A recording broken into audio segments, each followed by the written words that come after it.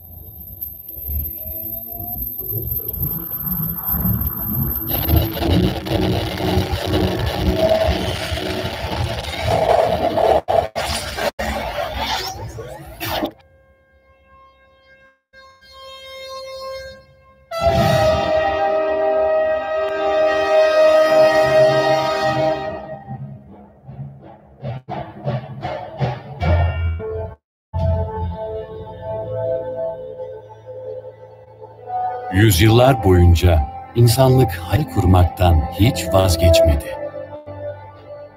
Fikirleriyle geleceği şekillendirdi. Dönüştü, dönüştürdü. Bu dönüşümün bizi nereye götüreceği senin elinde.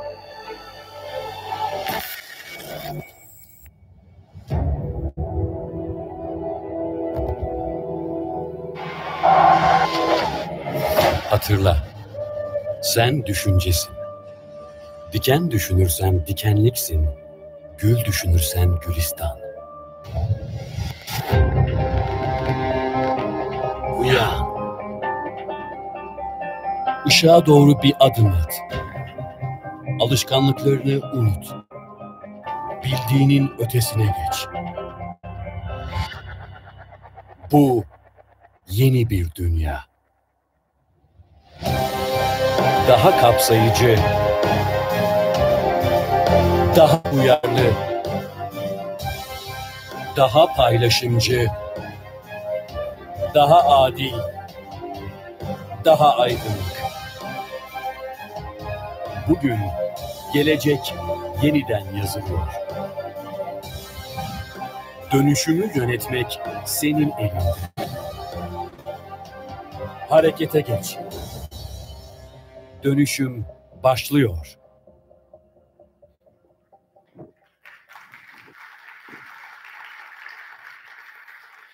Sayın başkanlarımız, yurt dışından gelen değerli konuklarımız, kıymetli hanımefendiler, beyefendiler, Türkiye Sermaye Piyasaları Birliği eşgüdümü ile bu yıl 4.'sü düzenlenen dönüşüm temalı Türkiye Sermaye Piyasaları Kongresi 2019'a hepiniz hoş geldiniz, şeref verdiniz. Bir hayli yoğun bir program var bugün. O programa geçmeden önce sizleri Cumhuriyetimizin kurucusu Gazi Mustafa Kemal Atatürk ve aziz şehitlerimizin manevi huzurunda 1 dakikalık saygı duruşunda bulunmaya, ardından da İstiklal Marşımızın icrasına davet ediyorum. Buyurunuz efendim.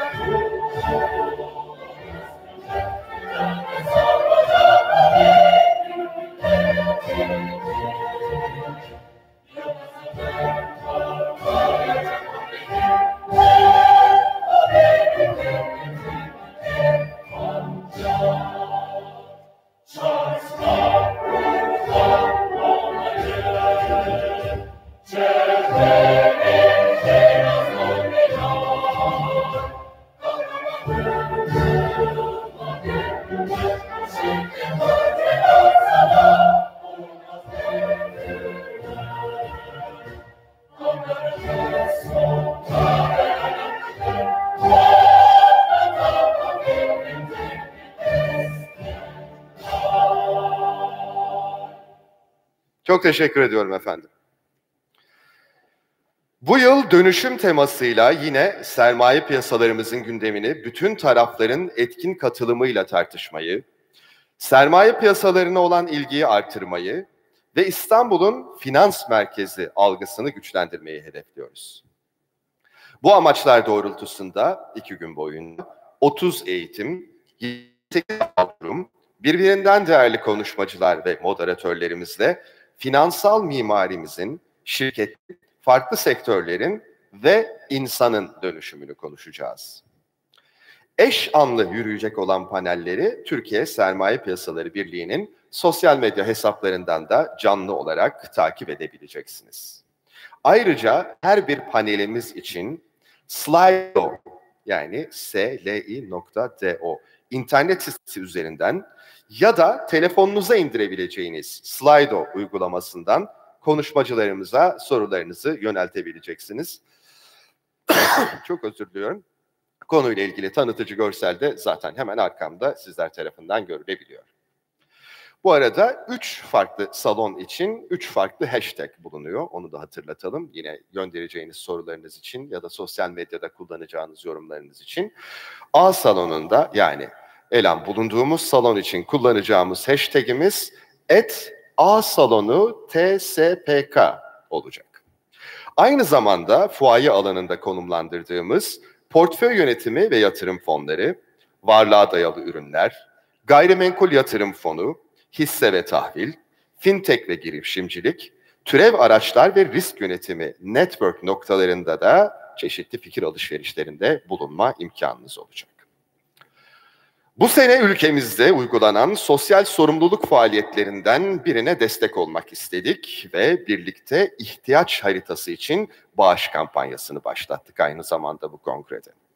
İnsanın dönüşümünden dünyanın dönüşümüne uzanan hikayede unutulmaya yüz tutmuş olan ve Anadolu'muzun sorunlarına çözüm üreten imece kültürünü yaşatarak ihtiyaç haritasına destek oluyoruz.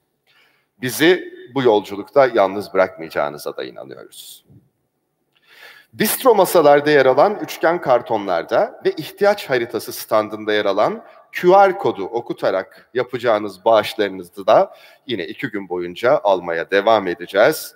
Küçük, büyük demeden yapacağınız bu bağışlarla kongremize katılımınızı aynı zamanda bir iyilik adımına da dönüştürmeniz mümkün olabilecek. Önceki yıllardan farklı olarak bu yıl ayrıca tüm panel katılımcılarına plaket teslimi yerine kendileri adına İzmir'de dikilmiş fidanların sertifikalarını takdim edeceğiz. Ayrıca bu yıl kongrede bir başka yenilik daha söz konusu. Teknolojik dönüşümü biz de yakalamaya gayret ediyoruz. Bunun için gerekli çalışmaları yürütüyoruz. Hatta belki bir adım daha ileri gidip bu kongrenin hazırlanmasında yer alan onlarca isminde hakkını vererek birçok noktada yakaladığımızı da o teknolojik gelişmeyi vurgulamak isterim. Kongremizin katılımcılarına blockchain tabanlı katılım sertifikası veriyoruz. Katılım sertifikası almak isteyen ziyaretçilerimiz de taleplerini 22 Kasım tarihinden itibaren belgem.io, bir kere daha hatırlatalım, belgem.io sayfasına kayıt olarak iletebilirler. Ben bu konuşmayı daha fazla uzatmayacağım. Çok kıymetli vaktinizi daha fazla almak istemiyorum ama bunlar çok ama çok önemli duyurulardı. Hem kongrenin daha verimli ve sağlıklı geçmesi hem de adımların neler olduğunu sizlere anlatmak üzere. Kıymetli misafirlerimiz, Türkiye'nin Davos'u olma vizyonuyla gerçekleştirdiğimiz kongremizin açılış konuşmalarını yapmak üzere şimdi sahneye Türkiye Sermaye Piyasaları Birliği Başkanı Sayın Doktor Alp Keler'i davet etmek istiyorum. Sayın Keler, buyurun lütfen. Çok teşekkür ederim.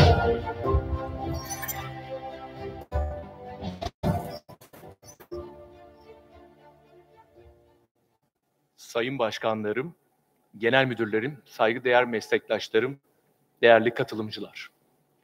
Kongremizi şereflendiren bütün katılımcıları saygıyla selamlıyorum. Bizler için yılın en heyecanlı dönemindeyiz.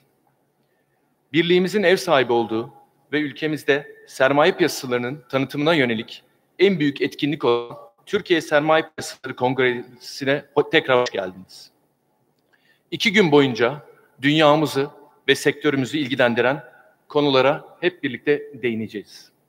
Kongreye ilginin ve katılımın giderek arttığını görmekten çok memnunuz.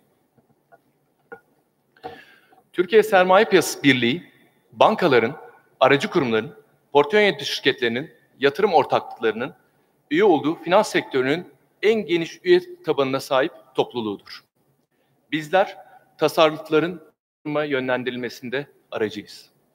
Ülkemizin sağlıklı büyümesinin ve kalkınmasının yolunun sermaye piyasası yoluyla olduğuna inanıyoruz. Sermaye piyasalarının büyümesi ve derinleşmesiyle ekonomimizin daha istikrarlı, daha paylaşımcı, daha kapsayıcı, daha aydınlık hale geleceğine inanıyoruz. Bu amaçla sektörümüzün ekonomiye katkısını toplumumuza doğru bir şekilde aktarabilmeyi çok önemsiyoruz. Sektörümüzün hak ettiği konuma erişmesini temin etmek üzere Türkiye Sermaye Piyasası Birliği olarak kapsamlı bir iletişim çalışması yapıyor ve etkinlikler düzenliyoruz. Bu faaliyetlerimiz ile ön plana çıkarmaya çalıştığımız ana kavram, sermaye piyasamızın topluma, yatırımcıya, çalışanlara, girişimcilere ve ülkemize yarattığı değeri ön plana çıkarmak. Böylelikle sermaye piyasalarının bilinirliğini arttırmak ve ülkemizde zayıf olan yatırım ve ortaklık kültürünü güçlendirmek için var gücümüzle çalışıyoruz. Aslında sektörümüz geniş bir yatırımcı kitlesinin ihtiyaçlarına hitap edebilecek ürün çeşitliliği ve teknolojik altyapı sunuyor. Son 15 yıllık dönemde düzenlemelerimiz, ürünlerimiz, teknolojik altyapımız dünyadaki gündemle eş yönlü olarak gelişti ve iyileşti. Yatırımcılara pay, tahvil, türev araçlar, yatırım fonları gibi geleneksel ürünlerin yanı sıra gayrimenkul fonları, girişim sermayesi fonları, kira sertifikaları, varlık finansmanları, yatırımları gibi alternatif ürünler de sunuyoruz. Uzun vadeli yatırımlar olan bireysel emeklilik ve otomatik katılım sistemindeki birikimlerimizi sektörümüzdeki uzmanlar tarafından yönetiliyor ve hızla büyüyor. Bu gelişmelere rağmen yatırım tercihleri tarafında ise yeterince ilerleme gösteremedik. Maalesef Türkiye'de nüfusun yaklaşık 6'da biri BES ve OKS, 20'de biri yatırım fonları, 49'da biri pay senedine yatırım yapıyor. 1000 TL üzerindeki pay senedi yatırımlarına baktığımızda %1'i pay senedine yatırım yapıyor. Hane halkı varlıklarının yatırımlarından ve özel sektör tahvillerine doğrudan hisse ve fon yatırımlarına aktarılan tutan tasarrufların %15. Bu rakamları olan ülkelerle kıyasladığımızda Türkiye'de gerek yatırımcı sayısı gerek hane halkı varlıkları içerisinde sermaye piyasalarının aldığı payın düşük kaldığını ve bu alanı geliştirmemiz gerektiğini düşünüyoruz. Ülkemizin sorunlarından bir tanesi kronik tasarruf eksiğimiz. Sağlıklı bir şekilde kalmamız, yurt harfları arttırmamız, yatırım vadelerini uzatmamız ve özellikle uzun vadeli yönlendirmemiz gerekiyor. Sermaye piyasaları da bu amaca ulaşmak için kilit önemli. Bu noktada düzenleyici kurullarımızın kıymetli desteğine ihtiyacımız var. Sermaye piyasamızın yarattığı değerden tüm toplumun yararlanabilmesi, bu değeri maksimize, piyasamızın hükümetimizce stratejik sektör olarak benimsenmesinin devlet programı olarak takip edilmesini öneriyoruz. Yurt içi tasarrufların piyasa yoluyla yatırım tasarrufa sağlayacak yatırım hesapları gibi sistemlerin düzenlenmesini öneriyoruz. Düzenlemelerde bazı değişiklikler ile yurt içindeki birikimlerin profesyonel olarak yönetilmesini kolaylaştırmanın da bu alanda önemli olduğuna inanıyoruz. Bu bağlamda kamu fonları ile vakıf, birlik, dernek, sağlık, sigorta şirketi gibi kurumsal yatırımcıların fonlarını sermaye piyasalarında değerlendirilmesinin ve arttırmasının önerdik. Hane halkı açısından en önemli konu besin mimarisi. Burada sermaye piyasalarına daha fazla kaynak aktarılması sağlanabilir. Bir başka önemli madde, reel sektörün finansmanında sermaye piyasasının kullanılmasını desteklemek üzere çeşitli vergi teşviklerinin yanı sıra yenilikçi modeller geliştirilmesini teşvik eden düzenlemeler öneriyoruz. Türkiye'de ortaklık kültürünü geliştirmemiz lazım. Şirketlerin halka açılmasından, çalışanların pay programlarına, start ve girişim sermayesi gelişine kadar hepsi ortaklık kültürünü geliştiriyor. Sadece hissenin aracılığıyla değil, o özel sektör tahvili ve diğer tüm finansal piyasa sonra tüm faaliyetleri yürüten kurumlarımızın güçlü kurulmasını destek istiyoruz. Sermaye piyasalarının etkin bir şekilde çalışması için yatırım bankacılığının geliştirilmesini arzu ediyoruz. Aracı kurum ve PYŞ'lerin sorumluluk alanlarının geliştirilmesi önemli. Bu önerilerimizin temel hükümetimizin de hedefi olan İstanbul yapmak. Kongrese dönsek, dünyanın güçleri dikkatinize sunmaya çalışıyoruz. Son dönemde en çok dillendirilen kavramlar dönüşüm. Biz de bu yılki temasını olarak belirledik. Bu kavram söylendiğinde ilk akla dijital dönüşüm. Ancak biz dönüşümün bununla sınırlı olmadığını düşünüyoruz. O yüzden kongrede dijital dönüşümün yanı sıra demografik dönüşümü, iklimi, çeşitlilik ihtiyacını, sanayi stratejimizdeki dönüşümü ve tüm bunları yapabilmek için gerekli olan finansal mimari dönüşümünü konuşuyor olacağız. Kongrede 2 gün yurt dışından ve ülkemizden uzmanlar görüşlerini bizlerle paylaşacak. Bu 2 günde 8 panelde 150'ye yakın kıymetli uzman katılımcılara hitap edecek. 32 farklı konuda 40 eğitmenin işleyeceği eğitimlerimiz olacak. Dün akşam itibariyle 6.900 kişilik kayda ulaştık. Görüyorum ki bu sene geçen yıl katılımcıların üzerine çıktık. Kamuya açık, herkesin katılabileceği bir etkinlik yaparak sermaye piyasalarını kolay erişilebilir, günlük hayatımıza dokunan ve hayatımızın içinde o bir sektör olduğunu göstermek istiyoruz. Sahada da çıkartmak için kongrenin sosyal destek olmasını da istedik. İhtiyaç Haritası Derneği ile birlikte İhtiyaç Haritası kampanyasını hayata geçirdik. Böylece sermaye piyasaları olarak ihtiyaç içerisinde olan kişilere destek olabileceğiz. Değerli konuklar, bu büyük organizasyonun altından destekçilerimiz olmadan kalkamazdık. Bizlere maddi destek olmadan kalkamazdık. Bizlere maddi destek sponsorları ve evvel birikimleri kongrenin içeriğinin oluşmasına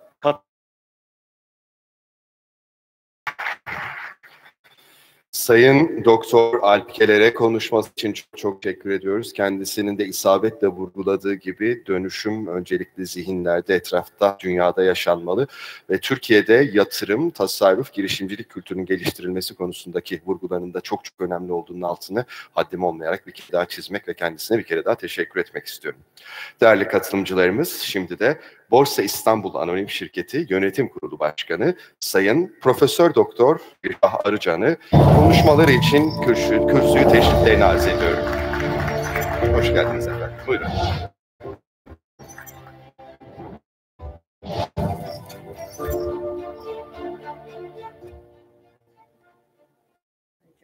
Gözleri değiştirelim. Evet. Cumhurbaşkanlığı Finans Ofisi'nin çok değerli başkanı, saygıdeğer hocam. Sermaye çok değerli başkanı, saygıdeğer hocam. Sermaye Piyasaları Sermaye Piyasası Kurulu'nun değerli başkanı, Borsa İstanbul'umuzun değerli genel müdürü, Takas Bank, MKK değerli genel müdürleri, Sermaye Piyasası Birliği'nin değerli başkanı, sektörümüzün değerli yöneticileri ve temsilcileri, değerli katılımcı, basınımızın temsilcileri, hanımefendiler, beyefendiler, Türkiye Sermaye Piyasaları Birliğimiz tarafından düzenlenen bir program sahip kongre münasebetiyle sizlerle beraber olmaktan büyük mutluluk duyduğumu belirtmek istiyoruz. Hepinizi hürmetle selamlıyorum. Bugün ülkemizin önceliklerini de dikkat ederek ana tema olan dönüşümü Borsa İstanbul grubu olarak öncelikle 2019-2021 dönemi içerisinde dikkate aldık ve stratejik önceliğimizi Türk sermaye piyasalarının derinleşmesi olarak belirlemiştik. Bu noktada Türk lirasının finansal piyasalardaki ağırlığını arttırmak da bunun önemli bir parçası olmakta ve bu kapsamda sermaye piyasaları paydaşlarıyla süregelen yakın işbirliğimizin de devamını öncelik vermekte ve hedeflemekteyiz. Stratejik önceliklerimizin gerçekleştirilmesine yönelik 2018 yılında atmaya başladığımız adımlar, piyasalar tarafından ihtiyaç duyulan ve geliştirme adımlarına 2019 yılında da devam ettik. 2020 yılında da bu kararlılıkla ilerlemeyi sürdürmeye devam edeceğiz. Bu çerçevede ülkemizin belirlemiş olduğu yeni ekonomi programı ile uyumlu olarak Borsa İstanbul olarak bizler de üzerimize düşen görevlerimizi layıkıyla yapmaya çalışacağız. Hepinizin bildiği gibi dünyada swap işlemlerinin tezgah üstü piyasalarda gerçekleştiği dikkate alındığında 2018 yılında açılan ve 2019 yılında da hızla derin kazanan Borsa İstanbul FX swap piyasası ki bu konuyla ilgili bilgilenmeyi ile paylaştı. Bu piyasamızın da yaklaşık hacmi 2 milyar dolara ulaşmış bulunmaktadır. De paylaşmak istedik. Bunun yanında Türk bankalarının faiz riskini daha verimli yönetme imkanına kavuşması amacıyla Borsa İstanbul tarafından Türk lirası gecelik referans faiz oranı oluşturulmuş ve 17 Haziran 2019 tarihinden itibaren Türk lirası gecelik referans faiz oranı oluşturulmuş ve 17 Haziran 2019 tarihinden itibaren de yayınlanmaya başlanmıştır. Bu konuyu da hepinizle daha önce paylaşılmıştı. Bugün bu piyasamızda da repo pazarında yaklaşık 70 lira üzerinde bir işlem hacmi gerçekleşmek. Yine bu TL referans faiz piyasasına dayalı, orana dayalı tahvil ihraçlarımızda bir süre içerisinde 12 orana dayalı tahvil ihraçlarımızda bir süre içerisinde 12,6 milyar TL büyüklüğe ulaşmıştadır. Ayrıca 10 bankadan oluşan komite yardımıyla bir haftadan 10 yıla kadar veri girerek overnight index swap oluşturulmuş ve bu noktada da son aşamaya gelmiş oluruz. Çok kısa bir süre içerisinde de kamuoyununla ilgilendirme yapılacak. için döviz bağımlılığından kurtularak faiz işlemleri takas bankın merkezi karşı taraf güvencesi yapmaya başlayabilecekler. Böyle uzun vadeli kronik ihtiyacı azalacak ve bunun doğal sonucu banka tamamlanan pay piyasası pazar yapısının yenilenmesiyle toplam piyasa değeri, halka açıklık oranı, bireysel yatırımcı sayısı, kurumsal fon yatırım tutarı ve likidite kriterleri gibi yeni kriterler dikkate alınarak benzer büyüklük, derinlik ve likiditeye sahip paylar yatırımcılara daha fazla yön verecek şekilde gruplanmıştır. Daha uygun işlem şartları sunan yeni pazar yapımızda 4 Kasım 2019 tarihinde yürürlüğe girmiştir. Yukarıda sayılan tüm bu yeniliklerle Borsa İstanbul grubu olarak piyasalara yönelik attığımız çok önemli adımların başında gelmektedir. Borsa İstanbul, 400'ün üzerinde halka açık şirketi ve 1 trilyon lirayı aşan şirket değeri ve devir hızıyla bugün bölgenin en büyük borsası ve dünyanın da en likit işlem platformlarından birisi olmaktadır.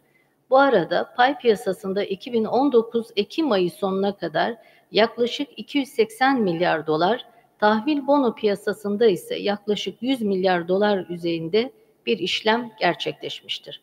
Bununla beraber İstanbul Finans Merkezi vizyonu çerçevesinde büyük atılımlar gerçekleştirme gayreti içerisinde olan Borsa İstanbul grubu, Türkiye'nin ve bölgenin gücünü yansıtacak etkin ve etkili bir borsa olarak dünya sıralamasında üstlerde yerini alma çabasını da sürdürmeye devam edecektir.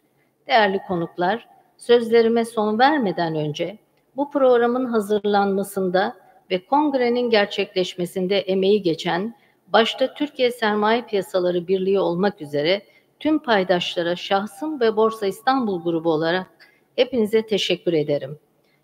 Kongrenin sermaye piyasalarımız için verimli ve hayırlara vesile olmasını diler, saygılarımı sunarım. Teşekkür ederim dinlediğiniz için. Çok teşekkürler efendim, saygılar sunuyoruz. Sayın Profesör Doktor Eriş Hoca'nın da isabetle vurguladıkları gibi özellikle TL referans faizi ve diğer atılımlarla piyasanın ihtiyacı olan, piyasanın döviz ihtiyacının azaltılmış olmasının da ülke ekonomisine ne anlamda, ne oranda katkı yaptığı hepinizin malumu. Bunun da altını ben müsaadenizle çizmek istedim ve bu vesileyle Sayın Profesör Doktor Eriş Arıcan'a da konuşması için bir kere daha teşekkürlerimizi ifade edelim. Kıymetli misafirlerimiz, değerli konuklarımız, şimdi de görüşlerini bizlerle paylaşmak üzere Sermaye Piyasası Kurulu Başkanı Sayın Ali Fuat Taşkesenlioğlu'nun kürsüyü teşriflerini arz ediyorum. Buyurunuz efendim. Buyurunuz efendim, saygılar.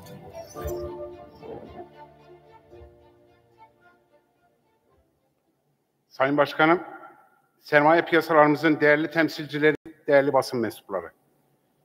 Sermaye piyasasında faaliyette bulunan tüm banka, aracı kurum, portföy yönetim şirketleri ve yatırım ortaklıklarının çatı kuruluşu olan Türkiye Sermaye Piyasaları Birliği tarafından bu yıl 4.'sü düzenlenen kongremize hoş geldiniz diyor. Tüm davetleri saygı ve sevgiyle selamlıyorum. Türkiye Sermaye Piyasaları Birliği, sektörümüzün her açıdan gelişmesinin temel amacı olarak kabul etmekte ve üstlendiği görevleri büyük bir özveriyle yerine getirmektedir. Bu sorumluluğun bir parçası olarak böylesine kıymetli bir kongrenin düzenlenmesinde emeği geçen tüm paydaşlara huzurlarınızda bir kez daha teşekkür etmek istiyorum. Değerli konuklar, yüksek ve sürdürülebilir bir refah seviyesini yakalayabilmek için reel ekonominin uzun vadeli bir şekilde fonlanması, sermayenin tabana yayılması, uluslararası sermayenin yurt içine çekilmesi ve güçlü bir finansal mimariye sahip olunması gerekmektedir. Bu hedeflere ulaşabilmek ise büyük oranda sermaye piyasaları yoluyla olacaktır. Bu yüzden sermaye piyasalarının geliştirilmesi, ekonominin tüm paydaşlarının ortak amaçları arasında yer almalıdır. Bu konuya verilen önem, Türkiye ekonomisinin önümüzdeki 3 yıllık hedeflerini ışık tutan ve en temel ekonomi politika belgesi olan yeni ekonomi politikasında programında da net bir şekilde görülmektedir. Program kapsamında finansal sistemin sermaye piyasası ayağını güçlendirecek adımların atılması hedeflenmektedir. Bu amaçla tasarrufları artırarak sermaye piyasaları için kaynak oluşturulması, halen üzerinde çalışılan kanun değişikliği yoluyla sermaye piyasalarının gelişmesi için gerekli mevzuat ve kurumsal altyapının güçlendirilmesi ve sermaye piyasalarının etkinliğinin artırılarak yatırımcılarının menfaatinin daha etkin korunduğu, daha güvenilir bir platform oluşturulması için çabalarımız devam etmektedir. Bunların yanı sıra sermaye piyasalarında pazar ve ürün çeşitliliğini artıracak, yerli ve yabancı tüm paydaşların sermaye piyasalarına erişimini kolaylaştıracak çeşitli adımlar atılmaya devam edilmektedir. Pay senedi piyasalarında payların gruplandırılarak yatırımcıların kolay pay senedi seçimini sağlamasına yönelik düzenlemeler, uluslararası yatırımcılara Borsa İstanbul'da omnibus hesaplar üzerinden işlem yapma imkanı tanınması ve Türk lirası gecelik referans faiz oranına dayalı tahvil ihraçlarına başlanması yeni ekonomi programı kapsamında son dönemde hayata geçirilen önemli yeniliklerden birkaçıdır. Bununla birlikte kamu özel işbirliği projelerinin finansmanında sermaye piyasalarının da araç olarak kullanılması, mevcut tahkim mekanizmasının daha işlevsel hale getirilmesi ve yurt dışındaki girişim sermayesi fonlarının ülkemize lisans alarak faaliyet göstermelerini kolaylaştırıcı mevzuat düzenlemelerinin yapılması gibi hedeflerin ön plana çıktığı görülmektedir.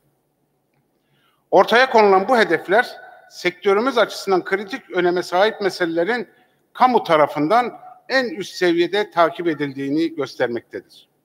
Bu noktada Sermaye Piyasası Kurulu olarak bize düşen görevleri yerine getirme hususunda oldukça hassas olduğumuzu bir kez daha belirtmek istiyorum. Sermaye piyasalarımızın daha da güvenilir, şeffaf, etkin ve istikrarlı bir finansman kanalı olması için ve tabii bu arada yatırımcıların hak ve menfaatlerinin de korunması için gereken tüm uygulamaları ilgili paydaşlarla birlikte hayata geçirmek için çalışmaya devam edeceğiz. Kıymetli konuklar, söz konusu hedeflerin gerçekleşebilmesi için sermaye piyasalarımızın talep yönünün güçlendirilmesi gerekmektedir. Bunun için öncelikli olarak yerli yatırımcının talebinin oluşması gerektiğinin farkındayız. Sermaye piyasalarında güçlü bir talep oluşturulabilmesi için ise Türkiye'deki mevcut tasarruf düzeyinin artırılması gerektiği açıktır. Bu doğrultuda yeni ekonomi programının önemli önceliklerinden birisinin de tasarruf oranları olduğu görülmektedir. Buna göre 2018 yılında %26.2 olan yurt içi tasarruf oranının kamu ve özel kesim tarafından birlikte artırılarak 2022 yılında %30,6'ya yükseltilmesi hedeflenmektedir. Bu hedeflere ulaşabilmek için bireysel emeklilik sistemine özel bir önem verilmektedir.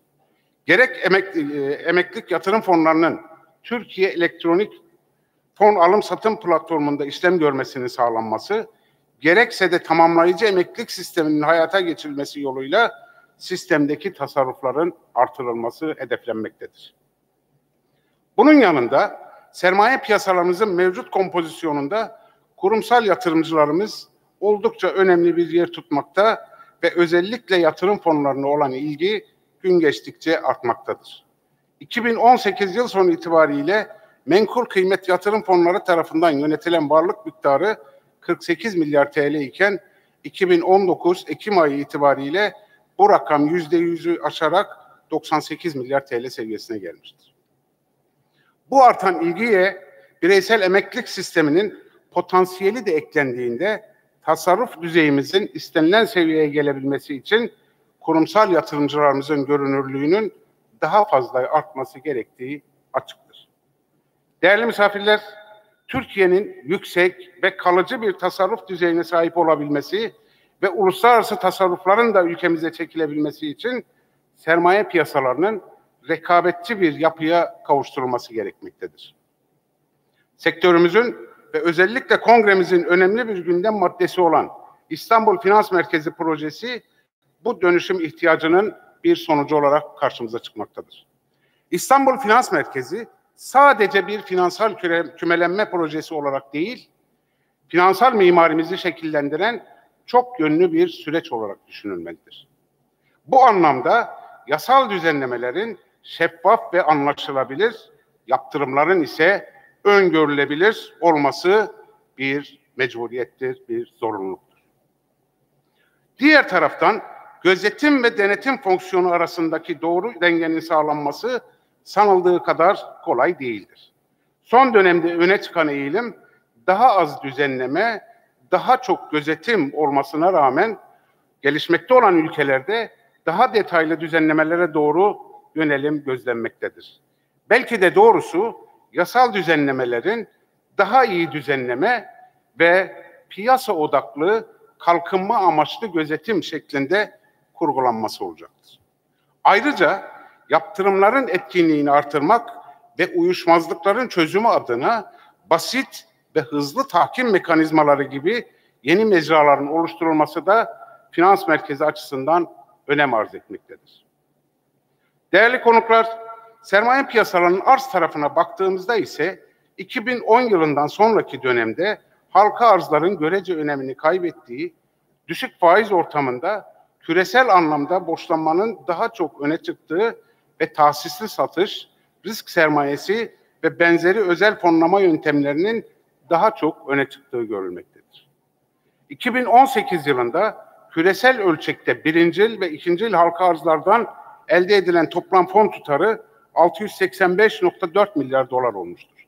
Ancak bu rakamın geçtiğimiz 10 yıl boyunca belli bir ortalama etrafında dalgalandığı, hatta 2010 yılındaki 941 milyar dolar seviyesini daha sonraki süreçte hiçbir yılda tekrar yakalayamadığı görülmektedir. Fakat diğer taraftan halka arz gibi kamusal fonlama imkanlarının yanında girişim sermayesi, risk sermayesi, kripto paralar ve kitle fonlaması gibi özel fonlama opsiyonlarının arttığı ve kullanım alanlarının genişlediği görülmektedir. ICO, kitle fonlaması gibi uygulamalarla toplanan fonların büyüklüğü, söz konusu yenilikçi uygulamaların geleneksel halka arzın yerini tutmaya başladığını göstermektedir. Son dönemde yapılan araştırmalar ise yatırımcıların özellikle Y kuşağının alternatif yatırım araçlarına yöneldiğini ortaya koymaktadır. Y kuşağının bugün itibariyle servetlerinin %52'sini nakit olarak tuttuğu düşünülmektedir. Bu kişilerin 2023 itibariyle 300 milyar dolarlık bir nakit varlığa sahip olacağı ve bunun 55 milyar dolarını kitle fonlaması ve benzeri alternatif yatırım kanallarına aktaracaklar düşünülmektedir. Değerli misafirler, küresel sermaye piyasalarının hızlı bir şekilde değişim geçirdiği bu süreçte yerli piyasalarımızı gidişata uyumlu hale getirmek bir vizyon meselesinden ziyade bir mecburiyet meselesi haline gelmektedir. Kurul olarak yeni ihtiyaçları yakından takip etmekte ve gerekli altyapıyı oluşturmak için çalışmalarımıza devam etmekteyiz. Bu kapsamda küresel finansal mimarideki dönüşümün anahtar kelimeleri olan blockchain teknolojileri, dijital paralar ve fintech gibi kavramları gündemimize almış ve gelişimlerini yakından takip etmekte olduğumuzu burada belirtmek isterim. Özellikle yıllık ortalama %15 civarında büyüdüğü tahmin edilen yerli fintech ekosistemi Türkiye'nin global ölçekte ön plana çıkabileceği alanların başında gelmektedir. Ön ödemeli kartlar, cüzdan uygulamaları, indirim ve sadakat kartları, bütçe ve pos yönetimi, tahsilat, bankacılık yazılımları ve kredi skorlama gibi alanlarda yoğunlaşan sektörün uluslararası trendlere kolaylıkla uyum sağlayabilecek bir potansiyele sahip olduğu görülmektedir. Bu kapasitenin sermaye piyasalarımız açısından katma değere dönüşmesi ve yeni finansal mimaride önemli bir paya sahip olabilmesi için çalışmalarımıza devam edeceğiz. Kıymetli konuklar, değişen sermaye piyasaları konusunda önemli konularımızdan bir tanesi ise kitle fonlamasıdır. Kitle fonlaması yönteminin küresel ölçekteki yerini çarpıcı bir istatistik ile ortaya koymak isterim. 2017 yılında küresel ölçekte birincil halka arz yoluyla sağlanan fon tutarı 209 milyar dolar olurken aynı dönemde kitle fonlaması yöntemiyle 110 milyar dolar fon sağlanmıştır. Birincil ve ikincil düzenlemelerini tamamladığımız paya dayalı kitle fonlaması yönteminin yakın zamanda sermaye piyasalarımızın önemli bir gündem maddesi olmasını beklemekteyiz. Türkiye, benzerlerine nazaran girişimci özelliğiyle ön plana çıkan bir ülke konumundadır. Bu yöntem birçok girişimcinin önünü açabilecek ve şirketlerimizi erken aşamada sermaye piyasalarına yakınlaştırabilecektir. Şirketlerin erken aşamada kitle fonlaması ile tanışmaları, ilerleyen aşamalarda çok daha kolay halka arz yapabilmelerine de imkan sağlayacağı aşikardır. Değerli katılımcılar, sermaye piyasalarında istenen dönüşümün gerçekleştirebilmesi için sermaye piyasası kurulumuz tarafından sermaye piyasasına sağlanan sermaye piyasası suçlarının ve piyasa bozucu eylemlerin önlenmesi, gözetimi ve denetimi hususunda gerekli yaptırımların etkin bir şekilde uygulanması yoluyla sermaye piyasalarının yatırımcılar için daha güvenli bir platform haline gelmesinin yanı sıra birliğimizin değerli üyelerine, özellikle de yatırım kuruluşlarına oldukça önemli görevler düşmektedir. Bu görevlerin başında ise yatırımcıların yatırım davranışlarına yapacakları katkı gelmektedir. Yatırım kuruluşlarımızın tasarruf sahiplerinin yatırım kararlarında yönlendirici bir etkiye sahip olduğu bilinmektedir. Piyasalarımızın geleceğinin ise birçok açıdan uzun vadeli yatırımlara bağlı olduğu tartışmasız bir şekilde açıktır. Bu nedenle tasarruf sahiplerinin uzun vadeli bir projeksiyona sahip olabilmeleri hususunda sizlere önemli görevler düşmektedir. Bu konuda İstanbul Finans Merkezi vizyonuyla sorumluluk sahibi bir şekilde hareket edilmesi uzun vadede sürdürülebilir sermaye piyasalarımıza olumlu katkılar sunacaktır. Değerli misafirler, sözlerime son verirken sektör paydaşlarının birbirlerini daha iyi anladığı, dönüşüm sürecini hızlandıracak kapsayıcı fikirlerin ortaya çıktığı ve İstanbul Finans Merkezi heyecanının tüm sektörümüze nüfuz ettiği bir kongre gerçekleşmesini temenni eder. Tüm hazırını saygıyla selamlar.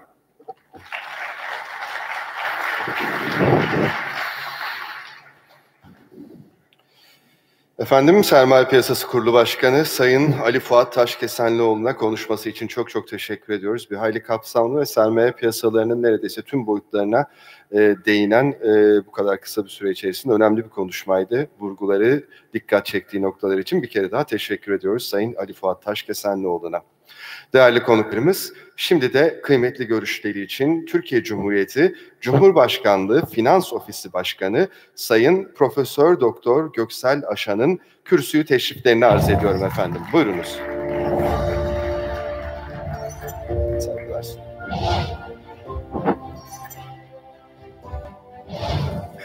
Peki ben de Cumhurbaşkanlığı Finans Ofisi adına tüm değerli katılımcılara hoş geldiniz diyorum. Sermaye Piyasası Kurulu Başkanımıza, Erişa Hocama, Borsa İstanbul Genel Müdürümüze ve tüm konferans destekçilerine de ayrıca teşekkür etmek istiyorum.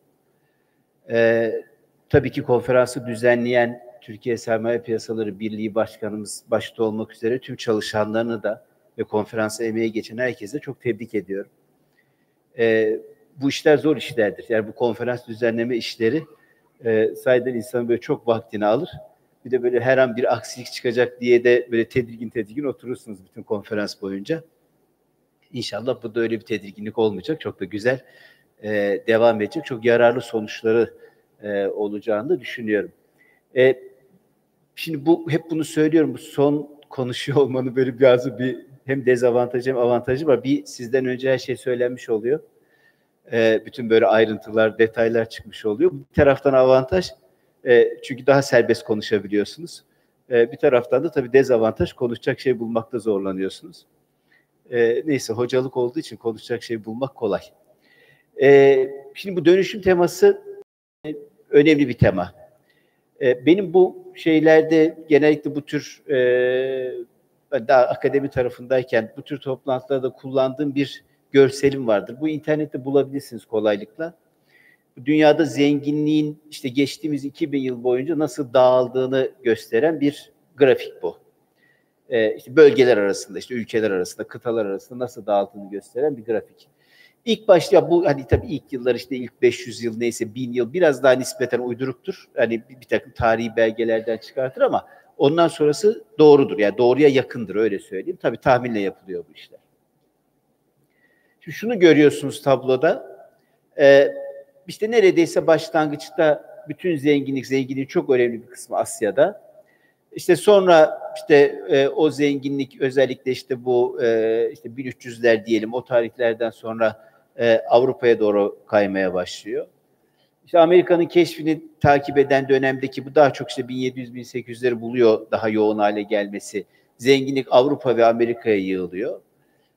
Fakat işte o zenginlik işte 2000'li yıllara gelmeden önce işte 1900'lü yılların sonunda diyelim tekrar o orijinal 2000 yıl önceki yerine şu anda geri dönmeye başlıyor. Şimdi tablo bu. Önümüzdeki dönemde de büyük olasılıkla bu yönüyle devam ediyor olacak. Yani zenginlik o işte bundan 2000 yıl önceki tırnak içerisinde yoğunluğuyla diyelim işte Asya'ya, doğuya doğru dönmeye devam edecek. Görünen bu.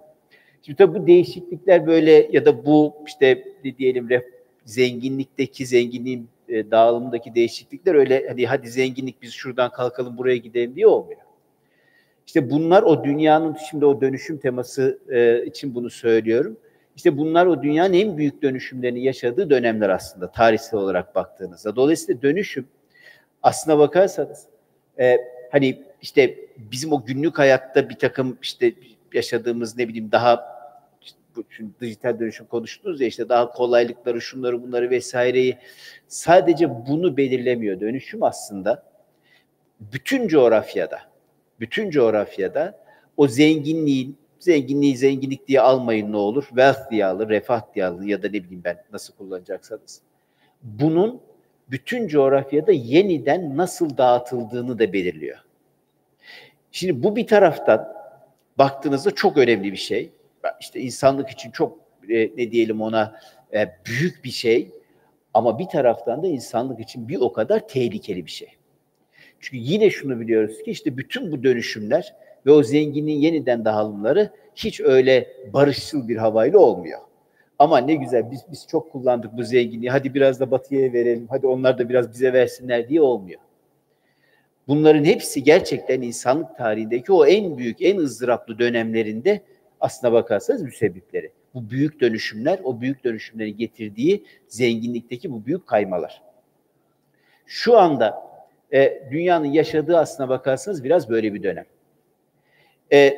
O açıdan bizim hem bu dönüşümün ya da bu dönüşüm içinde yaşadığımız bu sürecin olabilecek bütün tırnak içerisinde faydalarından öyle ya da böyle istifade etmemiz gerekiyor. Bütün avantajlarını sömürebildiğimiz kadar sömürmemiz gerekiyor. Ama bir taraftan da bu dönüşümün öyle çok da basit bir süreç olmadığının farkında olup buna göre de hem ülke anlamında hem de bizler aslına bakarsanız stratejilerimizi belirlememiz gerekiyor. Bütün bu işte aslına bakarsanız bu sadece bu arada bizde de olmuyor, onu da söyleyeyim. Yani bu işte son 15-20 yıldır yok eksen kaydı, şu oldu, bu oldu tartışmaları. Bu sadece Türkiye özgü bir tartışma değil. Bütün bu tartışmaların aslında özünde de bu var.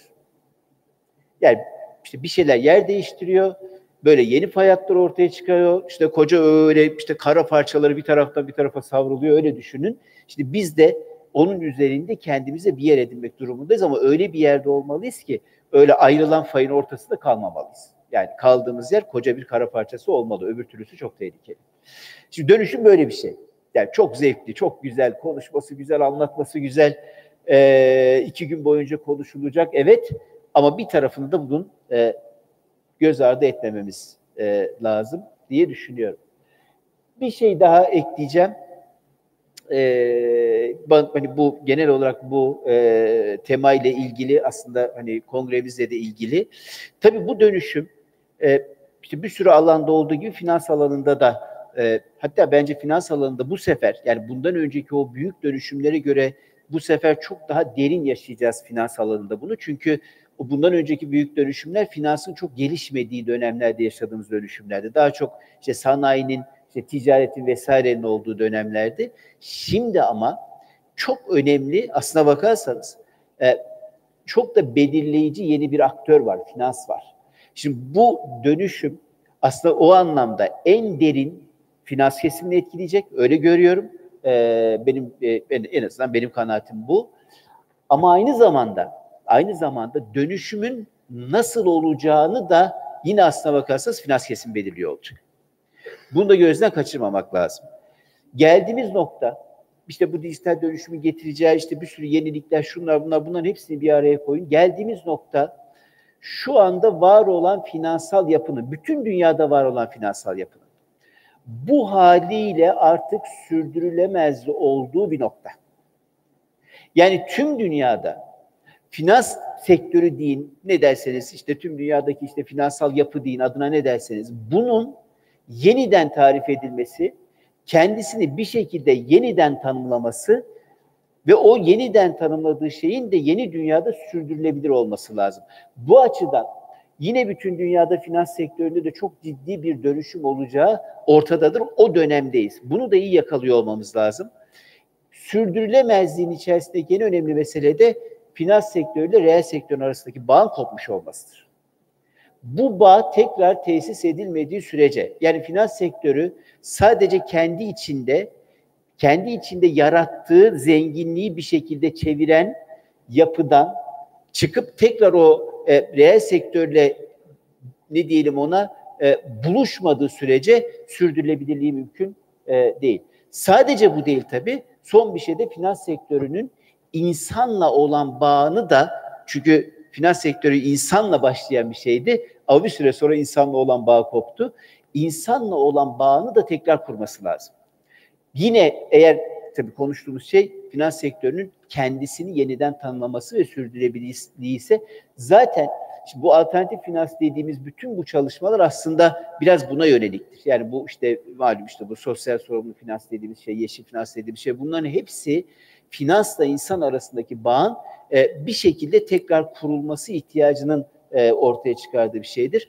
Bunu da göz ardı etmiyor olmamız lazım. Yani bizim önümüzdeki dönemde finans sektörü olarak aslında, yani biraz Türkiye'de çabalar var, onu da görüyorum, ama şunu da gözden kaçırmamamız lazım. Bu alternatif finans kanallarını yeterince iyi kullanamazsak burada da yarışta geri kalabiliriz. Ona dikkat etmemiz lazım. Ben şunu öngörüyorum. Önümüzdeki 5-10 yıl içerisinde bu sosyal sorumlu finans, işte bu green finance denen hikaye, yanına eklenecek diğer yöntemler, bunları dikkate almadan finans bulabilmemiz bile mümkün olmayacak. Bunu gözden kaçırmayalım ne olur. Biz işte inşallah bu İstanbul Finans Merkezi projesi çerçevesinde bunu da önemli bir konu olarak ele alıyoruz. Bunu da üzerinde çok fazla duracağız. Belki yeni kavramları bir şekilde tekrar gündeme getirmemiz gerekecek. Çok uzatmayayım. Burada böyle bir kırmızı şey yanıyormuş, süre doldu diye. Benim bundan haberim yoktu. Niye söylemediniz? Peki, kırmızı şey yandı. Tekrar kongrenin çok başarıyla geçmesini ve çok hayırlı sonuçları olmasını diliyorum. Buradaki herkesi de İstanbul Finans Merkezi projesine ya da İstanbul'u bir global finans merkezi yapma çabasına destek olmaya davet ediyorum. Çok teşekkürler. Sağ olun.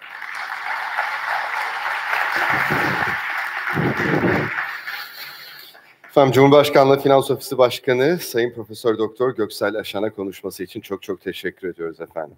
Sayın konuklarımız, şimdi sıra bugünün ana konuşmacısına geldi. Bu yıl ana konuşmacımız Zenit Medya İnovasyondan sorumlu Başkan Yardımcısı Sayın Tom Goodwin olacak. Sayın Tom Goodwin'in sunumları sonrasında da hatırlatalım, kendisinin yazarı olduğu Dijital Darwinizm adlı kitabın imza etkinliği olacak. Hezarfen salonunda gerçekleştirilecek bu imza etkinliği. Onu da notlarımızın arasına ekleyelim lütfen. Görevli arkadaşlarımız da dilerseniz siz değerli konuklarımızı, eğer bulmakta zorlanırsanız, Hezarfen salonuna doğru yönlendirecekler. Bu noktada Tom Goodwin'in kongremize ana konuşmacı olarak yer almasında verdiği destekten dolayı da Akbank Yatırım Hizmetlerine teşekkürlerimizi iletmeyi bir borç olarak biliyoruz. Ve o çerçevede de izninizle şimdi Akbank Yatırım Hizmetlerini tanıtıcı bir video olacak. Sizleri hep birlikte o videoyu izlemeye davet ediyorum. Buyurunuz.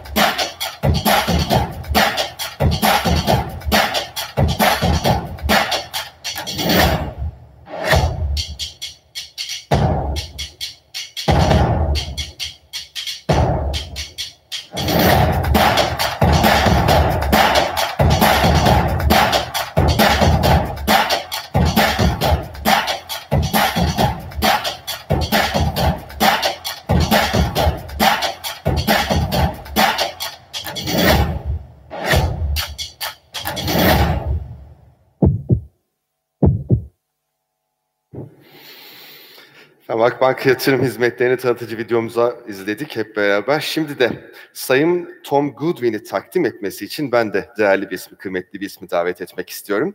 Akbank Yatırım Hizmetleri Bölüm Başkanı Sayın Evren Cantürk. Buyurunuz efendim lütfen. Efendim, söz ve sahne sizin. Merhabalar. Teşekkürler. Merhabalar. Akbank olarak ve Akbank Yatırım Hizmetleri olarak dönüşüme, özellikle dijital dönüşüme ayak uydurmak için önemli yatırımlar yapıyoruz, büyük önem veriyoruz. Çünkü gerçekten dönüşümün hızı müthiş. Dönüşüm deyince robotlar önemli bir sembol olduğu için sadece küçük bir rakam vermek istiyorum. Günümüzde her 100 işçiden ikisine karşılık bir robot çalışır hale gelmiş durumda dünya çapında. Ve 10 yıl içinde tahmin, yani 2030 yılına gelindiğinde her 100 insan çalışanın yerini 30 robot çalışanın alacağı yönünde. Dönüşümün hızı zaten müthiş ve bunu artık hepimiz biliyoruz, sorgulayacak hiçbir şey yok. Ama asıl soru şu, ve Tom Goodwin'in de sorguladığı asıl soru şu, bu dönüşüme gerçekten yeterince hakkını vererek ayak uydurabiliyor muyuz? Bugün şirketlerimizi, kendimizi yeniden değiştirecek olsak, her şeyi sil baştan düşünecek olsak, işletmelerimizi yeniden kuracak olsak neyi tamamen farklı yapardık, neyi hiç yapmazdık, hangi işlere hiç girişmezdik, belki bugün yapmayı hayal edip yapamadığımız şirketlerimizde neleri sıfırdan yapardık. İşte Tom Goodwin aslında belki de cevapları hoşumuza gitmeyecek, gayet kışkırtıcı bu soruları Dijital Darwinizm kitabında ve yüzlerce makalesinde bizlere soruyor. Sormakla da kalmayıp adım adım yol haritasını, çözüm yollarını sunuyor. Biz de Türkiye Sermaye Piyasaları'nın da geleceğe hazırlayan dönüşümde bu çözümlerden önemli faydalar çıkaracağına, önemli tavsiyeler alacağını düşünüyoruz. Değerli davetliler, Akbank Yatırım Hizmetleri olarak Zenit Medya İnovasyondan Sorumlu Başkan Yardımcısı ve Dijital Darwinizm kitabı yazarı Tom Goodwin'i sizlerle buluşturmaktan mutluluk duyuyoruz. Tom, please come to stage.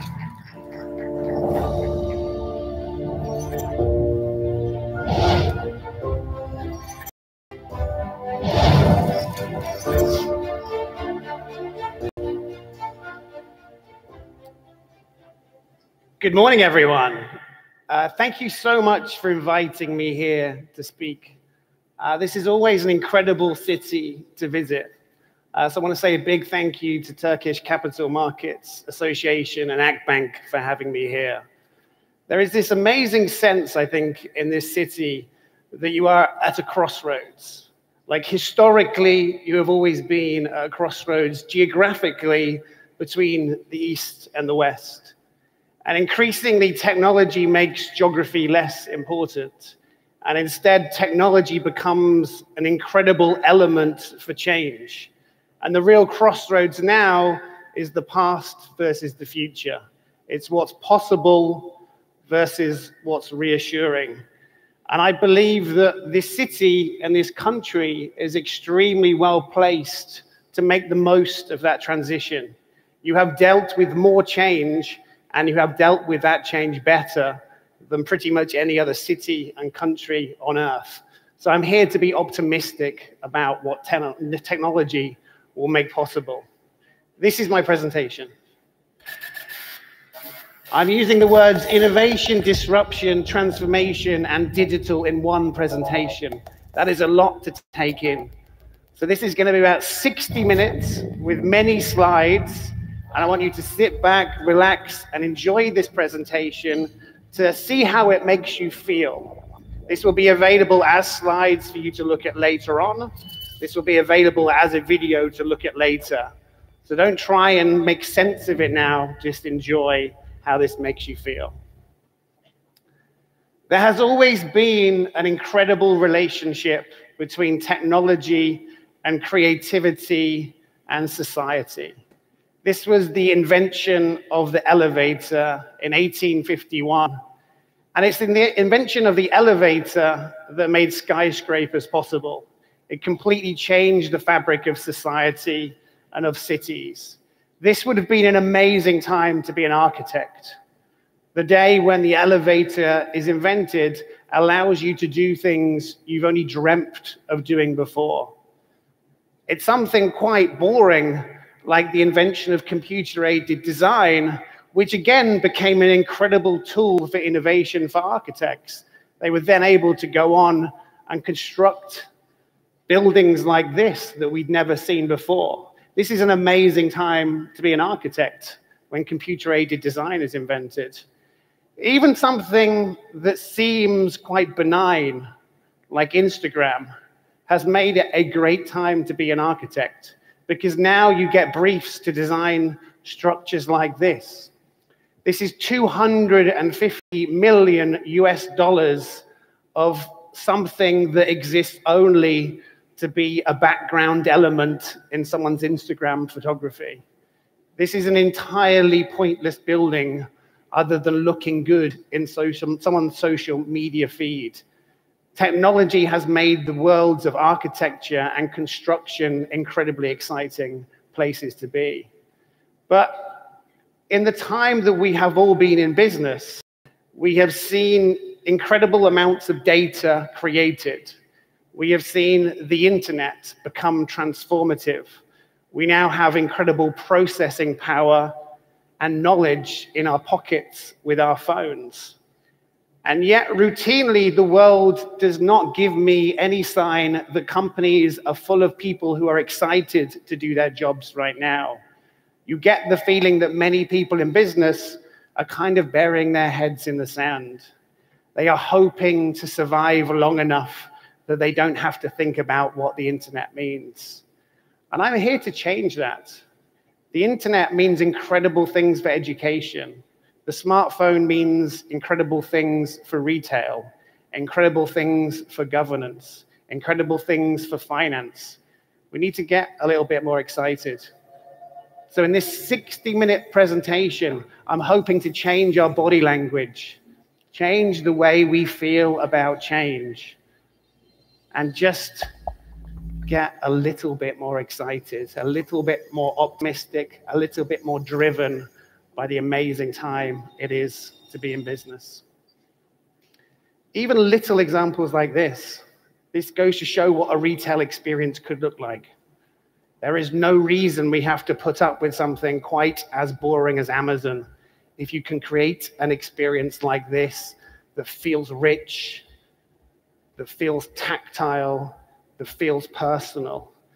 There is no reason why booking a holiday can't feel like a seductive process where someone has got really excited about the power of design and the power of empathy. This is all possible now. We don't need augmented reality glasses. We do not need artificial intelligence. We do not need 5G. We need people who are optimistic and excited.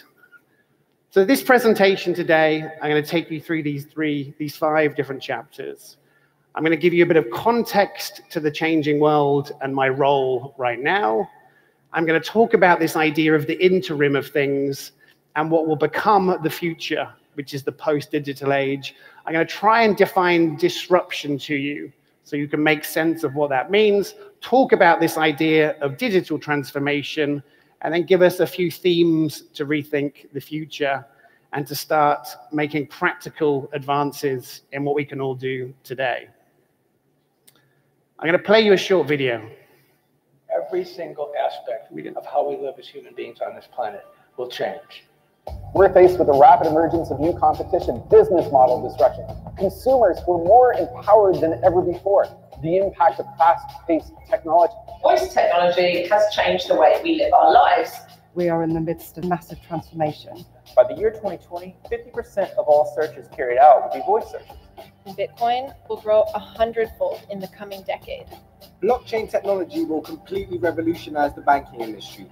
In 10 years, 40% of the Fortune 500s will not exist in a meaningful way. You're talking about substantial World War III fucking dynamics. We are going to witness more change in the next 10 years than we have even seen in the last 100. The Internet of Things is not just a concept, it's a huge world change. This is going to dramatically, intimately affect every single person in the world in the coming years. We live in the era of acceleration. Now, it's unlikely that I say this, but I think a lot of that is nonsense.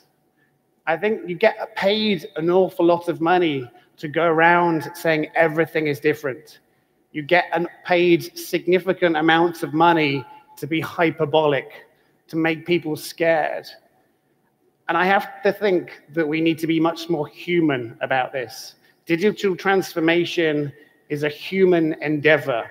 It comes down to understanding technology, but not being paranoid by it. So a key part of my job is to look around the world and see what has changed, because a lot has, and it's very important, but also to consider what has not changed. This is me in Milan about 4 weeks ago, and you notice that food delivery apps now have created an entire new class of workers. You notice that there is the rise of vaping, and no one in the world really knows if it's a good thing or a bad thing. You see the rise of mobile phones everywhere. This is in Manila 3 weeks ago, and people of all socio and economic demographics are now huddling around their phone. It's almost become a fireplace that gives them warmth. This is me in New York 2 weeks ago, and you notice that there are packages all over the street because we haven't quite created the infrastructure to deal with e-commerce yet. You notice the rise of big letters everywhere. These letters just exist to make people take photographs on Instagram.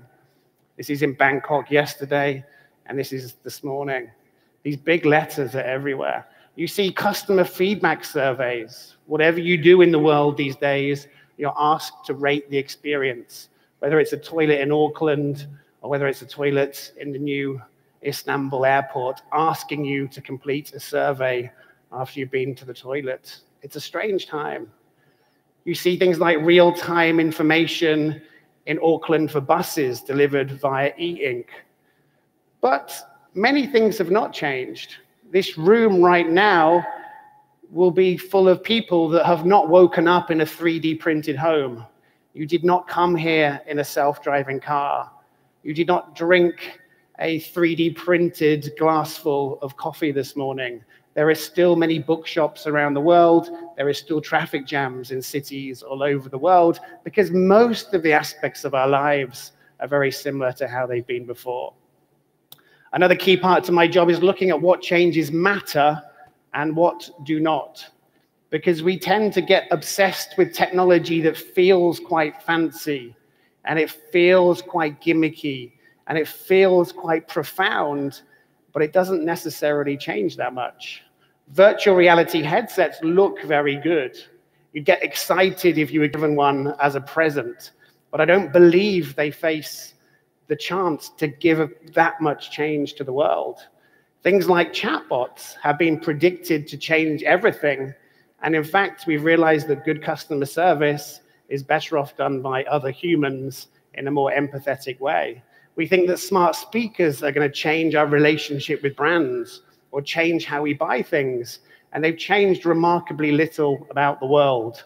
They just become a different way to listen to the radio or a different way to set your alarm. It's actually things which are quite prosaic and quite boring, which are fundamentally changing the world. It's something like buying online and picking up in store that has huge transformative implications for retailers today because they can make far more money this way. It's the fact that when you buy things on the internet, your choice of credit card is stored through cookies on your browser, which means that you have a very different relationship with your banking provider. This is a very significant change that few people are talking about because it doesn't look quite as fancy as a VR headset. And I like to look at where the change is. As you go around the world, you notice the change is spread in ununiform places. Most people like me, we go to world-class cities and we look at best-in-class experiences and we talk to trendy people. So we go to flagship stores like this, we go to bank branches of the future like this, we go to autonomous retailers in China like this. But the reality is that for most of the world, things do look more like this. Most people's buying experiences happen in shopping malls, which have not had big investments. Most people's bank branches look more like this. And to look at the distribution of this change is a very important thing. But by far the most important thing is to focus about the change which is due to technology, but also the changes in people that result from this. So yes, it's extremely important that I understand 5G.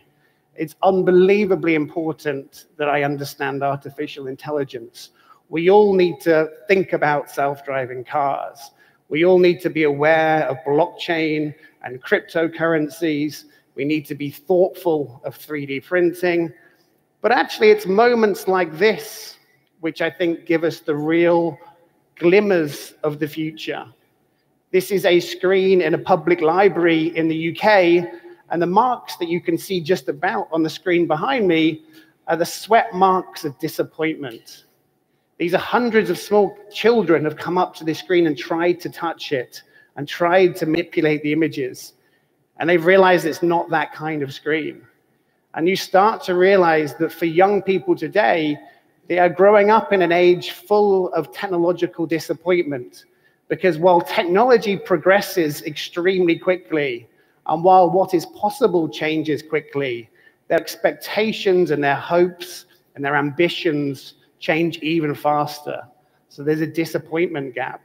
We need to be absolutely obsessed with how young people are behaving and how old people are behaving and what their expectations are, as well as technology. We need to look at things like this. This is a Russian supermarket, and within it, there is a kiosk to buy followers on Facebook and to buy likes on Instagram. And it makes me realize that while technology has changed how we like people and connect with people, our fundamental human need for validation, to belong, to feel popular, to feel connected, those human values have really, really not changed. So I write for various publications, and I like to be professionally irritating. I like to challenge conventions and to ask questions, and it's from the debate that happens that I learn. And I try and get within the learnings that I have, advice that I give to our clients. And I try and understand, how do we make sure that our clients are not asleep at the wheel? Many, many people out there are so afraid of change that they are in denial and they run the risk of not changing enough. But there are also many clients out there who are unable to sleep because the headlines of today are full of people saying disrupt or die. The pace of change has never been faster. You're either a startup or a leave behind.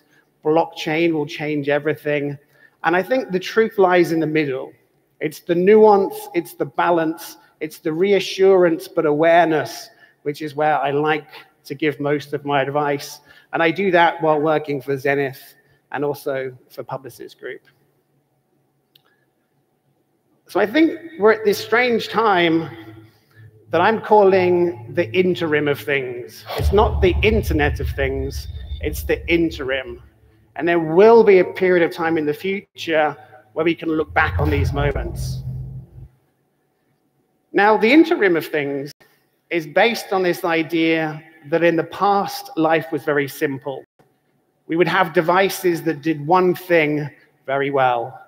We would listen to music on the Walkman, we would read newspapers, we would bank with checks and with credit cards, we would watch television. There was no ambiguity with any of these things, and everything worked. You would not wait for a firmware update when you pressed your light switch. You would not have to download a security patch to read your newspaper. And stores would be simple too. There was no online, there was no ambiguity about where your stock was kept. Life was very simple. That, I think, is the pre-digital age. And most of us here, and myself, we grew up in this era. And we are wired to deal with that pace of change. And we are wired to deal with life that is that certain. And it's that understood. And it's that traditional. And on top of these foundations of the past, we've constructed new things. So we now have TV sets where you can listen to the radio, and you can stream video, and you can join social networks, and you can buy things. This is a smart TV. We now have smart phones. These are entirely digitally converged devices, and they blend all of the boundaries that we knew. They blend what is online and what is offline. They blend what is around us and what is far away. They change all of the meaning of devices. They change the meaning of commerce, the meaning of dating, the meaning of relationships, the meaning of loyalty. We have these devices that have had a huge effect on the uncertainty that we feel. It means that stores now are both physical and also allow you to buy online. It means that we see a proliferation of devices on our coffee tables because now the architecture of TV is more complicated than ever. It means that we used to wake up to one inbox with hundreds of emails, and now we have inboxes on many different apps with many different people trying to speak to us in different ways. We can now lose friendships because we can't remember which app it was that someone tried to contact us on. We now don't know the etiquette of what form of media is appropriate to contact someone. We have now misunderstood the etiquette of being late, of committing to events. We have many problems with rights and copyright. We don't quite know how to deal with the legislation like GDPR. We have things like passwords. There will be a time when we look back on these changes and this period, and we are confused by how we were able to survive like this. And things are going to get better. This is the start of me becoming more optimistic about what the future will mean. Because slowly, we will realize that the technology is less important. It's much more interesting to focus on people and their new behaviors. And we can't be stupid about this. This is someone being asked to tick a box on a form to show they're not a robot. This is someone that has taken a digital form and applied it to the real world without thinking about it at all. And I think this sign, which is on my sister's fridge, saying no screens before school with 4 exclamation marks, this for me is symbolic of this period of time. Life is very complicated. We are very unsure. We don't quite know what is good behavior. We don't quite know what this technology means to us. And I think this is this period that I call the mid-digital age. And it means we look quite stupid. And it means we do quite silly things. And it means we feel quite stressed about technology. Now, I don't think we live at a time where the pace of change is necessarily faster than before. The advent of steel, the arrival of vehicles, even something like steam power actually created huge moments of change. I think what we really have at this time is this incredible tension between what we can do and what is possible and what is new and how we are comfortable and what is kind of just about working and what we are happy to do. It's that tension between the enormous possibility and the reluctance, which I think gives us this anxiety in our stomach. And this is entirely normal. Every single form of new technology has created conflict and uncertainty and chaos and societal chaos. It could be the Luddites being concerned about automation and destroying looms. It could be the current wars in electricity between AC current and DC current. It is very normal that there is chaos when a new technology arrives. It is very normal that there is this mid-digital age where there is this complexity, where there is this confusion, this self-doubt, this absolute chaos, where we build the new on the old. There are people going around saying everything is different now. This always happens with the new technology. And there are also people going around saying everything is the same. We don't need to worry about it. And this is a huge thing that will be happening today at this event. And 2 more things. Like in this period of complexity, not that many people make money. In this period of chaos, it's very hard to know which horse to bet on, which technology will be transformative, which will be a distraction. And there is always this immense sense of fear of missing out in investment. People worry that they were too late for Facebook, or they were too late to invest in Twitter, or they were too late to invest in Snapchat. And they feel that if only they can be the first in Bitcoin, if only they can be the first in biotech, if only they can be the first in 3D printing, that somehow they won't miss out. These are all completely normal, historically proven experiences we all feel. And I'd like us to be aware of this, because when you understand how you feel, you can become more excited about the future. And what we always do with this new technology is we apply it to what we know best.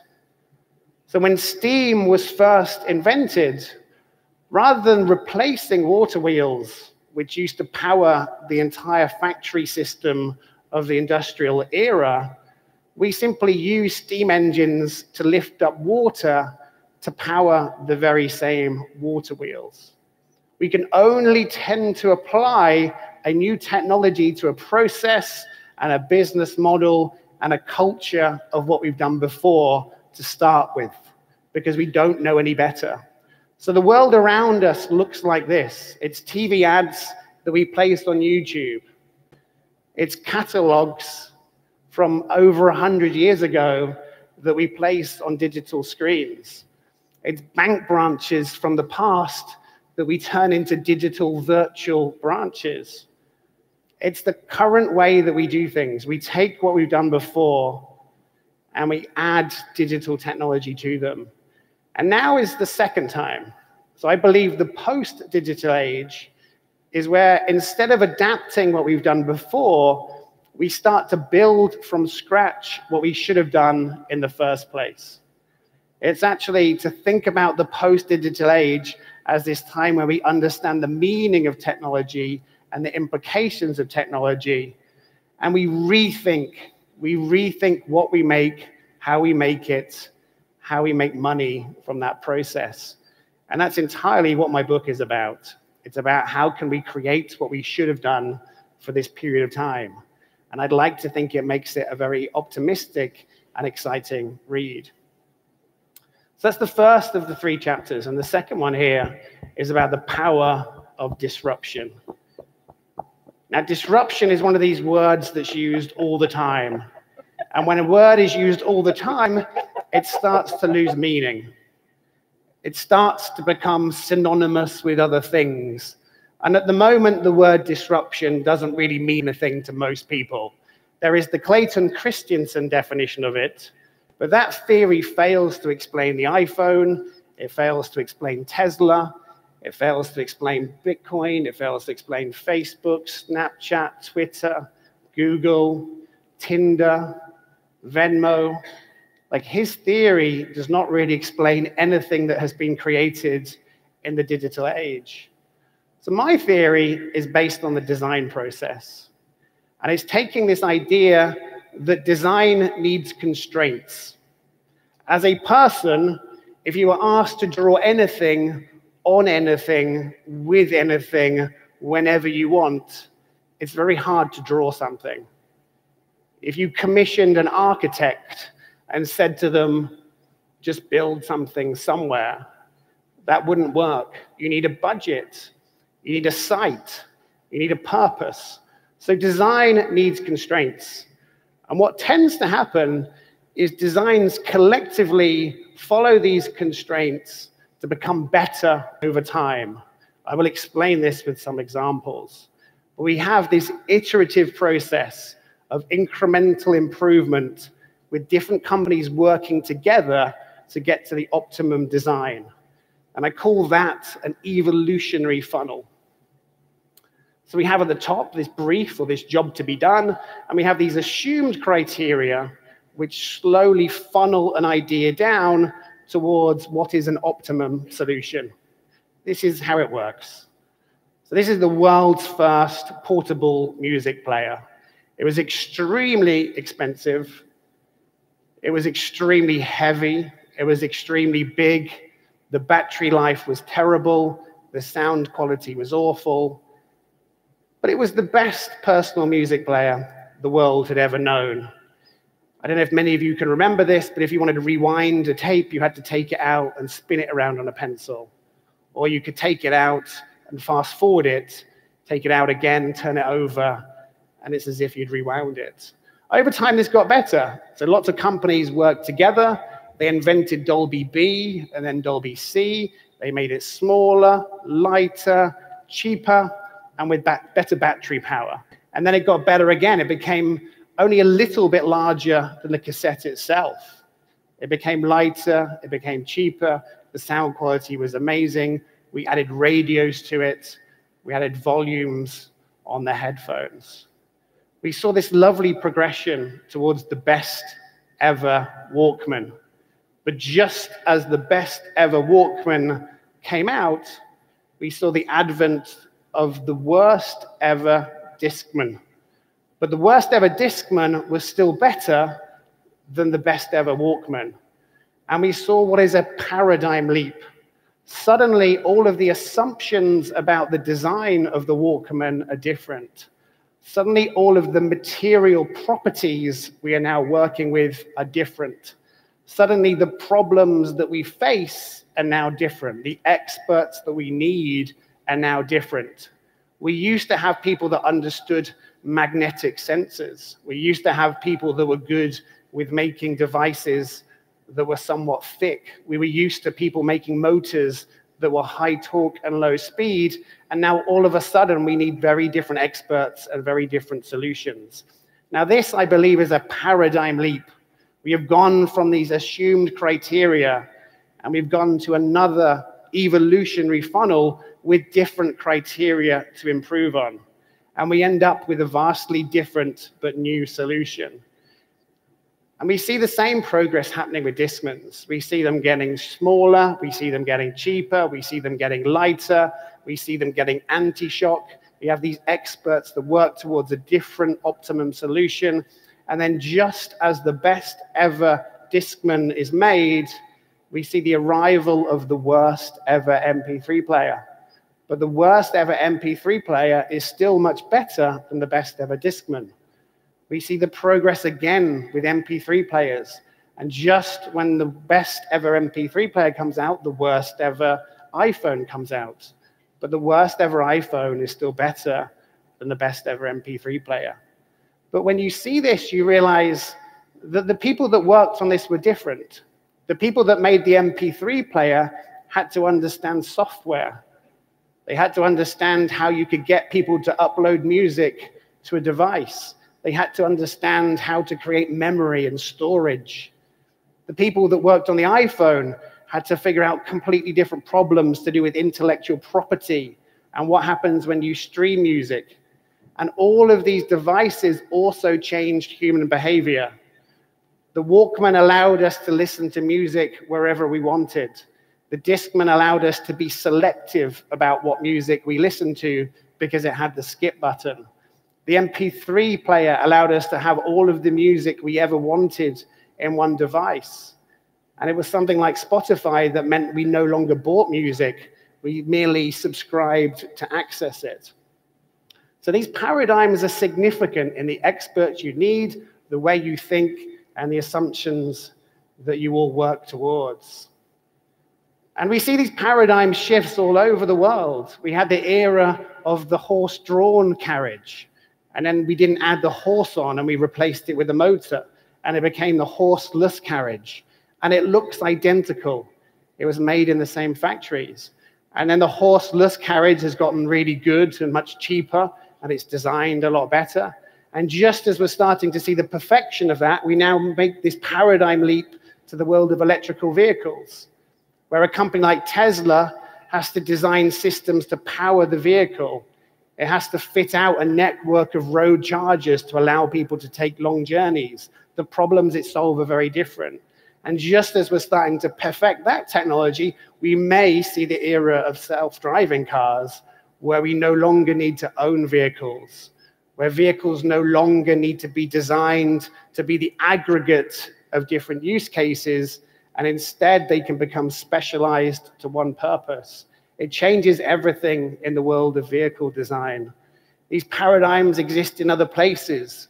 We once would tell the time with the sun, then we started telling the time through mechanical watches, and then the watches became very small so we could carry them with us, and then they became LCD.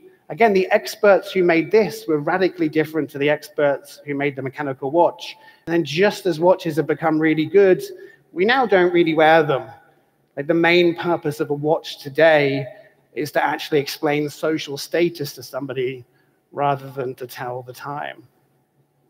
We saw these paradigms in cameras. There was the world's first light-based camera, the world's first digital camera. And then now we take cameras with us everywhere.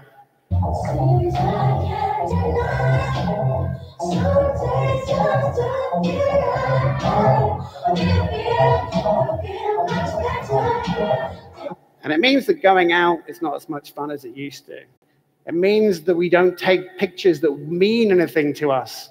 We don't take them for ourselves. We take them for other people. We take them to broadcast. So it's very interesting to see how these paradigms change possibilities. But what we also see is expertise becomes less helpful than we think. Like often the best products that have ever been made are not the matter of experts who have perfected their craft, but people who are brand new to a way of thinking. They're often the first products in a new paradigm. So Apple's first ever iPhone was the best phone the world had ever seen at the time, but also the first phone that Apple had ever made. The Tesla Roadster was both Tesla's first ever vehicle and the best car in the world when it was made. Red Bull became one of the most profitable drinks ever by challenging the assumptions that companies like Coca-Cola had made. The Dyson became the world's most successful vacuum cleaner by challenging the assumptions that other vacuum cleaners had made. Uber has become one of the world's most valuable companies by challenging the assumptions that the taxi industry made. And we realize that disruption is very unpredictable. You wouldn't necessarily predict that it's the vaping device which is disrupting the tobacco industry because it's such a different solution to the same problem. You wouldn't predict that fireworks companies are now threatened by drones become a very sophisticated form of fireworks display. You wouldn't see that lighthouses have become disrupted by the advent of GPS systems on ships. It's very unpredictable to see what happens next. So we need to be aware that many of these companies, whether it's Tesla, whether it's Dyson, whether it's Apple, whether it's Facebook, Snapchat, Casper, Uber, what has made them succeed isn't so much a lack of experience, but it's that lack of experience which has made them succeed. So for me, the power of disruption is much more about challenging assumptions. It's actually this process of getting breakthrough results by ignoring the assumptions that have limited others. And it makes me realize that everyone in business today would do a good job by almost hiring an 8-year-old niece or nephew, someone who doesn't know better, someone with the audacity to ask stupid questions, someone with the naivety to not know what they shouldn't do. Because often it's good to ask what expertise is holding us back. So the other chapter here is about digital transformation, which again is one of these terms that is used all the time. There are basically 3 ways to think about companies. There is this whole class of very new companies which have been built for the modern age. And these are the logos you see around the world. It's the Ubers, the Spotifys, the Teslas, the Snapchats, the Klarnas, the WhatsApps, the Nests. And they've become incredibly valuable very, very quickly. And they have done so by harnessing new technology and building around new customer expectations. But there are 2 other types of companies. And most of you today will work for a company that's in this area. And you have to digitally transform. And there are 2 ways to do this. And the way to think about it is to think about the depth of transformation. Because every company is like an onion. It has a core, and then it has concentric layers that are built upon a layer underneath it. At the very core of a business is its business model, its purpose, its reason to exist. And on top of that layer and that foundation, it creates products and services and experiences. And on top of that layer, there is the marketing function, which communicates those products, those experiences through a manner of different devices. And on the outermost layer of any company, and what people most routinely experience, are the communications it puts out. It's the feelings it tells people.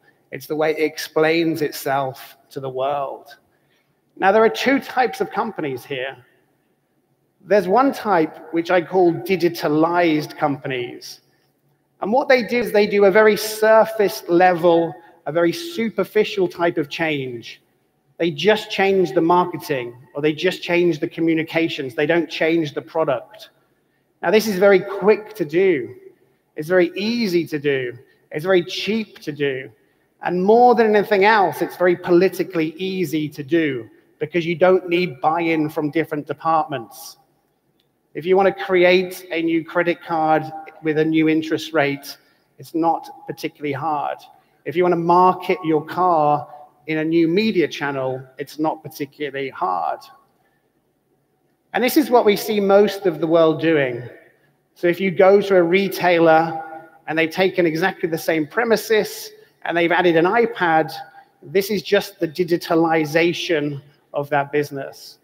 If you go to a car rental company and they put in these video kiosks rather than changing their entire booking system, this is a digitalized process. The reason these kiosks exist is because often companies like this lose your booking details. We see banks where they place Pepper robots in them, but everything else about the bank remains the same. We see banks that allow you to take photographs of checks as a way to deposit money.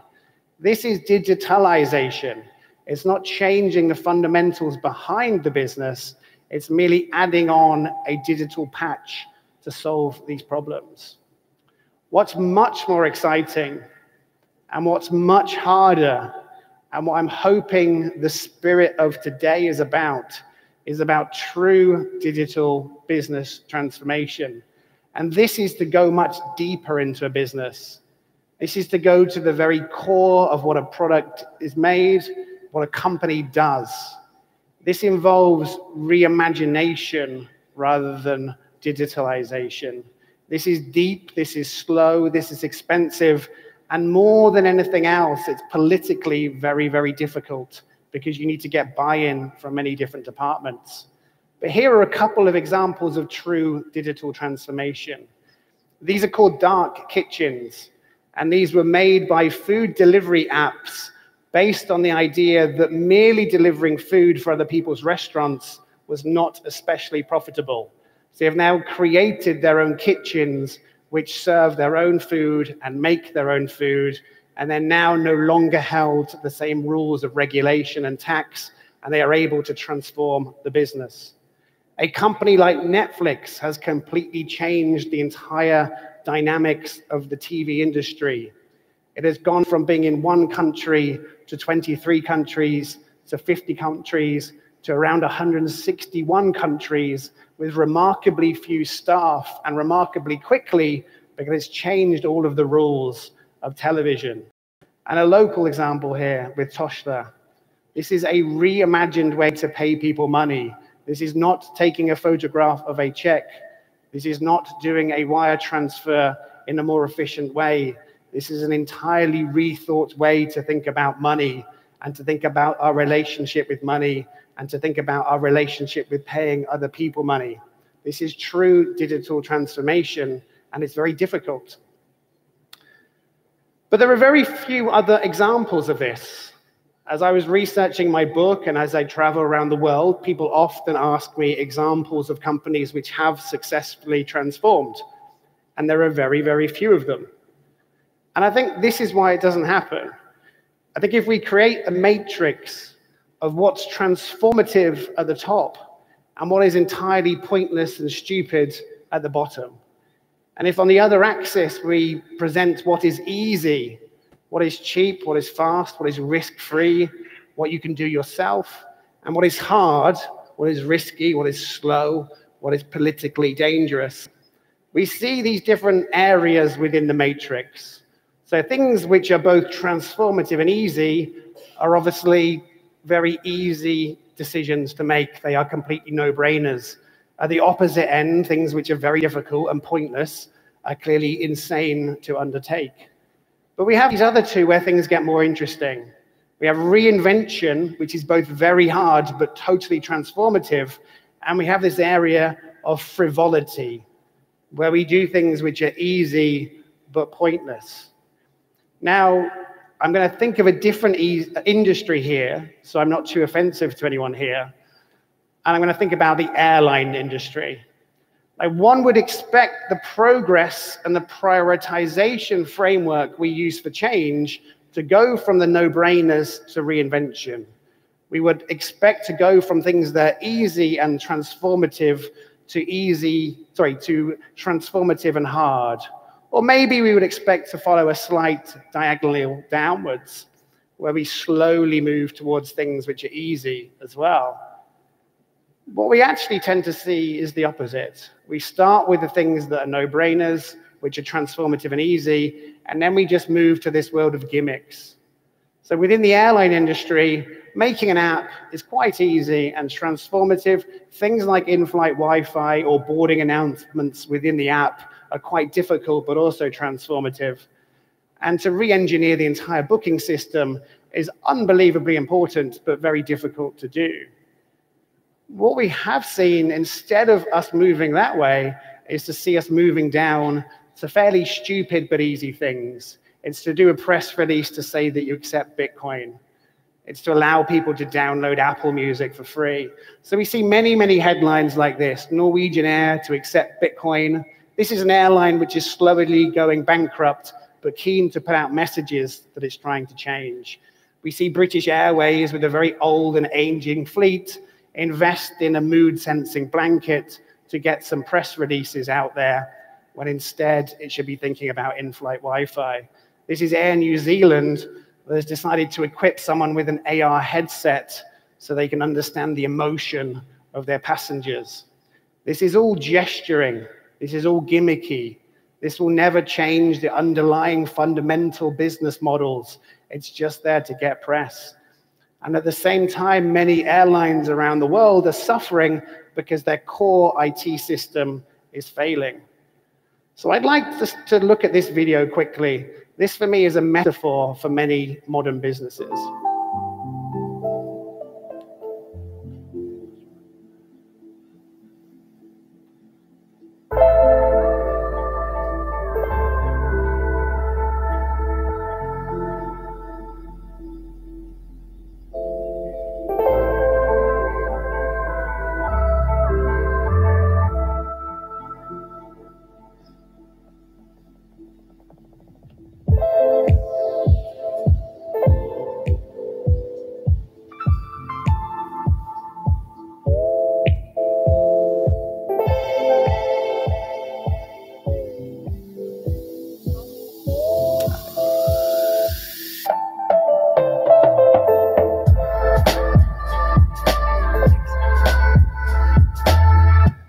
You will note that building does not look particularly safe.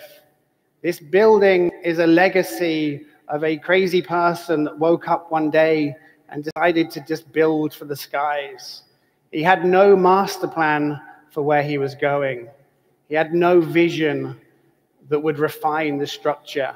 He built and he built and he built. And as he built, he had to add reinforcement.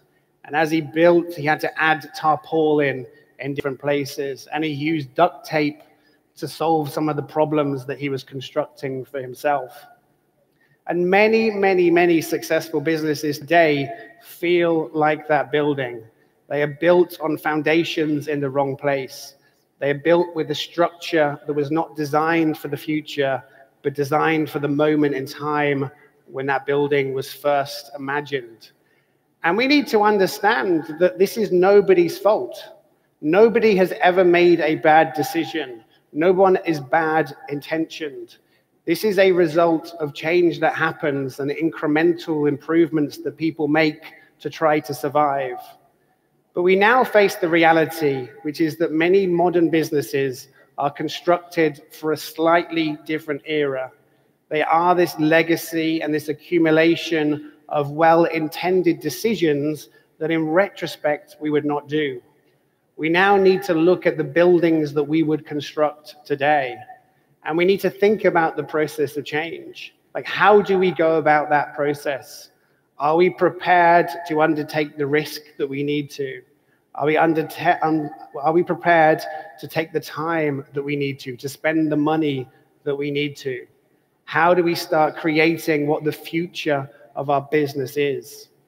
Are we like an old person that wants to have cosmetic surgery or therapy to act like they are young? Or do we wish to merely have brand new kids that have our DNA, that have our enthusiasm, that have our support, and have our belief? And I think this analogy of children is a wonderful way to think about change. So just a few little things to end on. I think all companies need to be aware of lost relevance. The relationships that we used to have used to be with these service providers. It used to be the TV channels that we'd watch. It used to be the record labels that made music. It was the newspapers. It was banks. It was payment systems. And increasingly, our relationship is with these new digital customer interfaces. Our relationship moves to Netflix, not TV. It moves to Facebook or Twitter, and not magazines. We need to be aware that we now have more spoiled customers than ever before. We now expect free delivery. We expect to be able to watch any movie ever made for free anywhere on the planet whenever we want. We have created a very spoiled generation. We need to focus relentlessly on customers and customer experience. We spend $500 billion a year in advertising, telling people that our products or services are great, but whenever we have to serve them and they are a customer, we think of that as customer service, which is a cost center to minimize. We have to realize that everyone deserves best-in-class user interfaces. A neobank is not just for millennials. A great car dealership experience is not just for people buying their first car. A great way to send money to each other, a great way to do dating, a great way to buy a TV, a great education system. These are not things just to design for young people. They are to design for older people, because apart from anything else, older people tend to have all of the money these days. We should get better at understanding the power of the data that we have and design much more personalized experiences. Design experiences that are helpful. They do not infringe people's privacy. They merely give them much more personalized help. And I think there is a huge role for every company in here to increase the role that we play in people's lives. We are not just a bank. We are someone's financial partner who becomes a value provider for everything within our lives. You are not just a company that has gym equipment. You are there to help people live mentally and physically healthier lives. You are not just an e-scooter rental company. You are a mobility provider. Companies need to elevate their role within people's lives. So please get excited about technology. What used to be very hard is now very easy. Please get excited about personalization, about data, how we can add more value to people's lives. Please be aware that in this building right now, you probably work for a brand with incredible awareness and incredible trust and incredible employees. So leverage what you have, because many competitors wish they had that. Look more broadly at the competitive set. Our competitors are often not who we think they are. They are companies in other industries that can move into ours. They are small companies who are scaling rapidly. So look more broadly at competition, but be inspired by what they're doing. Create a business case for change. It is very, very, very hard to create a business case for something that has never been done before. It is very hard to show the ROI on something that we're uncertain about. But the future will only ever be won by those who do things differently to each other.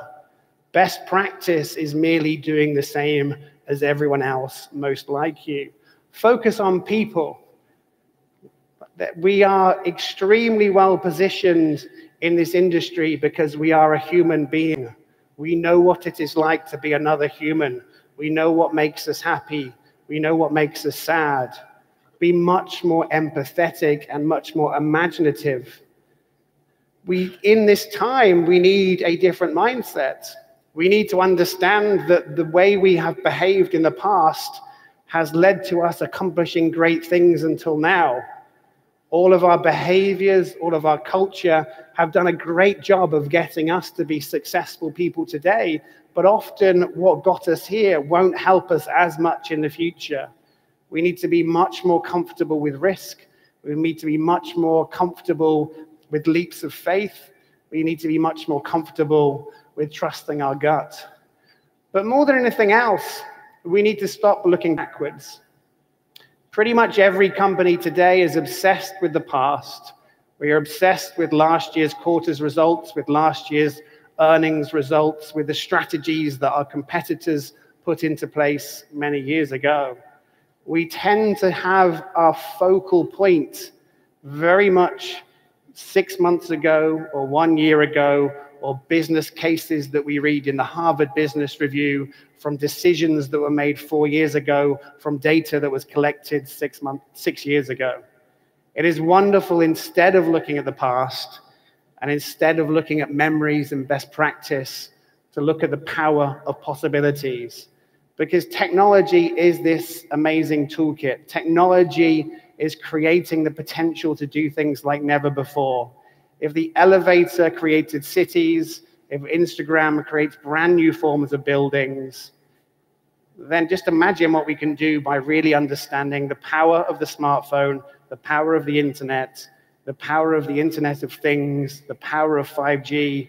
If you put all of those things together, and if you understand the incredible opportunity that you have right now to make a difference, I think you'll realize it's probably the best time there's ever been to work in business.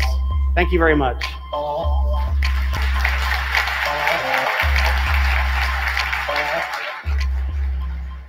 Thank you very much, Mr. Goodwin. Thank you, Edith, for your speech and presentation. I would like to keep you a little more on the stage because we'll have a small certificate ceremony. Sayın Goodwin'e sunumları için çok teşekkür ediyoruz. Kendilerini sahnede kısa bir süre daha misafir edeceğiz. Sayın Tom Goodwin'e Sermaye Piyasaları Kongresi 2019'a katılımlarından ve katkılarından dolayı teşekkürlerini iletmek ve kendileri adına İzmir'de dikilmiş fidanların sertifikasını takdim etmek üzere Akbank Yatırım Hizmetleri Başkanı Sayın Evren Cantürk'ü tekrar sahneye davet etmek istiyorum. Buyurun efendim.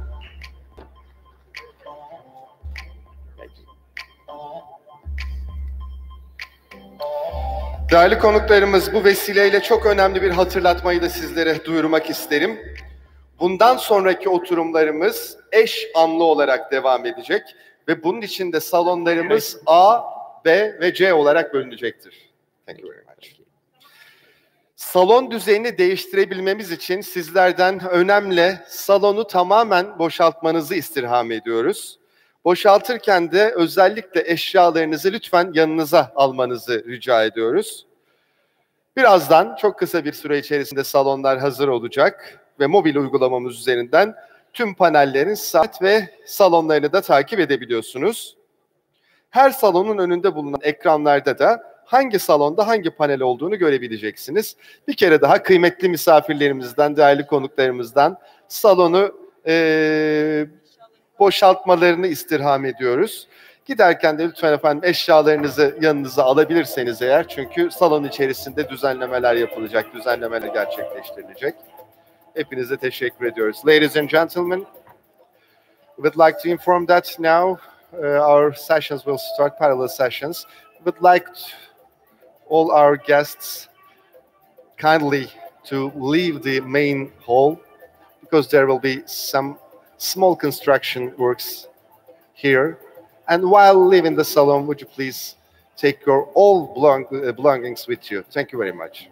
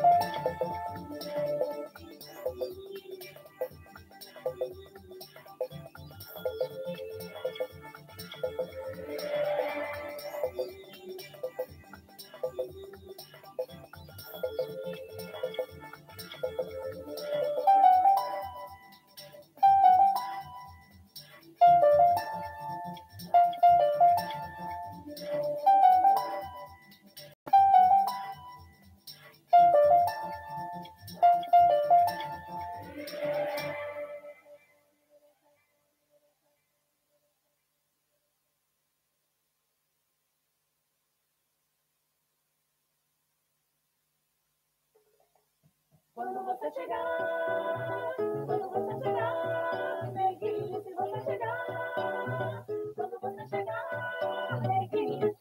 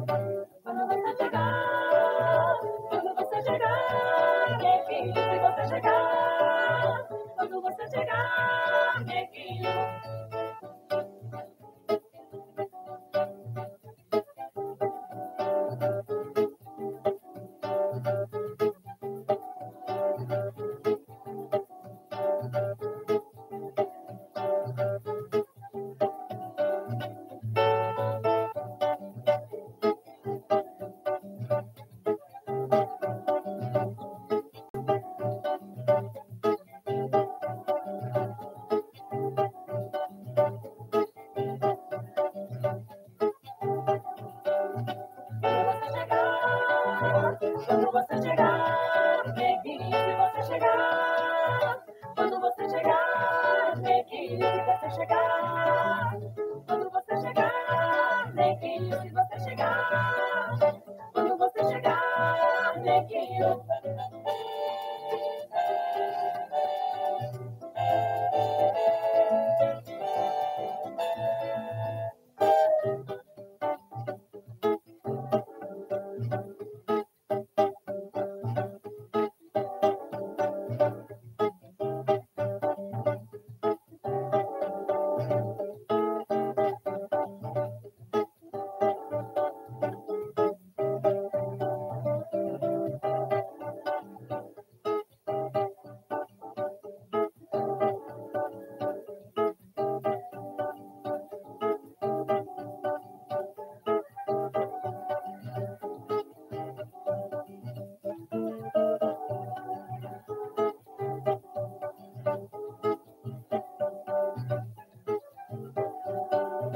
Quando você chegar, quando você chegar, neguinho, se você chegar. Quando você chegar, neguinho.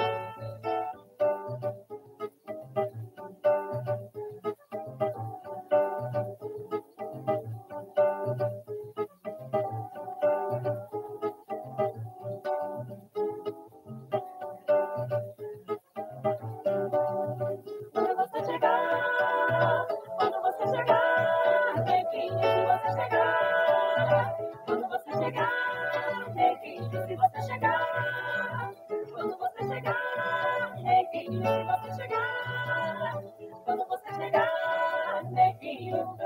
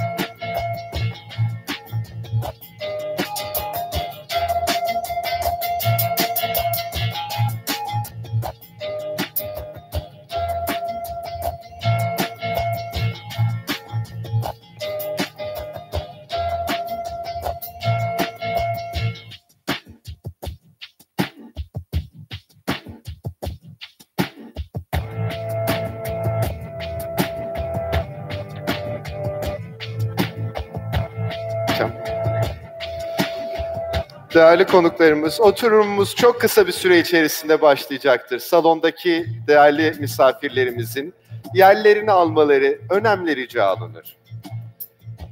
Kıymetli misafirlerimiz, oturumumuz çok kısa bir süre içerisinde başlayacaktır. Salondaki değerli misafirlerimizin yerlerini almaları önemli rica alınır. Çok teşekkür ediyorum.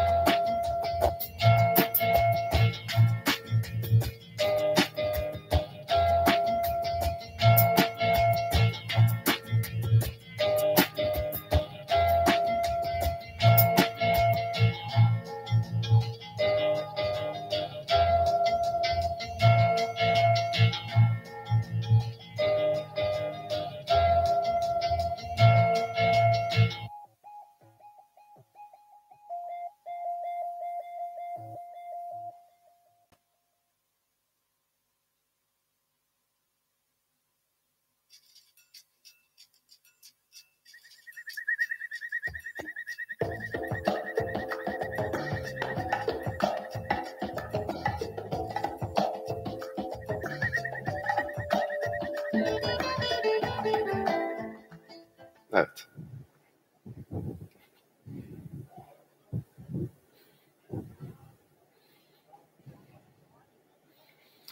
Değerli konuklarımız, kıymetli misafirler, öğleden önceki açış konuşmaları tamamlandı. Şimdi artık şu andan itibaren akşam kongrenin ilk günü tamamlanana kadar ağırlıklı olarak oturumlarla devam edecek programımız. Şimdi birbirinden değerli isimleri ağırlamaya başlayacağız şu anda benim halihazırda bulunduğum sahnede. Bu arada yine bir hemen hatırlatma yapalım. Sizin de değerli konuşmacılarımıza sorularınız olur ise bu soruları panel boyunca Slido'nun uygulaması ve web sitesi üzerinden A Salonu TSPK etiketiyle @A-Salonu TSPK etiketiyle bu salondaki panelistlerimize iletebiliyorsunuz sorularınızı. Moderatörlerimiz soru cevaplar için yeterli zaman olması durumunda sorularınızı konuşmacılarımıza yöneltecekler. İlk panelimizin başlığı finans merkezine dönüşüm hikayesi olacak ve bu başlık altında alternatif şehirler, mali piyasalara neler sunuyorlar? Teşvikler, altyapı, beşeri sermaye ve sosyal hayat avantajları nelerdir? Finans merkezi olmak bir ülkeye değer katıyor mu? Katıyorsa nasıl bir değer katıyor? Uluslararası finans merkezleri arası eşgüdümün getireceği fırsatlar nelerdir?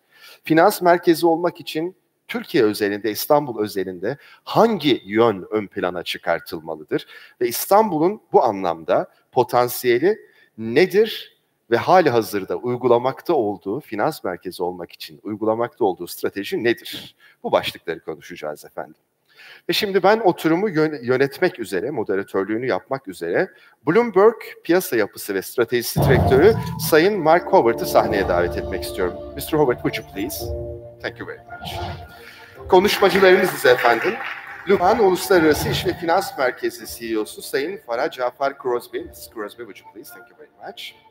Türkiye Cumhuriyeti Cumhurbaşkanlığı Finans Ofisi İstanbul Finans Merkezi Daire Başkanı Sayın Doktor Serkan Yüksel. Sayın Yüksel, buyurunuz efendim lütfen. Çok teşekkür ediyorum. Ve Katar Finans Merkezi CEO'su ve Yönetim Kurulu üyesi Sayın Yusuf El Cayda. Buyurunuz. Mr. Cayda, would you please? Mr. Chairman, thank you very much. Thank you. I wish you a very successful session. Thank you. I hope so. Thank you. Good morning, everybody, and thank you for coming to the first of the panel sessions today. We've heard this morning about methods of transformation and some of the ideas and the projects that can be used in transforming an economy. We're going to talk in this first panel about the transformation of a city into a financial center, and we'll explore whether it is some of those advanced products, advanced digital techniques that we have heard about already, or whether it's some more fundamental items. I'm going to ask my panel to introduce themselves, and then we'll get straight into it. So I can start with you, Farah. Thank you. Hi, everyone. My name is Farah, or in Turkish, it's Farah, I've been told. And I represent Labuan International Business and Financial Center. I run the market development unit of that center as a wholly owned subsidiary of the regulator, Labuan Financial Services Authority. Thank you. Hi, good morning, everyone. I am Serkan Yücel from Presidency Finance Office. I am the head of the Istanbul Finance Center Project Department. As you already know, in 2018, the first decade, the new office has been established, and Finance Office is one of the 4 offices. Assalamu alaikum, marhaba. My name is Yusuf Al-Jaida. I'm the Chief Executive Officer of the Qatar Financial Center. I've been in this role for the past 4 years, and I've been in the Qatar Financial Center for more than 9 years now. And I'm happy to be in Istanbul and share my experiences. Thank you. And I'm Mark Howarth. I'm from Bloomberg in London, and I look after our market structure and strategy in Europe. We heard earlier about some of the high-tech future that is available to us. We're going to start with a relatively low-tech option at the moment and just take a sense of a poll in the room with hands up. The question is, what, in your view, is the top driver of a successful financial center? I've got 5 options for you. Infrastructure, tax policy, the range of institutions that are present, the legal system, social life. So let's just put a show of hands up there. Infrastructure. Is this the most important driver of a successful financial center? Anybody agree? No? Okay, it was one. There was a couple of hardy people there from the construction industry, I suspect. Tax policy. A few more. The range of institutions which are present in the financial center. Okay, picking up some more there. The range of legal services or the legal structure that is present. A few.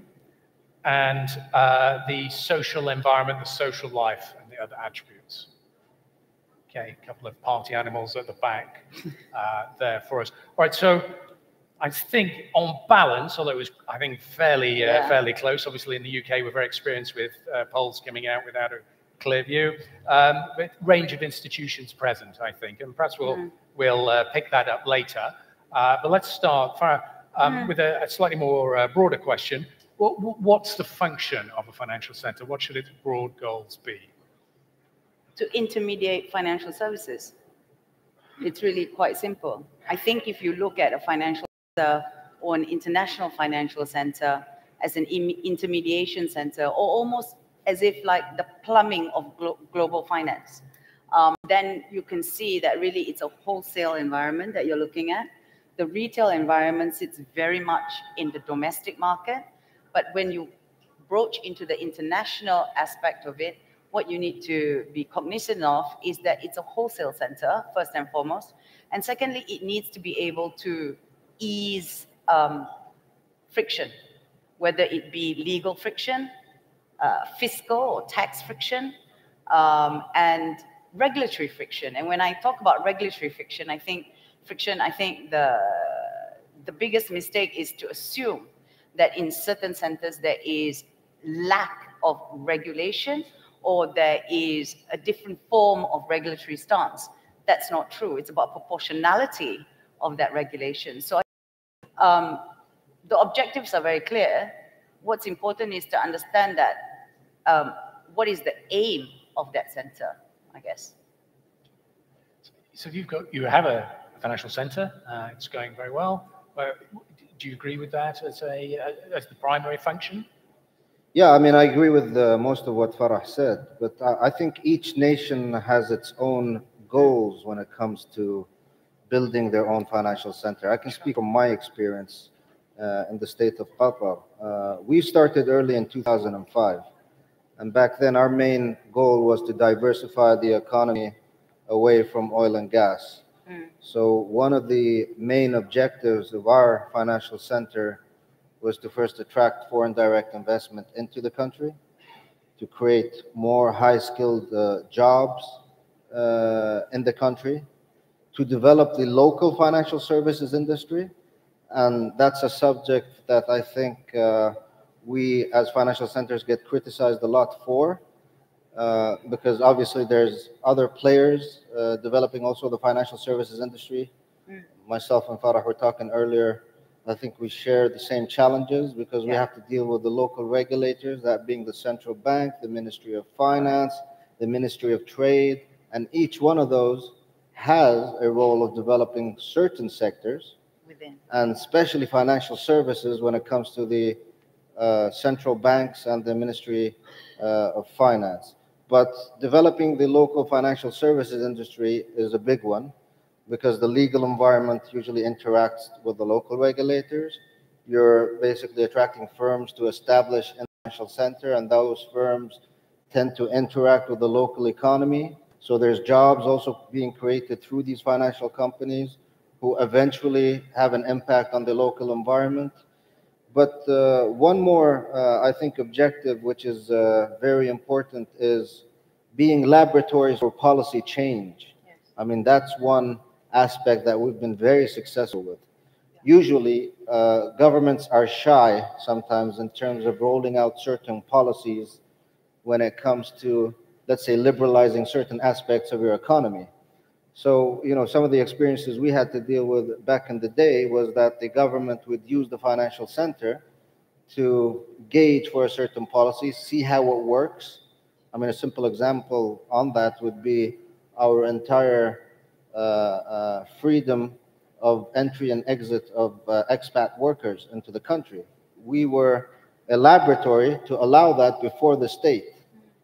I mean, 15 years back, there was quite a restriction in terms of, you know, the procedure required for a foreign expat worker to be working in the country.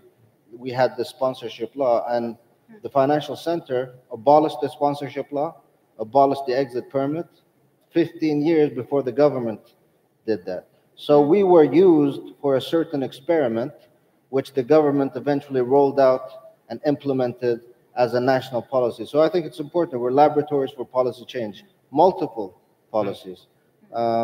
And then last but not least, of course, is minimizing bureaucracy to the maximum extent possible. I mean, because we have our own sets of laws and rules and regulations, and it's usually easier to enact a law within a financial center versus going through a parliamentary process, perhaps for, you know, even something as simple as changing financial regulation. I think we get the benefit to do that within the financial center, simpler, more efficient, and in a quicker manner. So all of this put together, I think, is objectives for the overall country, which starts within the financial center and contributes to the greater good of the nation. So that was, you know, that's our experience, but mainly attract foreign direct investment and high-skilled labor is the two biggest ones for the state of Qatar, and we've been very successful on that. We've created 10,000 jobs of high-skilled labor in the country, where the allocation of population in a country like Qatar is 87% of blue-collar labor versus only 13%, and we contribute to that 13% in a big way. So does that fit with your goals for Istanbul? Yeah, definitely. Just to add a minor point to Mr. Yusuf's excellent explanation, to be like legislative for the financial center is the driving force, but also at the same time, it's like an ecosystem. It's creating positive externality to finance because you're bringing into many. So it's creating a new horizon, as a matter of fact. Represented from Istanbul Finance Center, we are, you know, we have not been settled yet. We are on the process, and we are hopefully will be finishing up our Istanbul Finance Center project construction business in year 2022, at least end of 21, beginning of 22. And we will, I think, go through the same processes, and we believe we will have the similar versions of it. But, you know, every country, every city has its ingredients, and we will go all to the, you know, the comparative advantages to do Istanbul. Okay. So if we just pick up one of the points that you made, that part of the, one of the values of QFC has been this ability to create a laboratory for new laws, new ideas, new rules, and them out in a microcosm of the country. Is that something that you've been able to do? Absolutely. Okay. I mean, I think if you look at Malaysia and Malaysia's position as an Islamic finance center, the beginning of Islamic finance in Malaysia was in Labuan. The first sukuk that was issued was in Labuan. And then it was used as a test bed, and after which it moved onshore as the Malaysian Islamic Financial Initiative. So yes, it's a fantastic petri dish for what needs doing for the country as a whole. But aside from the FDI, I just want to offer an alternative view with regards to how Labuan came about. We've been around for 30 years, yeah? And we didn't actually start out wanting to attract FDI. We started out trying to protect Malaysian companies leaving Malaysia, because we knew as Malaysian companies grew, they would need an intermediation center. So instead of going to other centers within the region, we created our own. And so even though we've been around for 30 years, a lot of you might only have heard of us for the last 10, because for the first 20, we were just focused very much on our internal business going out. So again, to go back to what you said earlier, different jurisdictions in different countries set up these centers for different reasons. Of late, a lot of it is about FDI, but it could be, in the case of Labuan, for example, just a domestic need that kind of has grown into something much larger than that. Okay. And just to add the petri dish and to talk about the digital aspect of it, so because we've been around for 30 years, we have a lot of different, we're a full-fledged jurisdiction, which means we have everything from a payment gateway license to an investment banking license to a money broking license. And a lot of these licenses were legacy licenses that nobody used until about 3 years ago. So now we start to use these licenses for digital requirements, like crypto exchanges, for example. And our approach towards that, again, is like a petri dish. We have taken the approach that there is no sandboxing, everything will be licensed, but we can do that because we're in a wholesale environment. So again, it's a little bit of a test bit, as you were. So yeah, just to share that bit as well. Okay. So further to that, and you talked about one of the outcomes of QFC has been something of an increase in FDI, an increase in the rate of paid, high-skilled jobs, and really a bit of driver for an economic transformation away from a certain economic sector, energy in your case, into a more diverse thing. Do you think that that's so specific that each financial center is driven by its own thing, or are there general rules whether you can say where a financial center adds value to any financial center? No, I think each financial has its own niche, which not only feeds into the local economy, but spreads out into the regional economy in certain instances. I mean, we admire the Malaysians and what they've done in Islamic finance, for example, and that's one modern developed example that we look towards. But in the Qatar Financial Center aspect, I mean, these are developing experiments. I mean, we've started out early in 2005 exactly like Labuan started out in an entirely offshore kind of structure. 3 years into the experiment, this thing turned into an onshore piece of infrastructure that's completely trying to integrate with the local economy. And it's been a springboard for not only FDI into the country, but we noticed that local companies are starting to use this to springboard into European markets and international markets all over the globe. So, for example, our sovereign wealth fund is established in the financial center versus being established onshore. And the reason they've probably chosen Qatar Financial Center because it's under international law, and when they mingle and integrate with counterparts in other markets globally, they want to be recognized that they're coming from a well-regulated, recognized environment. So like I said, I mean, we've started offshore in 2005. In 2009, after the financial crisis, we've realized that a lot of the companies coming in are actually coming in, most of them, not all of them, most of them, I'd say 70% of the companies are coming in to basically participate in your markets. And here you're structured as an offshore center.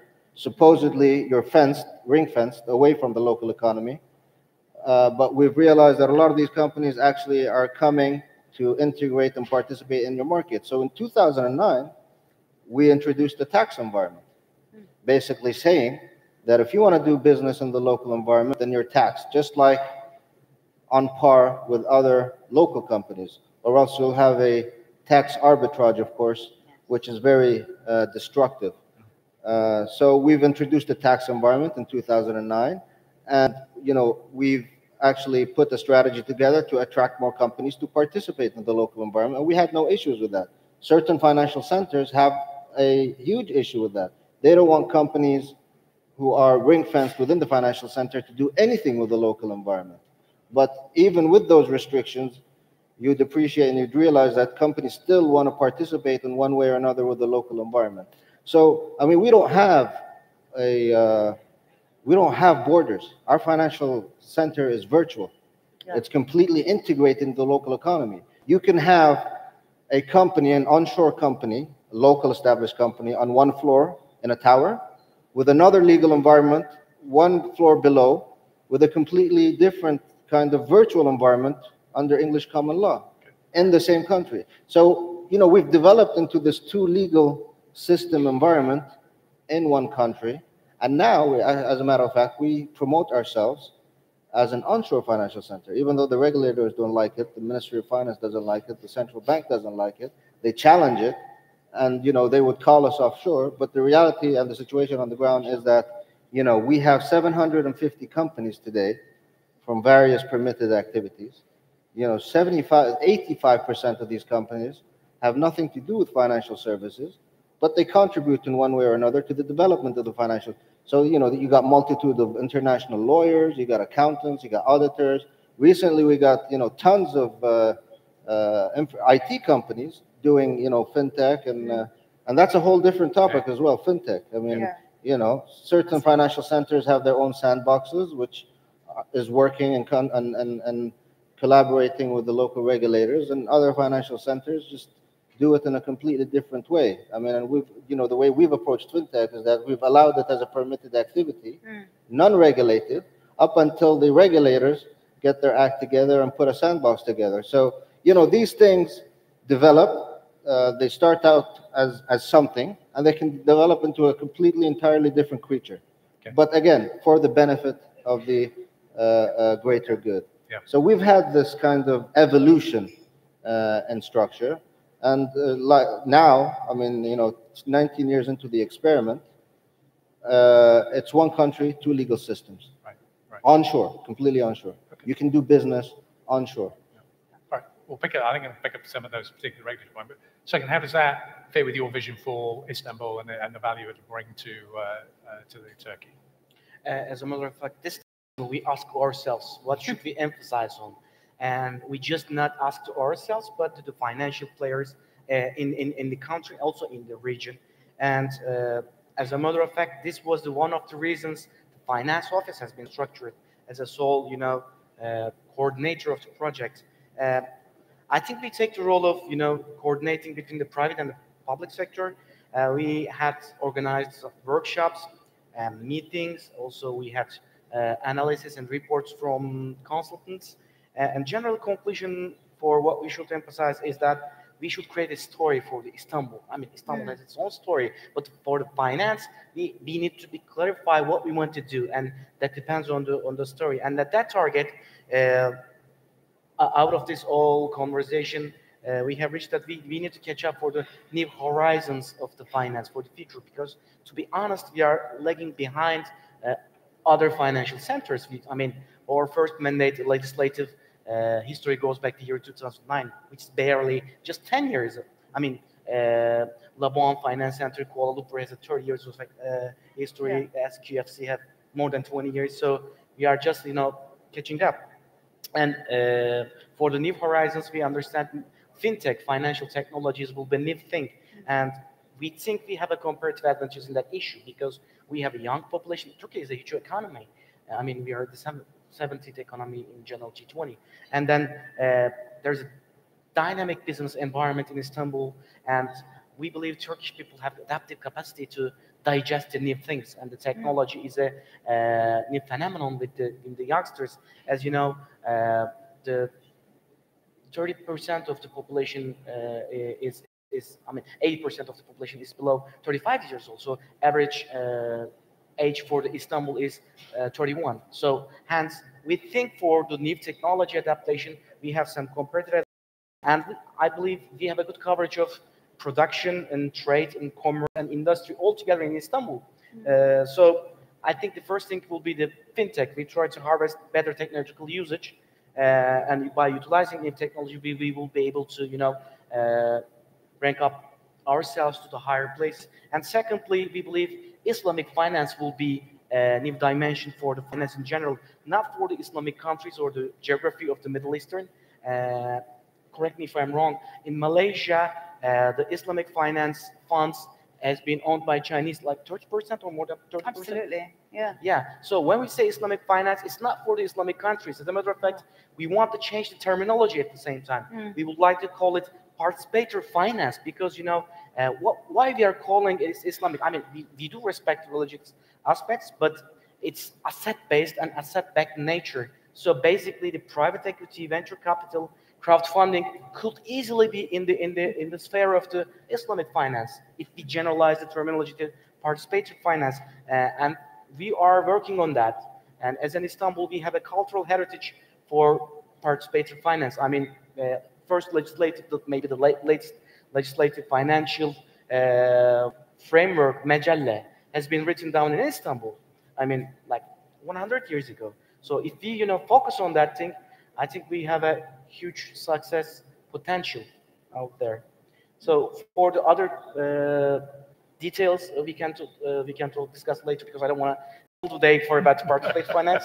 But I'll stop here. Rein that back in a little bit. All right, so I'm going to narrow the scope down, but just before I do, we'll take audience Q&A a little bit later on, but just to remind everybody that we are running the Slido app, and so you can put questions in on that, and it'll pop up on my screen here, and I'll be able to put those questions to the panel for you if you wish, but I will come back and take questions from the floor in a few moments. I just wanted to narrow the scope down a little bit, Farah, and we've been talking obviously about the broad scope and the broad drive for financial centers, but there are already in existence many broad scope ones, Singapore, London, to some extent. Does a center that's coming into the marketplace today have to be specialized in some way, have to create or carve out a niche in order to be successful? Two very distinct points I want to make on this. Number one, no man is an island. So no center. So when Istanbul gets up and running, and I'm sure it'll be soon enough, you can't operate on your own. It's a partnership issue, and it's a partnership that's a global partnership. So other financial centers, we are very much, our mantra is we're in Asia, by Asian, for Asians. So for me to be in Istanbul is a fantastic opportunity, because I don't fly out more than 6-7 hours actually out of KL. We're very focused in Asia, and there's a reason for that. The reason is, and there's a question that's relatable to that. Okay, the question I get asked most is, why Labuan? Why not Singapore? Why not Hong Kong? And it's a very valid question, no? And the fact of the matter is, right, it's not about competition. Financial centers do not compete with each other at its core. They leverage off each other. If Singapore has not grown the way it's grown in the reinsurance segment, our captive insurance or self-insurance market, which is going gangbusters at the minute, will not grow. So it's important to understand that the mentality and the ethos of a financial center is not, it's for me. No, it's about the growth across the region, right? And that's why the challenges we have now in Hong Kong really will shrink the market in Asia, and it worries me. Because as Hong Kong grows, Singapore will grow, Labuan will grow. Everyone has its place, the same way every single person in this room has a place, right? Having said that, every single person, number one, leverages off each other, but number two, has a niche. So it's true, all centers need to have a niche. But it's important to understand that the niche has to be a natural niche. It has to be a niche that evolves really over time. And it has to be a niche that leverages off something else. So I go back to, let's say, a reinsurance center, right? Because there's a lot of friction in risk management. If you look at Bermuda, Bermuda is the largest reinsurance center in the world. And that is because it leverages off the US market. It is not about Bermudan-based risk, right? And so a niche is important, but a niche cannot be artificially created, I guess is my point. Okay. So second, every financial center has to identify its natural niche. What's the niche for Istanbul? I mean, as I explained it previously, it should be in participator finance and the fintech. That issues will be, or I mean, it's not that as a matter, it's a niche. I mean, QFC goes through the same process. I mean, Malaysia, Kuala Lumpur, and Labuan all together doing the same thing. I saw to combine with what Ms. Sarah said, Farah.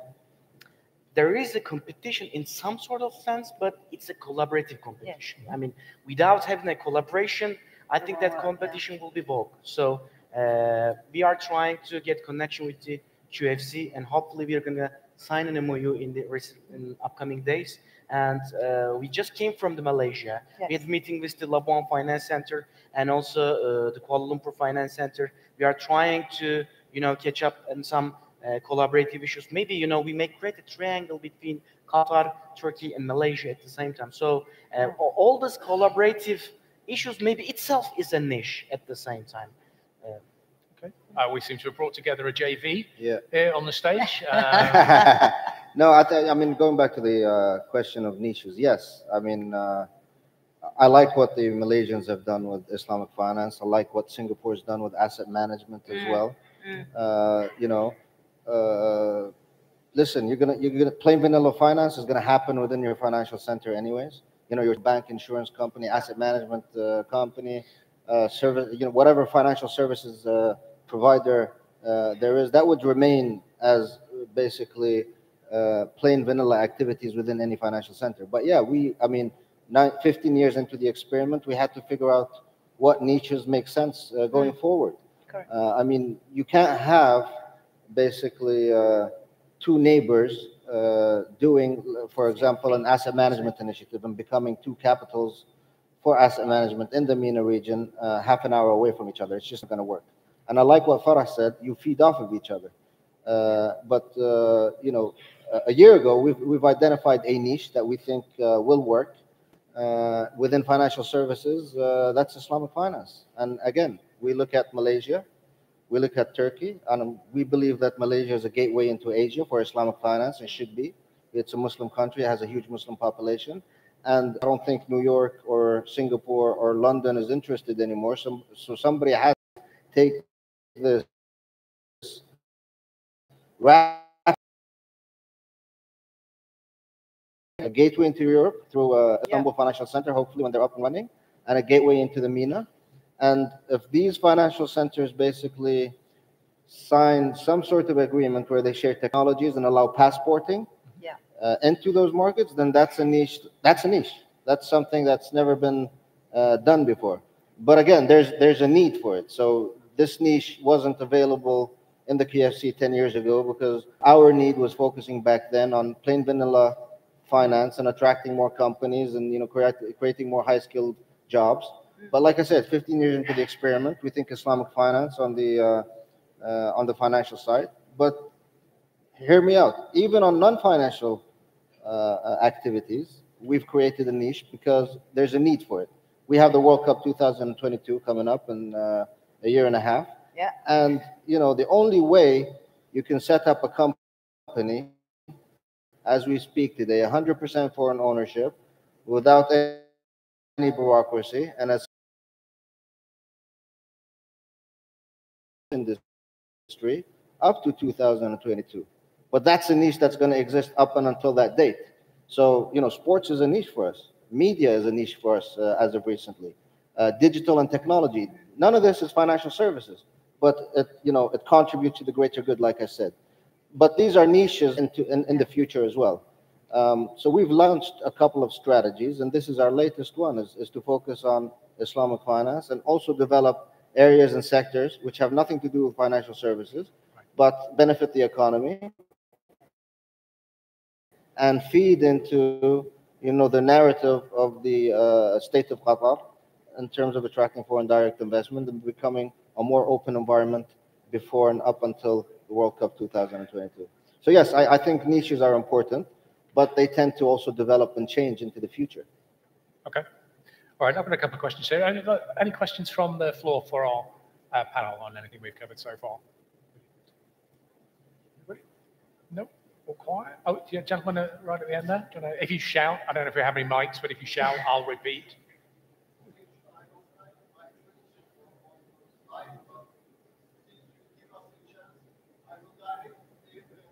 Oh, there is a mic.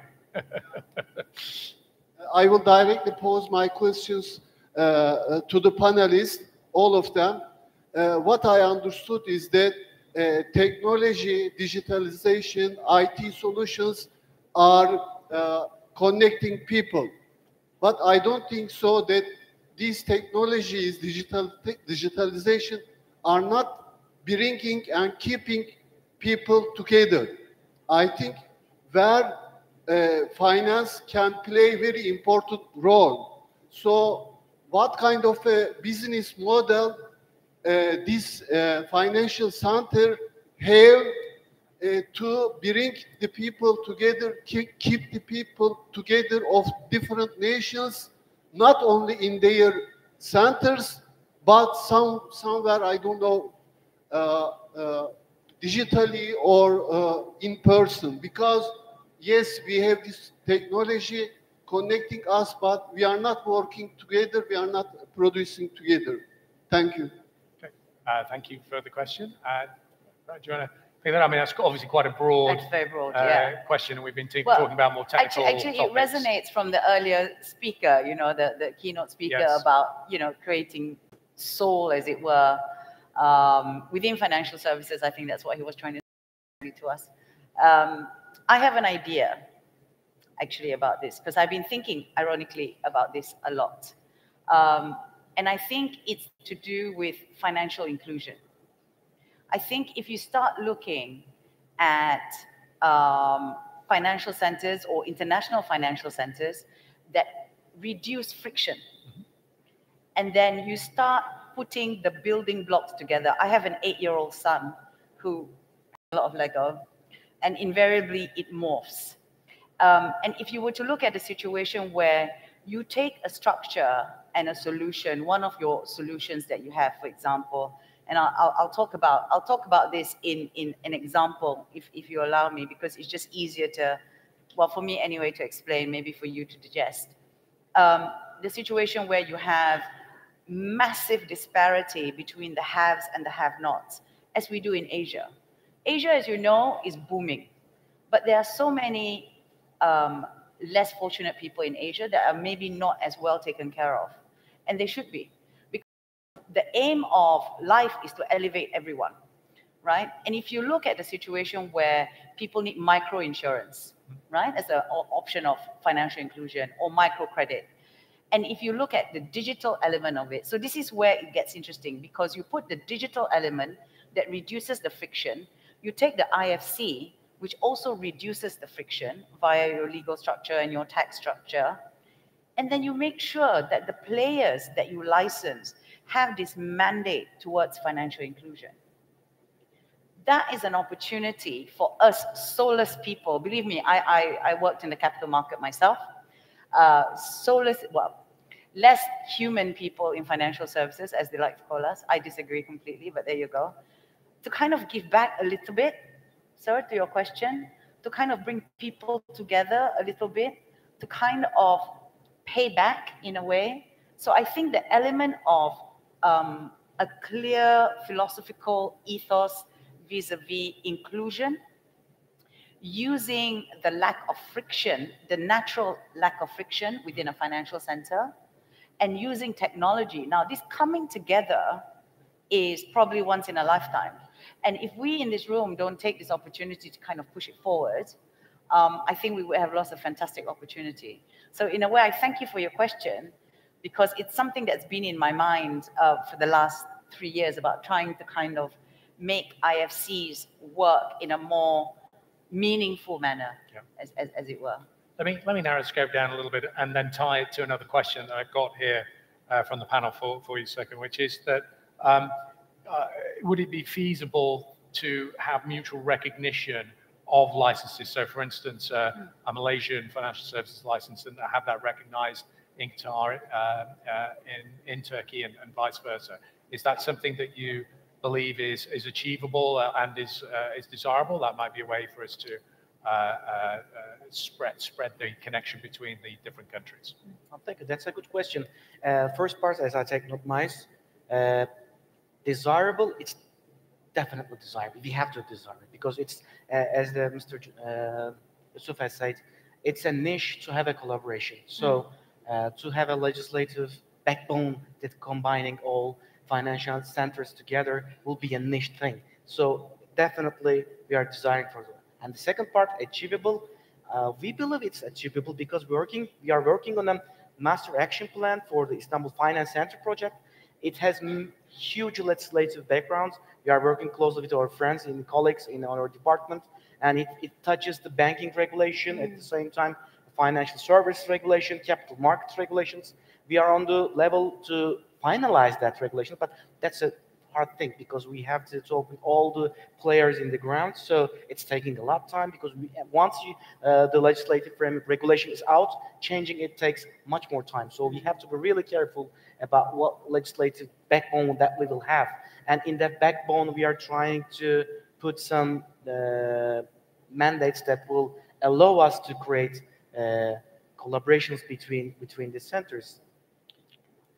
I'd like to comment on that. I mean, that's a phrase I'm very familiar with, mutual recognition, and I had to deal with that on a daily basis. And I'll give you one simple example. I mean, once upon a time, our banks in the Qatar Financial Center would be labeled offshore by all the local regulators, and they would basically prohibit any local company to basically do business with them.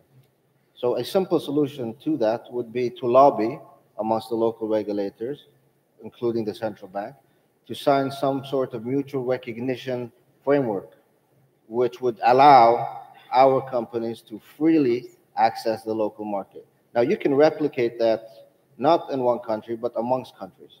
And one example we're doing right now in Turkey is we're testing passporting on the non-regulated side. It's a bit complex when it comes to banks and financial institutions.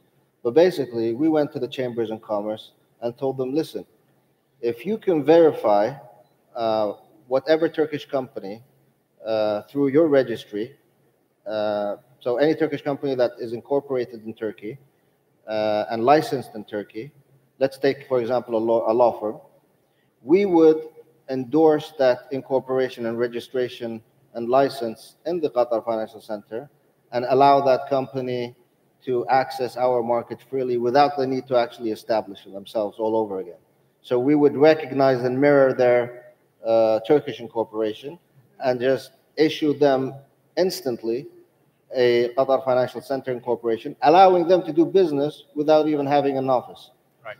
And you might think that's, anti basically the business environment and the status quo, but that business relationship could eventually turn into something big where this company would eventually put some people on the ground and contribute massively to the local economy.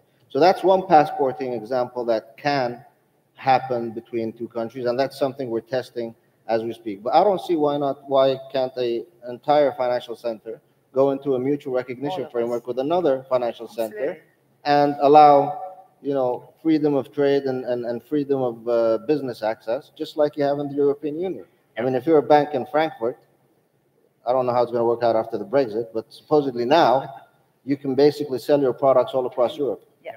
Certain restrictions apply, but another example is we have basically an MOU with the Irish Central Bank to allow asset managers established in the Qatar Financial Center to sell their products into certain European destinations. So passporting can be amazing. I mean, you can create, increase trade flows. You can increase relations between nations. You can basically contribute massively to the development of the business environment of both countries. So that's something we've tested. That's something we're working on, and we want it on a cross-border kind of arrangement with other countries. Like I said, we're testing it with Turkey, but I don't see why not we can't do it with Malaysia or any other country. But actually, just to add to that, what's interesting is that there won't be any regulatory arbitrage because everyone adheres to the same regulatory environment. It's a multilateral regulatory environment. So there isn't regulatory arbitrage. It's about really human contact and us talking to each other and understanding that the ethos is about growing and sharing and not trying to, cut the other one up, as it were. Yeah. So let me just expand a little bit on that point and something you said earlier, Yusuf, about having a virtual setup. And traditionally, of course, a financial center has been a physical thing. It's a special economic zone.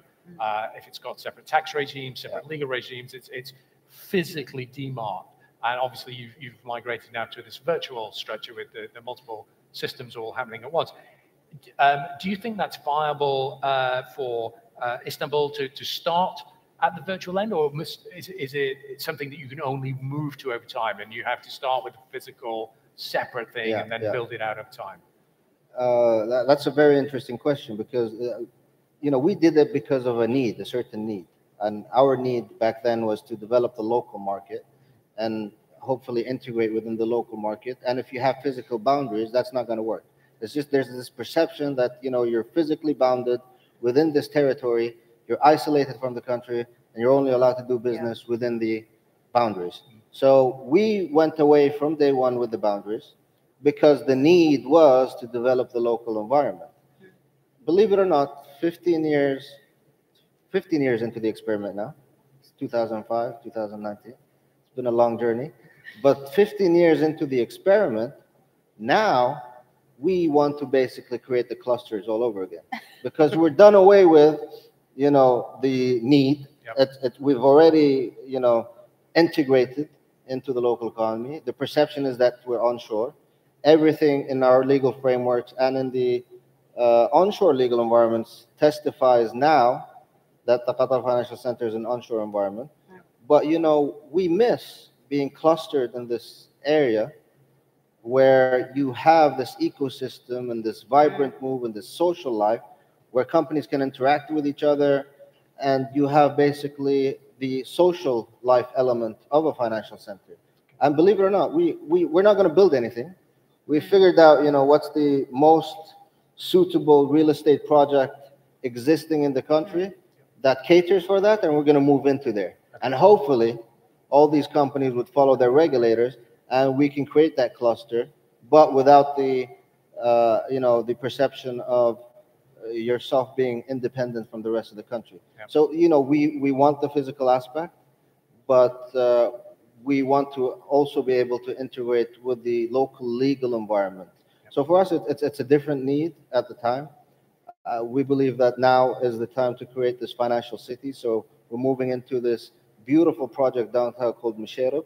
It's ready built. We don't have to, hire contractors and build something from scratch. We're just moving in.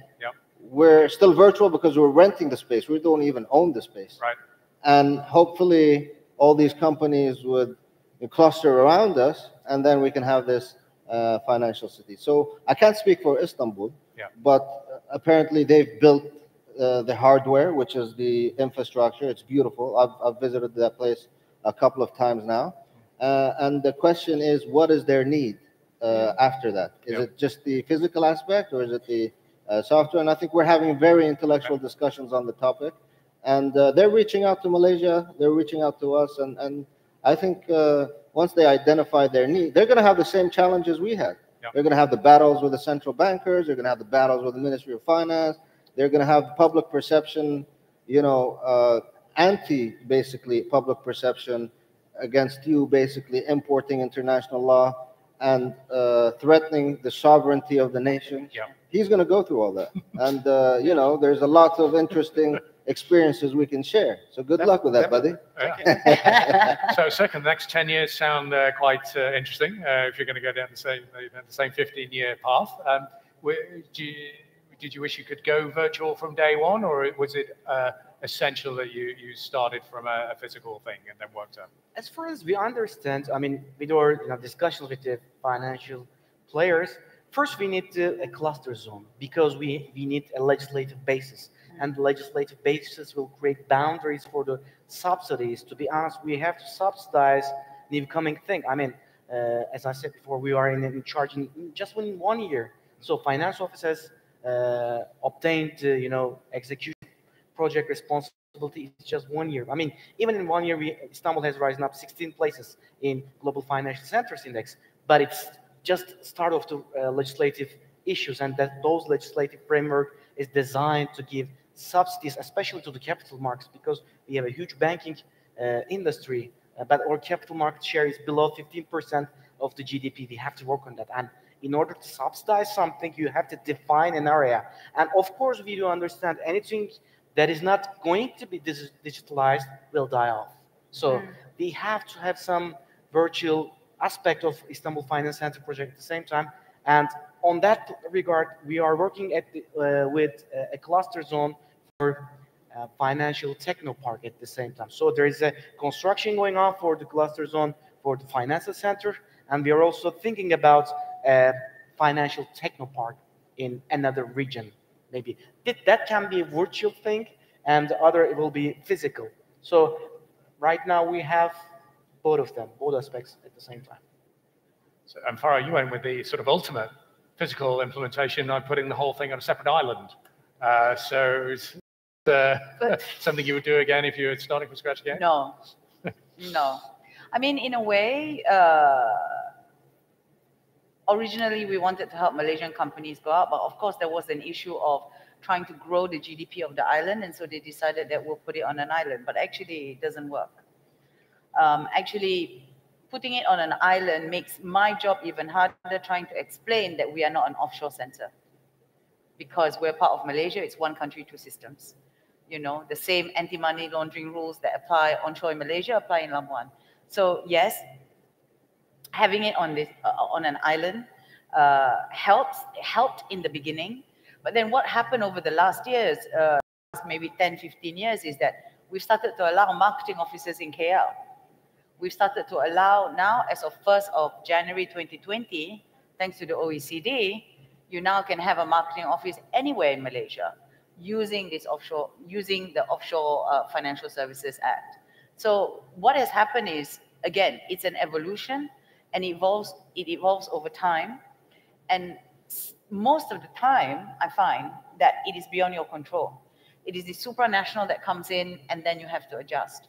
So even though we have the bulk of it in Labuan, there are so many marketing officers, there are so many physical presence onshore in Malaysia proper, whether it be all the way next to Singapore in Johor Bahru or all the way up in Penang. So the physicality of it has morphed, has changed. All right, I think we've got time for, we can squeeze one more audience question in if anybody has one. I'll come back to you with another. Yeah, you're going to have to shout. Oh, there's a mic. You get.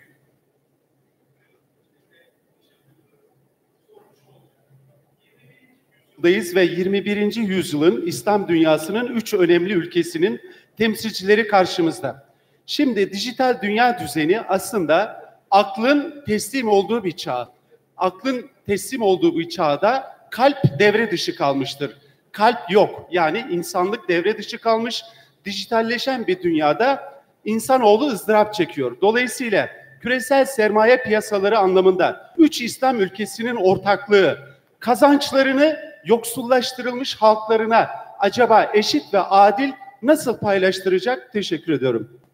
Maybe I need to translate that question into English, and it's a hard question to translate at the same time. So basically, it's a general question, maybe it's a philosophical question. So we are in an age of mentality, and we most of the time forget about our consciousness, our hearts, and humanitarian parts. And when we talk about the global markets, global financial system is kind of a disruptive, and we are talking about here 3 representatives from Islamic countries in quotation marks, and trying to do Islamic finance, and he is saying that, you know, if we were able to find solutions for the humanity in general, because there are some tremendous aspects going on in other countries, do we believe the finance will be helpful to, you know, overcome those problems? That's the question. And I may take the share to try to answer. That's a general question, but I think that question is not just related to finance, but all the social structures in the modern life.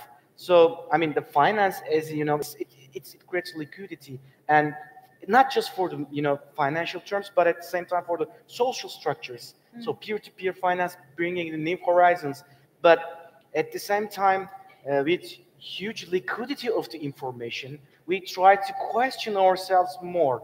I mean, that might be an external effect, but I believe at some point of time, we will be talking more about humanitarian finance. I mean, as a matter of fact, that I believe we share the mentality. When we talk about the Islamic finance, we don't say for the Islamic countries, because it will create, in some sense, the humanitarian understanding. For example, sustainability issues are on the agenda right now. So the green finance, the questions about the green finance is going upwards. So in sometimes, I mean, in some sense, I believe we will be dealing more humanitarian side of everything, not just finance. Let me sort of bring down that to a rounder question, which is what is the best way that a more efficient capital market can bring about improvements to the social infrastructure? We'll do that as an exit question. That is a tough one, because it is about intent. As Muslims, we know that it's about the niyat. It is about what you have in your heart. It is not about the structure. It is not about the solution. It's not about the legal system.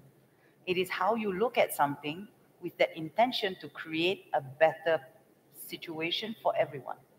So I don't think there's going to be a situation where, oh, finance is going to come like a superhero and change everything. No, it's never going to happen this way. For as long as there isn't the intention from all of us collectively to make it better. And that kind of transverses structures, solution, legal arbitrage, taxation issues, everything. Okay. So you like a minute to encapsulate that very metaphysical question?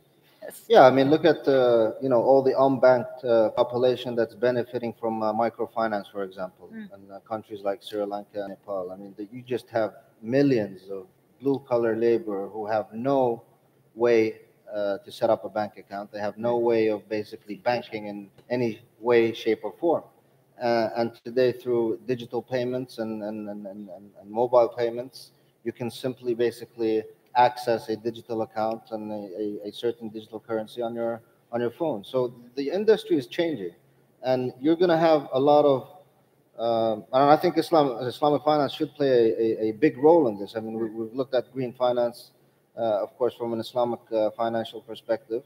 But I think, you know, the technological advances and the innovation happening in the industry is probably going to disrupt certain elements of the industry, but it's also going to contribute to the greater good in terms of feeding into the unbanked population and basically having a more positive impact on society. And we're seeing some of that happening already. But I think, you know, as Muslim countries, then we have also a religious duty to contribute to, you know, green financing and social impact financing, and just, you know, finance for the sake of the greater good, okay, in whatever shape and form.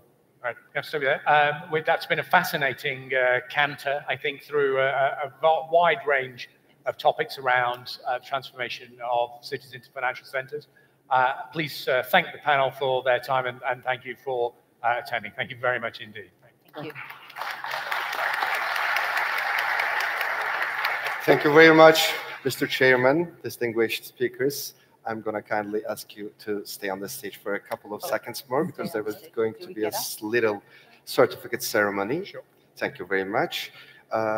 Bugünün anısına efendim öncelikle bu değerli konuşma için çok çok teşekkür ediyoruz. Bu toplantı için kendilerine hem Sayın Başkan hem konuşmacılara. Daha önce de duyurmuştuk efendim, bugünün anısına katılımcılar için İzmir'de fidan dikildi ve bugün bir plaket yerine o dikilen fidanların sertifikaları verilecek kendilerine. İşte bugünün anısına kendileri adına İzmir'de dikilmiş fidanların sertifikalarını takdim etmek üzere Türkiye Sermaye Piyasaları Birliği Başkanı Sayın Doktor Alp Keller'i davet ediyoruz. Sayın Keller buyurun lütfen.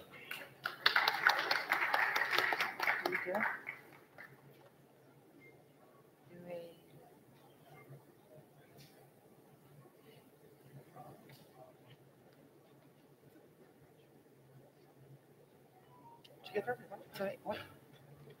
From ladies. Oh, Yeah, please. okay.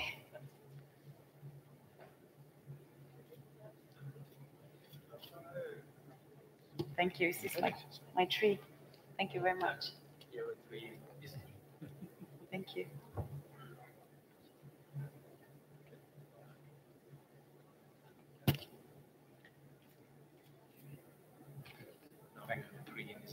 Please, after you. Oh. It's in English. Benim memleket.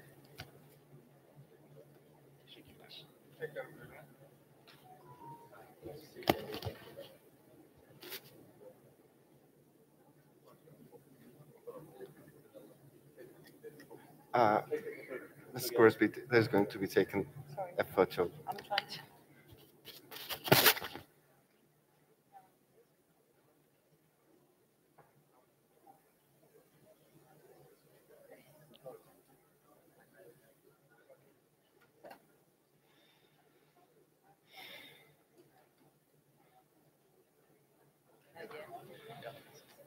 Çok teşekkür ediyoruz efendim. Sayın Alkeler, değerli katılımcılar, Sayın Başkan. Kıymetli misafirlerimiz, oturumumuz sona ermiştir. Bir sonraki oturumumuz yaklaşık 10 dakika sonra bu salonda başlayacaktır.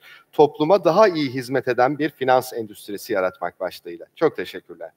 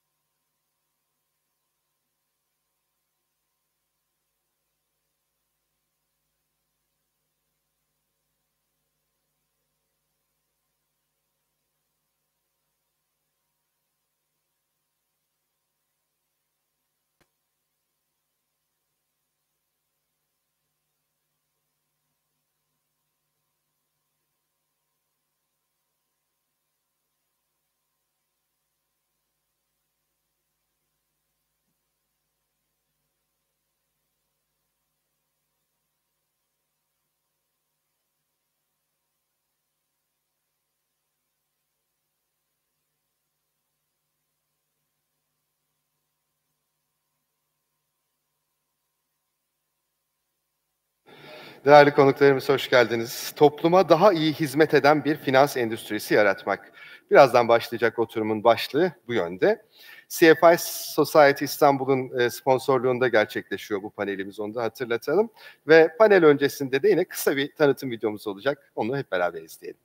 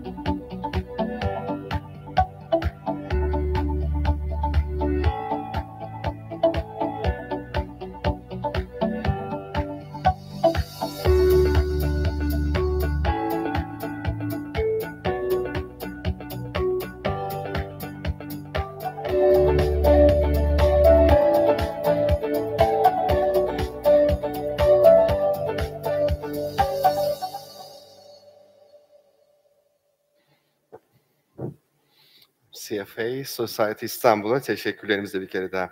Yine hatırlatmayı yapalım efendim. Konuşmacılarımıza sorularınızı Slido uygulaması üzerinden, akıllı telefonlardan ya da web sitesi üzerinden @asalonu_tspk etiketiyle iletebilirsiniz. Oturumun moderatörü yeterli zaman kalması durumunda sorulara değer verecek ve buradaki soruları da aktaracak.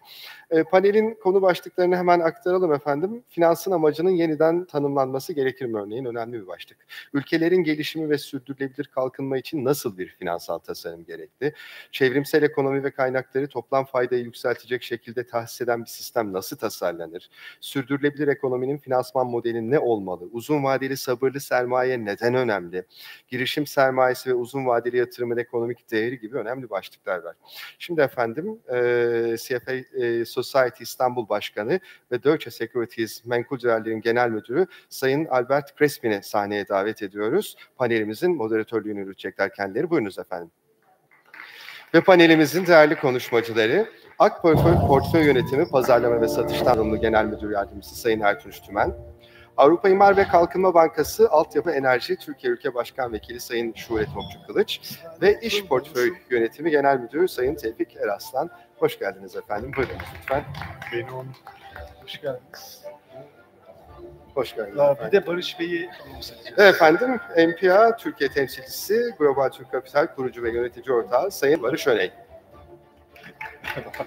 Sizi özellikle beklettim Barış Bey. Çok teşekkür ediyorum Sayın Başkan. İyi bir oturum diliyorum. Tamam, teşekkür ederiz. Beyefendi zaman kalırsa dedi ama zaman bırakmaya çalışacağız. Lütfen interaktif şekilde sorularınızı sormanızı rica edeyim Slido'dan. Öncelikle hoş geldiniz tüm dinleyicilere. Biraz karnınız aç olabilir ama kusura bakmayın. Program kaydığı için böyle idare edeceğiz ama daha belki iştahlı oluruz bir an önce yemeğe kavuşmak için. Önemli bir konuda buradayız. Ben CFA Society İstanbul Başkanıyım. Beyefendinin de anons ettiği gibi. Bugün biraz önce arka planda gördüğünüz video 16 Ekim'de gerçekleşen sermaye piyasaları, ekonomik büyümeye daha iyi katkı veren sermaye piyasaları ile ilgili bir konferanstı. Belki onun üzerine inşa etme imkanı bulacağımız konuları konuşacağız. Gerçekten çok ağır konularımız var ve memleketin önceliği olan konular bunlar. Ben çok kısaca konuklarımızı tanıtayım. Daha sonra hakemlik rolü şeklinde çok az konuşarak konuklara sözü vereceğim. Ertunç Tümen, CFA İstanbul Yönetim Kurulu üyesi, eski başkanlarımızdan. 16 Ekim'deki konferansımızın aslında mimarı, fikir babası oydu. Şule Hanım Avrupa İmar ve Kalkınma Bankası, doğru söyledim değil mi? EBRD Türkiye Genel Müdür Yardımcısı mı demem lazım? Başkan vekili diye geçiyor. Başkan vekili değil, tamam öyle kullanıyorsunuz. Tevfik Erfen İş Portföy Genel Müdürü, Barış Öney de M&A ve danışmanlık işleriyle uğraşıyor ama buradaki bulunma nedenlerinden biri Avrupa Private Equity Association'ın Türkiye temsilcisi olması. Ben panelistlere bırakacağım kendilerini daha iyi tanıtmalarını söz aldıklarında. Şimdi ilk önce izninizle, sizlerin de izniyle Ertunç Bey'e sözü verip aslında bu 16 Ekim konferansının çıktıları üzerinden memlekette daha uzun vadeli yatırım yaratma ya da ekonomiye ya da topluma daha iyi katkı sağlayabilecek bir sermaye piyasası oluşturma anlamında bir takım bir workshop sonucunda, onun videosunu görmedik ama bir takım sonuçlar çıktı. Hem onu anlatmanı rica edeceğim hem de sonraki tartışma için çatıyı oluşturmanı rica edeceğim senden. Çok teşekkür ederim öncelikle. Ben bir sermaye piyasası çalışanıyım. Yaklaşık 20 yıldır Türkiye Sermaye Piyasaları'nda çalışıyorum. Portföy yönetimi sektöründe çalışıyorum. Aynı zamanda da 2003 yılından beri de Türkiye'de sermaye piyasalarının geliştirilmesi için sivil toplum örgütünde çalışıyorum. Şimdi aslında her ikisinde de yapmaya çalıştığımız şey Türkiye'de sermaye piyasalarının gelişmesini sağlamak. Ama bir noktada şunu fark ettik. Aslında Türkiye sermaye piyasalarının gelişmesini sağlama hedefiyle aslında Türkiye'nin büyümesini sağlama ve ülkenin gelişimini sağlama hedefi birbiriyle aslında kesişen, örtüşen, birbiriyle çok ilişkili bir madalyonun iki yüzü gibi birbirinin iç içe iki konu. Şimdi bizim bir misyonumuz var. CFA İstanbul uluslararası bir organizasyonun Türkiye bacağı, Türkiye ayağı diye düşünmemiz lazım. Bir küresel misyonumuz var.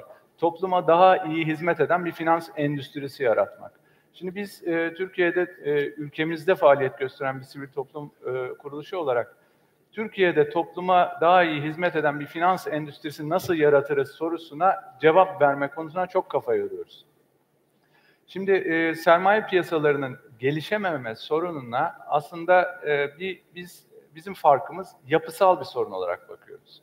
Yani bunun tabii ki eğitimle ilgili bir sürü boyutu var, finansal okuryazarlıkla ilgili boyutu var, kültürle ilgili boyutu var ama esas itibariyle bunun bir yapısal sorun olduğuna inanıyoruz. Hareket noktamız da şu, finans aslında bir aktarım mekanizması. Yani para, tasarruflar ekonomiye bankacılık sistemi üzerinden de aktarılabilir, sermaye piyasaları üzerinden de aktarılabilir. Ama birinin olması, diğerinin olmamasının ekonomi üzerinde yarattığı sonuçlar var. Ve bu sonuçlar Türkiye'de bizim gibi başka gelişmekte olan ülkelerde de karşı karşıya kalınan gelişememe ya da istikrarlı büyüyememe sorunlarıyla çok ilişkisi olduğuna inanıyoruz. Şimdi Türkiye'de baktığınız zaman sermaye piyasaları ağırlıklı bir aktarım mekanizması yok. Yani işin kalbinde yer alan finans sektörü kredi ağırlıklı ve bankacılık sistemi üzerinden girişimlerin ve projelerin finanse edildiği bir modelle ilerliyor. Bunun nasıl bir defekti var?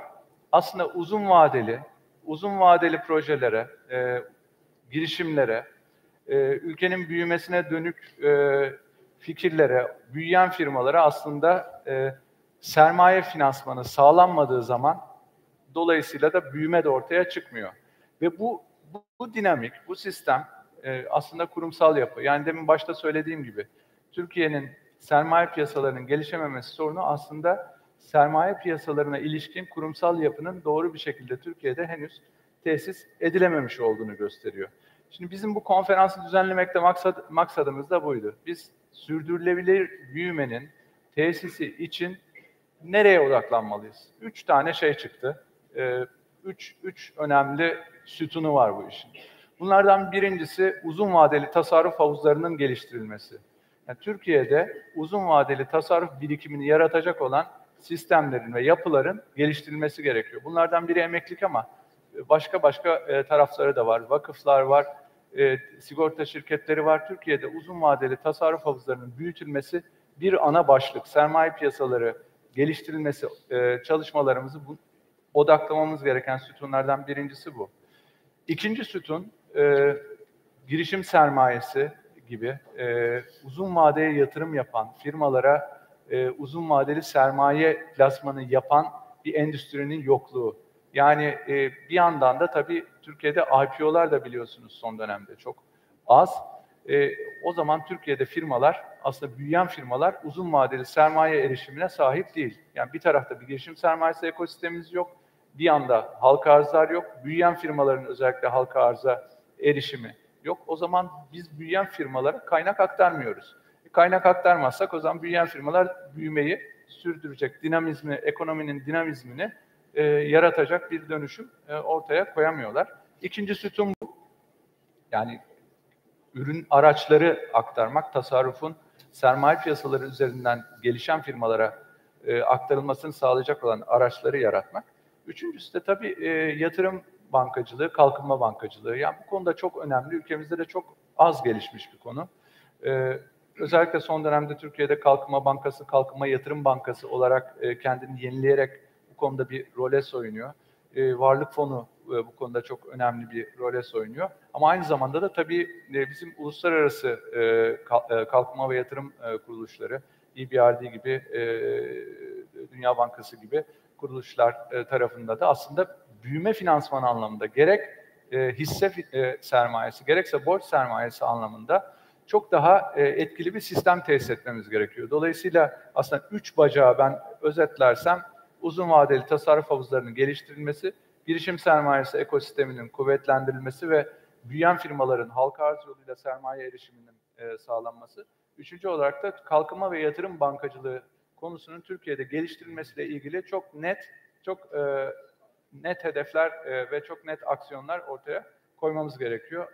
Aslında konferansımızın ana çıktılarını böyle özetlemiş olayım. Sözü size vereyim tekrar. Tamam, çok teşekkür ediyorum. Ben izninizle inisiyatif kullanıp aynı sırada soruları soracağım. Yani senin söylediğin pillarla ben Tevfik Bey size yönelteceğim. Ama ben masadan şeyi rica edeyim. Slido çalışmıyor galiba. Bir onu kontrol edebilir miyiz? Çünkü ben sorusu girdim ve kendi sorumu göremedim henüz. Bu uzun vadeli TL havuzlarının oluşturulmasıyla ilgili Türkiye'de neler yapıldı, ne var ve neler eksik konusunda Tevfik Bey sizden rica edeyim görüşlerinizi. Daha sonra hisse senedi, özel sermaye fonları ve daha sonra da borç finansmanıyla devam edip sonra hepsini bir araya karıştırmaya çalışalım. Evet, bir kere uzun vadeli finansman ülkenin sürdürülebilir kalkınması için de son derece önemli. O nedenle de ülkelerin uzun dönemde sürdürülebilir bir kalkınma gerçekleştirmek istiyorlarsa hem ucuz maliyetli hem de uzun vadeli kaynağa ihtiyaçları var.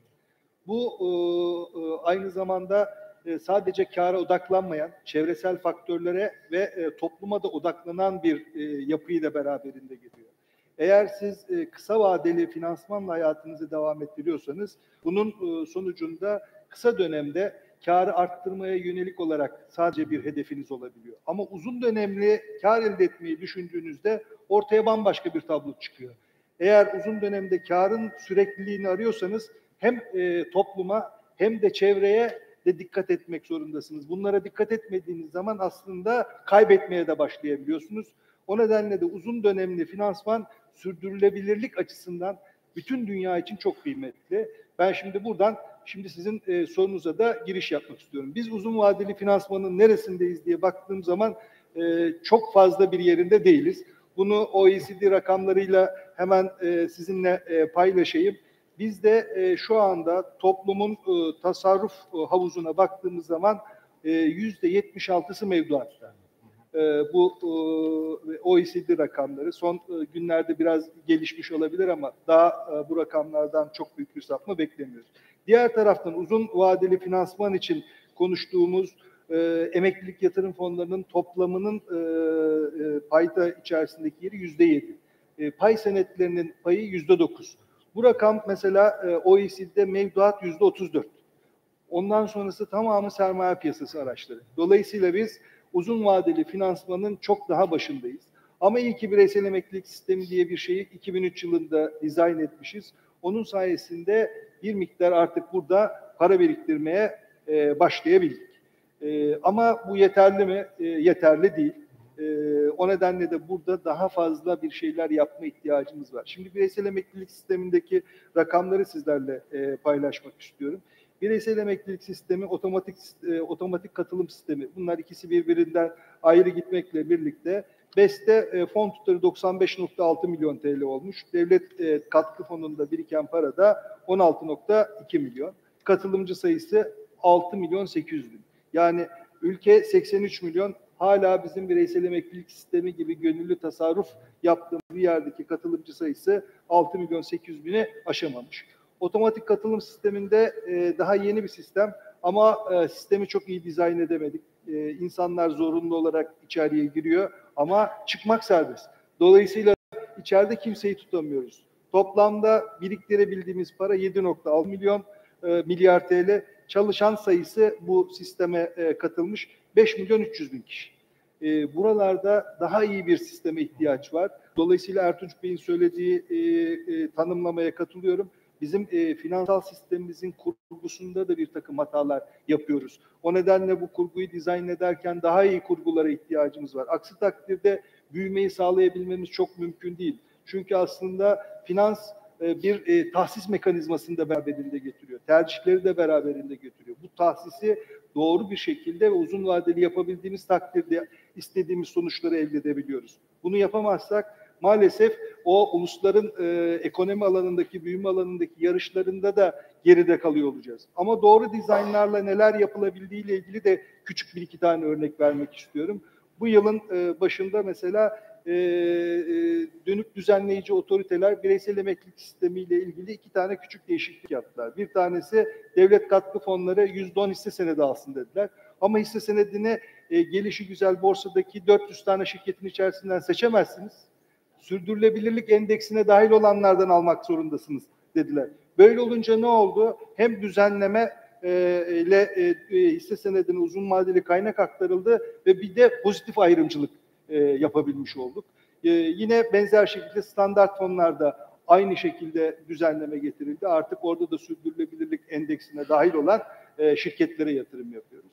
Bir başka alanda mesela yine bu bireysel emeklilik sistemiyle birlikte yapabildiğimiz konulardan bir tanesi oldu. Otomatik katılım sisteminin içerisindeki standart fonların asgari %10'a kadar gayrimenkul ya da girişim sermayesi fonlarına para konması zorunlu tutuldu. %1 de orada girişim sermayesi fonlarına pozitif ayrımcılık yapıldı. Bu sayede birçok portföy yönetim şirketi bu alanda fon kurabildi. Buradaki nüve sayesinde ürünlerini büyütebildi. Şu anda gayrimenkul fonlarının sayısı 34. Burada birikmiş para miktarı yaklaşık olarak 5,5 milyar TL. Diğer taraftan da girişim sermayesi alanında da sayı gayrimenkul kadar olmasa da işte 20'ye çok yaklaştık. Burada da 1,7 milyar TL para biriktirebildik. Bunlar uzun dönemde ekonomiye can suyu olacak ve birçok konuda ülkenin gelişmesine katkı sağlayacak unsurlar. Yani şunu belirtmeden yapamayacağım. Türkiye'de aslına bakarsanız iş adamlarımız var ama girişimci iş adamı sayımız çok az. Yani bundan neyi kastediyorum? İş adamı devletle iş yapmayı tercih ediyor. Çünkü devletle yaptığı işte çok ciddi bir risk almadan parasını tahsil edebiliyor. Çok büyük bir yaratıcılığa da ihtiyacı. Yol yapacaksınız, köprü yapacaksınız. Dolayısıyla bakın Türkiye'nin en büyük iş adamları yine müteahhitlik firmaları arasından gelenler. Onların sonradan bu deneyimlerini enerji sektörüne aktardığını gördük. Ama orada da iş adamı, entrepreneur değil. Neden? Orada da dönüp elektriği ürettiğiniz zaman dönüp bunu çok yaratıcı bir şekilde satmanızla ilgili bir durum yok. Ülkenin elektrik sistemine elektriğinizi verdiğiniz zaman, devletin de alım garantisi olduğu zaman zaten işiniz yürüyebiliyor. Dolayısıyla bizim iş adamından ziyade şu anda girişimcilere ihtiyacımız var. O ekosistemimiz çok gelişmemiş. Bunu da girişim sermayesi fonlarıyla bir ölçüde desteklememiz lazım. ve finansın diğer taraflarında da buralara desteğe ihtiyaç var diye düşünüyorum. Ben bu kadar söyleyip sözü tekrar size bırakıyorum. Tamam, teşekkür ederim. Bu girişim sermayesine daha sonra dönelim ama önemli bir iki şey söylediniz. Bu güzel bir nokta bence.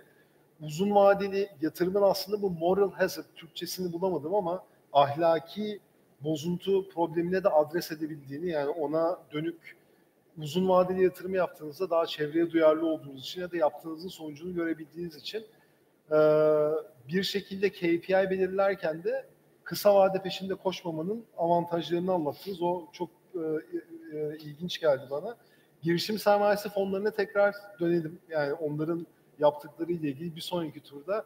Barış Bey, ben izninizle engin tecrübenizle aynı zamanda sonuçta ya Türkiye'de bir hisse senedi piyasası var. Ben de hisse senetçi olduğum için ama kendi çapında işte halka arzlarla bir noktaya gelmiş. Günün sonunda ama özel sermaye tarafında yani hala o kadar çok büyük aktivite olduğunu düşünmüyorum.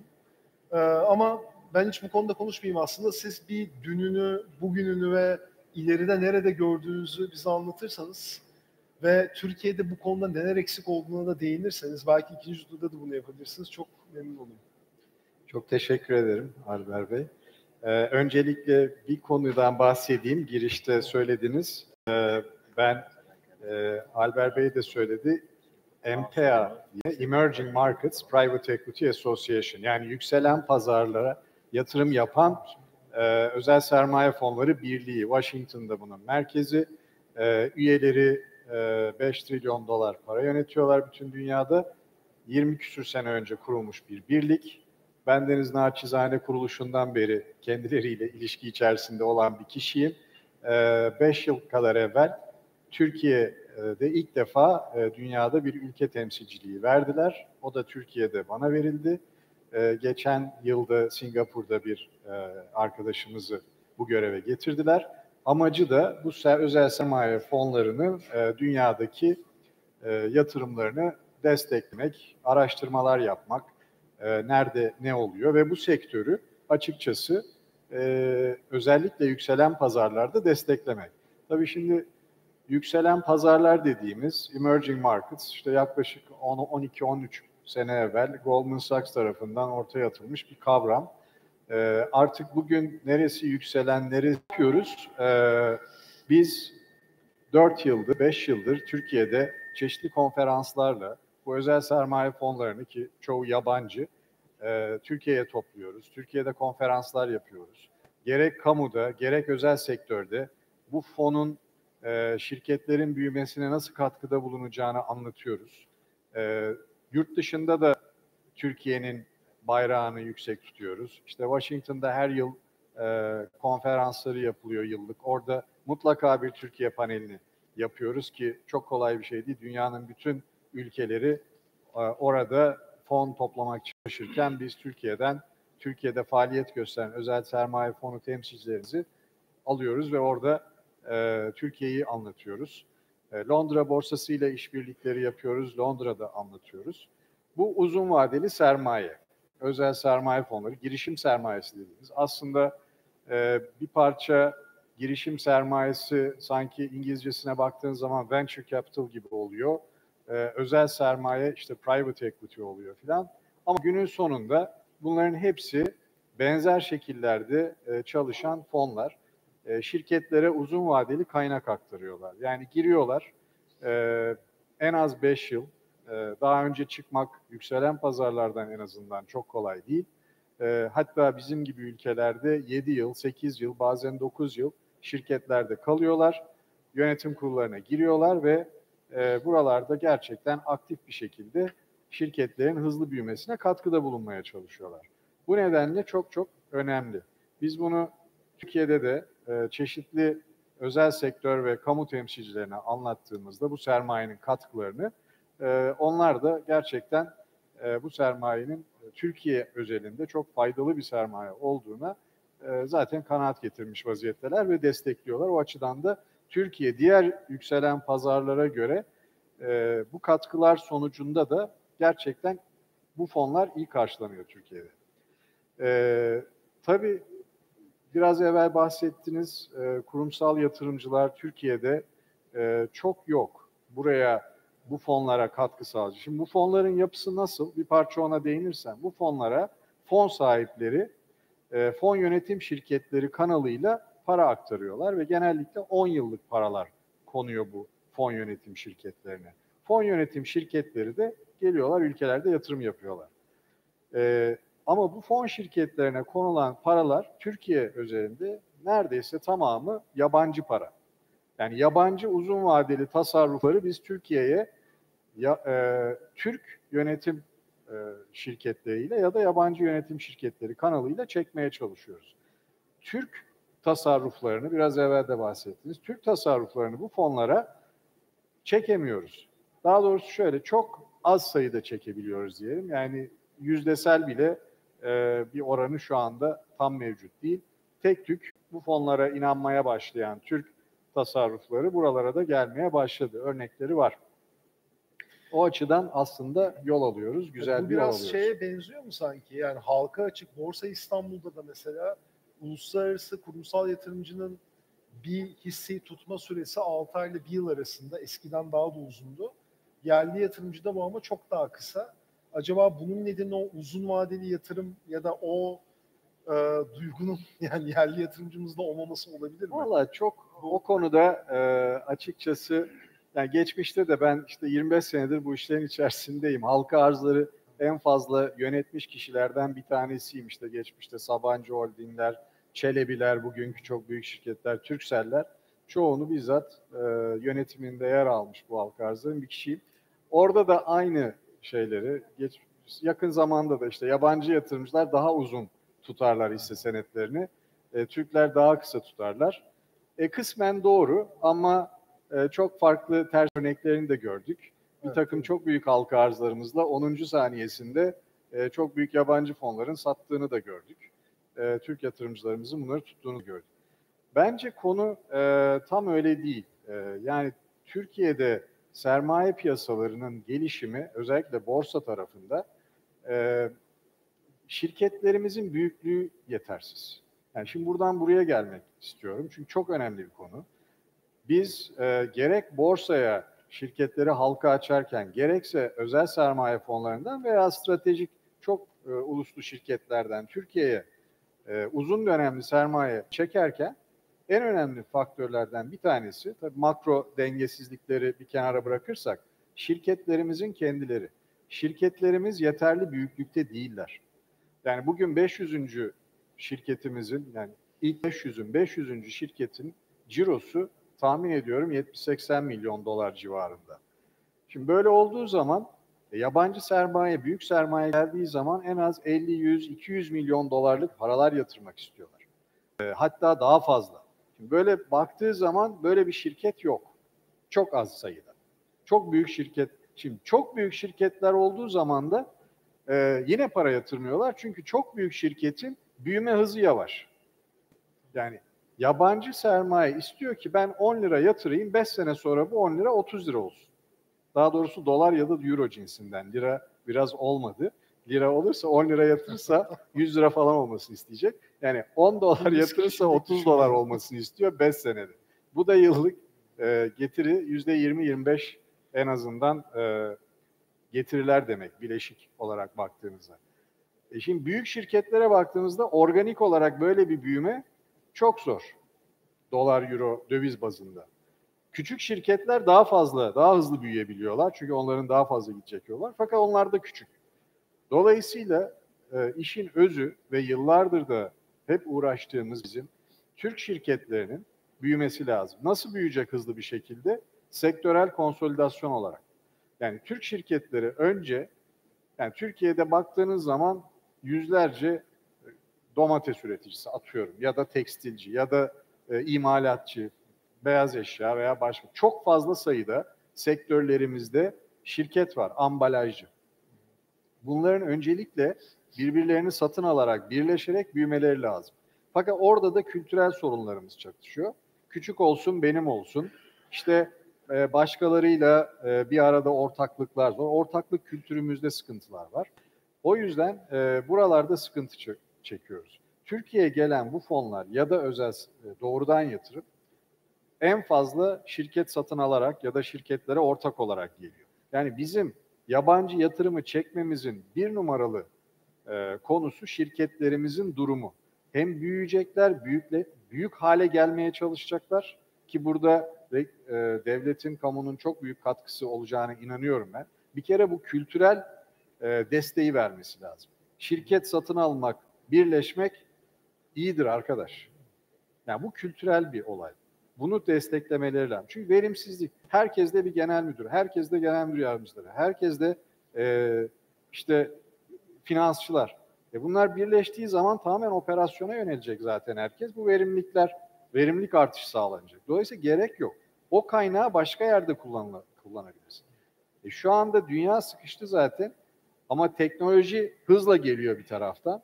Belirsizlikler şu anda bütün dünya bana göre o eğer emerging markets'ın tanımını yapacaksak geçmişte yapılan en büyük birinci özelliği belirsizlikti. Bugün dünyada belirli bir yer kalmadı. Yani Amerika'sı belirsiz, İngiltere belirsiz. Biz de belirsiz. Ama biz en azından bu belirsizlik ortamında ne yapmamız gerektiğini en iyi bileniz. Dolayısıyla aslında çok büyük fırsat var elimizde. Avrupa'da, İngiltere'de şu anda epeydir biz 2 senedir faaliyet gösteriyoruz. Yani Brexit'le yatıp Brexit'le kalkıyorlar. Ne olacak bu İngiltere'nin hali diye Thames Nehri'nin kenarında rakı içeceğiz neredeyse. Yani İngiliz arkadaşlarımız da merak etmeyin falan diye onları teselli edeceğiz. Yani o durumdalar yani. Biz en azından o durumda değiliz. Teşekkür ediyorum. Ben Şimdi teşekkür ederim. konu tabii bambaşka bir yerlere doğru kayabilir. Ne olacak bu İngiltere'nin haline doğru gidersek. Ama özet olarak aslında bu önemli bir tespit. Şirket satma birleşme kültürünün gelişmesi lazım. Belki bir takım devlet teşvikleriyle de bu aslında hızlandırılabilir. Ki uluslararası yatırımcı daha çok iyi göstersin, sistem daha verimli hale gelsin. Bu tabii hala yerli yatırımcının ilgi göstermemesi konusunu tam açıklamıyor ama buna ikinci turda belki değiniriz. Ben Şule Hanım'a sözü vereceğim. Yani Ertunç'un çizdiği perspektifte hem bu aradaki aslında uzun vadeli havuzlarla veya araçlarla bunları bir araya getirecek kalkınma bankacılığı, yatırım bankacılığı açısından bir değerlendirmenizi rica edeceğim. Bir de siz özellikle bu debt capital markets tarafında birçok projedesiniz. Yani equity tarafında da varsınız ama ondan da belki ikinci turda bahsederseniz. Debt tarafından konuya bakıp bizde eksik var mı, fazla var mı, neyi daha iyi yapsak debt tarafından da daha yaygın bir sermayeyi çekebiliriz. O konuda görüşlerinizi rica edeceğim. Çok teşekkür ederim Albert. Öncelikle birçoğunuz zaten tanıyordur ama çok kısaca belki Avrupa İmar Kalkınma Bankası kimdir diye belirtmek gerekirse 70'in üzerinde ülkenin ortaklığının olduğu uluslararası bir banka ve amacı faaliyet gösterdiği ülkelerde ekonominin kalkınmasına destek olmak ve o misyonla geliyor. Türkiye'de ortaklar arasında. Türkiye ortaklar arasında ama aynı zamanda şu anda Türkiye Avrupa İmar Kalkınma Bankası'nın en fazla yatırım yaptığı ülke durumunda. Toplam portföy içerisinde %15, %16 civarında bir paya sahip. Bu anlamda en azından bankamız için Türkiye'nin ne kadar önemli olduğunu bir kere daha belirtmek isterim. Her 4-5 yılda bir biz ülke stratejimizi yenileriz. Bundan önceki ülke stratejimiz 2015 yılında yapılmıştı ve 2019 yılına kadar geçerliydi. Çok yakın bir zamanda Temmuz ayında ikinci bir ülke stratejimizi revize ettik. Yeni ülke stratejimizi yayınladık. Şimdi bir ülke stratejimizi oluşturup öncelikleri belirlemeden önce bir country diagnosis denen bir şey yapılır. Bir ülkenin içinde bulunduğu durum, büyümesinin veya kalkınmasının önündeki engeller nedir? Onun gibi bir gap analizi gibi bir şey yapılır. Ve Türkiye'nin şu anda içinde bulunduğu durumda aslında mid income trap denen durumun içinde olan bir ülke olduğu sonucu ortaya çıkıyor. Demin Barış'ın da örneklerini verdiği case'lerden de anlaşılacağı üzere. Ve bu mid income trap'ten kurtulmanın en önemli yolu bir yandan da belli yapısal reformların yapılması gerektiğinden çıkıyor. Bu veriyle biz ülke stratejimizi belirlerken ilk öncelikli sıraya sermaye piyasalarının geliştirilmesi ve derinleştirilmesini koyduk. Bu ne demek oluyor? Biz EBRD olarak ülkenin bu alanda gelişimine, kalkınmasına destek olmak için her türlü hem ilgili idari kurumlarla, devlet kurumlarıyla bir takım policy diyaloglar yaparak gerekli reformların yapılmasını sağlamak, altyapı hukuki düzenlemeler konusunda destek olmak, diğer yandan anchor investor rolünü üstlenerek hem debt hem equity yurt dışından yabancı yatırımcıların gelmesine anchorlık yapmak ama aynı zamanda da yurt içinde de bu piyasanın oluşması konusunda bir anchor rol üstlenmek. Dediğim gibi bizim bu misyonumuz hem bizim debt tarafı için hem equity tarafı için geçerli. Equity tarafında zaten duyuyorsunuzdur. Şimdiye kadar çok sayıda ortaklıklarımız oldu. Aslında bunların içerisinde çok başarılı örnekleri var. Mesela global limanı örnek vermek isterim. Londra'da halka arz edilmiş bir proje ve bizim yaptığımız finansman global limanın yatırımlarına ve büyüme stratejisine destek olmak ama aynı zamanda şirketin corporate governance tarafında da kendini geliştirmesine yardımcı olarak, destek olarak onun uluslararası bir piyasada halka açık bir şirket haline gelmesine sağlamakta. Bunu bir örnek olarak vermek isterim. Bunun gibi çok sayıda örneklerimiz var. Küçük şirketler de var. Bunların arasında BRN gibi, Grasner gibi. Tabii onları amaç büyümelerine destek olmak. Büyümeleri için onların strateji oluşturmasına destek olmak, onların bir sonraki adımı atmaları için gerekli olan corporate governance yapısını oluşturmalarına destek olmak ve stratejik bakış açısını sağlamak. Ama öbür yandan daha medium ve büyük şirketlerde amaç onların EBRD ismini de etiket olarak yanına koyarak dışarıya açılmasına yardımcı olmak gibi değişik misyonları olabiliyor bankanın. Şimdi bu bizim sermaye tarafında ama sermaye tarafını konuşursam girişim sermayesinde yaptığımız anchorlıklarımız da var falan. Çok sayıda farklı alanlarda faaliyet. Aynı zamanda mesela geçen sene ilk defa halka arz edilen bir şirkete anchor investor olarak girip IPO'sunda yer aldık.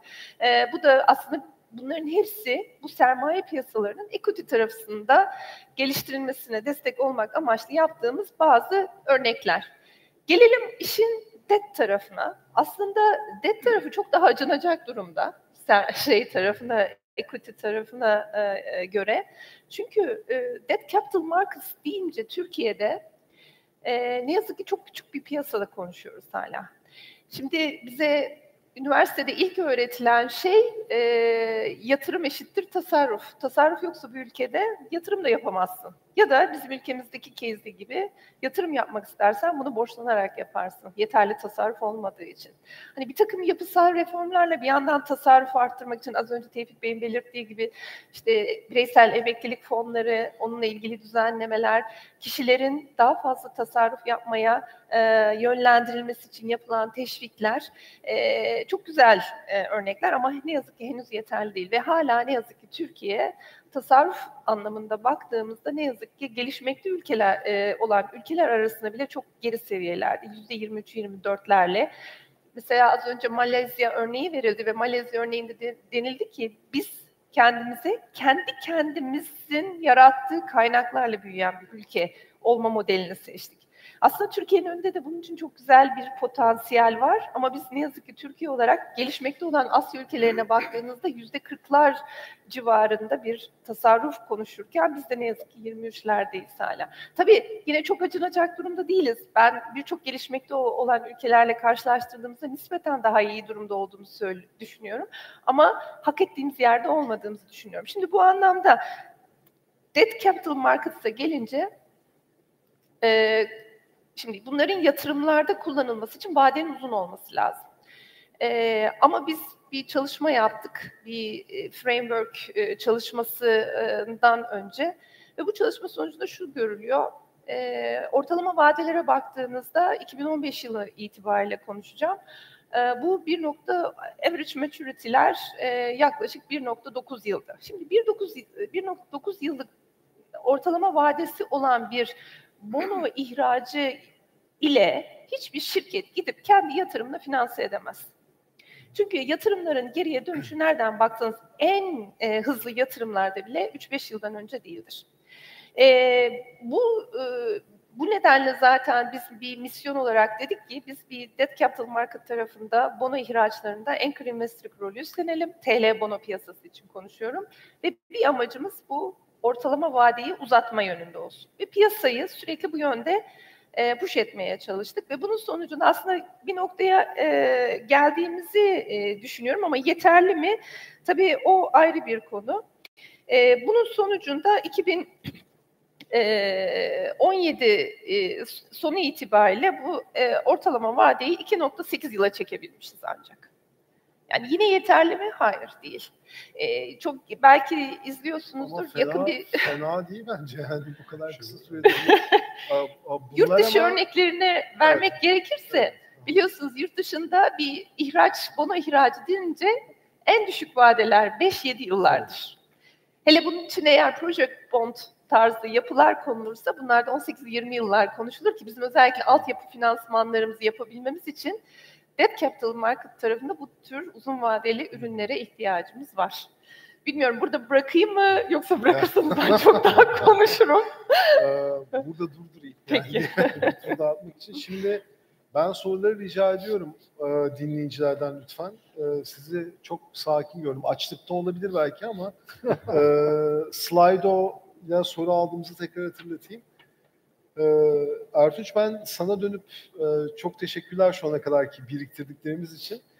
Biraz daha önce konuştuğumuzda önceki konferansa çıkan şeylerden biri başaltı firmalarının yani göreli olarak daha az görünen ve dezavantajlı konumda olan şirketlerin sermaye erişimiyle ilgili bir problemden bahsetmiştim. Biraz direkt sana bırakayım, onu konuşalım. Çok önemli. Bu bizim aslında konferansımızın gerçekten bana sorar. Tabii bu çıktı aslında Ufuk Akçayit hocamızın, Chicago Üniversitesi öğretim üyesi Profesör Ufuk Akçayit'in Merkez Bankamızla birlikte yaptığı bir çalışma sonucunda ortaya çıkan bir bulgu. Bulgu şunu diyor aslında, Türkiye'de başaltı firmalar diye bir kavram var. Başaltı firmalar şu demek, Türkiye'nin en büyük firmaları değil, en büyük firmaların bir alt düzeyindeki firmalar. Şimdi bu firmalarla ilgili çok önemli bir finansman sorunu var ama sadece finansman da değil. Bu firmaların aslında önünde başka bir sürü engeller de var.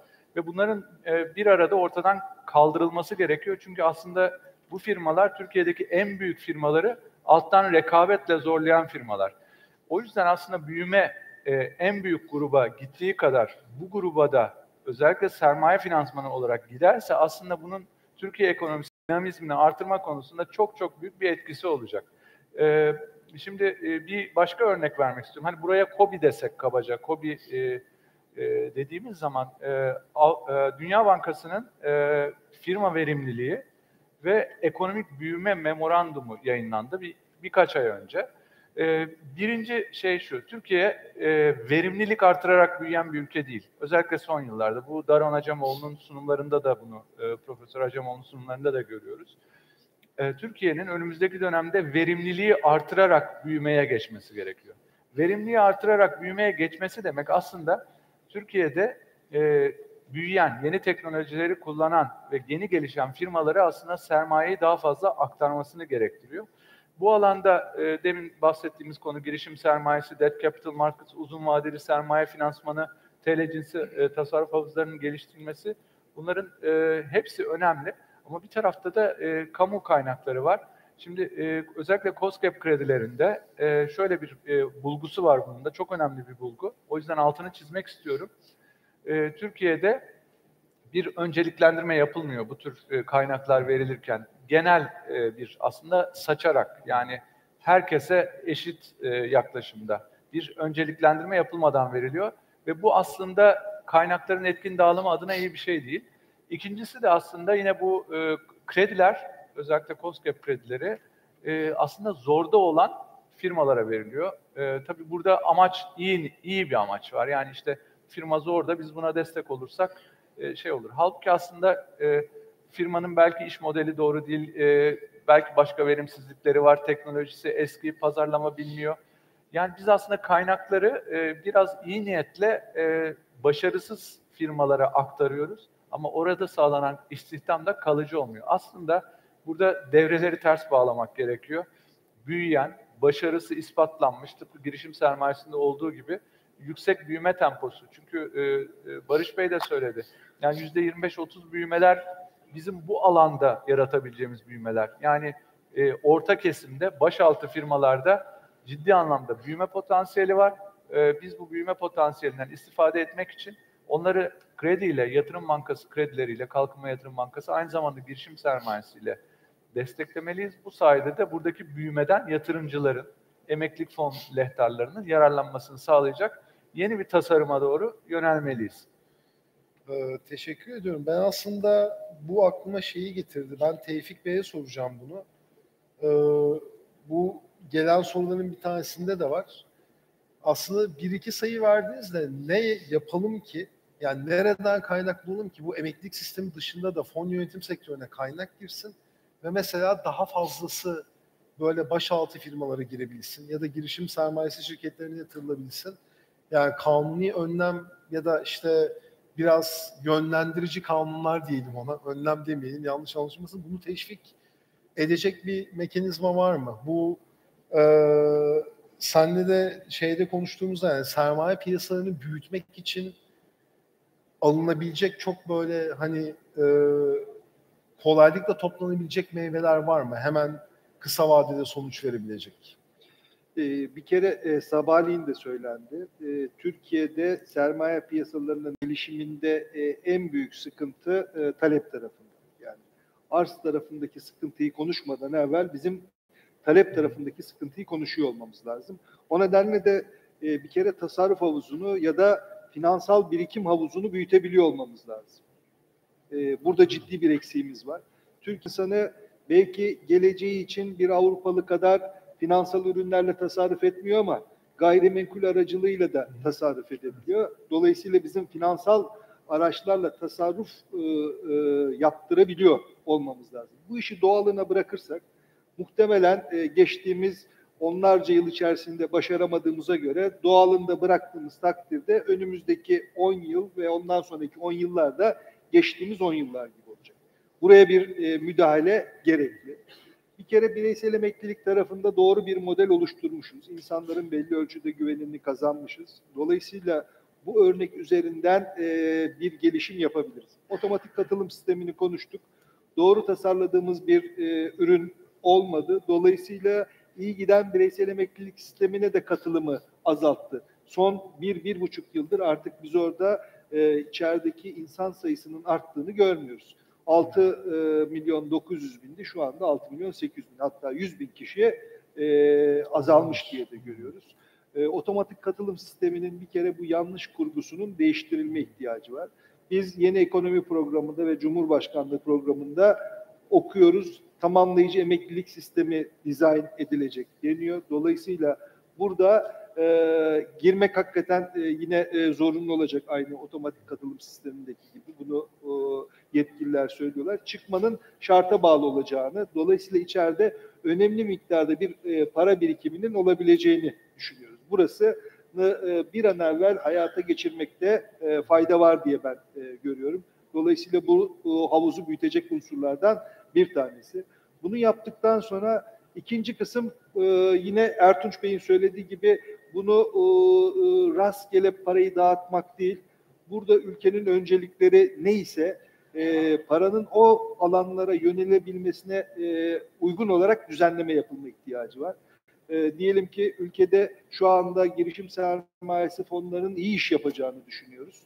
O zaman girişim sermayesi fonlarına bu havuzda biriken pastadan daha büyük bir kaynağın aktarılmasına imkan sağlayacak düzenlemeleri yapma ihtiyacımız var. Nasıl mevcut bireysel emeklilik sisteminde %10 gayrimenkul ve girişim sermayesi fonlarına yatırım zorunluluğu var ama tek bir fon türünde otomatik katılım standart bu. O toplamın içerisinde çok büyük bir şey değil. Dolayısıyla yeni sistemi dizayn ederken bunu biraz daha yaygınlaştırarak ve oranını biraz daha kuvvetli söyleyerek bir şey yaptığımız takdirde buradaki ekosisteme bir kaynak tahsis etmiş olabiliriz. Diğer taraftan yine uzun vadeyi teşvik etmek amacıyla Şule Hanım'ın da yıllardır gelişmiyor, işte bizim desteğimiz var dediği alanda da bir şeyler yapılabilir. Uzun vade çıkartılacak olan tahvillere yatırım yine burada yönlendirmeye tabi tutulabilir. Bunlar yasayla ve zorunlu olarak yapılan işlerden konuşuyorum. Dolayısıyla da çok sevimli değil. Ama diğer taraftan yine yatırım fonları alanında ya da bireysel tasarrufların değerlendirilmesi alanında da biz uzun vadeyi biraz daha özendirici vergisel mekanizmalarla bu işi yapabiliriz.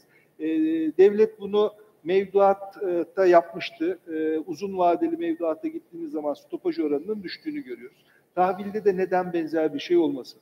Ya da uzun vadeli yatırım yapan yatırım fonlarında neden benzer bir şey olmasın? Mesela oralarda şu anda stopaj oranı 10, bunu 3'e neden çekmeyelim, 2'ye niye çekmeyelim? Çünkü uzun vadede bize sağlayacağı fayda devletin bugün alacağı stopaj rakamından çok daha kıymetli. Dolayısıyla bu alanlarda bir şeyler yapma ihtiyacımız var. Bunu biz her platformda dile getiriyoruz. Ve ülkenin de bunları hızlıca yapma ihtiyacı var. Şu anda en büyük sıkıntı Ankara'da hep onu söylüyor. Yatırım yok diyoruz. Yani yatırımların hepsinde devlet eliyle yapabilecek durumumuz yok. O nedenle bu yatırımların önünü açacak konuda yeni düzenlemelerin hem teşvik edici hem de bir miktar zorlayıcı şekilde yapılması iyi olur diye düşünüyorum.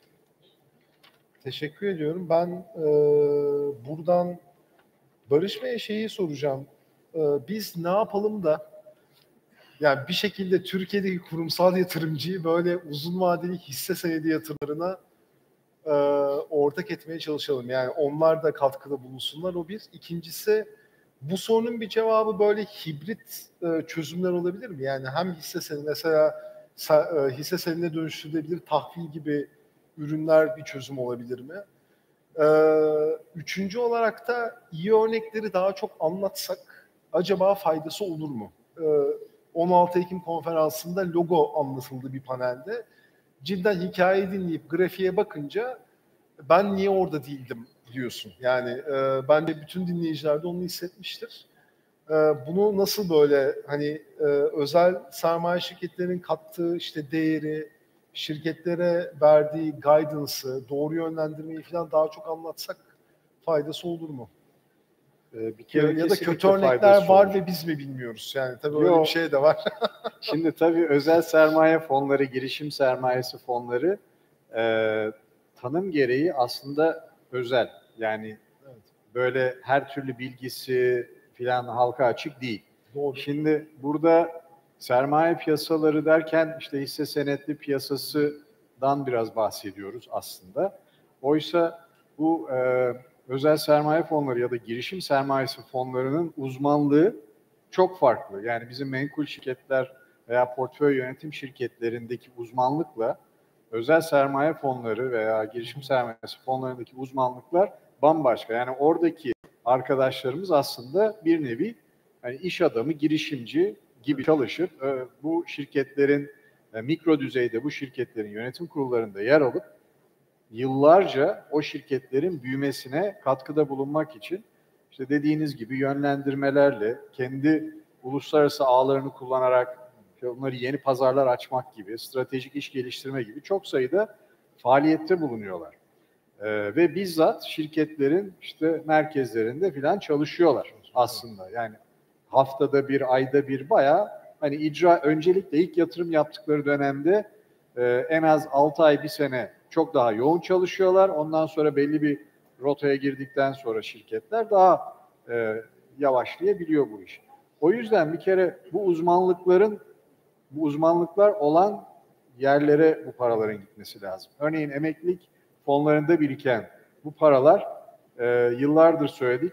Şimdi bir parça buna olanak sağlıyor. Yani ben bir bireysel emeklilik sahibi olarak diyelim birikimimin işte şu kadarını likit fona yatır, şu kadarını dövize yatır, şu kadarına yatır diyorum ama özel sermaye fonlarına yatır diyebileceğim bir altyapısı yoktu. Evet, yok. Şimdi oluşuyor fakat bu sefer de o bizim anladığımız anlamdaki özel sermaye fonlarına gitmiyor bu para.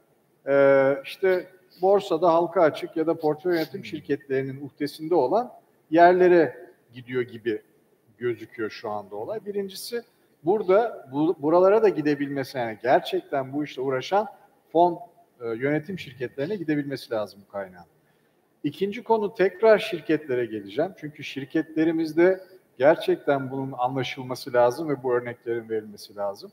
Biz aynı sektörde faaliyet gösteren başka şirketleri satın alarak veya birleşerek büyümemiz lazım. Ve bunun da mutlaka teşvik edilmesi lazım. Birkaç sene evvel işte şirket birleşmelerinin vergisel teşviki gibi bir konu gündeme geldi.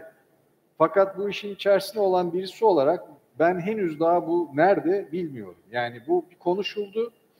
Bunun üzerine kesinlikle gitmemiz lazım.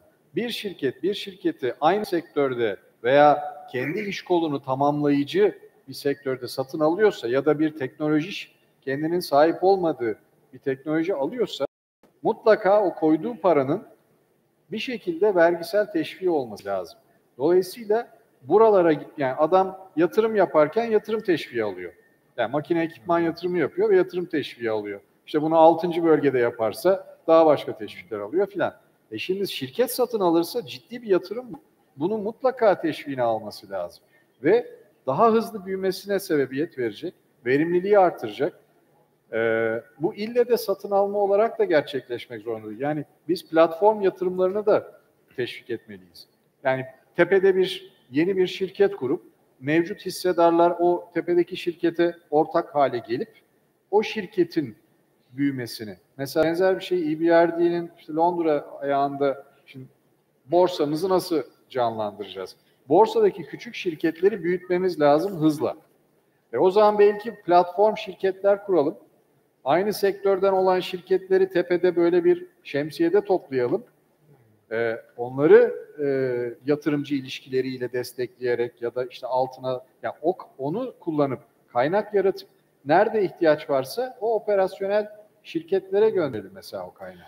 Aslında birliklerin böyle sektör birliklerinin falan böyle şeyler yapıyor olması lazım belki. Yani ama yapmıyorlar maalesef. Evet, yapmıyor. Yani bu gene kültürel geliyor. Yani bizim yönetimimizin iş dünyası önderlerinin ve hükümet önderlerinin mutlaka kültürel olarak bu iyidir, bunu yapın diye sadece kültürel dokunuş dahi yapsak ben eminim buradan alınacak olan yönlendirmeyle bu bir gaz meselesi.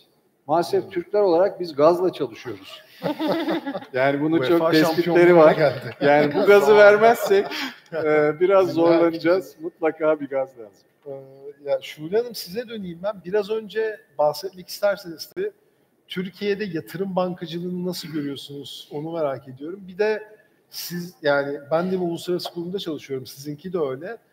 Ya biz Türkiye'de ne yapacağız ki? Hani daha çok isteyerek yani kendi kendine buraya o kaynağı getirebileceğiz. Yani bir iki tane şunu yapsak aslında çok güzel olurdu diyebileceğiniz bir şey varsa onu paylaşmanızı rica edeceğim. Evet. Ama yatırım bankacılığının durumu, eksikliği o konuda da bir yorumunuzu rica edeceğim. Ben de aslında kariyerime yatırım yani özelleştirme dersen ondan sonra yatırım bankacılığı, sonra bir private equity, en sonunda şimdi bu kalkınma, proje finansmanı ve şimdi de kalkınma bankacılığıyla devam ederek gidiyorum. O yüzden aslında 1998'ler, 2000'lerle karşılaştırdığımızda Türkiye'de yatırım bankacılığı aslında çok ciddi aşama kat etti. Ama hala istenilen noktada mıyız? Hayır. Hala yatırımcıyla sermaye ihtiyacı olan kurumları tam anlamda bir araya gelen bir ortam oluşturulur mu derseniz hayır. Şimdi orada da aslında biraz daha dediğim gibi altyapıda yapılması gereken bir takım eksikler ve düzenlemeler var. Bir örnek vermek istiyorum. Yakın bir zamanda yani neden mesela az önce söylemiştim.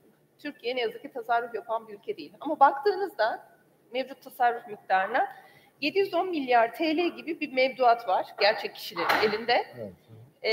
Ve portföy yönetim şirketi baktığınızda yani varlık yatırımı yapan şirketlere ortak olan varlık büyüklüğüne baktığınızda bu sadece 233 milyar TL. Dolar olarak baktığımda yaklaşık 40 milyar dolar gibi bir rakam ediyor. 800 milyar dolara geçen bir ekonomide 40 milyar gibi bir asset management konuşuyoruz. Veya 710 milyarlık bir mevduatı olan bir gerçek kişi birikimi var. Ama bunun yanında şöyle bir acı gerçek var. Bu kişiler paralarının %10'unu her zaman nakitte tutmayı tercih ediyorlar. Bu ne demek? 71 milyar TL. Dolara vurduğunuzda yaklaşık 13-15 milyar dolar. 40 milyar dolarlık bir asset management tarafımız var. Daha 15 milyarlık da bir böyle piyasada nereye gideceğini bilmeyen bir nakit var. Şimdi yatırım bankacılığıyla bunu şöyle bağlamak istiyorum. Yatırım bankacılığı tarafında hala istenilen ürün çeşitliliği, ürün gamı, ama sadece bu ürün çeşitliliğinin fazla olması değil, aynı zamanda bunun çok kolay bir şekilde trade edilebilir ürünler olması önemli ki bu nakitte duran gerçek kişilerin paralarını da bir şekilde çekebileceği ama biliyor ki yarın bir gün paraya ihtiyacı olduğunda hemen onu nakite çevirebileceği bir ortam. Şimdi bizim o anlamda yatırım bankacılığı tarafında yapmamız gereken hala çok iş var. Likit ürünler geliştirerek, bu likit ürünlerin trade edilebildiği ortamlar yaratarak. Şimdi olayı birazcık da şeye de bağlamak istiyorum. Hani demin debt capital markets, borçlanma tarafına getirmek istiyorum. Şimdi orada mesela büyümemesinin veya vadelerin kısa olmasının önündeki en büyük engellerden biri nedir biliyor musunuz? Secondary market trading'in olmaması. Yani eğer bir yatırımcı gelip TL bono alırsa vadeyi mümkün olduğunca kısa tutmak istiyor. Çünkü onu bir şekilde gidip satıp paraya çevirebileceği, nakite çevirebileceği bir yer yok. Altyapı anlamında baktığımızda Borsa İstanbul'da çok güzel aslında bunu sağlayacak bir platform var.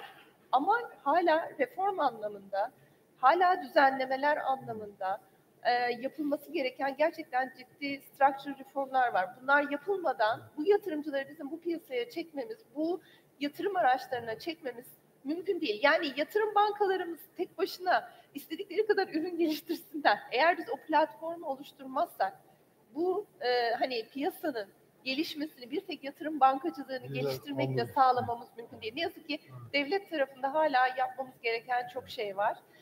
Çok basit bir örnek vermek istiyorum. Sermaye Piyasası'nın da destekleriyle bir çalışma yaptık.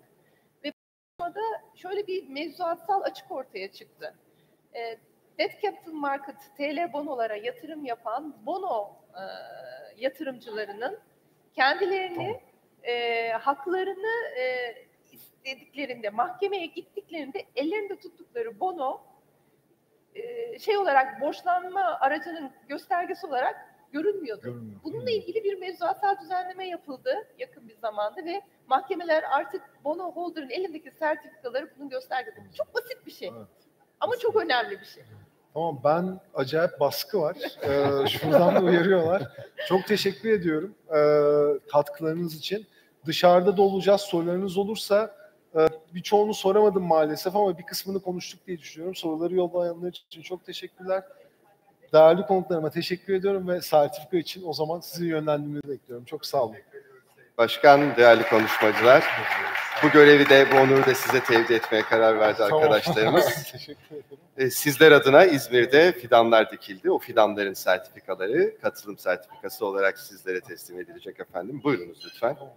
Teşekkürler. Bunu sırayla... Ardından da bir fotoğraf rica edeceğiz sizlerden. Bu arada kıymetli dinleyicilerimize, değerli katılımcılarımıza da kısa bir hatırlatma yapmak isterim efendim. Birazdan çok kısa bir süre içerisinde salon hazırlandıktan hemen sonra Papara'nın sponsorluğunda ana konuşmacımız Binance kurucusu ve CEO'su Changpeng Zhao konuşmasına başlayacak. Sizlerden birazdan salonu tamamen boşaltmanızı ve eşyalarınızı da lütfen yanınıza almanızı rica edeceğim. Çünkü salonun hazırlığı tamamlanacak. O hazırlık çok kısa 1-2 dakikalık bir süre içerisinde bittikten hemen sonra da sizleri tekrar salona alacağız efendim. Ve ana konuşmacımızın konuşması başlayacak.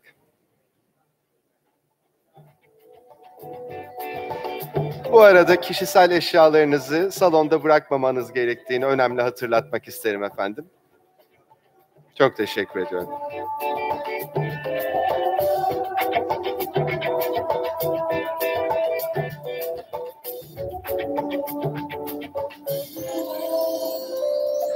Ağzına sağlık. Çok güzeldi.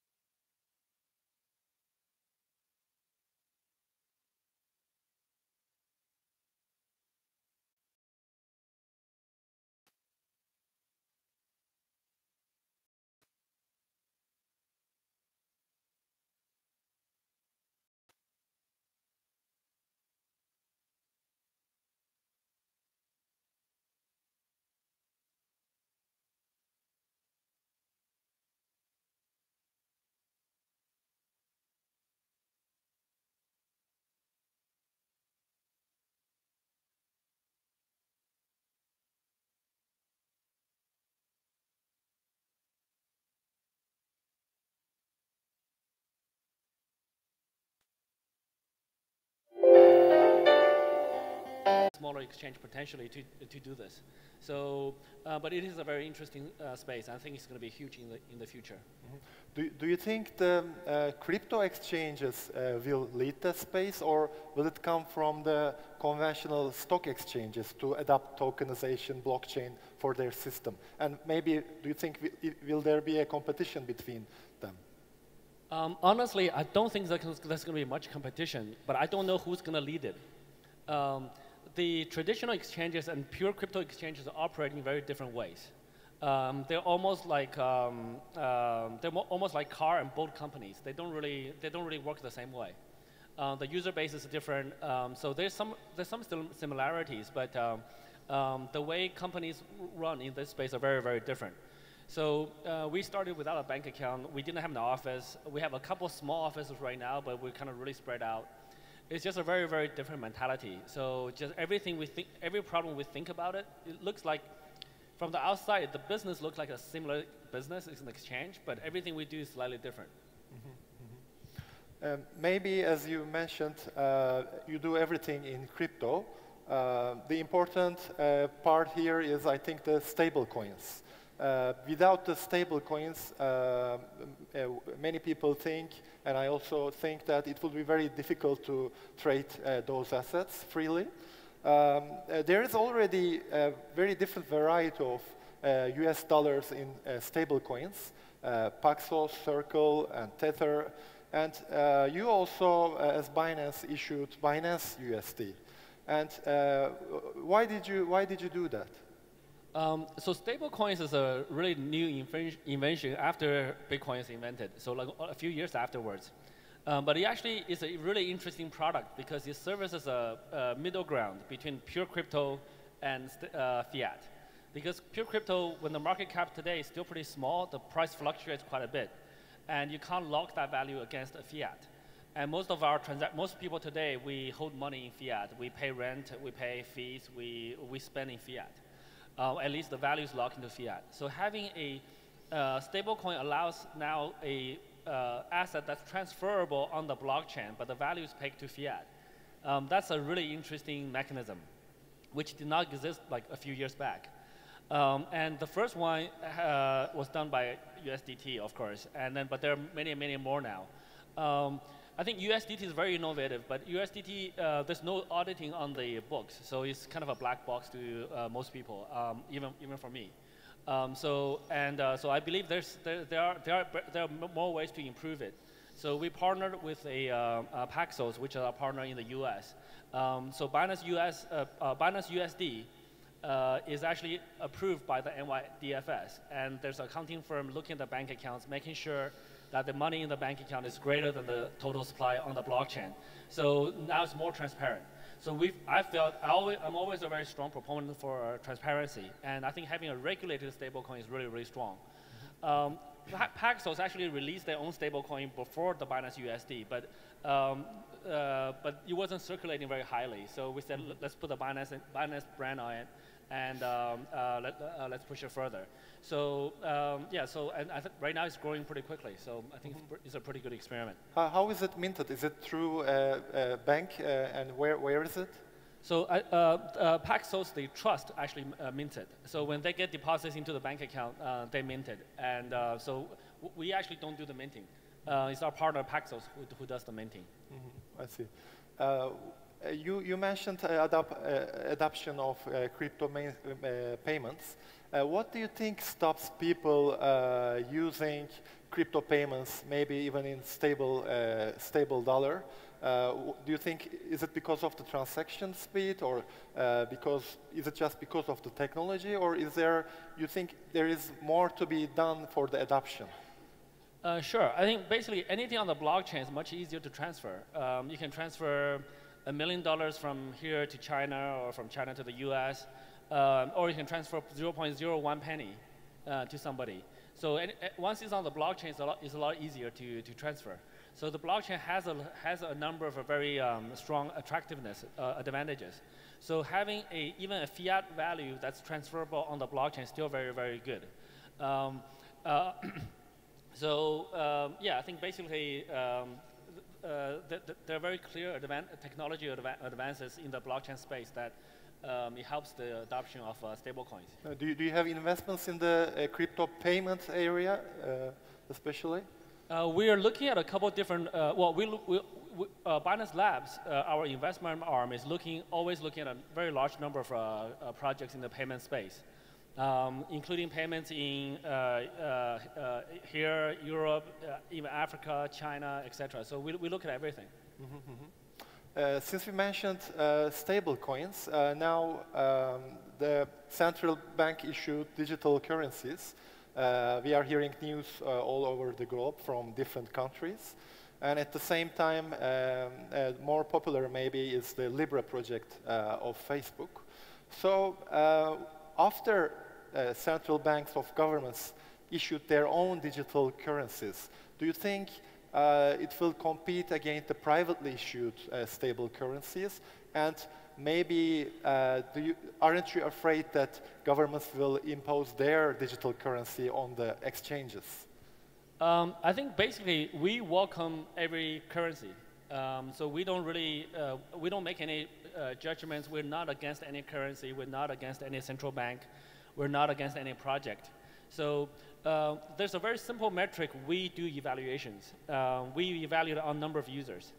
So basically any stable coin, any project, if you have a very large number of users, then we want to support it. So being an exchange, we list many different coins, many different stable currencies. We maintain a very neutral status. So we don't really jump into the subjective opinions of whether something's good or bad. We let the users decide. If there's a large number of users who wants to use something, we want to support it. Most of the central bank digital currencies are not fully out yet. So I don't really know what they're going to look like. There are a lot of rumors or news, but we have to see until they come out. When they come out, if they have a large number of users, then we're very willing to support them. Is your systems ready to integrate central bank digital currencies? I would assume it's not that difficult if it runs on the blockchain. So it's technically quite easy to do, I think. I'm also curious to get your opinion about what you think about public blockchain projects versus permission blockchain projects. Because when we look at the corporate world, the adoption is coming first from the private permission blockchains. Do you think it may change in the future, and how long do you think it will take for the fully public adoption? I think public blockchains or permission blockchains or even private blockchains will always coexist because, again, my view is in the future there's probably going to be at least thousands of blockchains. So some of them will be public, some of them will be permissioned, a few different enterprises may share them, and some of them may be completely private. So, and which one gets more users, I would imagine most likely the public ones will. At least that's what it looks like right now. But you never know. So I mean, if Facebook or Tencent wants to issue their own permission one, and they happen to be able to push very large adoption, that's also possible. So yes, those are very hard to judge. But I think eventually, if I were to place a bet right now, I would say it's definitely the public blockchain. Okay. I'm out of my questions, so I'll get some questions from the audience. We have about 2 to 3 minutes. One audience asked, why don't you adopt or integrate other fiat currencies, stable coins? And do you have any plans or partners to integrate stable Turkish lira? Yeah, so we want to integrate as many stable coins as we can, and we also have some requirements. For stablecoin, we need to be able to audit the bank account, or somebody needs to be able to audit the bank account. And we also have some requirements on the circulating supply of a coin before we list it. If the circulating supply is only $300K US, then we can't list it, because if we list it, the price is not going to maintain the stable. So there are certain requirements we have. I actually don't have all of them in my head, but there are certain requirements. When a coin meets our requirements, we'll list it. We are very interested in listing a Turkish stablecoin. We're very interested in that. Yes. Yeah, it's interesting to hear about that. Your headquarters is based in Malta, last time I checked. And crypto exchange business and wallets are regulated there. But for the last couple of months, you have issued leverage products, which are known more in the forex space. Is it regulated in Malta, or are you adapting current foreign exchange and margin trading regulations? So headquarters is an old concept that that doesn't really apply to a blockchain business like ours anymore. So we have offices all around the world. It's very difficult to say where the headquarters is. We do have a couple offices in Malta, but they actually service a Malta operation. So for the derivatives and margin trading that we launch, we comply with every regulation in the world, and that applies to not only just the margin and futures. That applies to everything that we do. So, for example, if a country does not have a clear ban say that citizens should not do X, Y, Z, then we respect that. So everything we do is fully compliant, fully regulated. Mm-hmm. And the final question would be maybe the most important question everybody asks. Do you expect an all-time high in Bitcoin in 2020? Again, that's a really tough. That's a really tough question to answer. The short answer is really I don't know. I'm very bad at predicting prices, so I'm not even going to try. But I think looking at 1 year is a very short period of time. I think if you look at 5 years, 10 years, 100 years, blockchain will be everywhere. I think blockchain is a technology that's not going away. So if you put your horizon on 5 to 10 year horizon, I think the industry will get a lot bigger, and you can decide for yourself what's going to happen to the Bitcoin price. Thank you very much. Thank you. Thank you for having me. Thank you, guys. Thank you.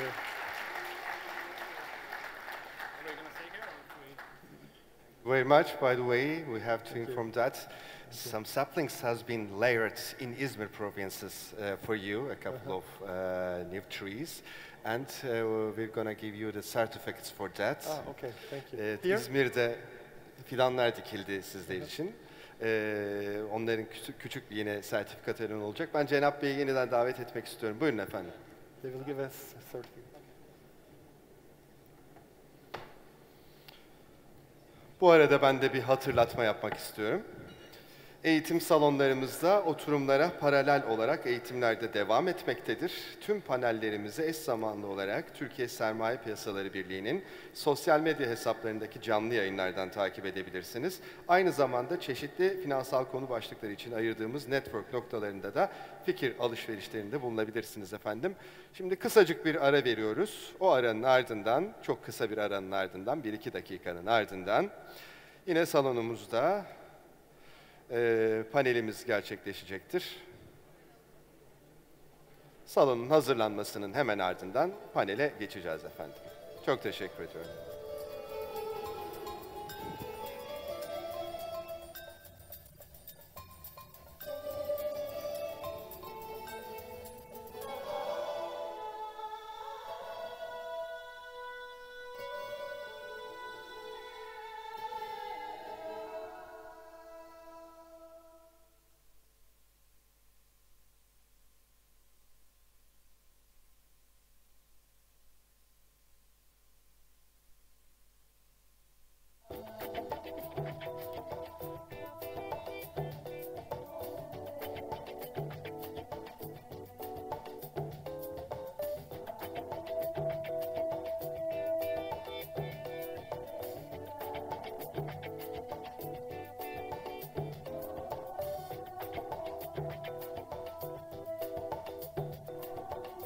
Mi? Değerli konuklarımız, salonun yeniden düzenlenmesi için değerli konuklarımızın salonu bir an önce, özellikle orta taraftaki konuklarımızın boşaltmaları önemli istirham olunur. Çok teşekkür ediyoruz.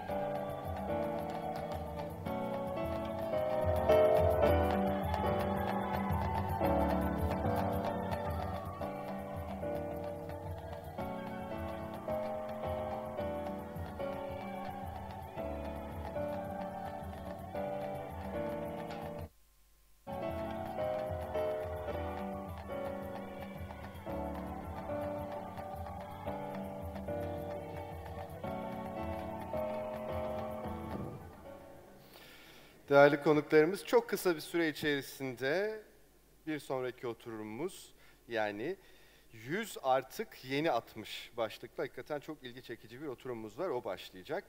Türkiye Sigorta Birliği'nin katkılarıyla gerçekleşiyor bu panel. Onu hatırlatalım. Yine bir başka hatırlatmamız, Slido uygulaması üzerinden ya da Slido'nun web sitesi üzerinden @asalonu tspk etiketiyle konuşmacılarımıza, panelistlerimize sorularınızı iletebileceksiniz efendim. Panel sonunda, oturum sonunda yeterli süre kalması durumunda da moderatörümüz bu soruları panelistlerimize aktaracaklar.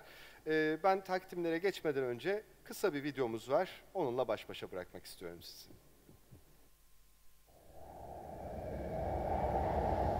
Hayatta risk varsa sigortası da var. Hayat sigortası yaptırın, hayatı güvenle yaşayın.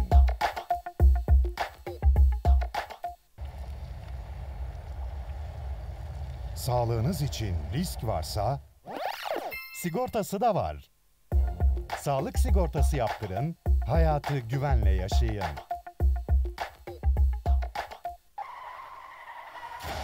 Aracınızın çalınma ya da hasar görme riski varsa sigortası da var. Kasko yaptırın, aracınızın keyfini güvenle yaşayın.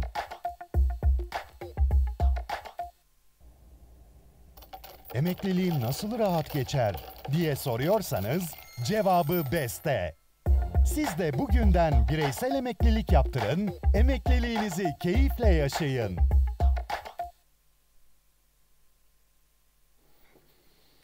Efendim, yaşam süresinin uzamasıyla birlikte emeklilik sistemindeki reformları ve yaşlılıkla ilgili projeleri değerlendireceğiz bu oturumda. Az önce de ifade ettiğim gibi 100 artık yeni 60 başlıklı bu panelde. Moderasyonu Hürriyet Gazetesi yazarı Sayın Noyan Doğan gerçekleştirecek. Ben kendisini davet etmek istiyorum. Buyurunuz efendim, hoş geldiniz. Çok kıymetli panelistlerimizi de hemen takdim etmek isterim efendim. Emeklilik Gözetim Merkezi Genel Müdür ve Yönetim Kurulu Üyesi Sayın Mustafa Akmaz. Buyurunuz efendim. Aks Hayat ve Emeklilik Başkanı ve İcra Kurulu Üyesi Sayın Olgun Küntay. Sayın Küntay, buyurunuz efendim. TEP Portföy Yönetimi Genel Müdürü Sayın Mustafa Selim Yazıcı. Sayın Yazıcı, buyurunuz. Ve USAŞ Uluslararası Sağlık Hizmetleri Direktörü Sayın Uluç İçöz. Sayın İçöz, buyurun efendim. Sayın Başkan, söz sahne sizde. Süremiz bir saat efendim. Çok teşekkür ediyorum. Başarılı geçmesini diliyorum.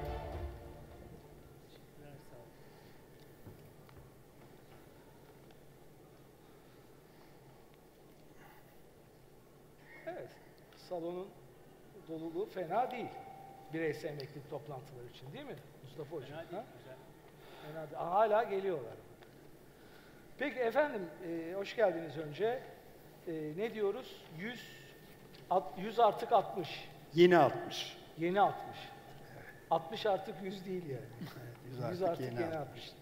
Şimdi efendim iki bölüme ayırdık paneli. İlk bölümde bu 60-100 hikayesini bir konuşmacılar bir 3'er dakika yorumlayacak. Hani ne anlama geldiğini. Dün hatta konuşurken kendileriyle yani nereden, nasıl 60-100-160'ı nereden buldunuz? Güzel bir slogan dediler. Ben de çok detayını bilmiyorum. Şimdi inşallah hep beraber öğreneceğiz. İkinci bölümde çok merak edilen bir konu. Bireysel emeklilik sistemi, tamamlayıcı emeklilik sistemi, özel emeklilik sistemi. Hatta şimdi ona yenisi eklendi, mesleki emeklilik sistemi. Ve bunların hepsini detaylı konuşacağız. İkinci oturumda ayrıca bir girizgah yapacağım ben. Olgun Hocam'dan başlayalım. 60-100. 100 niye 60 artık? Hani 2-3 dakika bize bir ne anlama geldiğini bir söyleyin, nasıl yorumlandığını. Tabii. Şimdi aslında panelin ismini biz koymadık. Panele davet edildiğimizde bu isim verilmişti. Daha henüz ismi kimin koyduğunu bulamadık. Onu bulmadık. Şimdi ama yani bu ismin yani çok çarpıcı, çekici bir isim olduğunu kabul etmek lazım. Çünkü yani artık etkilerini hızlı bir şekilde hissetmeye başladığımız demografik dönüşümü çok iyi ifade eden bir başlık olmuş. 100 artık yeni 60. Şimdi insan hayatının uzadığını kişisel olarak da gözlemliyoruz. Artık geçmişe göre çok daha fazla sayıda yaşlı tanıdığımız insan var. Ama bir ifadeyi de biraz yanlış kullanıyoruz. Aslında insan hayatı uzamıyor, yaşamın biyolojik sınırlarına ulaşan insan sayısı artıyor demek daha doğru. Yoksa yani 200 yıl önceye, 300 yıl önceye de bakıldığı zaman yani 80 yaşına ulaşan insanlar yine var. Şimdi ulaşan insanların sayısı artıyor. Ama insan hayatının gerçekte uzaması, yani biyolojik ömrün yaklaşık 100 yıldan 150 yıla gerçekleşmesi henüz o çıkmadı. O işte tıptaki, teknolojideki değişmelerle üzerinde hala çok yoğun çalışmaların olduğu bir konu. Tabii dünyayı daha korkutucu bir yere götürüyor olduğunu da o gelişmeleri düşünebiliriz. Ben şimdi demografik dönüşüm dediğimiz zaman hangi faktörlere bağlı olarak gelişiyor bildiğimiz şeyler, ama altına çizmemiz gerekirse ölüm oranlarındaki değişiklikler, doğum oranlarındaki değişiklikler, kentleşme ve göçler, bunlar demografik profili etkiliyorlar, değiştiriyorlar. Şimdi ölüm oranları bugün her 1000 kişi için 7-8 civarında. Bu örneğin 1950-55 döneminde binde 19-20 civarındaymış. Doğum oranları da bugün yaklaşık %1.9 civarında her bir yıl için. Bu da işte son 50-60 yıllık dönemde yaklaşık yarı yarıya azalmış durumda. Şimdi tıpta aşılar, antibiyotikler, teknolojide gelişmelerle birlikte ölüm oranları azalıyor. Ancak özellikle gelişmekte olan ülkelerde doğum hızları aynı hızla düşmediği için dünya nüfusu artmaya devam ediyor. Ve etkileyici bir şekilde artmaya devam ediyor. 19. yüzyılın başında 1 milyar kişiymiş dünya. 1920'de 2 milyar kişi, 1960'da 3 milyar kişi, 40 yıl sonra 2000 yılında 6 milyar kişi, 2016'nın başında 7,5 milyar kişi, bugün 7,6, 2024 yılında 8 milyar kişi, 2050 yılında da 10 milyar kişiye yaklaşması bekleniyor. Nüfus artış hızı yavaşlıyor. Şu anda yılda yaklaşık %1 artıyor. Ama %1 artması bile nüfusun 2'ye katlanması için geçerli sürenin 70 yıl olduğu anlamına geliyor. Yani 70 yıl sonra bugüne göre dünya nüfusu 2 kat daha artmış olacak. Şimdi 2050 yılına kadar ancak diğer yandan artış hızının da yarı yarıya düşmesi bekleniyor. Bu arada nüfusun dağılımı da yaşlı kesimin ağırlığını arttırdığı bir yapıda değişime uğruyor. Yani dağılım da değişiyor. 60 yaş üstü kesim dünyada 1959'da %8 civarındaymış. Şimdilerde %12 mertebesinde, 2050 yılında 2 milyarın üzerinde 60 yaş üstünde insan olması bekleniyor ve %22 oranında da bir paya sahip olacak. Şimdi ben bu durumun ekonomik hayatımızda, sosyal hayatımızda, sosyal güvenlikte yaratacağı zorluklar ve onlarla mücadele yöntemleri açısından, yaklaşımları açısından sözü arkadaşlarıma bırakacağım. Ama bir 200 yıl önceye gidip Malthus'a değinmek istiyorum. Malthus'u İngiliz iktisatçı, matematikçi, nüfus bilimci, hatırlayacaklar mutlaka vardır. 1700'lü yılların ikinci yarısında, 1800'lü yılların başında yaşıyor ve çok önemli bir makale yazıyor. Nüfus değişimleri üzerine o zaman dünyayı sarsan 1798 yılında ve o zaman Malthus diyor ki işte nüfus artışı geometriktir. Bununla beraber besin artışı ancak aritmetik olabilir. Dolayısıyla insanlık bu nüfus artışıyla kendisini besleyemeyecek duruma gelecek ve açlık, sefalet içerisinde kırılacak, yok olacak. Bunun dayanağı da iktisattaki azalan verimler kanunu. Çünkü o zamanki üretim kaynağı sadece toprak ve toprağın verimliliği bir noktaya kadar arttırılabilir gibi kabul ediliyor. Daha fazla değil.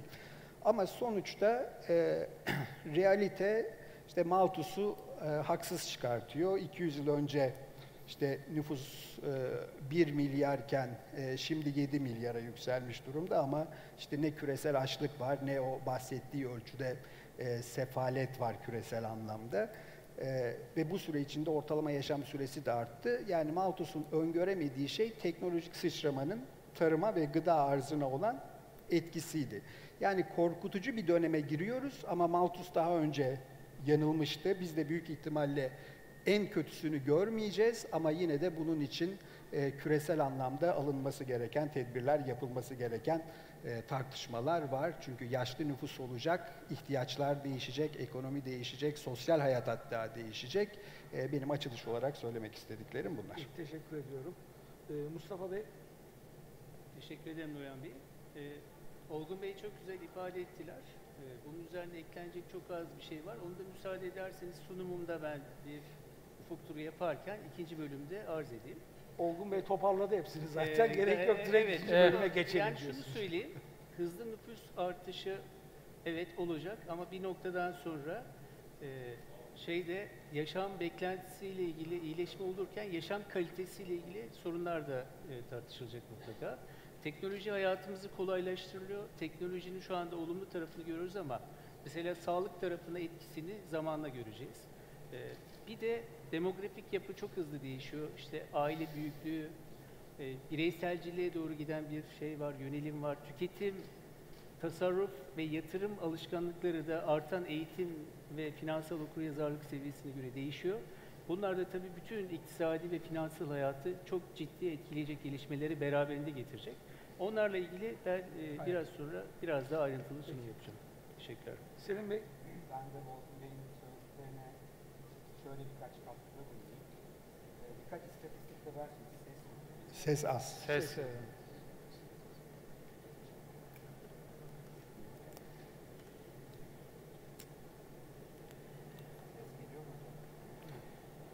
Şu an geliyor mu? Tamam. Şu an herhalde tamamdır. Olgun Bey'in istatistikleri zaten yeterli bence. Ben çok fazla eklemeyeyim. Biraz belki Türkiye'den örnek verebilirim ama İngiltere'de 85 doğumlu bir erkek çocuğun beklenen yaşı 86 iken 2035 yılında bu 94'e çıkmış vaziyette. Çok büyük ihtimalle yakında bugünlerde doğan çocukların life expectancy'si beklenen yaşı yüzlere doğru gidecek diye düşünüyorum. Şimdi bunu Türkiye'ye biraz uyarlarsak bizim aslında çok güzel bir sosyal güvenlik sistemimiz var, aile. Aileler genelde çocuklarının ilk 30-35 senesini planlarlar değil mi? Hani okul olsun, ondan sonra işte askerlik, erkekse sonra evlilik, sonra torunlar olur, onlara bakılır falan. Bir şekilde bir sosyal destek vardır. Ama şu anda bir 100 seneden bahsediyoruz. Doğan çocuklar 100 sene yaşayacaklar. O geriye kalan 60-65 seneyi aile veya eğer ultra zengin değilseniz başka bir şekilde planlama şansınız yok. Dolayısıyla yapabileceğiniz en iyi sistem birincisi sürdürülebilir bir ekonomi bırakmak bu çocuklara, ikincisi sürdürülebilir bir sosyal güvenlik sistemi bırakmak.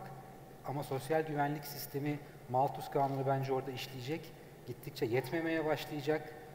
Oradaki katkılar gittikçe azalacak. Onu da ikinci ve üçüncü aşama emekliliklerle desteklemek gerekecek. İşte aslında biraz sonra konuşacağımız şey o. Çünkü uzayan yaş şu anlama geliyor.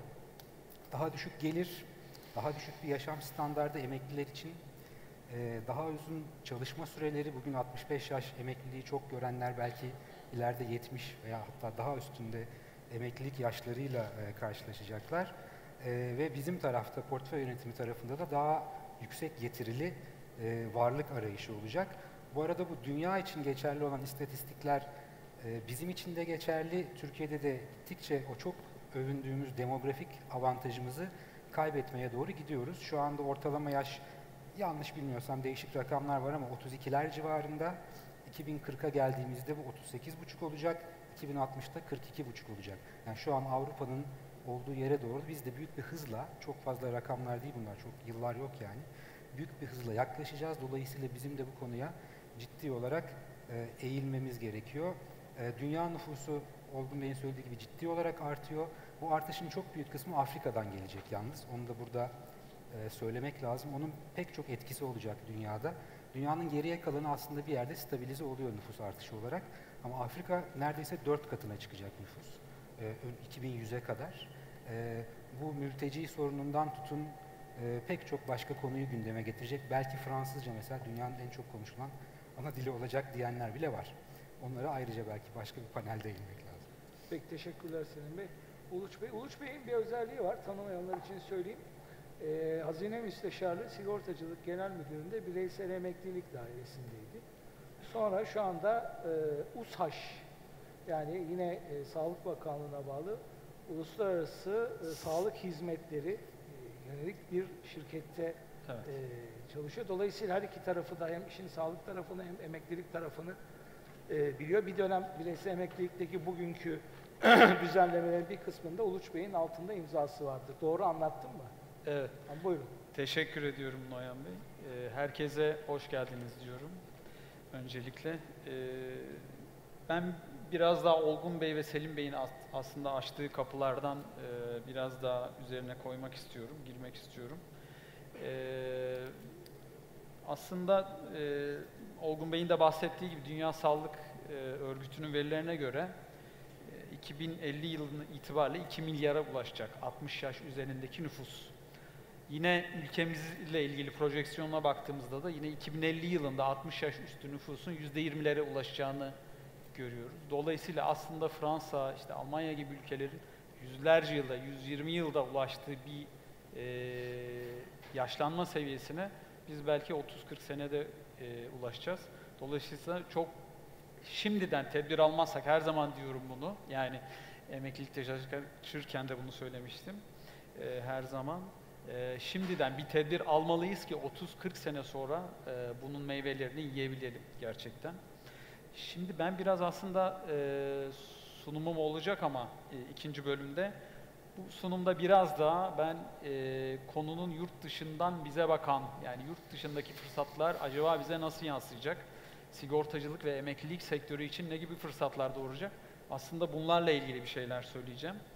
Ama bundan önce aslında bu fırsatla diyorum. Bence hani o ülke vatandaşları için bence üzülecek bir şey. İşte bildiğiniz gibi Avrupa ülkelerinde, özellikle yüksek gelirli Avrupa ülkelerinde maalesef sosyal bağlar bu kadar, aile bağları bu kadar sıkı değil. Dolayısıyla değişik ülkelerde yaşlılıklarını geçirme durumları oluyor. Şimdi baktığımız zaman şu anda dünyanın aylık olarak yaşlı bakımı için harcadığı para yaklaşık 1 trilyon dolar seviyesinde. Ve bunun çoğunluğu da 650-700 milyar doları da %20 nüfusun olduğu gelişmiş ülkelerden geliyor. Hatta bazı ülkeler artık yaşlıların seyahatlerini finanse etmeye başlamışlar. Yani daha az maliyetle o ülkede kalıyorsa veya herhangi bir şekilde yaşlılık döneminde hayat kalitesini arttırmak için seyahat ediyorsa, daha çok ortalamalarını dikkate alırsak, gayri safi yurt içi hasılanın 3.7 ila 7.6 puan üzerinde, daha doğrusu gayri safi yurt içi hasıladan aldıkları payın 3.7 ile 7.6 arasında artmasını bekliyoruz. Yaşlı bakımı için harcanan parayın. Yani %10 ise %17.6'ya çıkacak mesela. Dolayısıyla ülkelere yaşlı bakımı anlamında, yani sadece emeklilik finansmanı değil, yaşlı bakımı ve bunun maliyeti anlamında çok ciddi yükler bekliyor. Ülkemiz de bununla karşılaşacak. Dolayısıyla hem ülkemiz hem yurt dışı için bununla ilgili önlem alınması gerekiyor. Ülkemiz de bu noktada gerek maliyet gerek sunduğu diğer olanaklarla önemli bir merkez olma potansiyeli gösteriyor. Bunu da sunumumda daha detaylı değineceğim. Peki teşekkür ediyorum. Şimdi bütün 4 konuşmacımızın söyleminin sonunda özetle şuna varıyoruz. Ömür uzuyor ve ileride sosyal güvenlik sistemleri, Türkiye bazında konuşuyorum, Türk sosyal güvenlik sistemi ciddi sıkıntı yaratacak. Bugün de işte bütçeye yarattığı açık açısından bakarsanız ve gelecekte de bu açığın büyüyeceğini gösteriyor şimdi. Ve bu da bize bir taraftan özel emeklilik sistemlerine getiriyor. Keza bizim ekonomi yönetimi, kamu yönetimi de bunu gördü ve bir bu senenin başındaki yeni ekonomi programında, ikincisi de son açıklanan 2020 Cumhurbaşkanlığı 2020 programında özel emeklilik sistemine, bireysel emeklilik sistemine çok ciddi ağırlıklı yer var. Birkaç alternatif var. Bir, tamamlayıcı emeklilik sistemi, bireysel emeklilik sistemi, tamamlayıcı emeklilik sistemi, mesleki emeklilik sistemi ve bunların sonunda da kıdem tazminatında yapılacak bir reformla yeni bir emeklilik sistemine getireceği. Bunun için de BES'in tekrar revizyon olacağı, işte otomatik katılım sisteminde tekrar değişikliğe gidileceği gibi alt kırılımlar var. Ama alt kırılımların içinde ne olduğunu pek bilmiyoruz. Şimdi buradan itibaren başlayalım. Olgun Bey bize bu işin özel sektör bacağını, yani emeklilik şirketleri tarafını böyle bir sisteme, böyle bir yapıya hazır olup olmayacaklarını bizle paylaşacak. Mustafa Bey, EGM'nin rolü çok önemli burada. Emeklilik Gözetim Merkezi önümüzdeki dönemde ayrı bir misyona kavuşacak. Onun rolünü anlatacak. Tabii en önemli taraf şu, sisteme yönelik ve sürekli gelen eleştirilerin başında da mevcut olan kişilerin fonlarının iyi yönetilmediği yöndeki eleştirilere Selim Bey cevap verecek. Ve de bu iş sadece tabii emeklilik değil, sağlıkla birlikte meç oluyor. İşte Uluç da bize bunu anlatacak ve Olgun Bey'den başlayalım. 2020 Cumhurbaşkanlığı programı, yeni ekonomi programı, tamamlayıcı sağlık, bireysel emeklilik, otomatik katılım ve bir de mesleki emeklilik. Buyurun, ben yoruldum. Teşekkür ederim. Hepsine temas etmeye çalışayım. Benim bir tek sayfa bir prezentasyonum olacaktı. Peki, onu alıyorsunuz. Ben o arada Noyan Bey'den cümleyi alıp şöyle devam edeyim. Ortalama yaşam sürelerinin uzamasının belki en belirgin etkisi sosyal güvenlik sistemleri üzerinde çıkıyor. Çünkü daha uzun süre sosyal güvenlik sistemleri maaş ödeyecekler ve daha uzun süre sağlık harcamalarını karşılayacaklar.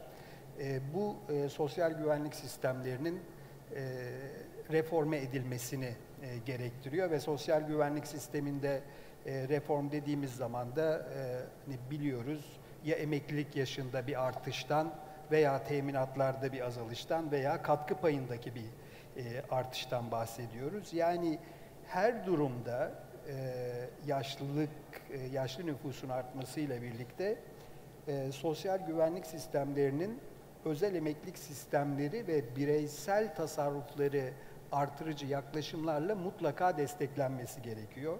Çünkü sosyal güvenlik sistemlerinin tek başına maaş yükünün ve sağlık sigortaları, sağlık harcamalarının altından kalkması kolay değil. Dolayısıyla bizim de içinde bulunduğumuz otomatik katılım sürecinin yeniden yapılandırılması dönemi, süreci aslında geleceğimiz için çok önemli. Çünkü sosyal güvenlik sistemimizin mutlaka tamamlayıcı bir sistem tarafından desteklenmesi gerekiyor. Şimdi Cumhurbaşkanlığı 2020 yılı programına baktığımız zaman burada özel emekliliğe 6 ayrı noktada vurgu yapıldığını görüyoruz. Şimdi gelişmelerin temeli de 2018 yılı Eylül ayında yeni ekonomik program ile atılıyor. Yeni ekonomik programda otomatik katılım sisteminin yeniden yapılandırılarak sürdürülebilir hale getirilmesi hususu yer alıyor. Daha sonra yeni ekonomik program çerçevesinde açıklanan yapısal dönüşüm adımları, 11. kalkınma planı, orta vadeli program ve nihai olarak da Cumhurbaşkanlığı yıllık programı bu ana kadar konuşulanları konsolide etmiş oluyor. Şimdi programda değinilen 6 nokta, burada da sağ tarafta yer vermeye çalıştım. Bireysel emeklilikte genç kesimlerin desteklenmesi hususu var. Yine bireysel emeklilik sisteminde kısmi çekiliş adını verdiğimiz sözleşmelerin kapatılmasına ihtiyaç duymaksızın belli bir nakde ihtiyaç duyanların birikimlerinin bir kısmını alabilmesi gibi yeni bir özellik geliyor. Bir tamamlayıcı emeklilik sistemi TES'in kurulması söz konusu. Bunun özelliklerine değineceğiz. Mesleki tamamlayıcı emekliliğe değinilmiş durumda. Fonların sanayinin büyümesine yönlendirilmesinin teşviki konusu var. Son olarak da yurt dışında yerleşik Türk vatandaşları için dövizli BES uygulaması var. Şimdi tek tek ama kısaca değinmek gerekirse BES'te genç kesimlerin desteklenmesiyle şu kastediliyor. Devlet katkısı %25 biliyorsunuz bireysel emeklilik sistemimizde belli bir limite kadar. Gençler için bu %25'ten daha yüksek bir oranda uygulanacak. 30 olabilir, 35 olabilir. Bu oranı henüz bilmiyoruz. Buradaki amaç bir öncelikle tasarruf bilincini genç yaşta oluşturmaya çalışmak. Şu anda bireysel emeklilik sistemindeki toplam 7 milyon kişi içerisinde 25 yaş altı kesimin büyüklüğü 300 bin kişi civarında. Dolayısıyla bu segment büyütülmeye çalışılıyor ve bu segmentin Türkiye'de büyük de bir potansiyeli var. Hem bugün için hem ileriki dönem için. Yani bugün 15-24 yaş nüfusumuz 13 milyon. Bu büyük bir nüfus, yani bazı Avrupa ülkelerinin nüfusu kadar. 18 yaş altı nüfusumuz da 20 milyon kişi düzeyinde. Dolayısıyla gençler desteklenirken bir yandan bu kesimin yapı içindeki ağırlığı arttırılmaya çalışılıyor. Bir yandan da ortalama sözleşme süreleri, yani genç girenlerin daha uzun süre kalacağı varsayılıyor. Ortalama sözleşme sürelerinin uzatılması amaçlanıyor. Şimdi kısmi çekiliş önemli. Çünkü bugüne kadar bireysel emeklilik sisteminden bir ihtiyaçları nedeniyle para çekmek isteyenlerin bu imkanı yoktu. Bu yeni düzenlemelerle olacak. O zaman da bir ihtiyaç durumunda BES sözleşmeleri kapatılabiliyordu. Şimdi bunun önüne geçilmiş olacak. İşte fon çıkışı ilk aşamada beklenenden yüksek olabilir endişeleri vardı. Bu nedenle bu çekilişler şu anda bazı koşullara bağlanmış durumda. Sağlık, evlilik, eğitim, mülk edinme gibi. Zaman içinde bunların yumuşamasını da bekleyebiliriz. Kısmi çekiliş beklenen bir şeydi katılımcılar tarafında. Dolayısıyla bu beklenti karşılanmış oldu. Şimdi en önemlisi tabii tamamlayıcı emeklilik sistemi. Şimdi tamamlayıcı emeklilik sistemi dediğimizde hem mevcut otomatik katılım sisteminin kalış süresinin daha uzadığı bir yapıya dönüştürülmesi, zorunlu OKS demek istemiyorum ama daha uzun süre kalınacak bir yapıya dönüşmesi. Bir de bunun üzerine kıdem tazminatı entegrasyonu var. Kıdem tazminatını bir tarafa bırakırsak otomatik katılım sisteminin çıkışların daha zorlaştırıldığı bir yapıya döneceği bekleniyor. Bu da aslında ikinci basamak emeklilik sisteminin Türkiye'de tam olarak çalışmaya başlıyor olması anlamına gelecek. Yani birinci basamak dediğimiz zaman kamunun zorunlu emeklilik sistemini anlıyoruz. İkinci basamakta işverenler tarafından önerilen ve işverenlerin, çalışanların birlikte katkıda bulundukları sistem anlaşılıyor. Üçüncüsü tamamen gönüllü esas. Yani şimdi otomatik dakikada toparlayayım. Otomatik katılım sistemiyle Türkiye'de ikinci basamak başlamıştı ama işveren katkısı olmadığı için düşünüldüğü kadar iyi gitmedi. Şimdi gerek işveren katkısıyla gerek de çıkışın zorlanması, biraz daha zorlaştırılmasıyla bu tam anlamıyla bir ikinci basamağa dönüştürülecek. Kıdem tazminatı konusu o bir hayli zor bir konu. Bütün paydaşların mutabakatını gerektiren bir konu. Eğer olursa bugünkü kaydi sistemden nakdi sisteme geçilip kıdem tazminatı fonlarının da otomatik katılım sistemi fonlarıyla birlikte emeklilik şirketleri bünyesinde yönetilmesi söz konusu olacak. Mesleki tamamlayıcı emeklilik genel anlamda tamamlayıcı emeklilik sisteminden farklı değil. Sadece madencilik, kimya, demir, çelik, çimento gibi yıpranma payının daha yüksek olduğu sektörler için bazı özellikler içermesi bekleniyor. Biraz OYAK modeli gibi. OYAK modeli gibi. Yurt dışında yerleşik Türk vatandaşları için dövizli BES uygulaması da ülkeye döviz girişini arttırmak üzere, yani yurt dışında 6 milyon vatandaşımızın yaşadığını Avrupa'da 5 milyon, toplamda 6 milyon yurt dışında yerleşik vatandaşımız var.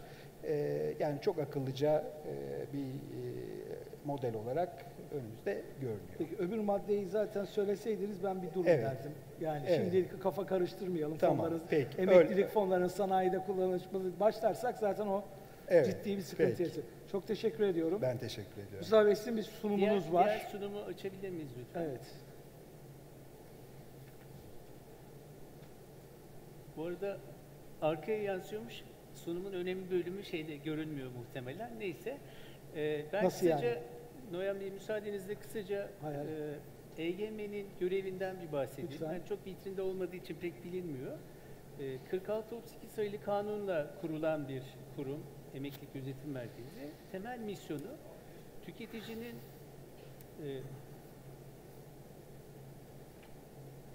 bu arada çalışmıyor mu? Slide bitmiyor mu? Arkadaşlar çalışmıyor galiba. Geçti. Ha. Şimdi geç. Okey, Biraz şimdi geç aldı. geldi. Peki.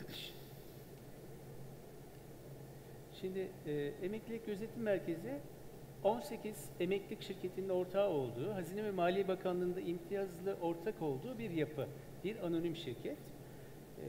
2003 yılında kuruldu. Temel misyonu kanunda belirtilen sistemin güvenli ve etkin şekilde işletilmesini sağlamak ve katılımcıların hak ve menfaatlerini korumak. 2 tane temel ayak üzerinde oturuyor. Görev tanımımız oldukça geniş. Bir kere piyasada gerçekleşen her türlü transaction, işlemin elektronik kaydını alıyoruz ve izliyoruz. Bunların kurallara uygun olup olmadığını inceliyoruz ve gözetim faaliyeti gerçekleştiriyoruz. Bireysel emeklilik aracılarına ilişkin her türlü işlemi yapıyoruz. Şimdi bu senenin başında verilen yeni bir görev var. Fonların performansının izlenmesi ve değerlendirilmesinde kritik bir rol ifa ediyor Emeklilik Gözetim Merkezi. Siz Selim Beyleri izleyeceksiniz. Evet. İşler yolunda gidiyor mu, gitmiyor mu? Ödüllendirilmesi gereken fonlar hangileri? Yaptırıma konu fonlar hangileri? Bu konuları çalışıyor olacağız 2020 yılından itibaren. Bir diğer görevimiz politika üreticilerinin politika ve strateji üretme fonksiyonlarına katkı sağlamak.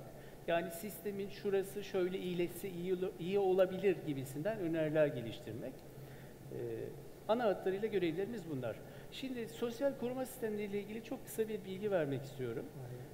Dünya Bankası'nın geliştirdiği bir jenerik sosyal koruma modeli var. 5 ayak üzerine oturuyor. Birinci ayakta Sosyal Güvenlik Kurumu'nun sunduğu hizmetleri kapsayan, işsizlik sigortasını ve kıdem tazminatı müessesesini kapsayan ayak.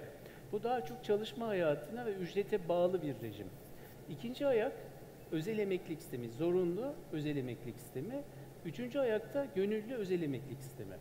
Diğer ayaklarsa ulusal sosyal yardım ve sosyal hizmetleri özetleyen ayaklar.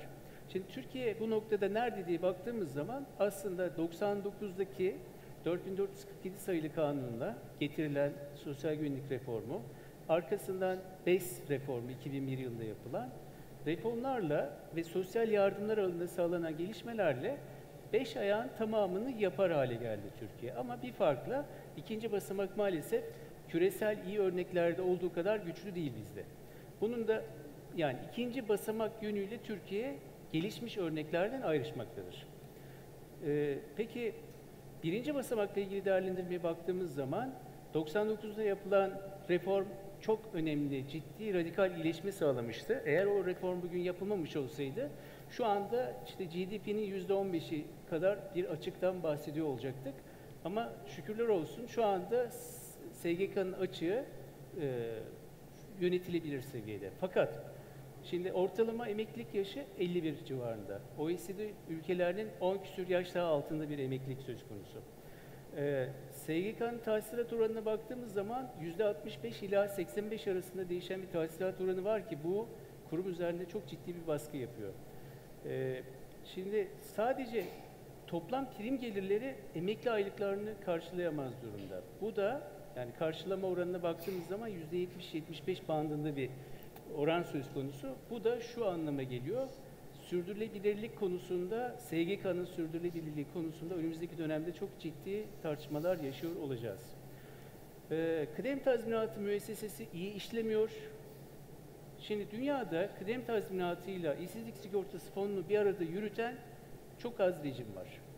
İkisi de aslında benzer işlevleri görüyor. Çalışılmayan dönemdeki finansman ihtiyacını karşılamaya yönelik mekanizmalar.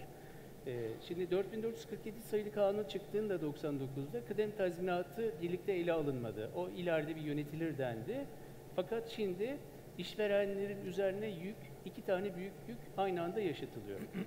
İkinci konu, beyaz yakalıların sadece %35'i, mavi yakalılarının sadece %15'i kıdem tazminatını alabiliyorlar, hak edebiliyorlar. Bu da tartışılması gereken bir konu. Son konuda ciddi iş hayatında patronlarla, işverenlerle çalışanlar arasında en büyük ihtilaf konusudur. Kıdem tazminatı yılda 160.000 yeni dava. Mahkemeler üzerindeki yükün de %70'i, iş mahkemeleri üzerindeki yükün %72. Bu çok ciddi bir yük. Şimdi böyle baktığımız zaman önümüzdeki dönemde en büyük risk Türkiye nüfusu yaşlanıyor. Şu grafiklere baktığımız zaman tablo gerçekten üzerinde düşünmemiz gereken bir tablo. Şu anki sosyal güvenlik parametreleri bu tabloya hazırlıklı olmamızı sağlamayacak gibi görünüyor. Yani reformları tartışıyor olacağımızı düşünüyorum ben. Şimdi iş gücü piyasasının şeyden ari değil, bu sistemden ari değil. Hepsini birlikte düşündüğümüz zaman iş gücü piyasasında ciddi yapısal sorunları var. İş gücüne katılma oranı %54 civarında. Gelişmiş, yani dünya ortalamasına baktığımız zaman 70'ler söz konusu. Hele kadınlarda bu oran %35 çok çok düşük. İşsizlik oranı %14, son yıllarda 8-10 bandında değişiyordu. Son 2-3 yıldır bu küresel saldırılarla birlikte, tabii konjonktürün de etkisiyle %14'ün üzerine çıktı, %14'e geldi. Genç nüfusun işsizlik oranı özellikle çok yüksek. Kayıt dışı çalışanların oranı keza yine çok ciddi bir problem. İstihdamın işverene maliyeti yüksek. Bunlar da iş gücü piyasasının sorunları. Şimdi ikinci ayak, üçüncü ayakla ilgili baktığımız zaman özel emeklilik sisteminin varlıklarının büyüklüğü ile iktisadi gelişmişlik arasında istatistiksel olarak anlamlı bir ilişki olduğunu görüyoruz. Ekranda görünen grafikte insani gelişmişlik endeksi diye bir endeks var malumunuz. O endeks yönünden ülkelerin sıralamasıyla fon büyüklükleri açısından sıralamasını kıyasladığımız zaman bu ilişkinin kabaca ilişkiyi görebiliyoruz bu grafikten. Bir diğer şeye geçersek, bu arada intikal süresiyle ilgili sıkıntı. Bir başka çalışma, BCG tarafından 17 ülke için yapılan çalışmada yine kişi başına milli gelirle fon büyüklüğü arasında anlamlı bir ilişki olduğu ortaya konulmuştur. Yine büyük bir önemli bir çalışma, küresel saygınlığı olan bir akademik çalışma, Melbourne Mercer Global Pension Index diye bir çalışma. Türkiye ilk kez 2019 yılı raporunda bu çalışmaya dahil edildi. Ülkelerin şeyine baktığımız zaman performansına en üstte, en iyi sağ üst köşede Danimarka, Hollanda. Bunlar A notu almış ülkeler. Aşağıya doğru, sol aşağıya doğru gidiyor. Ülkelerin sosyal koruma ve emeklilik sistemlerinin kalitesini ölçen bir indeks bu.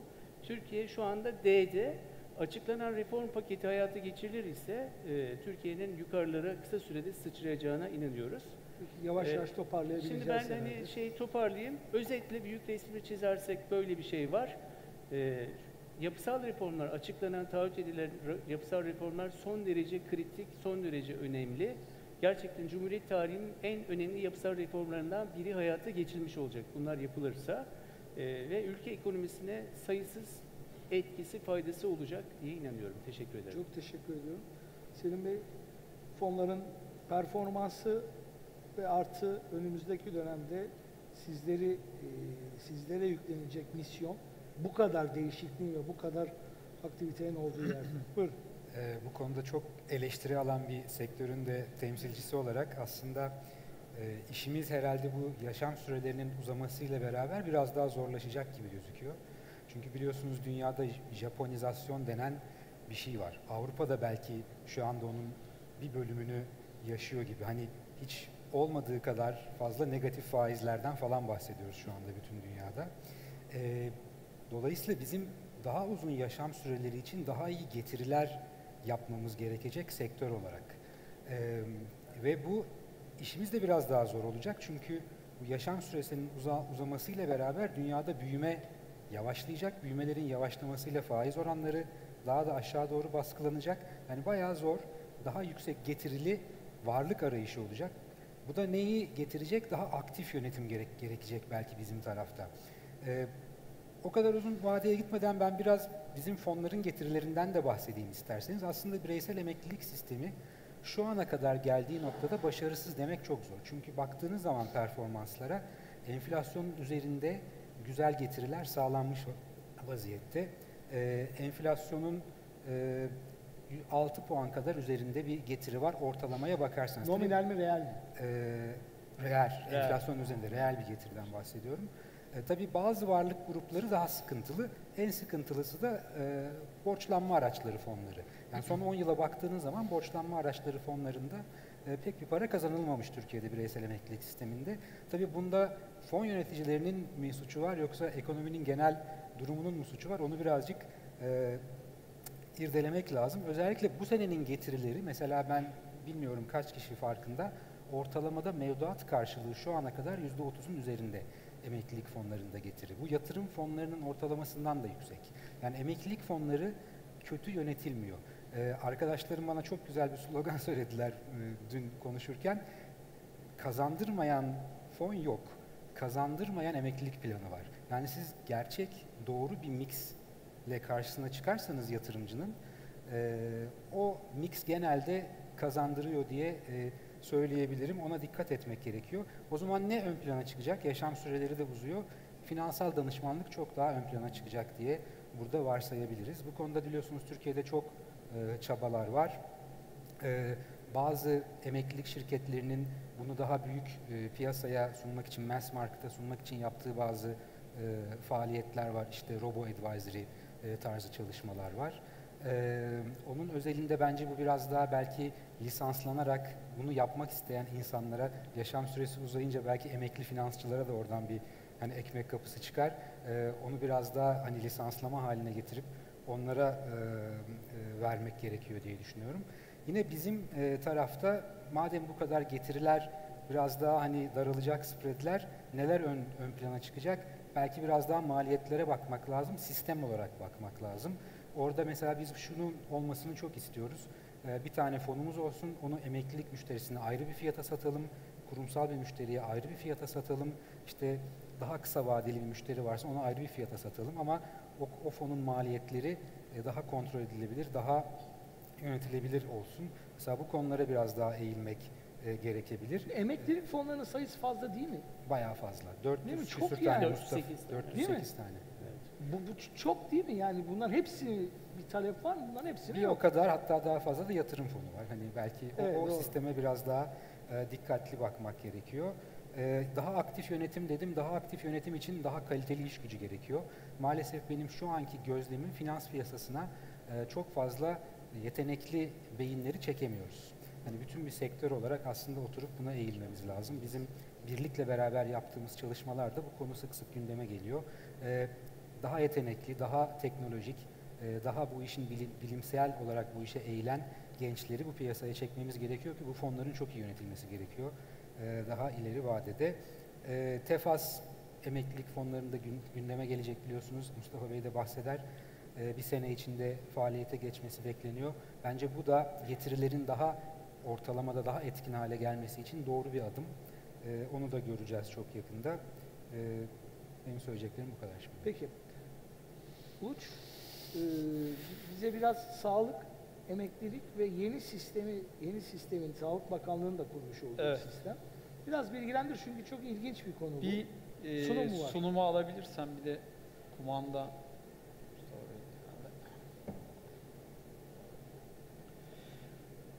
Şimdi öncelikle USAŞ nedir, niye kurulmuştur? Kısaca bir bilgi vermek istiyorum. Ondan sonra sigortacılık ve emeklilikle nasıl bir bağlantısı var? Ona değineceğim. Şimdi USAŞ'ın açılımı Uluslararası Sağlık Hizmetleri Anonim Şirketi. Sağlık Bakanlığı'nın ilgili kuruluşu olarak kurulmuş bir anonim şirket. %100 kamu sermayeli bir şirket. Temel amacı Türkiye'yi sağlık turizminde dünyanın en önde gelen markası haline getirmek.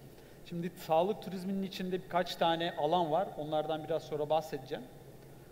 Aynı zamanda da ilaç, tıbbi cihaz ve malzeme ihracı, gerekirse de ithali konusunda stratejik çözüm ortağı almak. Yani buradan aslında temel şeyimiz nedir? İlaç, tıbbi cihazdan kastımız. Türkiye'deki üreticilerin yurt dışında giremediği piyasalara government to government, hükümetler arası ilişkiler kurarak bir koçbaşı gibi girmesini sağlamak, onlara bir alan açmak. Aslında özel sektöre alan açmak, ilaç, tıbbi cihaz konusunda. Sağlık turizmi konusunda da gerek özel hastaneler olsun, gerek devlet hastaneleri olsun, Türkiye yurt dışından zaten hasta geliyor Fakat bunları organize edecek, koordine edecek bir yapı yok. Herkes bir ucundan tutmuş durumda. Ama genel olarak bir organizasyonsuzluk olduğu için potansiyelimizin çok daha gerisindeyiz. Dolayısıyla böyle bir kamu sermayeli şirket kurulması düşünülmüş.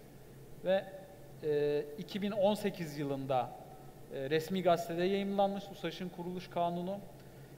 2019'un Şubat ayında da Ticaret Sicil Gazetesi'nde ilan edilerek faaliyetlerine başlamış. Çok fazla girmeyeceğim. Biraz önce bahsettim USAŞ'ın faaliyet alanlarından. Yani eğitimden tutun, yani sağlığın yayılması ile ilgili, özellikle sağlık turizmi anlamında sağlık geliştirilmesiyle ilgili, hizmetlerin geliştirilmesiyle ilgili bir sürü amacı var. Burayı da geçeyim. Kurumsal kimlik çalışmaları tamamlanmış durumda. Dolayısıyla artık sağlık turizminde çatı bir Türkiye markası haline yavaş yavaş geliyor olacak. Şimdi Türkiye'nin... İstanbul tarafında tabii özellikle bu hedge enstrümanlarının çeşitlendirilmesi konusunda ve likiditesinin artırılması yönünde çeşitli çalışmalar. Saç ektirme, işte estetik diş olarak görülüyor. Fakat aslında görünmeyen büyük avantajlarımız da var. Çevremizdeki bazı ülkelerde onkoloji tedavisi çok eksik.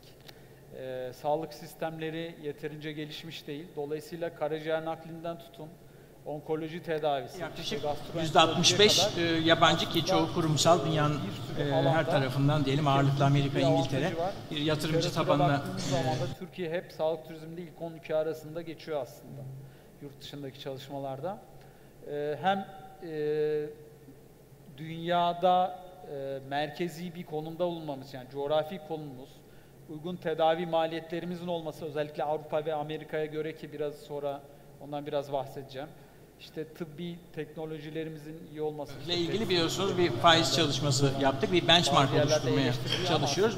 Bu benchmark faiz oluşturuldu. Buna yönelik olarak çalışmalar yine devam ediyor. Bunun peşinden de kısa sürede bekleme sürelerinin Avrupa'ya göre çok daha az olması büyük avantajlar. Şimdi aslında biz 4 alana sağlık turizmini ayırıyoruz. Bir medikal turizm, 2 termal turizm, yani wellness dediğimiz işte biraz rehabilitasyon amaçlı turizm. İleri yaş turizmi ki biraz sonra aslında biraz daha üzerinde duracağımız, yani yaşlanmayla ilgili turizm kolu. Bir de engelli turizmi. Burada benim değineceğim konular aslında daha çok kısa vadede medikal turizm, yani yaşlı insanların tedavi amacıyla Türkiye'ye geldiği, medikal tedavi amacıyla Türkiye'ye geldiğinde acaba sigortacılık ve emeklilik için ne tür fırsatlar var? Artı ileride biz gerekli altyapıları kurduğumuz zaman, gerekli personel eğitimlerini tamamladığımız zaman yaşlı bakım merkezleri, yani Norveç'ten, İsveç'ten hastaların gelip veya yaşlıların gelip artık ülkemizde daha uzun süreli konaklayacakları, yaşlılık dönemlerini daha uygun fiyatlara, daha iyi hizmet alarak geçirebilecekleri modeller geliştirdiğimizde hangi fırsatlar olabilir? Onlardan bahsetmek istiyorum. Şimdi dediğim gibi medikal turizm kapsamında yapılacak anlaşmalarla biz USAŞ olarak büyükelçiliklerle, yurt dışındaki sağlık bakanlıklarıyla, sigorta firmalarıyla görüşüyoruz ve ikili protokoller imzalıyoruz. Dolayısıyla bu protokoller ve anlaşmalar kapsamında yurt dışından hasta transferi oluyor. Tabii bunların sigorta ihtiyaçları da olacak. Farklı bir alanda biraz önce bahsettiğim gibi biz gerekli altyapıyı kurduğumuz zaman da daha uzun süreli olarak ülkemizde kalıp emeklilik dönemini daha rahat şekilde geçirmek isteyenler olacak. Biraz önce ben konuşmamın ilk kısmında bahsetmiştim. Bunları geçiyorum. Yani yaşlı bakım maliyeti aslında dünyada artıyor. Şu anda ülkeler bunu finanse etmeye çalışıyorlar. Ama bir süre sonra, yani yaşlanan nüfusla birlikte bunu yönetmek daha zor hale gelecek. Dolayısıyla aslında yaşlı bakımının daha pahalı olduğu ülkelerden daha uygun olduğu ülkelere bir akış başlayacak diye düşünüyoruz. Şimdi bunun sigorta ve emeklilik bacağı ile ilgili, ürünleri bacağı ile ilgili kısmı nedir? Şimdi bu bir akademik çalışmadan aldım bu tabloyu. Şimdi insanlar yaşlandığı zaman sağlıkta tabii sağlıkları bozulmaya başlıyor. Hem tedaviye ihtiyaç duyuyorlar hem de bakım ihtiyacı duyuyorlar. Yani hem medikal tedaviye hem de uzun süreli bakıma ihtiyaç duyuyorlar. Dolayısıyla bunlarla ilgili ürünler geliştirilebilir. Bu arada bu bakım hizmetleri ileride 2050 yılında dedik işte %20'yi aşacak 60 üzerinde nüfus. Aslında bizim şu andan düşünmemiz gereken bir şey. Almanya bunu yine bir 20-30 sene önce uzun dönemli bakım sigortasını çıkarmış sosyal güvenlikle birlikte. Dolayısıyla o zamandan bu zamana rezerv tutmaya başlamışlar. Yaşlılarının bakımını finanse etmek için. Aslında BES'in yanı sıra bizim emekliliği bir paket olarak düşünüp bunun sağlığı, uzun dönemli bakımı ve emeklilik geliri olarak, emeklilik maaşı olarak bunun bir paket halinde de düşünmemizin zamanı geldi diye düşünüyorum. Aynı yurt dışında olduğu gibi. Yine sosyal hayatta bazı ihtiyaçları oluyor, sosyalleşmek istiyorlar. Yalnızlık duygusunu bir şekilde atacak tesisler olması lazım, sosyalleşecekleri. Aynı zamanda finansal olarak da bir birikimleri var. Fakat bunları korumak istiyorlar emeklilik döneminde oldukları için. Burada da aslında bizim portföy yönetim ürünlerimizin, belki emeklilik ürünlerimizin programlı geri ödeme veya yıllık gelir sigortası ürünlerimizin devreye girmesi gerekiyor. Şimdi kısa vadede yani bizim medikal turizm olarak işte Avrupa'dan, dünyanın çeşitli yerlerinden, Afrika'dan getirdiğimiz, medikal tedavi için getirdiğimiz yaşlılar için ne tür sigorta dalları devreye giriyor? Bunlardan en önemlisi komplikasyon sigortası dediğimiz. Kişiler geldiklerinde ona bir cerrahi müdahalede bulunabiliyor veya bir tedavi gördüğünde burada komplikasyon oluşabiliyor. Buna örnek olarak neyi verebiliriz? Diyelim ki bir ameliyata aldınız adamı, orada tansiyonu yükseldi ve ekstra bir müdahale edilmesi gerekti. Bu normalde bütün dünyada ekstra ücrete tabi olan bir hizmet. Veya yine aynı şekilde bir iç kanama geçirebiliyor hasta. Dolayısıyla bunların hepsi ekstra maliyet doğuruyor.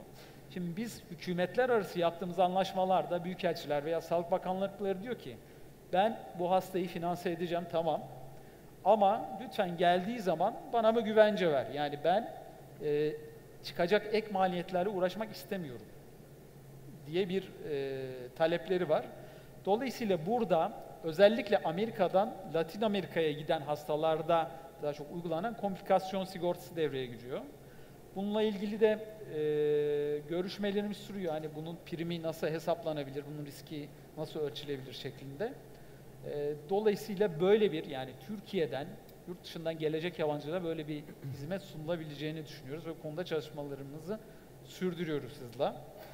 Yine aynı şekilde bu hastalara burada başlarına bir şey gelirse ferdi kaza teminatı veya günlük bakım tazminatı. Çünkü bazen tedavi süreleri beklenenden daha uzun sürebiliyor. 10 günlüğüne geliyor hasta. Fakat bu ekstra müdahalelerden dolayı 15 gün, 20 güne uzayabiliyor. Dolayısıyla burada bir günlük bakım tazminatı ödeyecek bir sigorta paketi sunulabilir. Dolayısıyla aslında biz fiyatlandırırken USAŞ olarak şöyle bir şey yapmak istiyoruz. Ya senin burada tedavi fiyatın $10.000'sa gel bize $11.000 ver veya $10.700 ver ve buradaki tüm komplikasyonlara karşı, işte ferdi kazaya karşı, günlük bakım tazminatına karşı bütün risklerini de ortadan kaldıralım. Bu da bence önemli bir pazar bizim sigortacılık sektörümüz açısından. Şöyle göstereyim aslında, bir ileri gidebilirsem. Şimdi aslında bizim maliyet avantajımız o kadar fazla ki, yani bir Amerika'da mesela bir kalp bypass'ının maliyeti $123.000 iken bizim ülkemizde $13.000, %10. Dolayısıyla yani bizim o sigorta ürünlerini satmak için çok ciddi bir marjımız var. Yani biz sigorta ürünleriyle onu 1.2 katına çıkarsak bile maliyeti çok ciddi bir maliyet avantajımızı korumuş oluyoruz. Dolayısıyla bu konu önemli bir konu.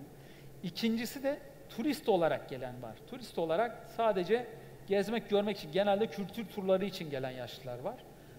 Bunlarda da vizesiz gelenler için seyahat sağlık sigortası şu anda zorunlu değil. Şimdi bu konuda çeşitli şeyler var bize gelen. Zorunlu yapalım. Vizesiz gelenler için de seyahat sağlık sigortası özellikle kapıda vize alanlar için veya bir şekilde ülkeye giriş yapmak için zorunlu olsun diyenler var.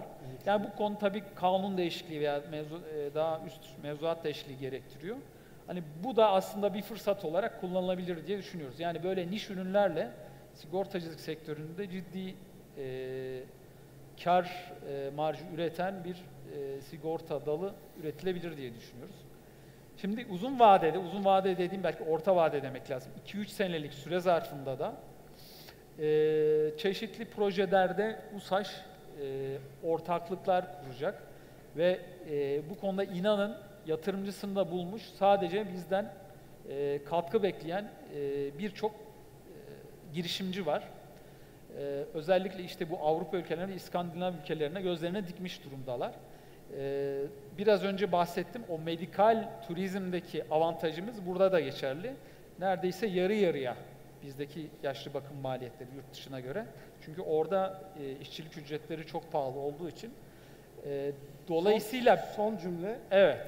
Biz gerekli altyapıyı kurduğumuz zaman burada bakıcı sorumluluk sigortasından, işte biraz önce bahsettiğim portföy yönetim hizmetlerinden, sağlık sigortalarından, yani onların sosyal güvenliğin karşılamadığı sigortalardan ve yine ziyaret edenlerin refakatçilerine veya akrabalarına yönelik seyahat sağlık sigortası ürünlerine kadar çok ciddi sigorta ürünlerini bu insanlara sunabiliriz diye düşünüyorum. Çok teşekkür Dikkatiniz ederim. için teşekkür ederim. Sorusu olan var mı? Yani bütün bu konuşmalar çevresinde, gerçi mail yolluyormuşsunuz sisteme, herhalde anladığım kadarıyla yok. Ha buyurun, pardon. Buyurun, buyurun. Var. Son birkaç, 2-3 dakikamız falan var herhalde. Evet, buyurun. Teşekkür ediyorum. İsmim Ebru. Ben şeyi merak ediyorum. Genelde sağlık sigortaları poliçelerinde veya seyahat sağlık sigortaları poliçelerinde 60 yaş üstü hani hep istisna kılınıyor. Peki bu nasıl hani revize edilebilir? Peki, teşekkür ediyorum. Olgun Bey? Bir sigortacı sizsiniz. Yani. Evet, bir sigortacı benim. Şimdi bu yeni bir segment, tamamen yaşlı nüfusa yönelik olarak farklı bir ürün yapısından, tarife yapısından bahsediyoruz. Evet. Dolayısıyla ikisini birbirinden ayrı tutmamız gerekecek. Ama yani Uluç Bey'in şu anda değindiği konu üzerinde bizim de yeteri kadar tecrübemiz yok. Daha dünya üzerinde de bu tecrübe yeterince oluşmuş durumda değil. İşte buna gümüş ekonomi deniyor aslında. Hani yaşlıların ağırlığı arttıkça işte yaşlı dostu hizmetlerinde gelişmesi gerekiyor. Bu da onlardan bir tanesi. Tabii hem yaşlara yönelik sigorta yapıp hem 60 yaşın üstünü için geçersiz diyemiyoruz. Aslında o soru çok önemli. Tabii ki. 160 oldu diyorsunuz. Tabii. Hem de bugün diyorsunuz ki 55'ten sonrasını kardeşim ya gelme ya da yüksek fiyat çekiyorsun, almıyorsun. Ama ben hanımefendiye şöyle bir güvence vereyim. Yani Süper oradaki 10 katlık kar marjı, marjı var ya, fiyat farkı. Onu siz paket olarak sunduğunuz zaman zaten onu adam yapmıyor. Yani onun için önemli olan cebinden çıkan toplam para olduğu için ben diyorum ki sadece 10'da biri değil de 9'da biri kadar bir fiyat veriyorum ona. Yani benim açımdan, sağlık turizmi açısından bu satılabilir. Belli bir yaşın üstü Türkiye'de ev kredisi falan da alamıyor mesela aslında. Çok tabii doğru. Bak ev kredisi de bu konuların hep enine boyuna aslında hatta belli bir mal satışından sonra da aynen öyle. 160 oluyor ama teoride oluyor da pratiğe yansımıyor. Olgun Beyler de ama yaşam beklentisine göre onu bence revize edecektir. Doğru. Başka soru? Sayın Başkan, sürenin bittiği konusunda uyarıyor arkadaşlar. Tamam, bir iki tane daha soru alayım çünkü biz 5 dakika yapmıştık. Buyurun. Buyurun. Hemen çok kısa. Mikrofon var mı arkadaşlar? Bakalım. Merhaba, adım Şerife Genç İleri. İbn Haldun Üniversitesi'nde akademisyen olarak çalışmaktayım. Sorum Sayın Mustafa Akmaz'a olacak. Benim ilgi alanım bireysel emeklilik sistemleri ve bu konuda bizim bilimsel çalışmalarım var ve hani özel tablolardan gördüğüm kadarıyla elinizde güzel bir mikro veri tabanı var.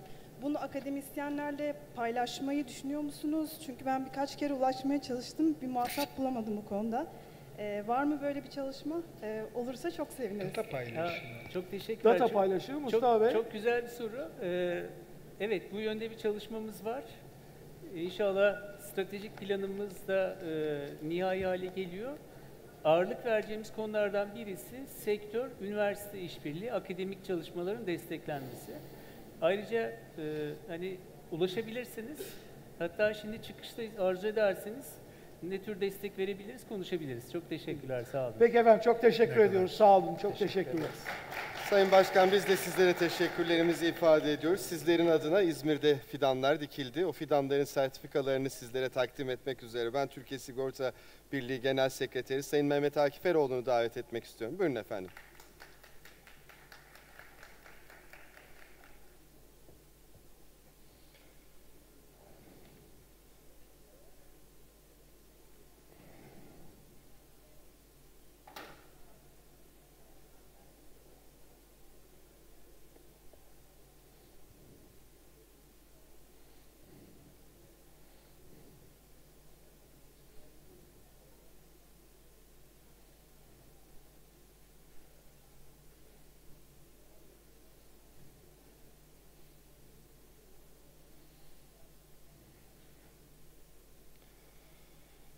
Değerli konuklarımız, bu arada çok kısa bir süre içerisinde salon hazırlandıktan sonra ana konuşmacımız Sayın Tarkan Maner'le devam edeceğiz.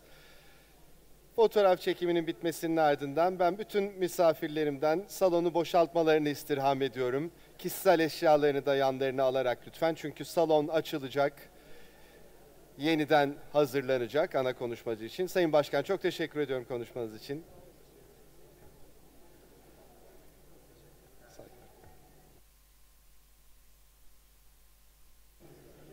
Değerli misafirlerimizi salon dışına alabilirsek efendim, çok teşekkür ediyorum.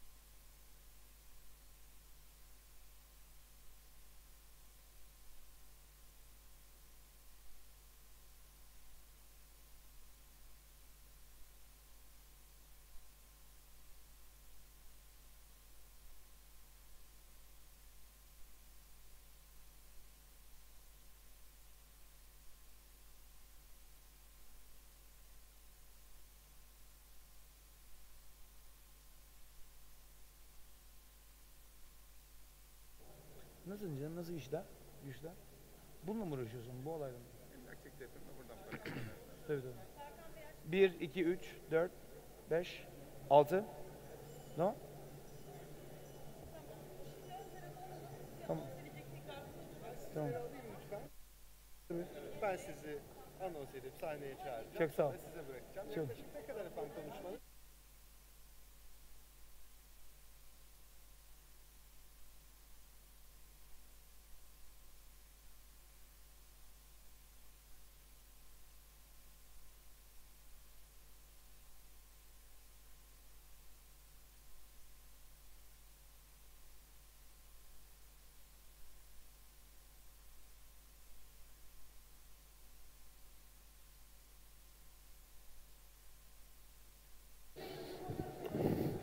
Değerli konuklarımız, Tarkan Maner'in konuşması çok kısa bir süre içerisinde başlayacaktır.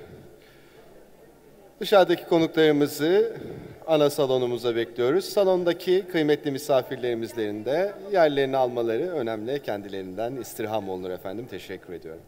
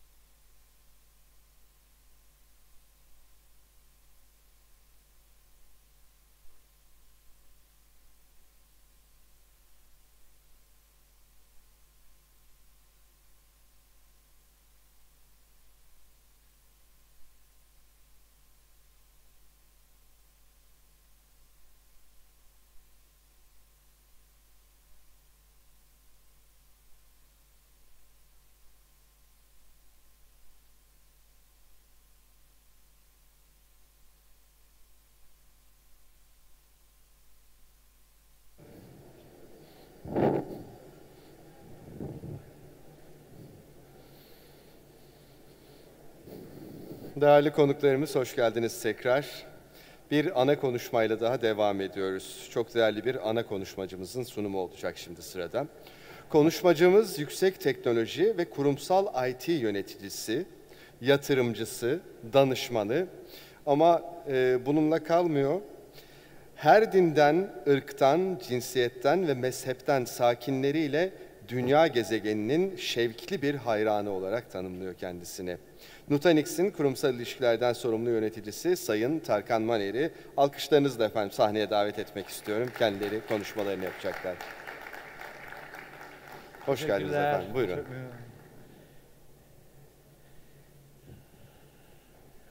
Galiba arkadaki duvarı kapıyoruz. İyi akşamlar diyeyim herkese. Önceden çok sürçülisan edeceğim için hepinizden özür diliyorum. Türkçem çünkü çok süper değil. Bu sunumun yarısı İngilizce, yarısı Türkçe, yarısı da sizle, diğer yarısı da, üçüncü yarısı da sizin yardımınızla olacak.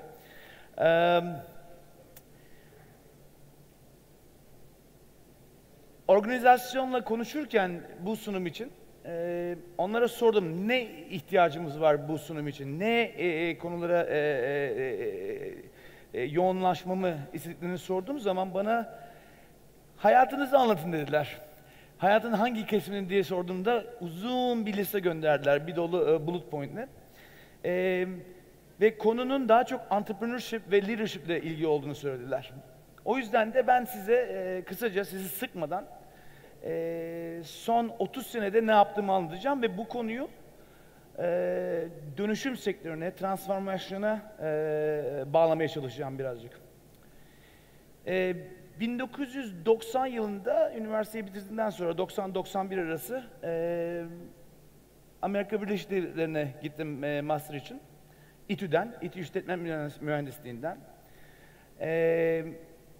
Wichita Falls, Texas kentinde küçük bir state üniversitesinde, Midwestern State Üniversitesi'nde master yaptım 2 sene. Wichita Falls, Texas'ta 100.000 kişinin yaşadığı ufak bir şehir. Bu şehirde tek Türk bendim. O yüzden Türkçemin bir kısmını orada kaybettim. Çünkü hiç Türkçe praktisi olmadığı için. O 2 sene boyunca fazla param olmadığı için aynı zamanda Kmart denen bir süpermarkette çalıştım. O da tabii biraz yardımcı oldu customer service konusunda. Bu 2 sene süresi zarfı içinde amacım Türkiye'ye geri dönmekti. Biraz İngilizcemi geliştirip master eğitim alıp, business administration eğitimi alıp. Çünkü İTÜ'deki eğitimin büyük bir bölümü işletme mühendisliği üzerineydi. Ve işletmeden devam etmek istiyordum kariyerime.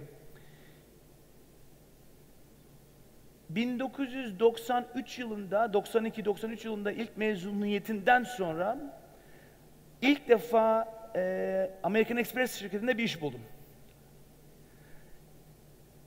Şirketteki işin kapsamı bir analist, bir finansal analist kapsamıydı. Ve ikinci günü şirkette Amerika'da iş izni olmadığım için işten çıkmam gerektiğini söylediler. Bunun üzerine loteriye başvurdum. Aynı zamanda hala Kmart'ta çalışıyorum, master eğitimimde vesaire. Ve loteriden green card aldım aynı anda. Ve tam bu anda, tam o sırada Sterling Software denen mainframe software satan, mainframe yazılımı satan Sterling Software adlı bir şirkette product manager olarak işe girdim. O loteriden aldığım green card'la. Sterling Software mainframe alanında en büyük yazılım şirketlerinden biriydi o sırada. Ve bu şirketin yazdığı yazılım sadece mainframe'ler üzerine, bu büyük kompütürler üzerine yazılan yazılımlardan biri. Sistemleri yöneten, sistemlere güvenlik sağlayan çok eski bir sistem. Ama o zaman bu 1990, 91, 92, 93 seviyesinde en önemli sistemlerden biri. Daha Windows'dan, open sistemlerden bahsetmediğimiz bir zaman. Bu şirketin product, ürün menajerliğini yaparken ana amacım benim e-commerce alanına kaymaktı. Çünkü e-commerce en hızlı büyüyen alan da o sıralar. Bunlar early 90'lar, early 90s dediğimiz alan. Bütün bu ASP'lerin, Application Service Provider'ların ve e-commerce şirketlerinin patladığı sıralar, büyüdüğü sıralar. Ve benim ürünümün olduğu bölümü biz IPO yapmaya karar verdik şirket olarak. Bu IPO çok büyük bir IPO oldu. Bizim sattığımız bu e-commerce ürünü bütün bankaların kullandığı, Federal Reserve'in kullandığı bir sistemdi. Yaptığımız ürünün yaptığı iş elektronik file transfer'di. Yani biz büyük bir datayı bir sistemden başka bir sisteme file ediyoruz, transfer ediyoruz ve bunun karşılığında milyonlarca dolar license alıyoruz. Şimdi düşünelim onu bir kere. Bugün bu EFT dediğimiz elektronik file transfer free bir hiçbir costu olmayan bir application aslında. O zaman düşünün every license Citibank'a, işte Deutsche Bank'a, JP Morgan'a onlarca milyon dolara satılıyor. Öyle bir alanda yaşıyoruz o sıralar. Ve bu sistemi sattıktan sonra satışlarından yaptığımız paralarla yaptığımız IPO'dan çok büyük bir para kazandık. Ve bu parayla hem engineer'lar, o yazılımı yazan insanlar ve marketingcilerle birlikte karar verdik ki ev ya da araba alacağımıza yeni bir şirket kuralım. Ben 69'luyum, 50 yaşındayım. Düşünün bu 1993 sıraları, 24 yaşındayım. O an için o sıralarda yaşlı antreprenörlerden biri olarak gözüküyorum. Ben de bu iş yapan insanlar da early 20s, benim gibi 23-24 yaşında. 2 Hintli arkadaşımla karar verdik ki yeni şirket kuralım. Fakat yeni şirket kuracak kadar akıllı değiliz. O kadar cin değiliz. Ne yapacağız? Bildiğimiz konularda ilerleyelim. Maceraya atılmaktansa bildiğimiz konuda bir şirket kuralım diye düşündük ve bildiğimiz konuda bir şirket kuracak bilgimiz olmadığı için gidip başka bir şirketi satın almaya karar verdik. Çok ufak bir şirket bulduk arkadaşlarımızla. Bu teknoloji sempozyonundan birinde tanıştığımız, böyle bir sempozyonda tanıştığımız, butlardan butlara, standlardan standlara gezerken bir şirket bulduk ve şirketi yöneten kişinin yanında 2 çalışanı vardı ve şirketi yaklaşık $300.000 ciro yapıyordu ve şirketi ondan $1 milyon satın almaya karar verdik. Ve ikna ettik o sempozyumda. Şirketin ismi SQL Navigator'dı. Ve şirketin yaptığı iş database'leri tune etmek. Yani database, veri tabanı analistlerine tuning software satmakla amacı. Amacımız şirketi alıp büyütmek. Çünkü biz ürün menajeri olarak inovasyon bilmiyoruz fakat ürünü satabiliyoruz. Ürünü geliştirerek daha büyük pazara çıkarabilecek insanlar olarak bu ürünü bu arkadaştan satın alıp şirketi büyütmeye karar verdik. Ve şirketi çok kısa bir süre içinde $3 milyon ciroya getirdik. Dallas, Texas'ta. Ve tam bu sırada 1996 senesi zarfı içinde Quest Software denen bir software şirketine Los Angeles'ta satmaya karar verdik. O satıştan yaptığımız parayla aynı zamanda yeni bir ürün yapmaya karar verdik. Ve o sıralarda da e-commerce patlaması yaşanıyor ve Amazon şirketi gibi ufak şirketler internetten book satmaya başlıyorlar. En büyük problem de internetten bu satışlar sırasında hangi book'un, hangi kitabın kimden alınacağı ve hangi yazarın hangi yazarlar gibi hangi janrada yazabileceği ve o seçimlerin ne kadar basit bir şekilde seçilebileceği internet platformunun üzerinden en büyük sorundu. Ve bunu yapabilmek için bir OLTP Transaction Server kurduk. Ve bu server kuran şirketi de satın aldık yaptığımız parayla. Ve bu şirket bugünkü WebSphere Commerce Suite oldu IBM'de. Ve bu IBM tarafından 1997-1998 zarfı içinde $100 milyon satın alındı. IBM'de 2 sene kaldık bu teamle. Ve bu her büyüttüğümüz şirketten sattıktan sonra büyüttüğümüz network'le geniş bir innovator network kurduk aramızda. Hepimiz yaşıtlarız, hepimiz beraberce çalışıyoruz ve bu şirketleri büyütüyoruz. Ve sattığımız şirketlerde de başarı sağlıyoruz. Sattığımız insanlarla ve o şirketlerin CEO'larıyla. IBM'de 2 sene geçirdik ve bu 2 sene zarfı içinde yaptığımız yazılımı aynı zamanda security sistemlerine, güvenlik sistemlerine de koyduk OEM olarak ve IBM çok büyük bir başarı sağladı. 1999-2000 senesi içinde Lisbon'da çok büyük bir Gartner konferansında, burada bu arada bir Gartner konferansı da var aynı anda gördüğüm kadarıyla. Bu konu üzerine çok büyük bir prezentasyon vermeye karar verdik. E-commerce üzerine ve security üzerine. Bu sunumdan sonra aşağı indiğim zaman barda bir bira içerken yanıma Çinli bir adam geldi. Bana kartını verdi. Bana dedi ki bu yaptığın işi, IBM'de yaptığın işi bizim için yap. Bizim şirketimizde yap. Ve kartın üstünde sadece ismi Charles Wang olarak geçiyor ve hiçbir üzerinde logo veya numara veya e-mail yok. Düşünüyorum kendi kendime Charles Wang kimdi diye. Ve hemen düşündükten sonra anladım ki bu Computer Associates'in founder'ı. Charles Wang, Şangay doğumlu. Çok fakir yerlerden gelen bir insan. New York'a geliyor bir refugee olarak. Ve New York'ta Computer Associates adlı software firmasını kuruyor 1970 yıllarında. Ve bu firma şu anda o sıralarda $6 milyar çok büyük bir software yazılım şirketi. Ve şirketin sahibinin en büyük problemi ufak şirketleri satın alıp büyütmek fakat aynı zamanda maliyetlerini indirerek marjda daha büyük şirketlere satabilmek. Ve bunu yaparken de amacı IP'yi artırabilmek ama bütün insanları kaybediyor aynı zamanda bu her transformasyondan sonra, her satış alınmaktan sonra. Ve amacı yeni bir genç grup getirerek firmasına inovasyonu artırmak en büyük amacı. Ve beni ve benim grubumu, bizim team'i IBM'den kendisi getirerek Computer Associates'e koyuyor ve Computer Associates'te biz yeni bir yazılım business ünitesi kurarak 2000'den 2004'e kadar bu $6 milyar firmanın market cap'ini 3x'e yani $18 milyar çıkarttık.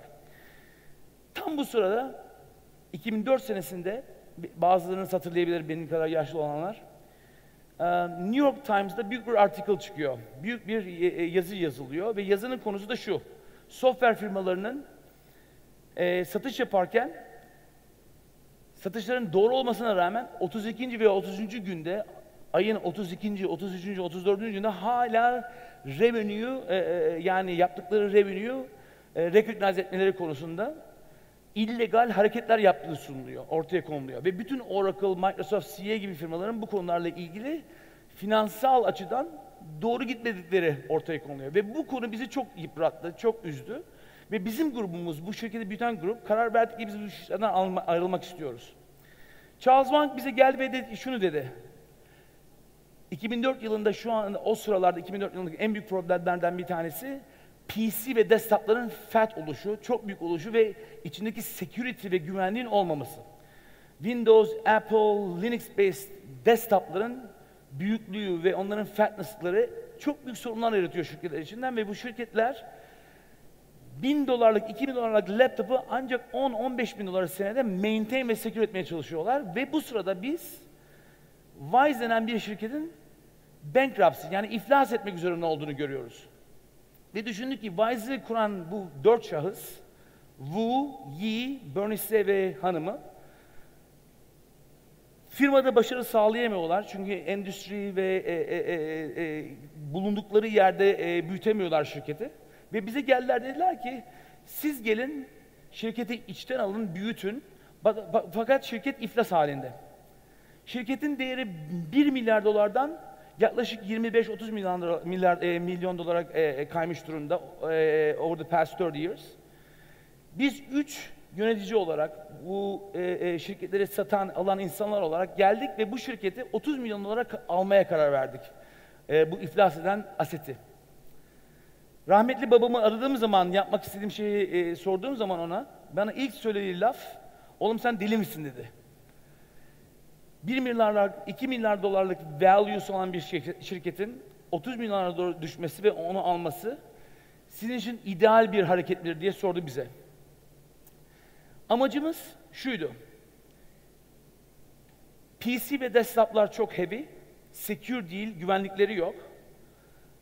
Bizim amacımız ilk defa dünyada öyle bir PC yaratalım ki içinde hiçbir Windows operating system olmasın, hiçbir Linux operating system olmasın, zero client olsun ve bu client, bu end user computing device serverlara, data center'lara gidip bütün Windows'unu, Linux'unu, bütün application'larını cloud'dan alsın. 2004 yılı. Bu sıralarda kimse cloud'dan bahsetmiyor, cloud computing'den bahsetmiyor. Bu 3 arkadaş, daha önce iş yaptığımız bu 3 arkadaş şirketi satın aldık. Şirketin 30 milyon dolarının yaklaşık %10'unu biz koyduk, 3 milyon dolarını. Diğer 27 milyon doları da SoftBank, Japonya, Çin Sovereign Wealth Fund, Irish Sovereign Wealth Fund ve birkaç tane Silicon Valley'deki fundraiser'lardan aldık. O sıralarda herkes bizi geri zekalı, aptal, bu işlerden anlamayan insanlar olarak görüyorlardı. Bizle alay ettiler. Bir dolu insan bize gelip bu işin olmayacağını söylediler. 2004'te alın teri, a lot of guts, Wise'ı alıp içindeki software yazılım asetini ortaya koyarak Çin'de ve Tayvan'da ucuz kompütür yapan şirketlerle, FPGA yapan şirketlerle $50 kompütürlerle yapmaya başladık. İçinde Windows ve Linux operating sistemi olmayan. Bunlara biz zero client dedik. 2005'te VMware'e gittik ve dedik ki siz server virtualization yapıyorsunuz. Size öyle bir software vereceğiz ki client virtualization yapacağız ve her gittiğimiz şirkette okullardan government'a, public sektörüne, sigorta ve finans şirketlerine gidip PC'leri replace edeceğimizi söyledik. Bizi önce güldüler. Bunun üzerine VMware'de ilişkimizi kestik ve Microsoft'a gittik. Microsoft'a sorduk aynı soruyu ve Microsoft, Bill Gates ve o sıralarda Steve Ballmer'la bize invest etmeye karar verdiler.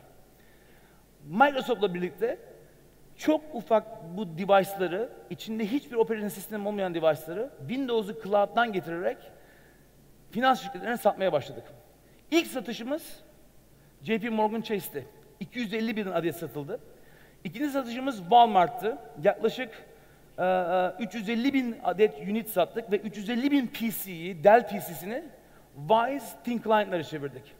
Bugün gittiğiniz Carrefour'larda, Walmart'larda, Kmart'larda, gittiğiniz, sevdiğiniz süpermarketlerde, Migros'larda, POS sistemlere gittiğiniz zaman gördüğünüz o kompütürler aslında eski PC'ler. Fakat içlerinde hiçbir operating sistem olmayan PC'ler ve bütün data arkadaki serverlardan geliyor. Bütün o sistemler Wise sistemleri. Bizim kurduğumuz bu eski sistemdi. 2004 ve 2005 yılında başlattığımız bu sistem. Aynı ideayı, aynı fikri VMware'e taşıdık. Bize hayır diyen VMware bu sefer bize invest etti. Ve bize verdikleri 50 milyon olarak investment'la bu kurduğumuz IP'yi satın almaya karar verdiler. Ve bunun ismine de VDI koydular. Virtual Desktop Infrastructure. Bu 2006 yılında. 2006 yılında başladığımız, 2004'te başladığımız bu revenue'su yaklaşık 17 milyon dolar olan şirket 2012'de yaklaşık 600 milyon dolar revenue'ye ulaştı. Ve tam IPO yapmak üzere iken Davos'ta, World Economic Forum'da çok büyük bir projemizi sunmaya karar verdik tam o sıralarda. Jacob Zuma South Africa'nın presidenti, ANC government'ının presidenti o sırada. Ve kendileri South Afrika'da, Güney Afrika Cumhuriyeti'nde milyonlarca öğrenciye, PC'si olmayan öğrenciye bu end user computer'ları cloud'dan vermek istediklerini söylediler. Ve bu bizim ilk okul deployment'ımızdı. Yaklaşık 10 milyon öğrenci, $1000 olmayan ama $50 harcayabilecekleri ufak kompütürlerle, cloud'dan getirecekleri Windows application'larla, Michael Dell, Bill Gates ve bizim device'larla ilk büyük education cloud'u kurduk South Afrika'da, Güney Afrika Cumhuriyeti'nde. Ve bu büyük bir patlama yaptı ve World Economic Forum ve Davos ve Klaus Schwab bunu bütün president'lara, prime minister'lara, Minister of Finance ve Minister of Education'lara Davos'ta bizim sunmamızı istedi. Bu 2011'de olan bir olaydı ve 2011'de yaptığımız prezentasyondan sonra 2012'de Cisco bizi almaya karar verdi. Cisco'nun amacı PC olmadan Dell ve HP gibi PC firmalarının marketine girmek. Amaçları bütün bu investment'i yapmadan daha ufak bir investment'la onların piyasasına girmekti. Bizim de revenue'miz o sıralar 600 milyon dolara yaklaşıyordu. Davos'ta tam John Chambers'la kahve içerken, Davos'u bilmiyorum biliyor musunuz? Giden var mıdır? Dünyanın en sıkıcı şehirlerinden biri. Davos'un aslında Türkiye gibi yerde, Antalya gibi yerde olması gerektiğini düşünüyorum hep. Fakat tek bir özelliği, bütün bir kış, Ocak ayı içinde dağların ortasında bir şehir olduğu için güvenliğin çok iyi sağlanması ve 2000 tane Prime Minister, CEO ve President'ın bir araya gelmesiydi. Ve benim amacım Cisco'nun CEO'suyla konuşurken belki de firmamı başka bir firmaya satabilmekti. John Chambers CEO'su, Cisco'nun CEO'suyla kahve içerken Michael Dell geldi içeri ve beni gördü. Ve yaklaşık bir ay sonra firmayı çok daha büyük bir rakama, 1.2 milyar dolara Dell'e sattık. Bu 2012. 2012'deki en büyük satıştı bu. Private M&A deal. Private Merger Acquisition deal. Dünyadaki en büyük endüstriyel M&A satışı oldu. 2012'de amacımız şimdi o alanda Dell'in bir parçası olarak şimdi bu simple end user computing sistemi bütün şirketlere satabilmek ve cloud revolution'u sağlamaktı ve ilk defa biz cloud computing modelini Dell sayesinde, onların channel ve kanalı sayesinde bütün şirketlere, bütün müşterilere satmaya başladık.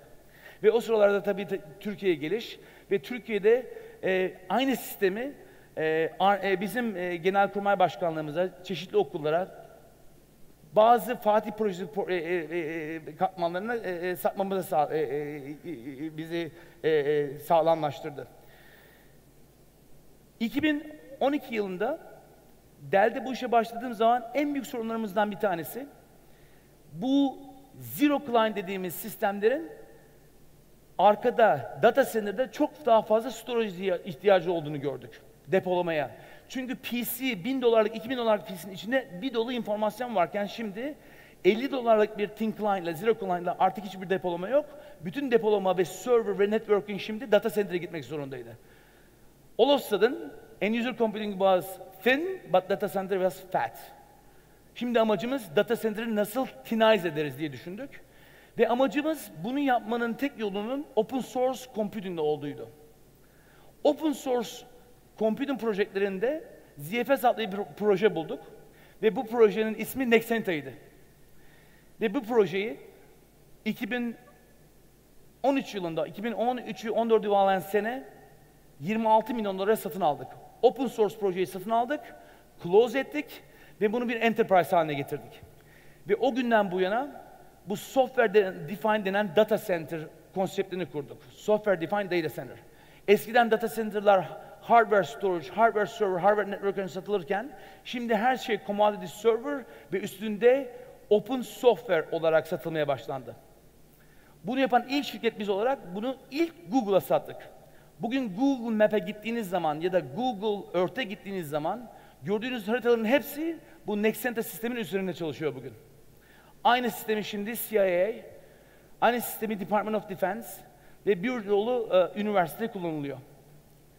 Buradan anlatmak istediğim ve konuyu kapamak üzere olduğum konu şu. Her zaman amacımız belli bir product market fit bularak, belli bir sorun yakalayarak o sorunu çözümlemek ve başkasından daha fazla, daha hızlı ileri gitmekte. Her zaman kompetitif, her zaman en iyi insanları bulup, o insanların bulduğu IP'yi alıp, product market fit'i geliştirerek, bir markette captive audience'yi kurarak, right kanallar, right insanlarla ilk bir içe revenue sağlamak. Ve onu çok sıkı bir şekilde partnerlarla, iş ortaklarıyla büyütmek. Nexenta bugün bu 26 milyon dolar satın aldığımız şirketi 100 milyon dolara DDN adlı şirketi sattık Mayıs ayı zarfı içinde. DDN de bugün bu sistemi kendi hardware'leriyle, kendi sistemleriyle diğer cloud şirketlerine satıyor. Konunun özeti şu. Entrepreneurship bizim için part of our DNA. Ve 3 konuyu birlikte beraber getirmeye çalışıyoruz bu yaptığımız satışlar ve kurduğumuz şirketlerle. Birincisi Customer Partner Experience. Bulduğumuz insanlarla hem müşteriye hem iş ortaklarıyla çok intimate şekilde çalışmak. İkincisi IP Differentiation. Gerçek IP'yi bulup gerçekten differentiated IP ile markette leadership kurmak. Yani başkasını kopyalamamak. Üçüncüsü de Operational Excellence. Bütün detaylara önem vermek.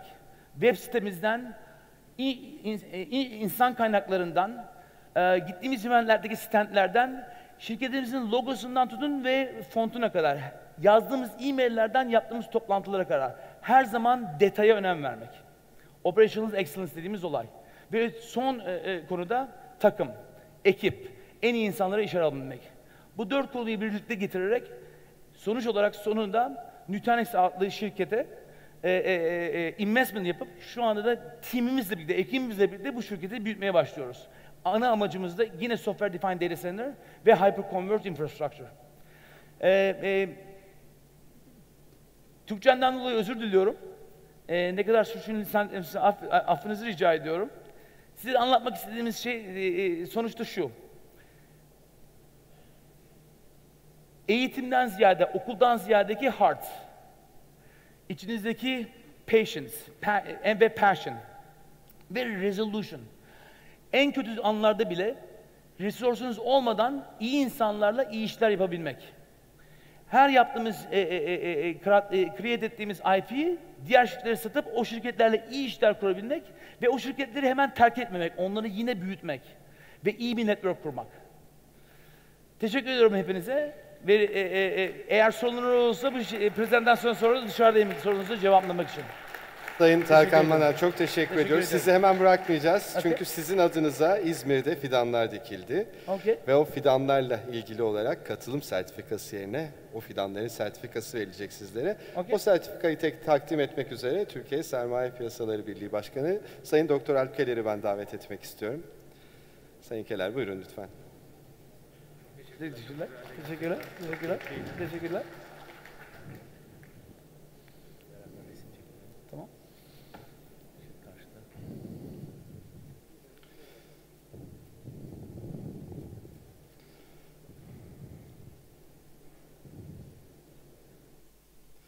Çok teşekkür ediyoruz efendim. Hemen kısaca bir duyuru yapmak isterim. Değerli misafirlerimizden salonu boşaltmalarını istirham etmek durumundayız. Çünkü birazdan bugünün 10.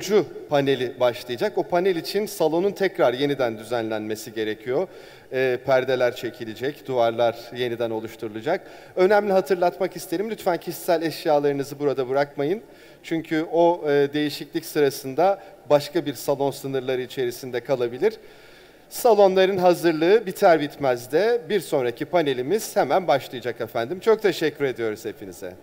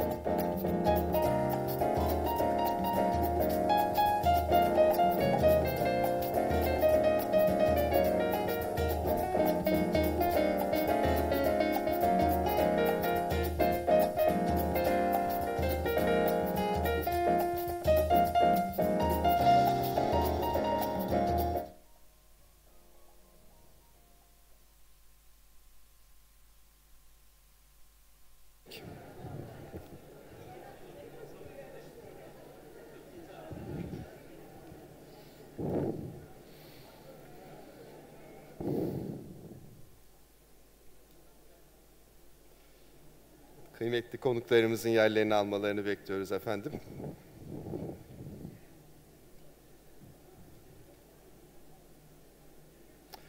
Evet, ana konuşmacımız Sayın Tarkan Maner'i dinledikten sonra şimdi bugünün 10.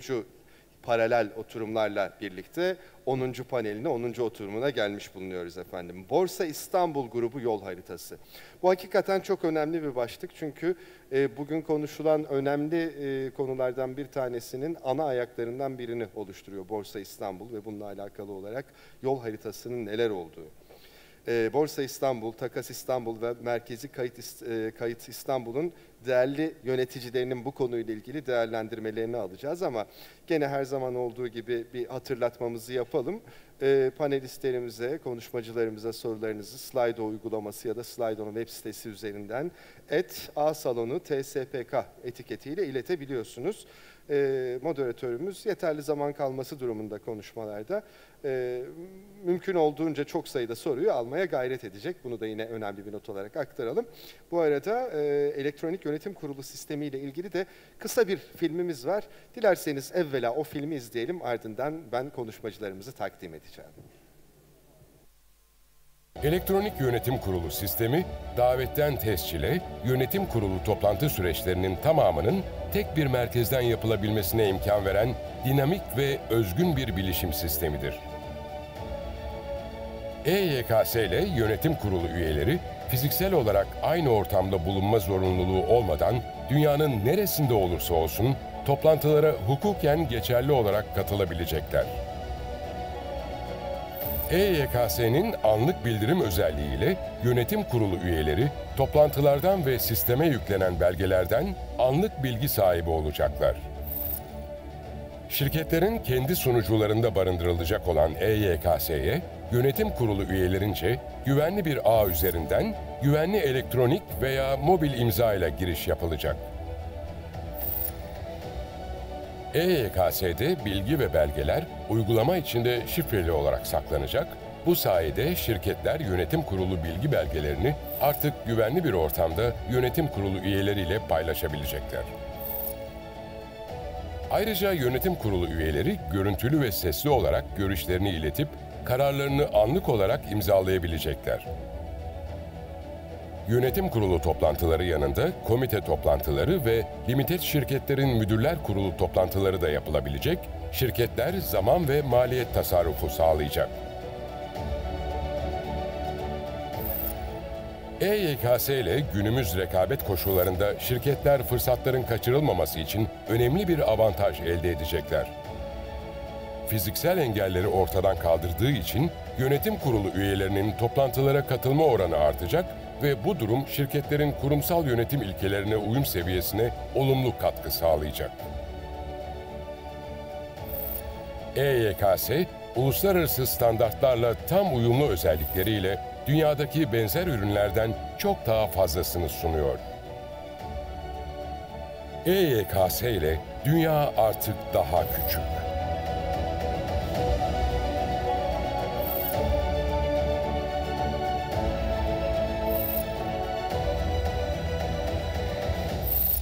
MKK, Ulusal Yazılım, Uluslararası Vizyon. Efendim artık Borsa İstanbul Grubu Yol Haritası başlıklı oturumumuza geçebiliriz. Oturumu yönetmek üzere Türkiye Sermaye Piyasaları Birliği Başkan Vekili Sayın Erhan Topacı ben davet etmek istiyorum sahneye. Buyurun efendim. Çok teşekkür ediyorum. Merhaba. Panelimizin değerli konuşmacıları ise Borsa İstanbul Genel Müdür Yardımcısı Sayın Mehmet Gönen. Sayın Gönen buyurun lütfen. Hoş geldiniz efendim. Takas İstanbul Genel Müdür Vekili ve Yönetim Kurulu Üyesi Sayın Gökhan Elibol. Sayın Elibol, hoş geldiniz efendim. Ve Merkezi Kayıt Kuruluşu Genel Müdür ve Yönetim Kurulu Üyesi Sayın Ekrem Arıkan. Buyurunuz efendim, hoş geldiniz. Sayın Başkan, sahne ve söz sizde. Süremiz 1 saattir. Çok teşekkür ediyorum. Başarılı bir oturum diliyorum. Teşekkürler. Değerli konuklar, Borsa İstanbul Grubu Yol Haritası panelimize hoş geldiniz. Biliyorsunuz Borsa İstanbul, finansal sistemimizin en önde gelen paydaşlarından biri ve sermaye piyasalarımızın biz göz bebeği diyoruz. Ben 1986'dan beri bu gelişimin içinde olmuş biri olarak gerçekten bu panelin moderatörlüğünü yapmak benim için çok heyecan verici bir olay. Bu süreçte biz Borsa İstanbul'un Takas İstanbul ve Merkez Kayıt Kuruluşu ile birlikte bir sinerji yaratarak sermaye piyasamızın baştan sona, bütün sermaye piyasasına baştan sona entegre hizmet veren bir yapıya dönüştüğünü gördük. Ve hep beraber gurur duyduk. Ve yeni ürün geliştirmelerine şahit olduk. Tüm bu süreci yaşadık. Ben ilk sözü Borsa İstanbul Genel Müdür Yardımcısı Mehmet Bey'e vermek istiyorum. Öncelikle mevcut ajandalarını ve 2020 projelerini anlatmalarını rica edeceğim. Zaten ilk proje açıklandı. Viyop'ta seans saatlerinin uzatılması. Eminim ajandada daha çok proje vardır. Mehmet Bey'den dinleyelim. Evet, sağ olun. Teşekkür ederiz Eren Bey. Şimdi oradan başlayalım isterseniz, Viyop'la başlayalım. Şimdi bizim spot piyasalarda hisse senedi piyasamızdan başlayayım. Yani esasında işlem saatlerimiz gayet uzun. 8 saatten uzun bir hisse senedi piyasamız 8 saatten uzun bir süre dilinde açık kalıyor. Vadeli işlemler için de aynı süre, benzer süreler şu anda mevzu bahis. Spot piyasada uzun kalsak da vadeli işlemlerde esasında nispeten kısa bir süre. Bu 8,5 saatler, 9 saatler. Orayı biraz daha genişletme ihtiyacı biz duyuyoruz.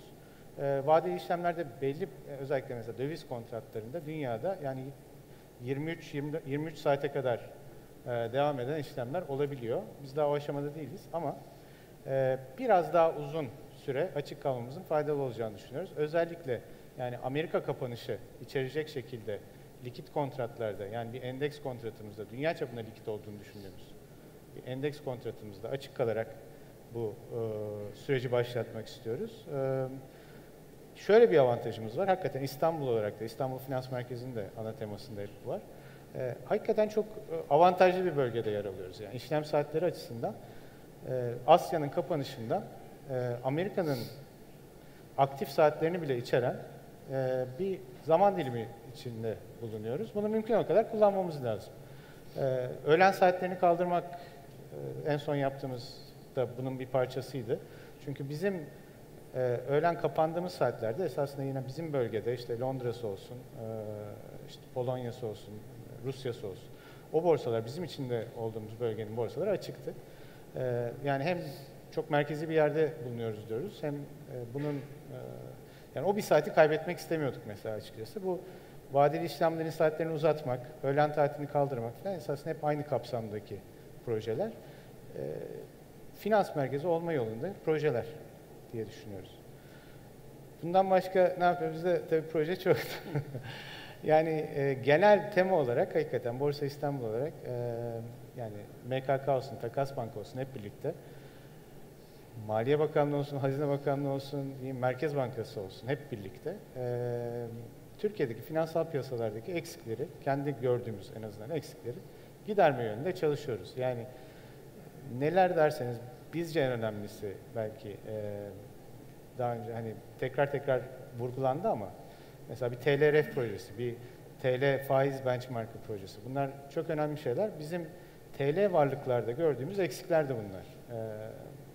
Onları yani yurt dışında bir Libor var. Bizde de bir Libor benzeri bir faiz vardı ama tam da çalışmıyordu. Hani bunun daha iyisini yapabiliriz. Daha kredibilitesi olan bir versiyonunu yapabiliriz. Yurt dışının da kullanacağı bir versiyonunu yapabiliriz iddiasıyla yola çıktık. Hakikaten o yönde ilerliyoruz. İşte faiz piyasalarını, faiz riskini, TL faiz riskini Türkiye'de ve dünyada esasında TL faiz riskini herkes idare edebilsin diye hangi enstrümanlar eksikse onları yaratmaya çalışıyoruz. Likit hale getirmeye çalışıyoruz. Ki hani bugüne kadar dövizde yaptığımız, dövizle kullandığımız işlerin benzerlerini aynı rahatlıkla TL bazında da yapılabilir. Yani orada isterseniz ben çok domine etmeyeyim. Hani bir ara verelim. Peki. Tekrar devam etmek üzere tamam. Mehmet Bey. Şimdi Takas İstanbul'da sermaye piyasaları ve bizim bütün yatırım şirketleri açısından çok önemli bir kurum. Hatta şunu da söyleyebilirim. Ben iki bağımsız aracı kurumun, yatırım şirketinin yönetim kurulu başkanı olarak eğer Takas Bank olmasa bugünlere gelmemiz daha zor olurdu diye düşünüyorum. Gerçekten gelişmemizde büyük yararları oldu. Her aşamasında da içindeydik. Şimdi Takas Bank'ın hep yaratıcı projelerini gördük. İşte geçen sene blockchain tabanlı yeni nesil transfer sistemi, o BIGA devreye alındı. Bunun dışında diğer konularda da gelişmeler yapıldı. Ben öncelikle Takas Bank Genel Müdür Vekili ve Yönetim Kurulu ise Gökhan Bey'e de Takas İstanbul'un mevcut ajantasını ve 2020 projelerini anlatmasını çok teşekkür ederim. Ben de öncelikle herkese hoş geldiniz diyorum. Bugün bizim için çok önemli bir proje olan tek teminat havuzu projemizden bahsedeceğim ama müsaadeniz olursa bir iki dakika Takas Bank'la alakalı genel bilgi vermek istiyorum. Malumunuz bizler Borsa İstanbul'un ana ortağı olduğu, diğer ortaklığımızın ise banka ve aracı kurumlardan müteşekkil olduğu bir yatırım bankasıyız.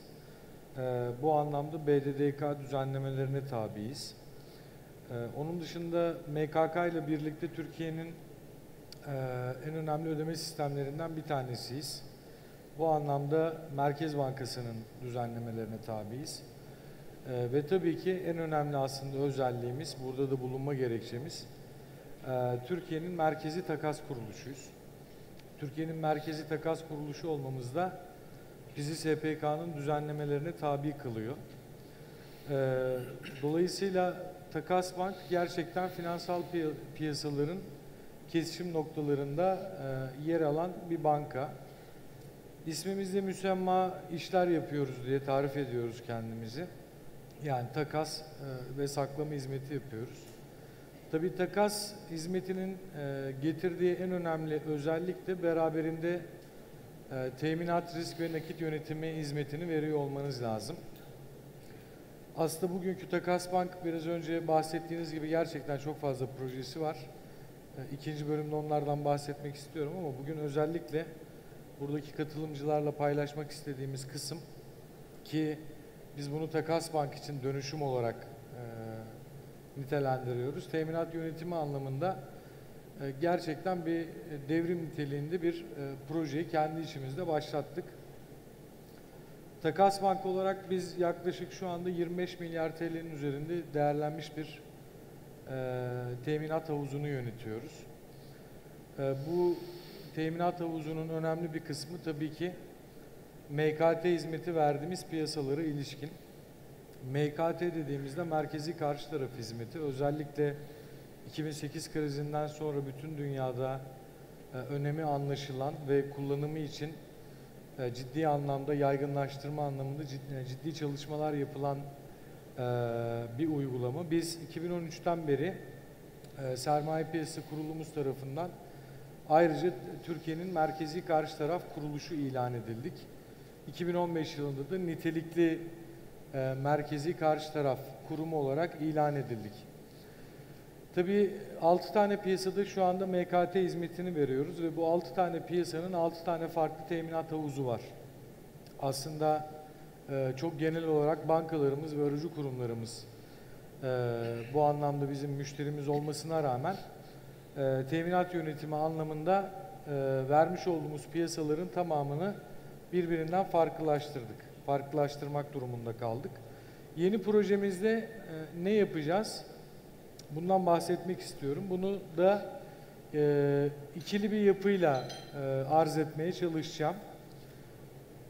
Tek teminat havuzunun birinci aşamasını biz kendi içimizde başlattık ve 11 Kasım itibariyle tamamladık. Bu da teminat yeknesaklaştırması dediğimiz bir başlık. Bu neyi getiriyor? Bizler zamanında bu piyasalara ilişkin düzenlemeleri yapıyorken bazı varlıkları bazı varlık havuzlarına dahil ederken bazı piyasaların teminat varlık havuzlarında dahil etmemişiz. Açıkçası bu bakış açısının da çok doğru olduğunu yani düşünmüyorduk ve buna ilişkin bir aksiyon almamız gerekiyordu. Dolayısıyla yaptığımız çalışmalar neticesinde şu anda herhangi bir müşterimiz, bir aracı kurum veya bir bankamız Takas Bank'ın herhangi bir piyasasından bir hizmet aldığı zaman teminat olarak sunacağı varlığın bütün diğer teminat havuzlarında da dikkate alınacağını ve bunların haircut, değerleme yöntemlerinin aynı olacağını bilecek. Bu anlamda kendi içsel çalışmamızı tamamladık diyebilirim. Aracı kurumlara yönelik olarak inşallah 2020 yılında çok önemli bir proje başlatıyoruz. Bu da risk azaltıcı netleştirme diye kendi içimizde bunu isimlendirdik. Çok temel olarak şöyle özetleyebilirim. VIOP vadeli işlemler piyasasında dayanak varlığı pay olan bir kontratın teminatına ilgili pay getirilirse biz varlık olarak getirilen payla o kontratın yaratmış olduğu pozisyondan kaynaklı riski birbiriyle net off edeceğiz, netleştireceğiz. Bu zaten muhtelif tarihlerde aracı kurumlarımızdan özellikle bize talep anlamında geliyordu. Bunu o anlamda devreye alacağız. Bankacılık sektörü için yapacaklarımdan biraz bahsetmek istiyorum. Malumunuz 2018 son çeyreğinde Borsa İstanbul FX swap piyasasını açtık. Aynı zamanda borçlanma araçları piyasasında da şu anda 70 milyarın üzerinde bir işlem hacmi oluşuyor. Dolayısıyla bankalarımız finans yönetimleri, bilanço yönetimleri anlamında gerçekten bu piyasalar önemli arz ediyor. Bizden sonraki oturumda yine Borsa İstanbul yöneticileri çok detaylı bir şekilde TLRF ve türevleri konusunda bilgi verecekler. Bu anlamda Borsa İstanbul TLRF'i hesaplayıp ve ilan etmeye başladı. Biz de bu TLRF'in faiz riski yönetimi anlamında, yani klasik tabirle IRS dediğimiz sözleşmelerin overnight index swap şeklinde ortaya çıkacak ürünlerinin Aralık sonunda, yani yıl bitmeden merkezi karşı taraf olarak bunların clearing hizmetini vermeye başlayacağız. Dolayısıyla bundan sonraki bankaların teminat yönetimine ilişkin ilk yapacağımız hamle, uhdemizde bulunan bu 3 tane piyasayı birleştirip tek bir teminat hesabı üzerinden yürütmek. Tabii olayı burada bırakmak istemiyoruz. Burada da çok kısaca bahsetmek istiyorum. Karşımıza çok önemli bir durak geliyor. Bu da ESMA dediğimiz Avrupa Birliği bünyesinde merkezi karşı tarafların işlem kurallarını belirleyen kuruluştan kabul almaya çalışacağız. ESMA Recognition dediğimiz bir süreç var. Bunu yürütüyoruz. Bayağı da yol aldık diyebilirim. Bu niye önemli? ESMA Recognition özellikle yurt dışı yatırımcılar için önemli. Yurt dışındaki yatırımcıların doğrudan Türkiye pazarında işlem yapabilmeleri veya buradaki iştiraklerinin buradaki CCP üzerinden işlem yaptıklarında daha düşük risk ağırlıklarıyla kendi yönetimlerine sunmaları konusunda çok önemli bize bir avantaj sağlayacak. Diğer bir kavram da interoperability dediğimiz başka önemli bir kavram. Eğer biz inşallah ESMA'dan recognition sürecini tamamlarsak, bu biraz önce dediğim gibi şu demek: ESMA, Türkiye'de Takas Bank, Avrupa Birliği'nde muhkim bir CCP'nin işlem kurallarıyla ve denetim standartlarıyla hizmet veriyor anlamına gelecek. Bu kabulü aldıktan sonra da Avrupa'da muhkim diğer CCP kuruluşlarıyla beraber tabiri caizse mutabakat zaptı imzalayacağız ve bundan sonra özellikle bankalar açısından bankaların OTC'de yapmış olduğu işlemlerin de Takas Bank üzerinden clearing hizmetini vermeye çalışacağız. Son cümlem şöyle olsun. Tek teminat havuzunu şöyle özetleyebiliriz. Başta bankaları olmak üzere ve aracı kurumlarımız olmak üzere Türkiye'deki finansal kuruluşların kendi bilanço riski yönetimleri kapsamında ister organize piyasada, ister OTC'de, ister yurt içinde muhkim, ister yurt dışında muhkim taraflarca yapmış oldukları ve Takas Bank üzerinden clear edecekleri işlemleri tek bir teminat hesabından yönetmelerini sağlayacağız. Böyle Teşekkürler. Özellikle bu tek teminat havuzu, bu risklerin beraber değerlendirilmesi, bunlar bütün yatırım şirketlerinin heyecanla beklediği gelişmeler. En kısa zamanda inşallah bunu hayata biliyoruz geçer. ve sektördeki paydaşlarımızla, arkadaşlarımız, ben çok yakın görüşüyoruz. Onların fikirleri çünkü bizim için çok önemli. Dolayısıyla daha yakın görüşeceğiz diyebilirim yani 2020'de. Evet, Merkezi Kayıt Kuruluşu'na gelince, tabii Merkezi Kayıt Kuruluşu öncelikle sermaye piyasalarının güvenliği açısından çok önemli bir kurum. Yani geçmiş dönemde biz yatırımcı emirlerini öncelikle yatırımcı numaralarıyla almaya başladık. Sonrasında dünyada benzeri olmayan isme saklama sistemini kurduk. Artık yani bütün insanların portföyleri Merkezi Kayıt Kuruluşu'nda kendi adlarıyla kayıtlara giriyor. Ve de bunun üstüne tüm sermaye piyasalarının kaydileştirilmesiyle devam ettik. Ve Merkezi Kayıt Kuruluşu bugün bir veri deposu haline geldi. Bu süreç sermaye piyasalarında güveni de çok arttırdı. Örneğin ben şöyle kendi geçmişten hatırladığım, yani son Merkezi Kayıt Kuruluşu kurulduktan, bu isme saklama sistemi devreye girdikten sonra gördüğümüz 6 büyük krizde yatırım şirketlerimizde, yatırım kuruluşumuzda önemli bir sorun olmadı. Bu sistemin de bir başarısı olarak yani asit testinden de geçmiş oldu. Ben Şimdi Merkezi Kayıt Kuruluşu Genel Müdürü ve Yönetim Kuruluşu Ekrem Bey'e de 2020 projelerini ve mevcut ajandalarını anlatmasını rica edeceğim. Kendisi de proje konusunda çok böyle devamlı proje üreten biri olduğu için merakla bekliyorum. Çok teşekkürler, sağ olun. Değerli başkanım, çok kıymetli arkadaşlar, herkesi saygıyla selamlıyorum. İnşallah çok faydalı bir etkinlik ve oturum olacak. Ben hızlıca MKK'dan da açıkçası birkaç cümleyle bahsederek başlamak isterim. Malum kongrenin ana teması dönüşüm. Yani MKK neyi dönüştürüyor, kendisi nasıl dönüşüyor? MKK'nın nasıl bir kimliği var sermaye piyasaları içerisinde? Siz gerçi birkaç cümle gayet güzel ifade ettiniz. Onu biraz açıp sonrasında hemen hızlıca projelere geçmek istiyorum. Biz merkezi saklama kuruluşuyuz Türkiye'nin. Özellikle şimdi merkezi kayıt kuruluşu deyince İngilizce Central Registry Agency diye de ifade ediliyor ama globalde nasıl Takas Bank'ın CCP olarak Central Counterparty şeklinde bir global standardı var, bir misyonu varsa, merkezi saklama kuruluşu olarak CSD dediğimiz Central Securities Depository olarak da merkezi kayıt kuruluşunun bir rolü var. Ve Türkiye'deki bu işten sorumlu tek kuruluşuz, kanunla yetkilendirilmiş bir şekilde.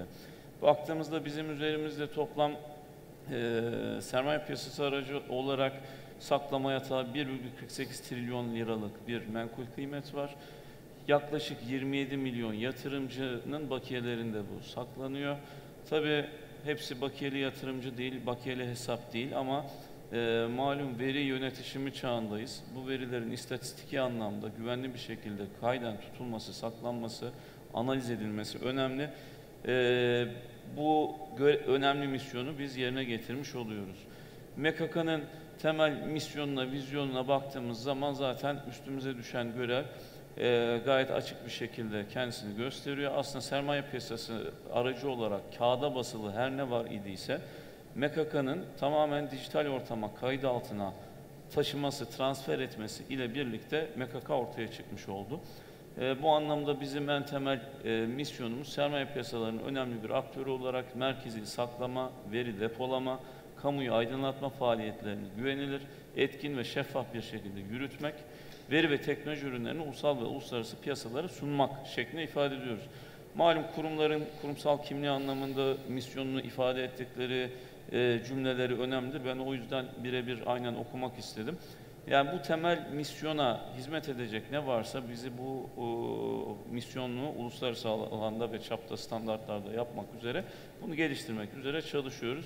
2005'ten itibaren SPK başta olmak üzere Hazine Maliye Bakanlığımızın, Ticaret Bakanlığımızın, Merkez Bankası'nın bir takım yüklediği misyonlarla, verdiği yetkilerle, lisanslarla bu görevleri gün geçtikçe geliştirerek hem sayısını artırarak hem mevcut olanı geliştirerek devam ediyoruz. Sadece sermaye piyasalarının değil, esasında Ticaret Bakanlığı ile yürüttüğümüz bir takım faaliyetlerle birlikte bütün ekonomiyle alakalı ekosistemin önemli bir parçası olma yolunda da ilerliyoruz. Bu anlamda biz kendimizi de MKK 1, 2, 3, 4, 0 diye versiyonladık diyelim. MKK 4, 0, MKK 1 ilk baştaki ana faaliyet alanımızı yerine getirmekti. Sermaye piyasası araçlarını tamamıyla dijitalize etmek, 2005'te başlattığımız piyasa operasyonuyla birlikte de bunu kayden takasını gerçekleştiren, saklamasını gerçekleştiren, güvenilir bir şekilde de bu işlerini yürüten bir kuruluş olarak ortaya çıktık. 2011-2015 arası Ticaret Bakanlığı'nın bize verdiği bir takım yetkilerle birlikte bir basamak atladık diyelim. Mesela bugün elektronik ürün senetlerinin saklamasını yürütüyoruz. Elektronik genel kurul sistemi kurumsal yönetim ilkelerinin çok daha üst seviyede yapılmasını sağlanıyor ve bugün borsaya kote bütün şirketler genel kurul sistemini kullanmak zorunda, şeffaf bir şekilde daha üst seviye bir kurumsal yönetişim ilkelerine uyum sağlamak üzere bu ürünleri kullanıyorlar. Elektronik yönetim kurulu sistemi az önce panel başlangıcında bunun kısa bir reklam filmini gördük. Yeni ortaya koyduğumuz bir ürün. Bu Ticaret Bakanlığı'yla başlatılan bu Türk Ticaret Kanunu'ndaki değişiklik sonrası mesela hayatımıza giren e-defter, e-fatura gibi elektronik finansal bir takım süreçlerin ortaya koyduğu ürünler oldu. Daha sonrasında MKK 3.0 dediğimiz biz yurt içi ve yurt dışına bir takım kurum kuruluşlara da hizmetler vermeye başladık. Nihayetinde 2020'ye gelmeden önce işte 2019'da bizim kendimize çizdiğimiz yol haritası, dedik ki bundan sonrasında MKK'nın yeni artık vizyonu blok zincir, büyük veri analizi, mobil uygulamalar, bütün teknolojinin yeni trend konularını sermaye piyasalarında veri ve teknoloji şirketi olarak daha üst seviyeye taşıyacağız, geliştirerek yolumuza devam edeceğiz şeklinde dedik. Projelerimize gelecek olursak bizim en üst seviyede ekonomi bürokrasi tarafından da takip edilen en böyle hot topic konu diyeyim tabiri caizse omnibus hesap yapısı. Bunu son 5-6 aydır çalışıyoruz. Haziran-Temmuz'dan itibaren belirli bir olgunluğa geldi. Hatta bugünlerde en son Sayın Cumhurbaşkanımızın onayı ile resmi gazetede yayınlanarak bu işin gelir vergisine ilişkin nihayetine ermiş oldu. Resmi gazetede yayınlanmasıyla birlikte tebliğ yürürlüğe girecek. Omnibus hesapların vergilendirilmesine ilişkin husus vardı çalışılan. Bu neyi sağlayacak? Artık yurt dışından global saklamacı kuruluşlar, Euroclear, Clearstream gibi Türkiye'de MKK'da kendileri omnibus hesap açarak yurt dışından DİPS'lerimize, şu an için DİPS, devlet iş borçlanma senetlerine yatırımcı bazlı olmaksızın, yani havuz hesaplarla yatırım yapabilir duruma gelecekler. Bunun tabi raporlaması, vergilendirmesi gibi bir takım hususlar vardı. Onların netleştirilmesi üzerine son aylarda çalışmalarını yürüttük. Az önce ifade ettiğim gibi Gelir İdaresi Başkanlığı tarafından 308 nolu bir tebliğ çalışıldı bu konuya özel olarak. Sayın Cumhurbaşkanımızın en son onayıyla resmi gazetede herhalde önümüzdeki günlerde yayınlanacaktır ve yürürlüğe girecek. Ondan sonrasında tabii Euroclear'in, Clearstream'in MKK'da hesap açmasıyla birlikte aslında sadece onlar da değil, bugün Rusya gibi veya bir takım başka finansal anlamda bizim Türkiye piyasalarına ilgisi olabilecek ülkelerin MKK'da hesap açmasıyla kendi ülkelerinden buraya DİPS'lere, borçlanma araçlarımıza havuz hesapları üzerinden yatırımcı getiriyor duruma gelecekler. Tabii bu az önce Gökhan Bey'in bahsettiği gibi teminat piyasalarımızda oldukça önemli bir husus. Bizim omnibus hesaplarda tutulan, saklanan kıymetler yurt dışında Türk lirası bazlı olarak teminata da konu olacak. Bu anlamda Türk lirasının yurt dışında referans kullanılması ve yaygınlaştırılmasına da hizmet eden bir husus olarak ortaya çıkacak inşallah. Kitle fonlaması malum 3 Ekim 2019 itibariyle tebliğ SPK tarafından yayınlandı. Bu artık bizim çalıştığımız somut bir proje olarak önümüze çıkmış oluyor. 2-3 yıldır konuşuluyor idi. Son 1-2 yıldır daha somutlaşmıştı. Nihayetinde Ekim ayı itibariyle tebliğ yayınlandı. Biz şu an bunun projesini geliştirmek üzere çalışıyoruz. MKK bu konuda da saklamacı kuruluş olarak yetkilendirildi. Emanet yetkilisi olarak tanımlanan portföy saklamacı finansal kuruluşların finansal takasını gerçekleştireceği, kayden saklama ve takasının da MKK tarafından yürütüleceği, alım-satım platformlarının da platformlar olarak ortaya çıkacağı bir şekilde bir yapı kuruluyor olacak.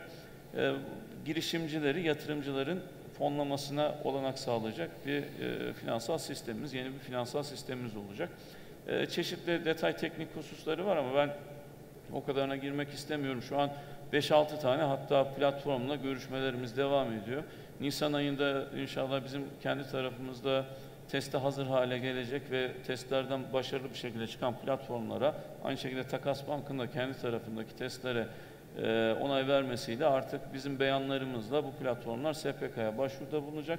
Yetkili platformlara dönüştükleri zaman da artık SPK'nın uygun göreceği bir takvimle tabii ki artık işlerliğe dönüşecektir diye umuyoruz 2020 yılı içerisinde. E-Vedo aslında şu an zaten çalışmakta olan bir husus. Az önce tam da ifade ettiğimiz gibi veri ve teknoloji şirketi diye ifade ettik MKK'yı.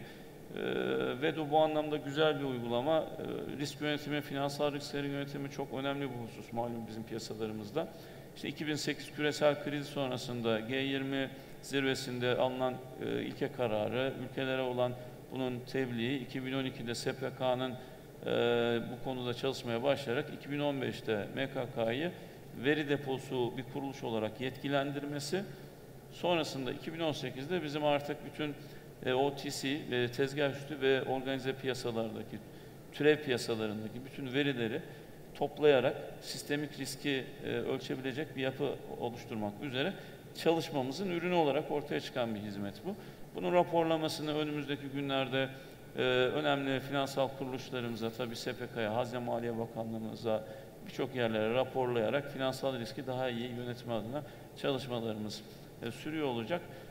Sparks dediğimiz sermaye piyasası araçlarının risk kontrol sistemi de aslında E&D'nin türev piyasalarındaki yaptığını çok daha geniş bir şekilde sermaye piyasalarına özel, belki daha da genişletilerek tüm finansal piyasalarda konsolide bir havuz oluşturabilirsek, riskin erken saptanmasına yönelik olarak işte teminatların farklı piyasalar arasında yönetilebilmesi, kredinin buna krediye mevzu finansal hesapların ilişkilerinin daha toplu bir şekilde izlenebilmesi ki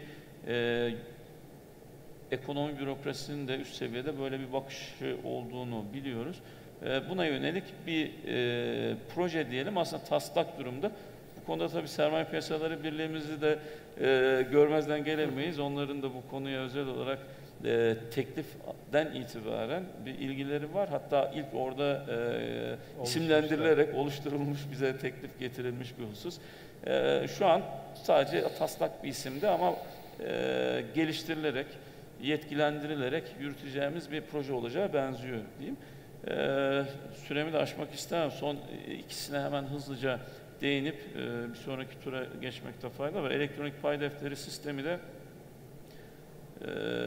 yine Ticaret Bakanlığı'nın belki işte kanun değişikliği yapılarak Ticaret Bakanlığı tarafından bu konuda yetkilendirirsek bütün ticari işletmelerin pay defterlerinin dijital ortama taşınarak çok daha sağlıklı bir şekilde takip edilmesini sağlayacak bir konu. Bu bizim özellikle takip ettiğimiz, Ticaret Bakanlığı ile bu konuda görüştüğümüz ama kanun değişikliği olması durumunda ancak devam ettirebileceğimiz bir proje olacak. TÜRİP malum ülkemizde açılan en son borsa olarak hepimize hayırlı olsun diyelim. TÜRİP Ürün İhtisas Borsası hep örnekler veririz. Hani Chicago Mercantile Exchange'deki yapılan bir takım işlemlerden. Ürün İhtisas Borsamızda şu an için tarım ürünleri tarafında işlem yapmaya başladı. El üstlerin saklamasını yürütüyoruz. 2020 vizyonu bu konuya ilişkin olarak da hem ürün sayısını artırmak, hem oradaki sistemi geliştirmek, hem finansal anlamda oradaki alım-satım hacmini geliştirmeye yönelik çalışmalar yapma şeklinde bir vizyonumuz var. Ben birinci turu bu şekilde kapatmış olayım. Evet, teşekkür ederim. Teşekkürler. Ben tekrar bir Borsa İstanbul'a döneyim. Şimdi 2018 yılı sonlarında, hatta benim de yönetim kurulu üyesi olduğum dönemde 2019-2021 strateji planı da kabul edildi. Yani orada da ana borsanın birinci amacının sermaye piyasalarını geliştirmek, derinleştirmek olduğu kabul gördü ve onun üzerine de borsa tabii çok çeşitli projeler geliştirmeye başladı. Bir kere Mehmet Bey'e bu konularda neler yapacağız önümüzdeki sene? Mesela bir faiz ürünlerinde likidite artışına ihtiyaç var. Bununla ilgili çalışmalar yapıldı. İşte yabancıların daha rahat alması için çalışmalar var. İşte zaten FX takası biliyoruz. TLRF'e uygun birçok ürünler oluşacak. Orada likiditeler artacak. Ya bunların üstüne işte son dönemde faiz swap'ı ile ilgili bazı ürünler konuşuldu. Ve bir de tabii bütün bunların üstüne yatırımcı tabanını da geliştirmemiz lazım. Evet. Bu konuda borsa olarak neler düşünüyoruz? Neler yapılabilir? Evet, yani yatırımcı tabanıyla isterseniz başlayalım. Borsada çok piyasa var.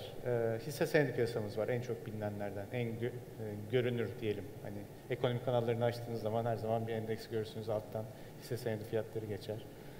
Tahvil bono piyasamız var, esasında belki en işlevsel, en önemli piyasalardan biridir. Bankaların hazinenin borçlanmasını ve bankaların bu borçlanma kağıtlarını likidite sağlamasını, icabında satıp kendilerine fon bulmalarını sağlayan bir piyasadır. Olmazsa olmaz, yani işlemezse ekonominin ciddi zarar göreceği bir piyasamızdır. Ama daha bankalar arasındadır mesela. Yani 50 tane kurum arasında geçen bir piyasadır. Biz onu çok daha elektronik, çok daha hızlı, çok daha etkin bir hale getirdik. Ama en kötü ihtimal hani belki işte bankalar birbirini telefonla arayıp da yapabilir bir şeyler. Vadeli işlemler piyasamız var. O da çok o kadar bilinmez. Ama yine belki teknolojik olarak en önde olan piyasalarımızdan biridir. İşte dediğim gibi işlem saatlerini genişleterek biraz daha dünya standartlarına çıkartmaya çalıştığımız bir piyasadır. Bana şahsen yine hisse senedi piyasasına döneceğim. En sıcak gelen piyasa, yani borsanın anlamını bence en iyi yansıtan piyasa hisse senedi piyasamızdır mesela. Yani buradaki yatırımcı sayısını kesinlikle daha çok arttırmamız lazım diye düşünüyorum hep. Yani insanların sermaye piyasasına daha yakınlaşması için, daha iyi anlaması için belki yani en kolayı, en basiti ve belki benim gözümde en zevklisi hisse senedi piyasasıdır. Şundan, yani yatırımcı sayımız orada milyonları buluyor. Yani biz hoşumuza gitmese de, beğenmesek de, çok daha yüksek olması lazım desek de, hani milyonlarca yatırımcımız var, hisse senedi yatırımcımız var diyebiliyoruz. Şimdi hisse senedi bence çok hakkı yenmiş bir tasarruf ürünüdür. Çok iyi bir tasarruf ürünüdür. Dünyada çok kullanılan bir tasarruf ürünüdür. İnsanların hani enflasyondan korunmak için ve üstüne de biraz kazanmak için esasında en çok kullandıkları tasarruf ürünüdür. Biz de öyle değil. Biz yani kendimizi korumak için hep işte altın alıyoruz, döviz alıyoruz, dolar alıyoruz falan ama yani dünyada bu hisse senedi alınarak yapılıyor. Neden? Çünkü yani şöyle düşünün, ekonomiler büyüyor. Bizim ekonomimiz zaten büyüyor. Yani çok güzel bir özelliğimiz var. İşte genç nüfusumuz var, çalışan nüfus büyüyor. Çalışan nüfusun verdiği güç, ekonominin gücüdür sonuçta. Daha çok insan çalışıyorsa, daha çok insan sonuçta devlete vergi ödüyordur. Devletin bir gücü bu şekilde teşkil eder. Para biriminin arkasındaki güç de budur esasında. Yani biz biraz hisse senedinin hakkını yiyoruz diyoruz. Ben yani kendi paramızın, Türk lirasının hakkını da bu şekilde yiyoruz diye düşünüyorum. Yani bu Türk lirasının da arkasında sonuçta biz varız. Hisse senedinin de arkasında dünya çapında başarılı, yani yüz milyarlarca dolar ihracat yapabilen şirketlerimiz var. Teknolojisi dünya standartlarında. Herkesle rekabet edebilen çok sektörde. Bankalarımız ve şirketlerimiz var. Biz bunlara ortak oluyoruz. Şimdi bunların yani iyi yönetildiğini varsayarsak ki yani büyükleri, isimler zaten belli. Yani bunlar mutlaka enflasyondan fazla büyüyordur.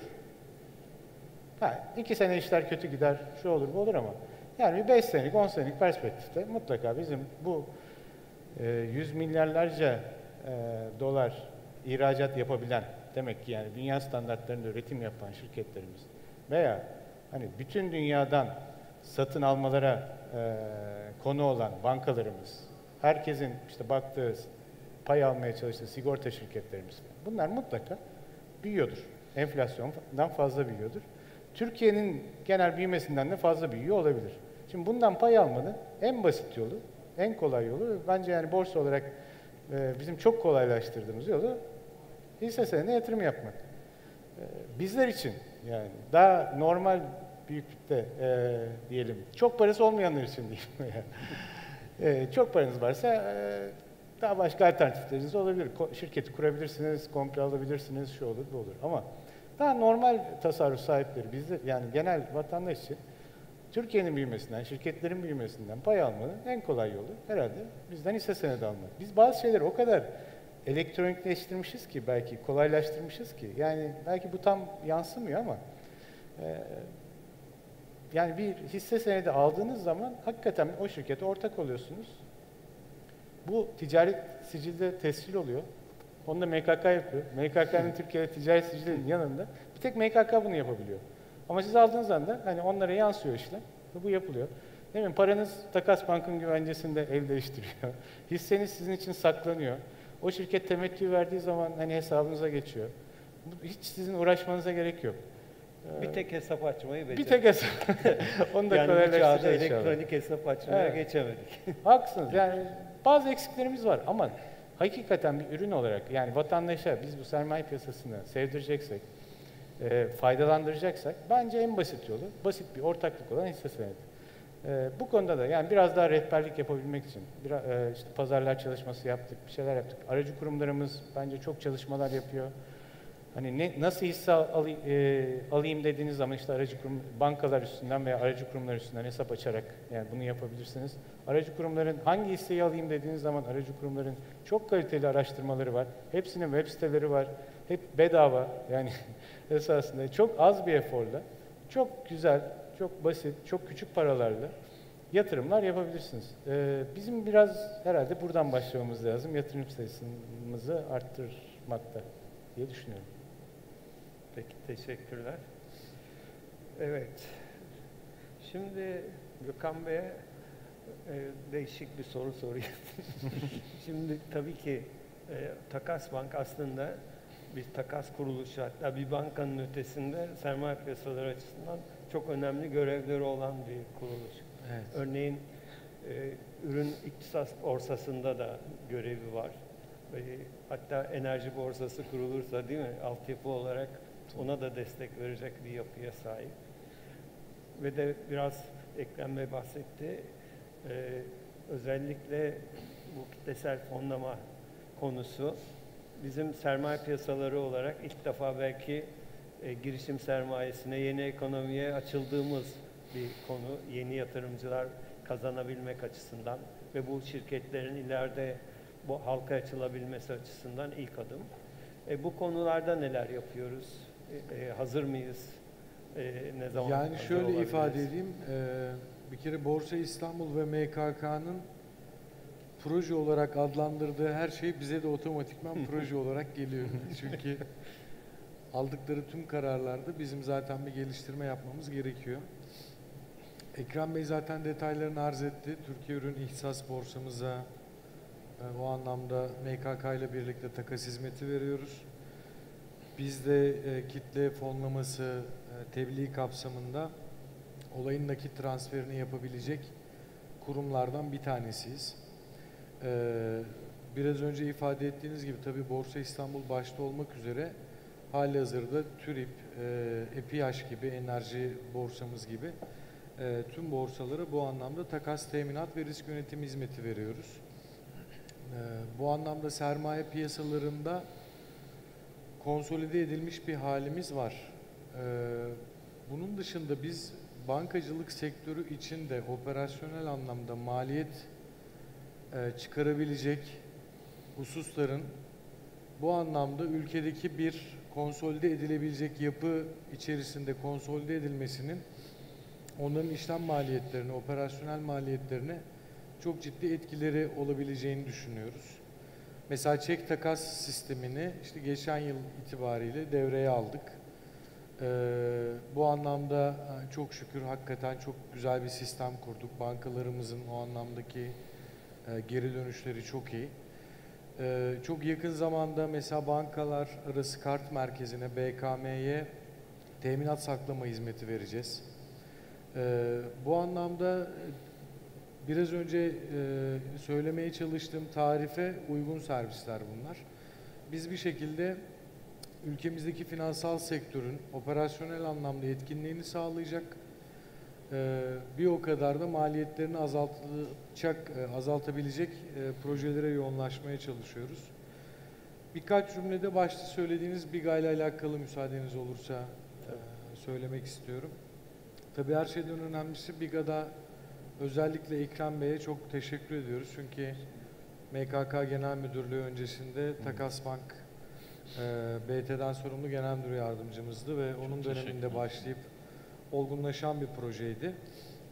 Aslında BİGA konusunda bile biz hikayesi çok kısaca şu. Blockchain teknolojisi artık dünyada konuşulmaya başladığı zaman aslında doğrudan tehdit ettiği kurumların başında bizim gibi aracı kuruluşlar geliyor, yani aracı kurumlar geliyor. Dolayısıyla bunu en iyi bizim biliyor olmamız gerektiğini düşündük ve böyle yola çıktık. BİGA bunun birinci fazı. Bu arada hem yurt içinden hem yurt dışından çok büyük bir teveccüh var. İnşallah bu yıl bitmeden 6 tane bankamızla birlikte bunu canlıya alacağız. Yani bunu da buradan deklare etmiş olalım. Süper. Bunun ikinci aşaması, buradaki teknik arkadaşlar bileceklerdir. Bizim takas sistemimizin temelinde olan şartlı birman sistemimiz var. Şartlı birman sistemimizi blockchain teknolojisi üzerinde çalışmaya başlayacağız. Hatta bunun için pilot projelerimizden bir tanesi de kitle fonlaması olabilir. Buradan aslında gelmek istediğim nokta şu. Belki de hani bu çok uzun bir zaman olacağını zannetmiyorum. Takası blockchain teknolojisi üzerinde nasıl yapabiliriz veya biz takas bank olarak hazırız mottosunun peşinden gidiyoruz. Bu anlamda çalışmalarımız devam ediyor. Tabii ben bu vesileyle de özellikle BİGA konusunda Takas Bank'ta hem iş hem IT birimindeki arkadaşlarıma çok teşekkür ediyorum. Çünkü gerçekten çok büyük iş yüklerine rağmen biraz da kişisel meraklarından bu projenin peşinden gittiler ve çok güzel sonuçlar, yani ülke ekonomimiz için çok güzel sonuçlar üreteceğini ümit ediyoruz. Teşekkürler. Tabii bu blockchain deyince yani teknoloji hızla değişiyor işte. Evet. Hatta en ilgi çeken paneller falan bu yeni ekonomi, işte blockchain, sanallaştırma, sanal para, sanal hisse hatta. Bunlar çok artmaya başladı. Aslında ben size tekrar sormak da istiyorum. Ekrem de cevaplandırıyor.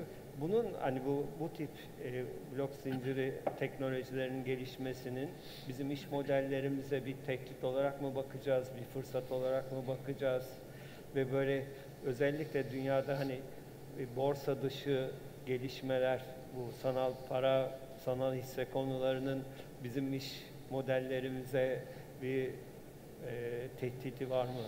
Bu konularda da bir görüşlerinizi alabilirsem. Dönüşüm olarak yapmamız gerekenler var mı? Çok teşekkürler.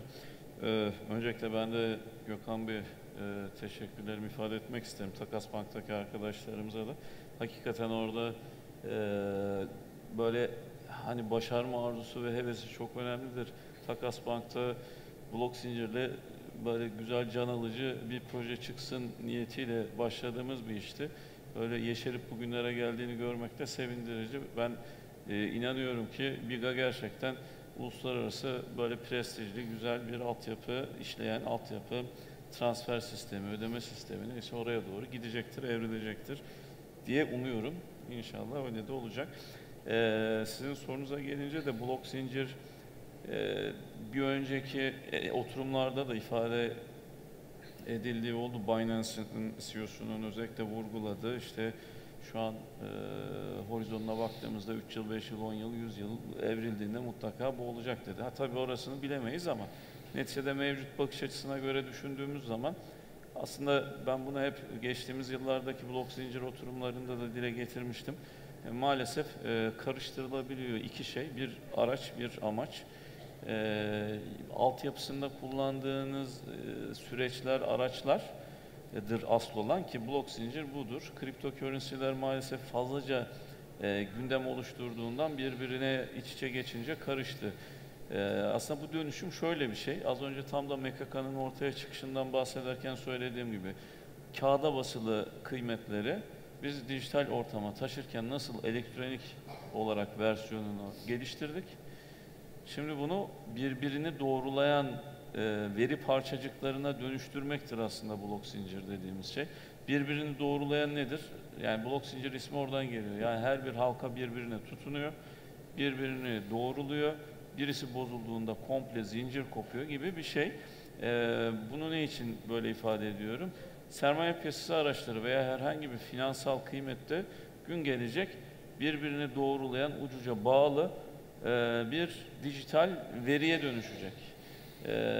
Bunun bakış açısı aslında yani Takas Bank'ın da MKK'nın da kendi taraflarında çalıştığı konular bu vizyondan kaynaklanıyor ve bunu az önce ifade ettiğim gibi 2-3 yıldır hep söylüyorum. Bunun bu tehdit değil bizim için. Biz fırsat olarak görüyoruz. Bu altyapı dönüşümü gerçekleşecek. Oradaki tehdit gibi görünen tek unsur şu, bu regüle kuruluşlar tarafından ortaya konmamış olduğu için mevcutta henüz regüle edilmemiş kurumlar, kuruluşlar veya girişimciler tarafından ortaya konan sistemler tamamıyla alabildiğine başına buyruk sistemlermiş gibi görünüyor ama ben şuna inanıyorum, eninde sonunda işte kağıttan kayda dönüşte nasıl bir regüle geçiş olmuş ise platform sağlayıcı kuruluşlar bu işin sistemini regüle bir şekilde kuruyor olacaklar. Bu dijital platformun işleticisi olacaklar. Aracı kurumlar ortadan kalkmayacak. Takas Bank, MKK yine ortada olacak. Ama bu platformların sahibi, dijital işleticisi ve görünmez bir şekilde kendilerinin üzerinden operasyonu yürüten aktörlere dönecekler. Yani bunun hep bu şekilde görülmesi gerektiğini söylemiştik. Hatta ben şu benzetmeyi de çok zaman kurmuşumdur. İşte elektronik postalar mesela kağıda yazılı olarak gönderdiğimiz mailler, yani biz elektronik posta hayatımıza girince mail dedik ama İngilizler yine o yazdığına mail diyordu yani. El yazısıyla yazdığı şey de maildir, mektup yani. Neticede elektronik olunca bizim için mail oldu o iş. Ama elektronik posta dijital postaya dönüşürken nasıl ki her bir kurum, kuruluşun dijital postacısı ortaya çıkmış oldu. Mail server administration'ı yapan kişiler dijital postacılarıdır. Ortadan kalkmıyor ama görünmezleşiyor. Biz bu dijital platformun işleticisi olacağız. Ben hemen bu açıklamanın arkasından şunu ifade edeyim. Blok zincir ihraç dağıtım sistemi şeklinde bizim de MKK tarafında geçtiğimiz yıldan beri yürütülen bir çalışma var. Yani herhangi bir sermaye piyasası aracını ihraç ederkenden itibaren yaşam döngüsünü biz blok zincir üzerinde nasıl oluştururuz, takası nasıl gerçekleşir, kaydı nasıl tutulur ve güvenli bir şekilde bu kriptografik algoritmalarla bu yaşam döngüsü nasıl gerçekleştirilebilir şeklinde blok zincir ihraç dağıtım sistemi projemiz var, Ar-Ge projemiz. Aynı şekilde de malum blok zincirinin en çok kullanıldığı alanlardan birisi e-voting, elektronik oylama. Hatta kendimizi böyle ya esprili bir şekilde diyelim, başına hep E-tire konulan sistemler var. E-YKS, işte E-defter, E-fatura dedik, E-GKS. Yani bu E'nin yerini biz blok zincirin B'si alsın, B-YKS, B-GKS, B-İDS diye ifade ediyoruz. Yani BYKS dediğimiz blok zincirli yönetim kurulu sistemi. Az önce mesela tanıtımı görülen yönetim kurulu sistemi e-voting'i olduğu bir sistem. Çünkü yönetim kurulu kararlarını imzalıyorlar. Genel kurul sistemi yine elektronik ortamda karar oluşturulan bir sistem. Bunun blok zincirli birbirine valide eden, doğrulayan bir sisteme dönüşmesi vizyonuyla çalışıyoruz. Aynı ihraç dağıtım sisteminde olduğu gibi. Ben bu arada çok ufak bir hatırlatmada da bulunmak isterim. Tabii bu oturumlarla birlikte eğitimler de düzenleniyor. Gayet güzel, verimli geçtiğini biliyorum. Yönetim kurulu sistemiyle ilgili ve diğer dijital şirket uygulamalarımızla ilgili olarak bugün arkadaşlarımız bir eğitim salonunda anlatıyorlar. Aynı şekilde e-Vedo hizmetimizle ilgili, veri depolama hizmetimizle ilgili de yarın detaylı bir şekilde teknik bilgilendirmesini arkadaşlarımız yapıyor olacaklar. Yani blok zincirle ilgili benim söyleyeceklerim böyle. Ben yanına sadece ufak şey de katmak isterim. Bu az önce ifade ettiğim MKK 4.0 vizyonunda mobil uygulamaları da çok önemsiyoruz. Veri analizini, veri madenciliğini çok önemsiyoruz. Bütün finansal verinin işlenerek hani petrol analojisini hep kurarız. Yani veri, ben söylüyorum, petrolü değerli kılan nedir? Üstünden milyon yıl geçmiş olması veya 100.000 yıl geçmesi, ne kadar zamanda petrolleşiyor bilmiyorum da fosilleşmeden kaynaklanıyor. Bugünkü verinin bir anlamı yoktur da 10 yıl historik datayı, veriyi tamamen tuttuğunuzda petrol gibi değerlenmeye başlıyor. Trend analizini yapıyorsunuz. Neticede MKK bunu uzun yıllardır yapıyor. Sermaye piyasalarının bütün verisini gün geçtikçe çok daha böyle yorumlanabilir, bilgiye dönüştürecek şekilde işliyor olacağız vizyonuyla hareket ediyoruz. Mobil uygulama kısmında da onu da ifade etmek isterim. Bir tek hesap açamıyoruz dediniz. İşte e-yönet, işte yatırımcı portalimiz var. E-yönet diye e-devlet üzerinden inşallah önümüzdeki aylarda, yıllarda onu da yapabilir oluruz. MKK üzerinden açılacak hesapla direkt entegre e-devlet üzerinden zaten şu an var olan hesaplarını takip edebiliyorlar. Ama açılıp da işlem yapabilir duruma gelmeleriyle ilgili de MKK olarak elimizden geleni yapacağız tabii. Teşekkürler. Kısa bir süremiz kaldı. Ben özellikle İstanbul Finans Merkezi çalışmaları da yürütülüyor.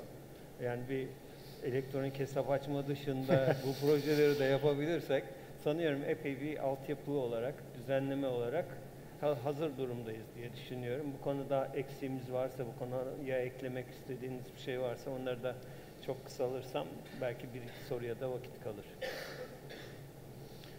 Oradan başlayalım. Hazır mıyız? Hazırız. Yani altyapı olarak bence borsa bayağı iyi bir yerde.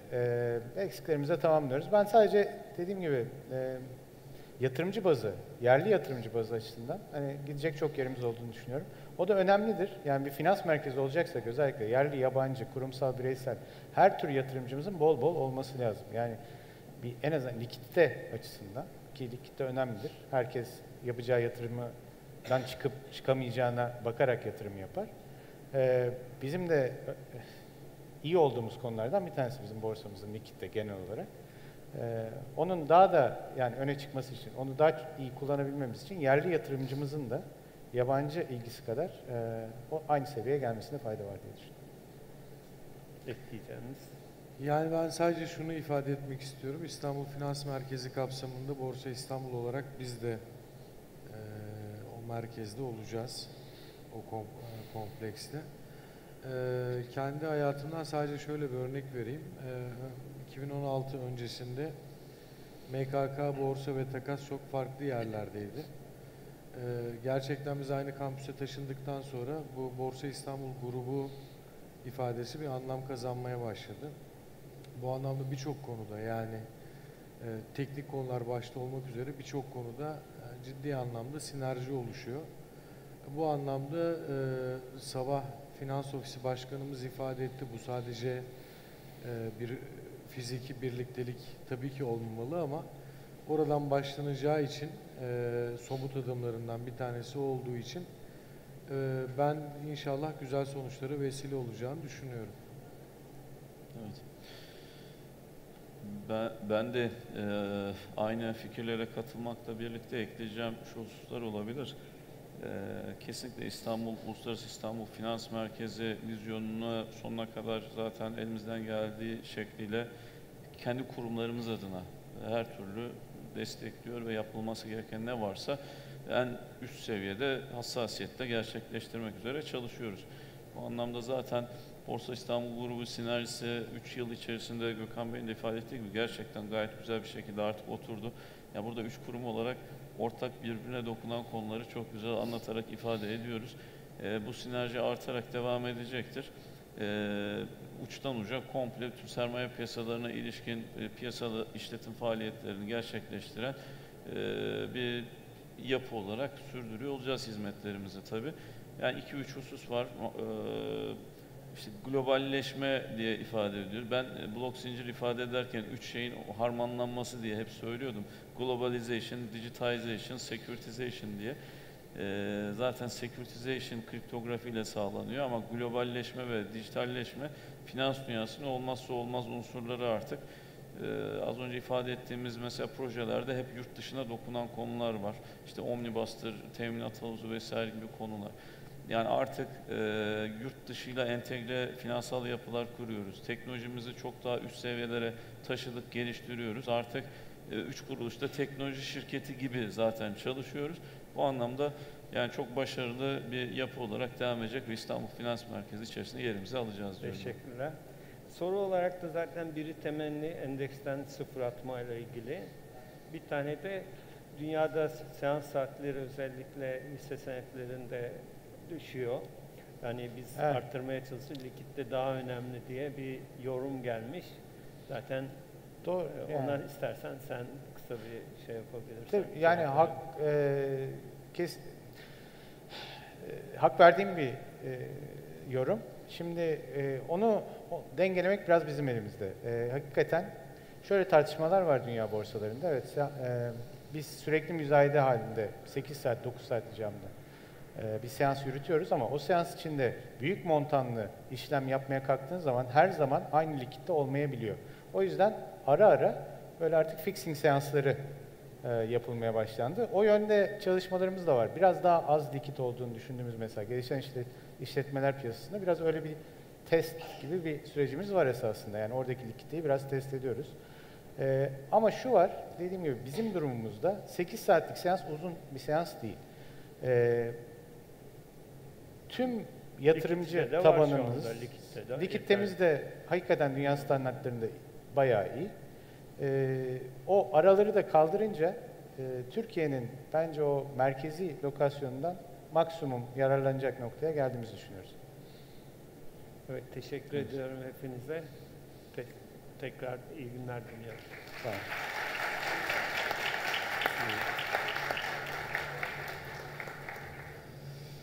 Sayın Başkan, 1-2 saniye daha sahnede kalmanızı istirham edeceğim. Çünkü sizler adına bu toplantıya katılımınızı belgelemek üzere İzmir'de fidanlar dikildi.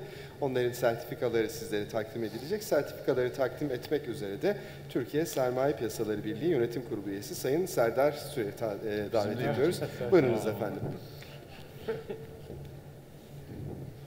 Serdar Bey aynı zamanda bizim de yönetim kurulu üyemiz. Evet, evet, sertifikalarımızı var.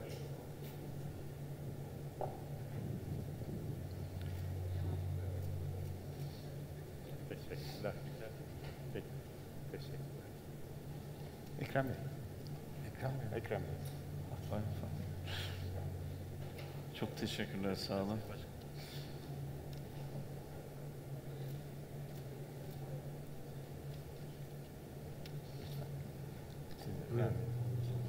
Ben de isim yazıyor diye beni şey yaptım ya. Ben de isim yazıyor diye beni işte Efendim hemen bir bilgi vereyim. Diğer panelimiz hiç ara vermeden salonumuzda devam edecek. Çok komple bir fotoğraf. Tabii fotoğraf çekilecek hep beraber. Dolayısıyla kıymetli misafirlerimizin bir ara olmayacağını bilmelerini istiyoruz. Hep birlikte bir fotoğraf alalım. Fotoğraf çekiminin ardından ben hemen günün son paneli için takdim törenini gerçekleştireceğim efendim. Çok teşekkür ediyorum Sayın Başkan, değerli katılımcılar, değerli konuşmacılar. Evet, çok zor sormadın değil mi? Saygılar efendim. Bir mukabele efendim.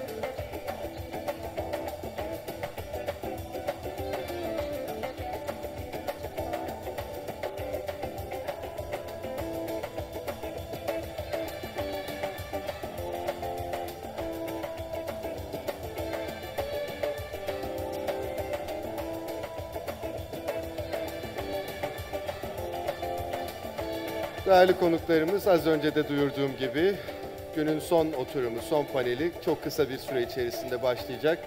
O yüzden salondaki değerli misafirlerimizin yerlerini almaları kendilerinden önemli, istirham olunur efendim. Çok teşekkür ediyorum. Şimdi bugünün son paneline geçmeden evvel size ve birlikte ihtiyaç haritası bağış kampanyamızı hatırlatmak istiyorum efendim. bistro masalarda yer alan üçgen kartonlarda ve ihtiyaç haritası standında yer alan QR kodları okutarak Fonzip üzerinden yapacağınız bağışlarınızı almaya devam ediyoruz. Yapacağınız bu bağışlarla kongremize katılımınızı aynı zamanda bir iyiliğe dönüştürebilirsiniz. Bunu da vurgulamak istedim sizler için bir kere daha. Bu arada yine her oturum öncesi yaptığım hatırlatmayı bir kere daha yapmak istiyorum. Konuşmacılarımıza sorularınız olur ise bu soruları Slido uygulaması üzerinden ya da Slido'nun web sitesi üzerinden @A-Salonu TSPK etiketiyle iletebilirsiniz efendim. Toplantı sonunda eğer gerekli süre kalır ise moderatörümüz sorularınızı katılımcılara, panelistlere iletecekler efendim. Bir kere daha söylemek isterim. Salondaki misafirlerimizin yerlerini almalarını önemli rica ediyoruz. Şimdi bu günün son paneli Türk Lirası referans faiz uygulaması ve yansımaları başlığıyla gerçekleşecek. Ve bu panelde bu konunun ayrıntıları konuşulacak. Ben günün son panelini yönetmesi için İş Portföy Yönetimi Genel Müdürü Sayın Tevfik Eraslan'ı sahneye davet etmek isterim. Sayın Eraslan buyurun lütfen. Hoş geldiniz efendim. Çok teşekkür ederim. Buyurunuz. Panele katılacak değerli konuşmacılarımız, Borsa İstanbul Ürün Geliştirme Genel Müdür Yardımcısı Sayın Alpogan Sabri Erdoğan. Buyurunuz efendim. Hoş geldiniz efendim. Akbank Likidite Yönetimi Müdürü Sayın Alper Tanyer. Sayın Tanyer buyurunuz efendim. Hoş geldiniz. İstanbul Takas ve Saklama Bankası Genel Müdür Yardımcısı Sayın Serkan Aşkar. Sayın Aşkar, hoş geldiniz efendim. Türkiye Cumhuriyet Merkez Bankası Piyasalar Genel Müdürü Sayın Doruk Küçüksaraç. Sayın Küçüksaraç buyurunuz efendim. Hoş geldiniz. Efendim süremiz 1 saattir. Sözü ve sahneyi size bırakıyorum. Başarılı bir oturum diliyorum. Çok teşekkür ederim. Biz teşekkür ederiz. Evet, günün bu saatinde bizi dinlemek için sabırla bekleyen bütün konuklarımıza da çok teşekkür ediyorum. Ben ismim Tevfik Eraslan, İş Portföy Yönetimi'nin genel müdürüyüm. Arzu ederseniz hemen konuklarımızı, panelistlerimizi de tanıştırmak istiyorum. Hemen solumda Alpogan Sabri Erdoğan, Borsa İstanbul Genel Müdür Yardımcısı. Kendisi ürün geliştirmeden sorumlu. Hemen onun yan tarafında Serkan Aşkar var, Takas Bank Genel Müdür Yardımcısı. Hemen onun yanında da Alp Bey var. Kendisi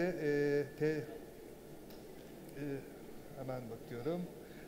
Alper Tanyer, Akbank Müdür Likidite'den sorumlu. Onun dışında da hemen en solda Doruk Küçüksaraç, Merkez Bankası Genel Müdürü, kendisi piyasalardan sorumlu. Bu akşam için oldukça teknik bir konuyu birlikte konuşuyor olacağız ama Türkiye'nin geleceği açısından ben bu konuşacağımız konunun çok önemli olduğunu da düşünüyorum.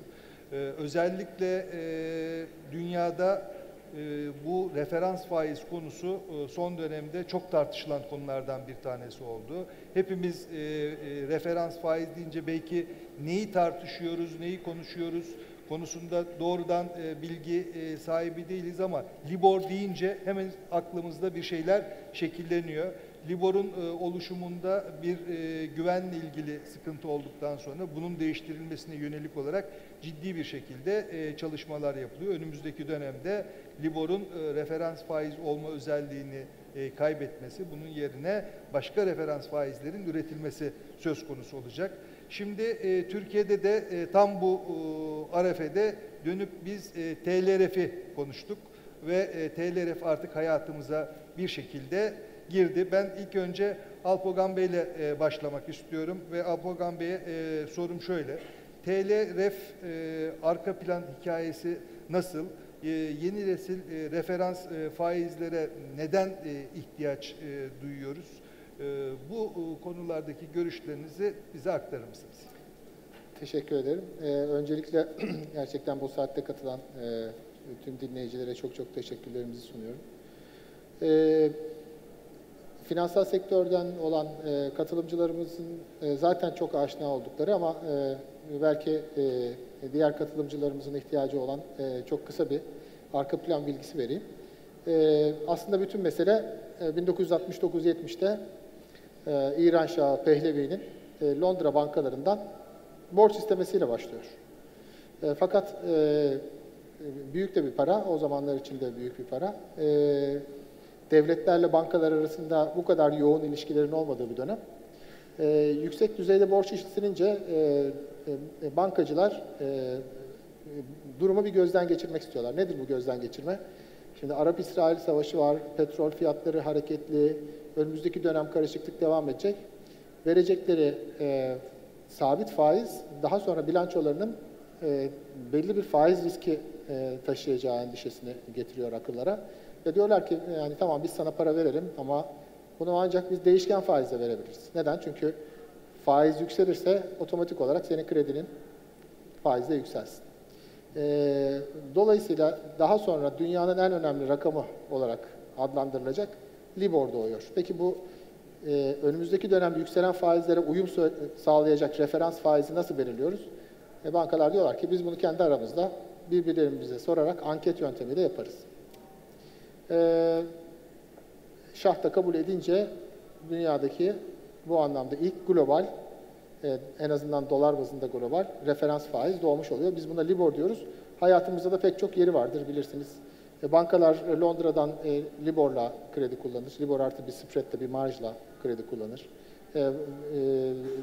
Değişken faiz deyince aklımıza dolar cinsinden Libor gelir. İşin enteresan tarafı bu Libor'un L'si Londra. Dolayısıyla aslında Londra'da, dolar faizinin Londra'da belirlendiği bir ortamdan bahsediyoruz. Hem İngiliz bankaları hem de Amerikan bankalarının Londra temsilcilikleri bu oranın kendi aralarındaki anket yöntemiyle yıllarca belirlemiş ve kullanmışlardır. 1969'da başlayan bu mesele aslında yaklaşık 2007-2008 yılına kadar bu şekilde devam etti ve Libor hakikaten dünyanın en azından finansal anlamda en önemli rakamı, en önemli sayısı olarak hayatlarımızda yer aldı. 2007'ye geldiğimizde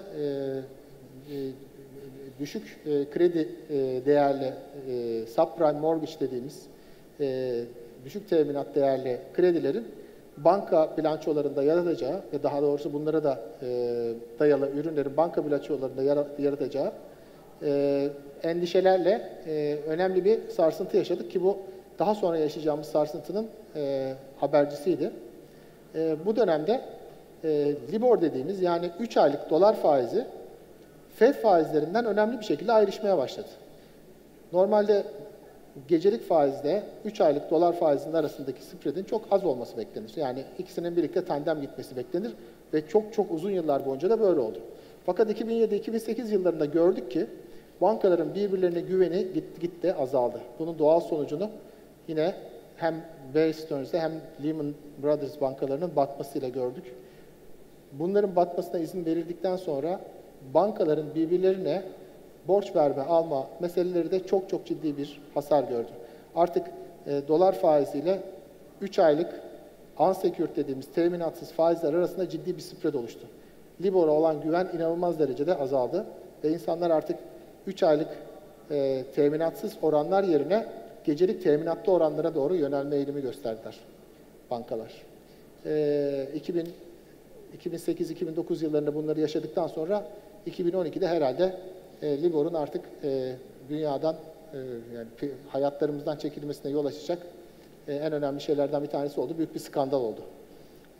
Bankalarda çalışan işlemcilerin kendi aralarında artık bankalar arası interbank piyasanın çok çok zayıflamasından da yararlanarak bu oranı fixledikleri, birbirleriyle yaptıkları özel konuşmalarda önümüzdeki dönemde faizlerin ne olması gerektiğiyle ilgili konuşmalar yaptıkları ve bu konuşmaları da bir şekilde anketlere yansıttıkları ortaya çıktı.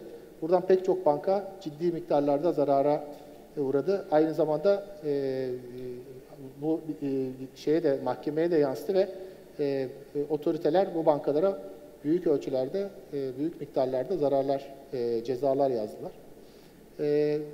Ve ondan sonraki yıllarda 2021 yılından itibaren, 2021 sonundan itibaren artık Libor'un kalkacağı ve referans faizlerin bir şekilde overnight yani 3 aylık bankaların birbirlerine borç verdikleri faiz değil de merkez bankalarının da domine ettiği para piyasalarında gecelik faizleri baz alacak yeni bir finansal sisteme geçecekleri duyuruldu. Bu arada Libor tabii ki yaşamaya devam ediyor çünkü interbank piyasa olmasa bile çok çok düşük hacimlerde geçen 3 aylık rakamların üzerine, 3 aylık para piyasası rakamlarının üzerine yüzlerce trilyonluk dolarlık büyük bir türev piyasa oluştu ve dolayısıyla bunun bir anda ortadan kaldırılması mümkün değil. Hatta önümüzdeki yıllarda da kaldırılması mümkün değil. Bütün dünya şu an oturmuş. Eğer Libor'dan vazgeçersek yerine koyacağımız faiz oranını bu yeni kontratlara nasıl adapte edeceğizi konuşuyor. Biz o anlamda şanslıyız. TRRF'e geçtiğimiz zaman bunu da anlatayım. Biz Borsa İstanbul olarak burada önemli bir fırsat gördük. Dedik ki bizde zaten bir TL Libor var ama TL Libor şu ana kadar bankalarımızın bilançolarındaki fonlama maliyetlerini yeterince yansıtma kapasitesi gösteremediği için ne yabancı bankalar nezdinde çok ciddi bir yer buldu ne de Türkiye'de bankalarımız kendi aralarında TL Libor'a dayalı büyük işlemler yaptılar. Dolayısıyla bizde zaten çok da yaygın olmayan bir piyasayı bizde gayet iyi işleyebilecek bir overnight piyasaya çevirebilir miyiz? Referansımızı bankalar arası 3 aylık piyasadan, 3 aylık orandan teminatlı bir piyasa olan repoya kaydırabilir miyiz? Ve bunun üzerine yeni bir finansal mimari inşa edebilir miyiz? Bununla ilgili çalışmalara başladık. İsterseniz ben burada TLRF'in oluşma hikayesini bu şekilde anlatmış olayım. TLRF, Libor sonrası dönem için dünyanın hazırlandığı bir ortama Türkiye para piyasalarının ve sermaye piyasalarının entegre olma hikayesi aslında. Dolayısıyla bütün dünya ne konuşuyorsa şu an inanın ki 3 aşağı 5 yukarı biz de bu minvalde şeyler konuşuyoruz. Daha sonra devam edeyim isterseniz. Evet. Hemen ben buradan Doruk Bey'e geçmek istiyorum. Doruk Bey, Merkez Bankası olarak siz TLRF'i yakından takip ediyorsunuz. Merkez Bankası açısından TLRF neyi ifade ediyor? Ve Merkez Bankası para politikası açısından baktığımız zaman da bu para politikasının etkinliğinin TLRF'le daha yüksek bir dereceye gelmesi söz konusu olabilir mi? Daha iyi bir para politikası aktarım mekanizması olması konusunda da TLRF yardımcı olabilir mi? Bunlarla ilgili düşünceleriniz nelerdir?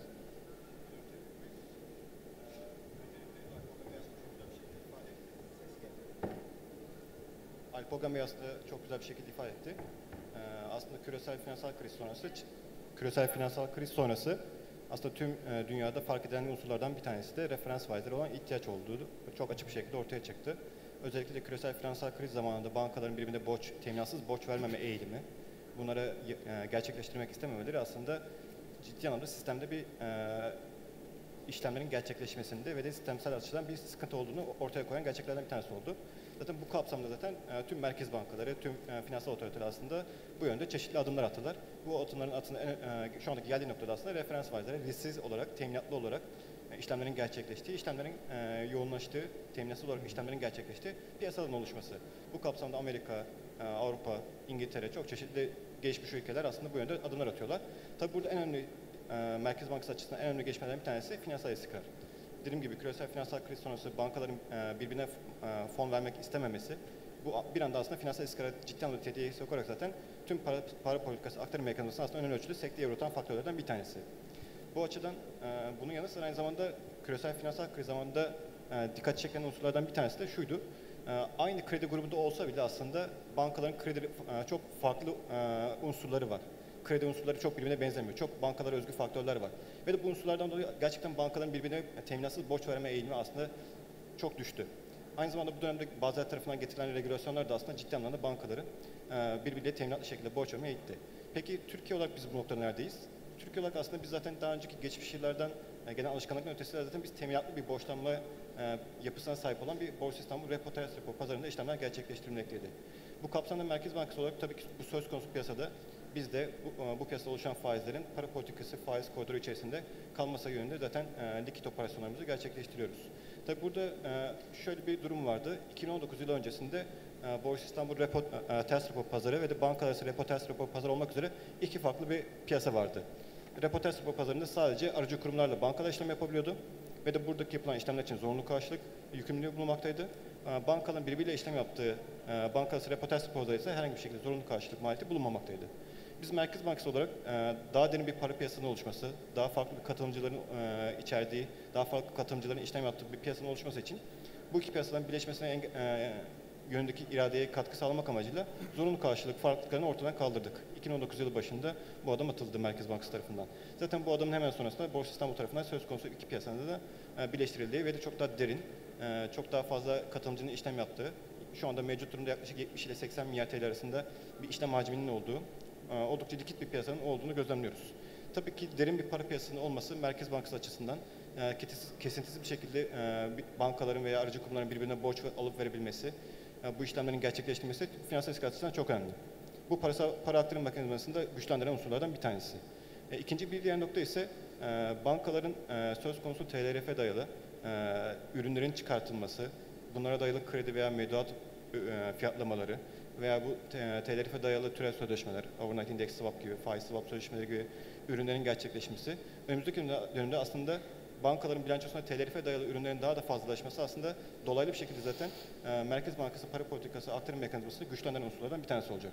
Sonuçta bankaların varlık veya yükümlülükler içerisinde değişken faizli varlık veya yükümlülüklerin payının artması zaten Merkez Bankası'nın para politikası aktarım mekanizmasını güçlendiren unsurlardan bir tanesi. Bu kapsamda TLRF'i güçlendirmek adına zaten Borsa İstanbul grubu ile de ortak olarak zaten yapılan çalışmalara zaten aktif olarak da katılıyoruz. Teşekkür ederim. İki tane önemli konuya değindiniz. Bir tanesi bir kere TLRF ortaya çıkmadan evvel ciddi bir ön çalışma da yapılmış diye anlıyorum. Dolayısıyla burada farklı repo piyasalarının ortadan kaldırılması, dolayısıyla tek bir piyasada işlemlerin toparlanması, işlem hacminin yaratılması, herkesin güven duyabileceği kadar bir işlem hacminin olmasının sağlanması ön hazırlık safhasını gösteriyor. Diğer konu da TLRF önümüzdeki dönemde para politikasında kullanılan faizin daha iyi bir şekilde ekonomiye aktarılması, dolayısıyla da Merkez Bankası'nın istediği sonucu daha kısa sürede almasını sağlayacak bir işlevi de olacak. Çünkü TLRF'imiz sadece repo piyasasındaki işlemlerde kullanılmasını değil, çok daha farklı bankacılık işlemlerinde kullanılmasını da bekliyoruz, öngörüyoruz. Bu yaygınlaşma ile birlikte Merkez Bankası'nın ilan ettiği para politika faizi çok daha efektif bir şekilde ekonomiye yansıyor ve bunun sonuçları da alınıyor olacak. Pekala, buradan ben hemen Serkan Bey'e bir takım merak ettiğim konuları yöneltmek istiyorum. Şimdi TLRF piyasası bir şekilde kuruldu, çalışıyor. Pekala, bunun yarattığı Takas Bank üzerinde bir etki var mı? Takas Bank'ın hayatını TLRF nasıl değiştirecek? Bir de dünyadaki diğer uygulamalara baktığımız zaman merkezi takas kurumları bu benzer yapılarda görev alıyorlar mı? Görev alıyorlarsa sizin öngördüğünüz görevlendirme biçimiyle ya da iş yapma biçimiyle bunlar uyumlu mu? Bu konularda neler düşünürsünüz, neler söylemek istersiniz? Teşekkür ederim Tevfik Bey. İlk etapta Takas Bank'ın bir önceki seansta da bahsedilmişti. Çalışmasını, bu piyasalardaki çalışmasını bir anlatmak istiyorum. Merkezi karşı taraf, Takas Bank'ın merkezi karşı taraf hizmetinde Takas Bank iki ayrı, bir alıcı ile bir satıcının arasına novation yöntemiyle girerek alıcıya karşı satıcı, satıcıya karşı alıcı konumunda duruyor. Bütün merkezi karşı taraflar şu an yurt dışında ve yurt içinde olmak üzere benzer biçimde çalışıyorlar. Özellikle 2008 krizinden sonra türev piyasalarında merkezi karşı tarafların piyasalar açısından önemi gayet açık biçimde görüldü ve de bahsettiğimiz, şu an konuştuğumuz türev işlemleriyle ilgili olarak da yani overnight indekslere bağlı olan türev işlemlerine bahsederken de bunun etkisini yıllar içinde gördük. Yabancılarda nasıl oluyor? İlk önce ondan bahsedeyim. Alpogan Bey bahsetti. Yurt dışında özellikle gelişmiş olan ülkelerde overnight gecelik faizleri endeksli türev piyasaları, swap piyasaları gayet aktif biçimde trade etmekte. Bunu çeşitli finansal kuruluşlar, hem yurt dışı yerleşik kuruluşlar hem de yurt dışı çok aktif biçimde yapmakta.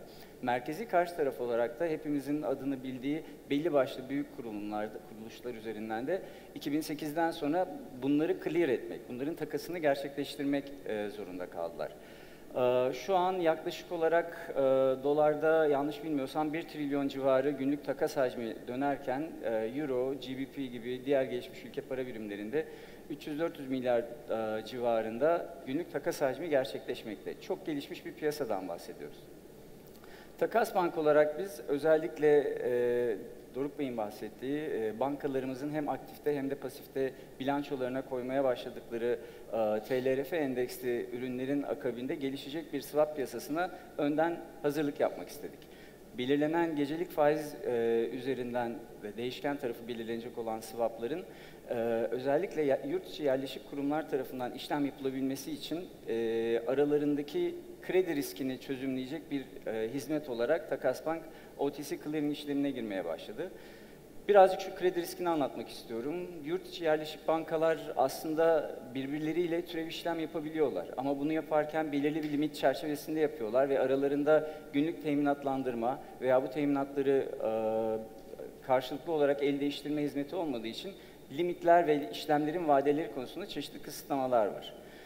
Bu kısıtlamaları geçmek için iki yurt içi kurumun birbiriyle işlem yapmasını sağlayabilmek için her ikisinin de birbirine karşı olan taşıdığı kredi riskini ortadan kaldırabilecek, riskini, teminatını ve temerrüt süreçlerini sistematik biçimde halledebilecek, güvenilecek kuruluşlara yani merkezi bir karşı tarafa ihtiyaçları var. Takas Bank'ta yeni oluşan bu OIS swap piyasasında Türk bankaları için bu konumu, bu hizmeti sunarak birbirleriyle işlem yapabilmesi konusunda kolaylık sağlamayı hedefliyor. Ama sadece yurt içi yerleşik bankaların birbirleriyle işlem yapması yeterli olmayacaktır. Çünkü bildiğimiz gibi Türk bankacılık sisteminin yurt dışı yerleşik bankalarla da çok büyük bir işlem hacmi var. Bu işlem hacminde yurt dışı yerleşik bankaların da Takas Bank'ın bu merkezi karşı taraf, güvenilir merkezi karşı taraf olabilmelerini sağlamak için onların da yurt dışı yerleşiklerin yurt dışı yerleşiklerle yaptığı işlemleri settle edebileceği, clear edebileceği bir biçimde gelmeleri gerekiyor. Bunu sağlayabilmek için de aynı zamanda biz Avrupa Birliği tarafından tanınmış 3. ülke merkezi karşı taraf, third party CCP olabilmek için, ESMA tarafından tanınabilmek için faaliyetlerimizi sürdürüyoruz. Bu faaliyetlerin aslında ESMA tarafından tanınma ve merkezi karşı taraf olmanın sadece kredi riski anlamında değil, aynı zamanda hem operasyonel maliyetleri düşürmeye hem de sermaye maliyetlerini düşürmeye etkisi var. Bildiğimiz gibi merkezi karşı taraflarla yapılan işlemlere karşılık ayrılacak sermaye oranı normalde başka bir karşı tarafla yapacağınıza göre daha az. Bizim 3. ülke counterpart, merkezi karşı taraf olarak kabul edilmemiz hem yurt dışındaki bu diğer finansal kuruluşlara fayda sağlayacak, sermaye konusunda, sermayenin maliyeti konusunda fayda sağlayacak. Hem de yurt içi bankalarımızın onlarla işlem yaparken güvenilir bir biçimde ve de teminatlarının, işlemlerinin değerlemesinin gözle görülebilir, şeffaf biçimde olduğu bir kurum tarafından yapılabilecek.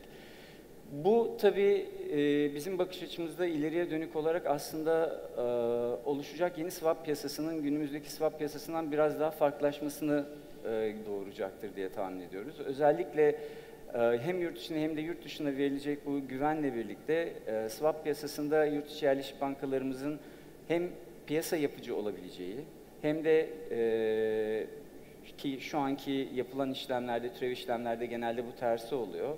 Hem de yabancı kurumların da karşı tarafı kim olmadan merkezi karşı tarafla clear edecek biçimde çok kredi riski yönetimi anlamında çok büyük fayda sağlayabileceğini görüyoruz. Takas Bank olarak da TLRF endeksi ve OS swap piyasasına Aralık ayı itibariyle zaten aralığın sonuna doğru hizmetimizi sunmaya başlamış olacağız. Evet, teşekkür ediyorum. Takas Bank'ın özellikle TLRF piyasasında bu karşı taraf olabilme ya da karşı taraf riskini ortadan kaldırabilme fonksiyonunun önümüzdeki dönemde bu ürünlere dayalı birçok yeni ürünün piyasaya çıkmasına fayda sağlayacağını söylüyorsunuz. Buna bağlı olarak birçok türev ürünün o zaman biz piyasalara önümüzdeki dönemde geliyor olduğunu görüyor olacağız. Buradan hemen sözü bu ürünlerle de getirmek istiyorum. O nedenle de hemen Alper Bey'e de söz vermek istiyorum. TLRF güzel bir ürün ama bunun tabii tek başına kullanıldığı alan çok sınırlı olacak. Dolayısıyla bir ticari bankaların hayatında TLRF önümüzdeki dönemde nasıl kullanılabilir? Şu anda yeteri oranda kullanılıyor mu? Yeni kullanım alanları neler olacak? Bu konuda da bize bir bilgi verebilir misiniz? Şu anda ben duyamıyorum sizi. Zannediyorum mikrofon desteğine ihtiyaç var. Gene olmadı. Halihazırda tabii çok yeterli seviyede değil çünkü zaten TLRF henüz çok yeni. Daha 17 Haziran'da ilk çıkış tarihi TLRF'in. O yüzden ama üzerine yeni ürünler yapılmaya başlıyor ki özellikle TL bono ihraçlarında, bono tahvil ihraçlarında aktif olarak kullanıldığını gördük. Pek çok bankanın ihracı oldu bu geçtiğimiz 3 ay içerisinde. Genelde kısa vade 1 yıla kadar ama 10 yıla kadar da ihraçlar gördük. Toplam tutar olarak da en son baktığımda 12 milyar liranın üzerine çıkmıştık. Tabii sadece tahvil bono tarafında değil, diğer ürünlerde de aktif olarak kullanılacak. Yani burada 4 başlıkta aslında değerlendirebilir. Çünkü TLR çok önemli bir platform. Bunun üzerine pek çok şey inşa edebiliriz. Kredi tarafı, mevduat tarafı olacak bunun. Tahvil bono ihracı ve türev ürün tarafı. Şimdi kredi tarafı bunun en doğal olarak yaşayabileceği yer. Çünkü neden? TLRF'in en büyük artısı bizim için şu, bankaların marjinal fonlama oranı Türkiye'de TL, Borsa İstanbul repo piyasası. Burada şu an 70-80 milyar lira hacim geçiyor. Ya bundan daha az olduğu dönemler de oldu, daha fazla olduğu, yani bundan çok fazla olmasa da bundan biraz daha fazla olduğu dönemler de oldu ama hacim ne kadar olursa olsun bankaların marjinal fonlamasını gösterge olma özelliğini yitirmedi. Şimdi önümüzdeki dönemde de siz diyelim ki TL değişen kredi şu anda var. TL Libor endeksli olarak bankaların kredi rafında bir ürün var. Bir müşteri gittiğinde bunu talep edebilir. Ama burada şöyle bir sıkıntı var. TL Libor bankaların gerçek fonlama maliyetlerini göstermiyor. Buradan yani Libor'da olduğu gibi manipüle edildiğinden değil, burada gerçekten işlem geçmediğinden istense bile bunun gösterge olması çok kolay bir şey değil. Yani siz bunu iyi niyetle yaklaşıyor olsanız dahi. Ama TL, ya çünkü temel nedeni de şu, çünkü TL Libor nedir? Siz sadece overnight değil burada, 1 yıla kadar vadeleri fixliyorsunuz. TLRF'in sadece overnight'ta olması aslında bir eksiklik değil. TL piyasada zaten bankaların borçlanması, plasmanı birbirlerine swap piyasası hariç overnight'ta geçiyor. Bu piyasa gösterge niteliği taşıdığı için siz fazla paranız olursa, buradan satacağını biliyorsunuz banka olarak plasmanlarınızın, eğer bir likidite ihtiyaç duyarsanız ki haliyle ihtiyacınız olacak, buradan borçlanabileceğinizi biliyorsunuz. TL değişken, TLRF endeksli kredi verdiğinizde kârınızı aslında fixlemiş oluyorsunuz. Ne oluyor? Sizin maliyetinizin TLRF olduğunu biliyorsunuz. TLRF artı bir oranla müşteriye krediyi kullandırdınız. Siz bunda neyi alıyorsunuz? Bir müşterinin kredi riskini alıyorsunuz. Onun için ilave bir spread talep etmeniz gerekir. İkinci olarak da siz burada bir teminatla borçlanıyorsunuz. Teminatlı borçlanma olanı için. Bu teminatı müşteriye kullandırıyor gibi düşünerek buna bir prim takdir ediyorsunuz. Buna istinaden bir fiyatlama yapıyorsunuz. Müşteri açısından avantajını, 2 tane avantajı var aslında. Şu an bir müşteri uzun vadeli TL kredi kullanmak istediğinde değişken faizli kredi bulması kolay değil. Sabit faizli bulmak istediğinizde de tabii burada yüksek bir likitte primine katlanması gerekiyor. Bu da ne oluyor? Firmaların biraz döviz kredilerini arttırıyor. Yani halihazırda sektörün bu kadar yoğun, daha doğrusu yani kurumsal sektörün bu kadar fazla YP kredisinin olmasının bir nedeni de şimdiye kadar böyle bir gösterge oranın olmaması. Neden? Çünkü banka genel olarak çok fazla faizli üstlenmek istemediği için zaten maturity mismatch var. Malum kredilerin vadesi, mevduatın vadesi 1-3 ay arasında değişiyor. Kredilerin vadesi ise 1 yıldan daha uzun. Siz buna değişken faizle verdiğinizde tabii o zaman aldığınız faiz riskini azaltmış oluyorsunuz. YP değişken verebiliyorsunuz, TL değişken vermediğinizden bu YP kredi artırıyor. Dediğim gibi TL sabit olursa da yüksek faizden kullanıyor. Bir de yakın zamanda son 3 PPK'da Merkez Bankası faizi 10 puan aşağıya indirdi. Şimdi bu dönemde kredi talebi olan firmalar bu taleplerini biraz ötelemek zorunda kaldılar. Neden? Çünkü faizlerin daha aşağıya geleceğine inanıyor. Biraz daha beklersem benim için avantajlı olur diyor. Ama şimdi TLRF endeksi bir değişken kredi olduğu takdirde hiç ötelemesine gerek yok. İhtiyaç olduğu anda kullanabilir. Zaten beklediği gibi bu faizler aşağı gelirse bundan avantajı aynı şekilde yeni kullanıyormuşsa sağlayabilir. O yüzden iki tarafı da yani burada bir win-win situation olduğu için buranın aktif olarak işleyeceğini düşünüyoruz. Bu bankaların maturity mismatch'ini de en azından faiz riski adına, yani kredi riski değil ama faiz riski adına doğal olarak elde etmiş olacak. O yüzden sektör için olumlu. Bunun tabii mevduat bacağı da aynı şekilde. Mevduat tarafında halihazırda TLRF endeksli mevduat bildiğim kadarıyla çıkmadı. Ama yani bu biraz aslında şu anki piyasa oranları ile ilgili bir durum. Çok fazla talep olmayacağından şu an çıkmadı ama ileriki dönemde illaki çıkacaktır. Altyapı olarak da çok kolay. Şu an TÜFE endeksi zaten mevduat var. Buradaki TÜFE olan göstergeyi kaldıracağız. Bunu yine TLRF'e getireceğiz. Yani bir gün içinde setup'ı tamamlayıp bu müşterilere bu ürünü sunmak mümkün olacak. Bu ama sadece basic ürünler değil, daha yaratıcılık getirecek ürünleri de sunmamızı sağlayacak. Mesela şimdi Türkiye'de olmayan offset mortgage ürünü var. Ne yapıyorsunuz offset mortgage'da? Siz krediyi bir değişken faizle mortgage'ı 10 yıllık, 12 yıllık, 20 yıllık uzun vadeli kullanıyorsunuz. Bunun sizin belirli taksitleriniz var. O değişken faize göre her ay kredinizin taksidini ödüyorsunuz. Offset bunda şöyle bir ilave getiriyor. Bu da bir mevduatla birleştiriyor. Hatta tek mevduat olmasına da gerek yok. Hane halkının mevduatıyla. Diyelim karı koca siz kullandınız. İkinizin ortak hesabı yok. Bireysel hesaplarınız var. Bunu kredi hesabınızla bağlantılı hale getiriyorsunuz. Her gün o mevduat hesabında ne kadar para kalırsa, hani bankaların invest account'u benzeri bir şekilde ana paranızdan o kadar faizi eksiltmiş oluyorsunuz. Yani ana para ödemelerini erkene çekmiş olduğunuz için burada durasyonu kısaltıyorsunuz. Daha az taksitle kredinizin vadesini kısaltmış oluyorsunuz. Bunun şöyle de bir etkisi var. Türkiye'de malum en büyük problemlerden biri biriktirme, saving oranlarının düşük olması. Böyle olunca siz kredi faiziyle aynı oranda birikim yapabiliyor olacaksınız ve incremental değişiklikler de yapabilirsiniz. Yani bir ay bağlamanıza gerek yok. O gün ihtiyacınız olmayan 1 liradan bile siz nema sağlamış olacaksınız. O yüzden bunun uzun vadede Türkiye'deki birikim oranlarını da yukarıya çekebileceğini düşünüyoruz. Son olarak muhtemelen en büyük etkisi türev ürünler tarafında olacak. Serkan Bey de bahsetti. Çünkü şu an Türkiye'deki swap piyasasında sağlıksız bir yapı var. Yani uzun vadede TL kredi riskini hedge etmek istediğinde normalde teorik olarak ne yapmanız lazım? Bir TL ayrış işlemi yapmanız lazım. Türkiye'de yapamıyorsunuz çünkü bu çalışmıyor. Yani bunu hep aynı örnekle anlatıyorum. Diyelim bir banka mevduat topluyor, TL mortgage kredi veriyor. Yine uzun vadeli kredi örneği olarak mortgage'den gidelim. 10 yıllık mevduatın vadesi 2 ay, kredinin vadesi 10 yıl. Burada bir mismatch var. Bunu hedge etmek için ne yapıyorsunuz? Şimdi mevduat TL, mortgage'a konu olan evin satışı TL olarak yapılmış. Kullandırılan kredi TL. Sizin bunu hedge etmek için dolarınız olması lazım. Dolarınız yoksa bunu hedge edemezsiniz. Yani bu dünyada da mı böyle derseniz böyle değil. Şimdi bu rakamları çıkarttım ben. Bank of England 6 ayda bir survey yayınlıyor.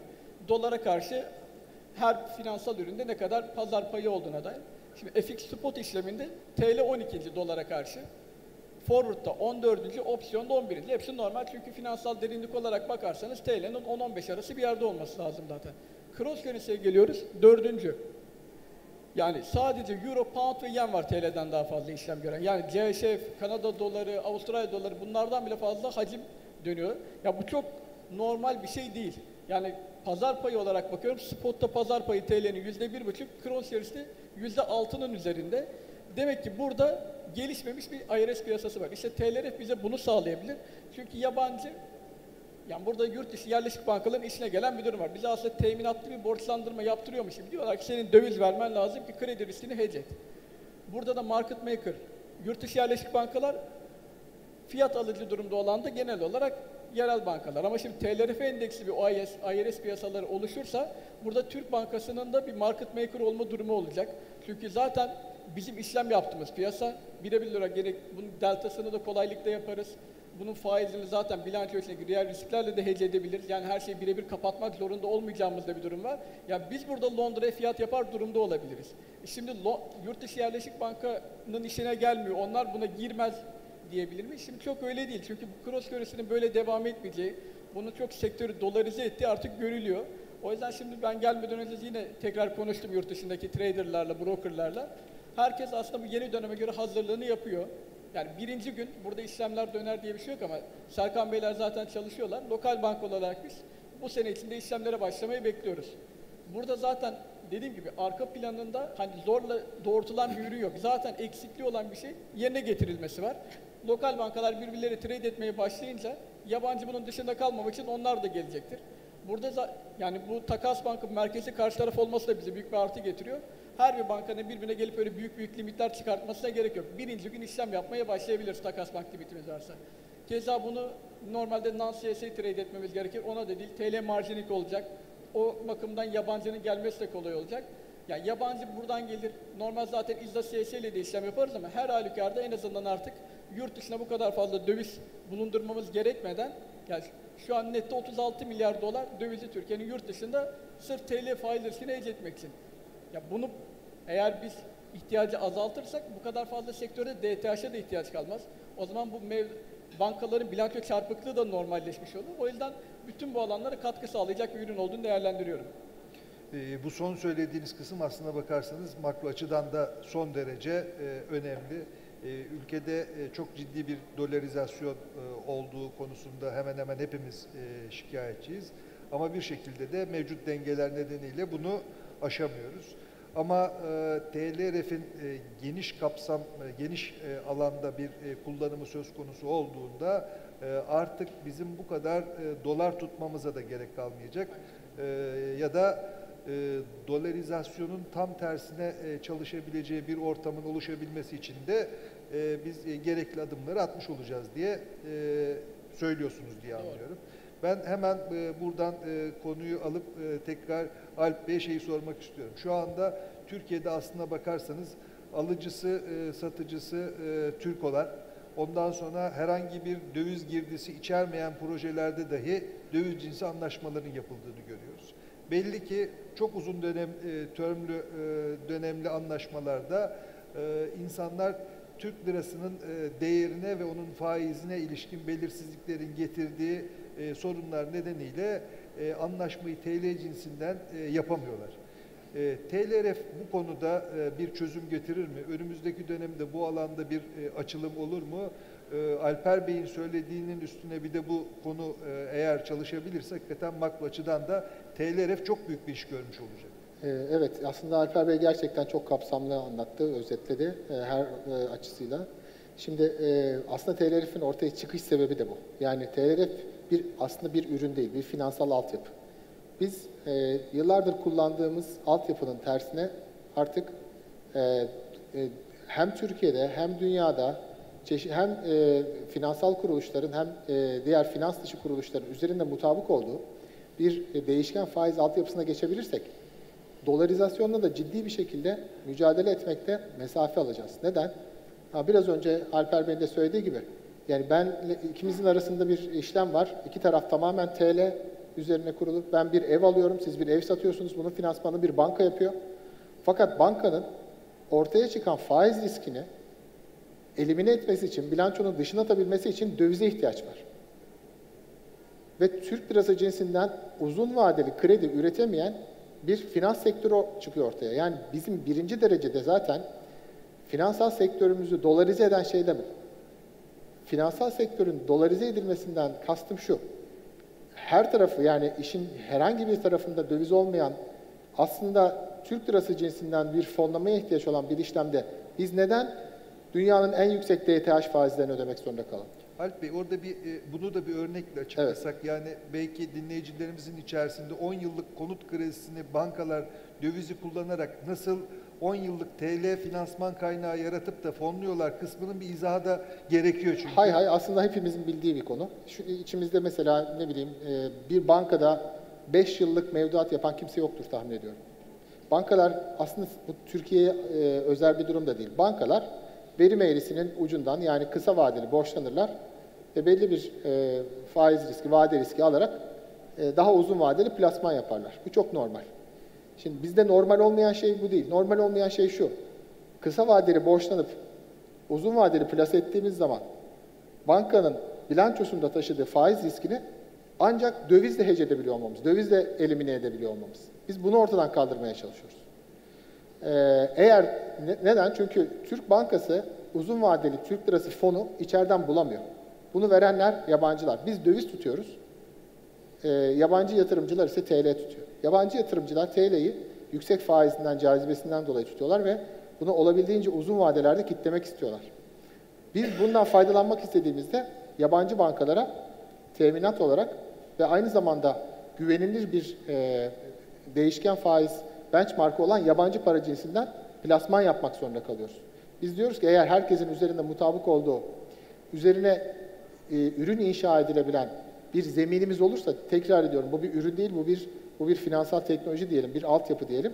Olursa bu sefer biz bu bankalarla kendi aramızda hem yerli bankalar arasında hem yerli yabancı banka arasında Serkan Bey'in de söylediği gibi belki arada bir CCP olarak bir merkezi karşı taraf olarak takas bankın olduğu, arkasında Merkez Bankası'nın kurumsal güvenilirliğinin olduğu, yani burada aslında dördümüz de aynı şeyden bahsediyoruz. Herkes başka bir tarafından bahsediyor ama bu bir ekosistem. Bunu böyle anlayalım. Biz bunu kurmayı başarır isek En önemli yani ülkeye yapabileceğimiz en büyük hizmet hem finansal sistemin hem finans dışı sistemin dövize olan ihtiyacını azaltacak önlemlerin hayata geçirilmesi olacaktır. Yani aslında makro hikaye, TLRF'in arkasındaki makro hikaye budur. Yapabilirsek hakikaten çok büyük bir başarıya da Türkiye imza atmış olacak diye düşünüyorum. Hemen burada kısa bir kendi hikayemi de anlatmak istiyorum. Ankara'da bir yatırımcıya nispeten uzun vadeli bir stratejisi olan yatırım fonunu anlatıyoruz. Karşı taraftaki müşteri dedi ki ben ama kısa vadeli bir yatırımcıyım. Kısa vadede ben sadece şey yaparım, aylık mevduat yaparım. Şunu sordum, kaç yıldır aylık mevduat yapıyorsunuz diye. 20 yıldır aylık mevduat yapıyor. Aslına bakarsanız paraya ihtiyacı yok. Kısa vadeli yatırımcı da değil. Ama uzun dönemli güvenilir bir referans faize ihtiyacı var. Dolayısıyla her ay oluşan faizi almaya çalışıyor. Başka da bir gayesi yok. Aslına bakarsanız TLRF bunu tamamen çözebilecek bir iş. Belki de o kişi 10 yıllık tahvile TLRF endeksli olsa çok rahat yatırım yapabilecek durumda. Hemen çok kısaca ekleyeyim. Şöyle düşünelim. Diyelim ki büyük bir altyapı projemiz var bizim. Yani işte baraj yapacağız, yol yapacağız biliyorsunuz. Yani zaten Türkiye'de çok güncel konular. Peki ne yapıyoruz? Bunun finansmanı tamamen dövizle yapıyoruz. Peki bankalarımız bu finansmanı dövizle yapmak zorunda mı? Evet zorunda. Neredeyse zorunda. Çünkü uzun vadeli fonları ya döviz olarak bulabiliyoruz ya da uzun vadeli fonları, döviz olarak bulduğumuz fonları Türk lirasına çevirirken muazzam riskler alıyoruz. Biz bu muazzam riskleri nötralize edebilecek bir finansal altyapı peşindeyiz. Yani burada konuşulan konunun aslında özü tam olarak bu. İnşallah bir gün şunu duyacağız. Yani bir şirket, örneğin bir enerji şirketi bir enerji santrali kuracak. Bunun için işte A bankasından, B bankasından veya belli bir konsorsiyumdan 5 yıllık krediyi TLRF artı 170 bas puan spreadle aldı. Şimdi bu bizim hayalimiz. Neden? Çünkü biz bu noktaya gidebilirsek artık döviz konuşmayı bırakacağız. Türkiye hiçbir zaman tamamen dolarizasyondan belki kısa vadede kurtulamayacak ama en azından finansal sistemi dolara bu kadar muhtaç olmaktan kurtarmak için elimizden geleni yapacağız. Süper. Tekrar Doruk Bey'e dönmek istiyorum. Biraz daha böyle bu TLRF konusu kafamızda otursun da istiyorum. Bir faizin referans faiz olarak kabul edilebilmesi için onda hangi özellikleri arıyor olmamız lazım? Bir de bu özellikler herkes tarafından global olarak kabul edilsin diye neler yapmamız gerekir? Öncelikle aslında 4 temel özellikten bahsedebiliriz. Tüm dünyadaki aslında trend aslında 4 tane temel belirleyici var. Birincisi işlemlerin genellikle işleme dayalı olarak gerçekleşmesi. Mevcut durumdaki Libor bildiğiniz üzere zaten bankaların birbiriyle non-binding kotasyonları üzerinden gerçekleşmekti. Ve bu şekilde manipülasyon oldukça açık bir şekildeydi.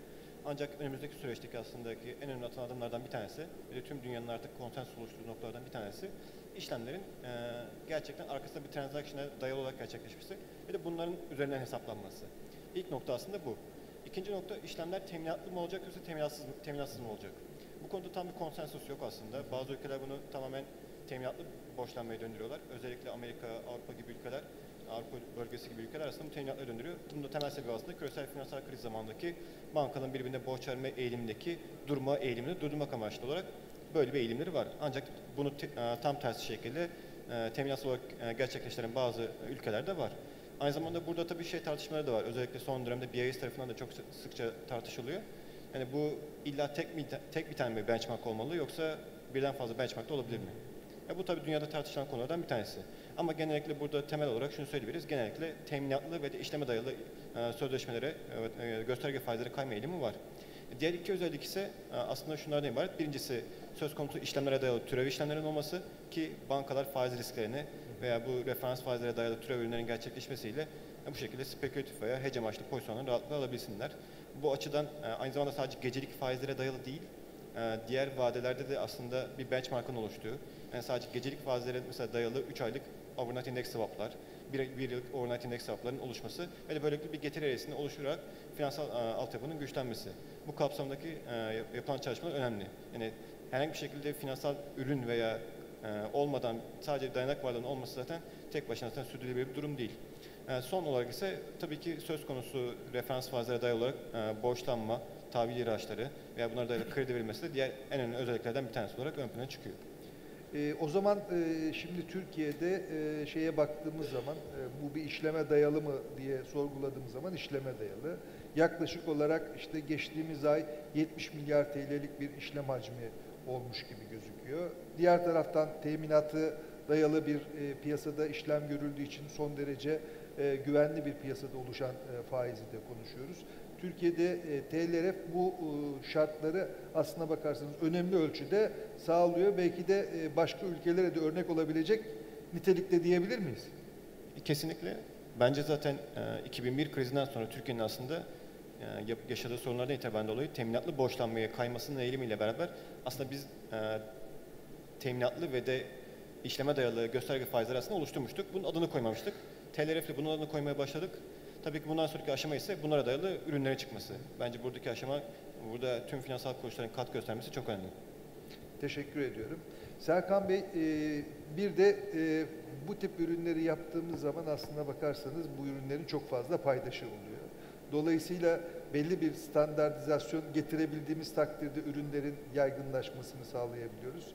TLRF'te standartizasyon adına yapılması gerekenler nelerdir? Bunların ne kadarını yaptık, ne kadarı önümüzde ev ödevi olarak duruyor? Bunları da sizden rica edelim. Teşekkürler. TLRF Haziran ayında çıktığından beri özellikle bilançolarda gördüğümüz en büyük kalem Alper Bey'in de bahsettiği gibi ihraçlardı.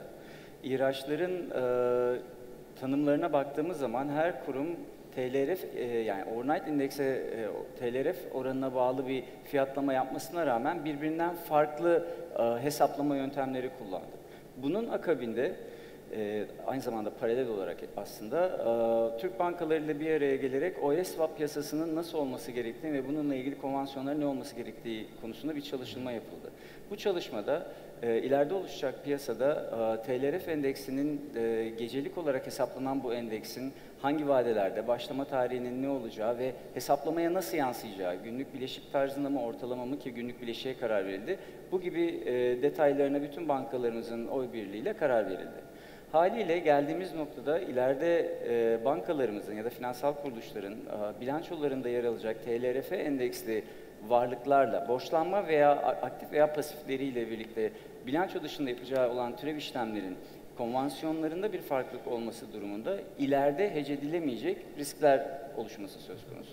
Bu risklerin oluşmasını engelleyebilmek için hem finansal kuruluşlarımıza kolaylık olması anlamında hem de ileriye dönük olarak belirli bir stabilizasyon sağlanması için türev ürünlerdeki konvansiyonlar gibi konvansiyonların aynısının çıkan aktif ve pasif ürünlerde de bankaların bilançolarında bulunan ürünlerde de uygulanmasının bankalara kolaylık sağlayacağını düşünüyoruz.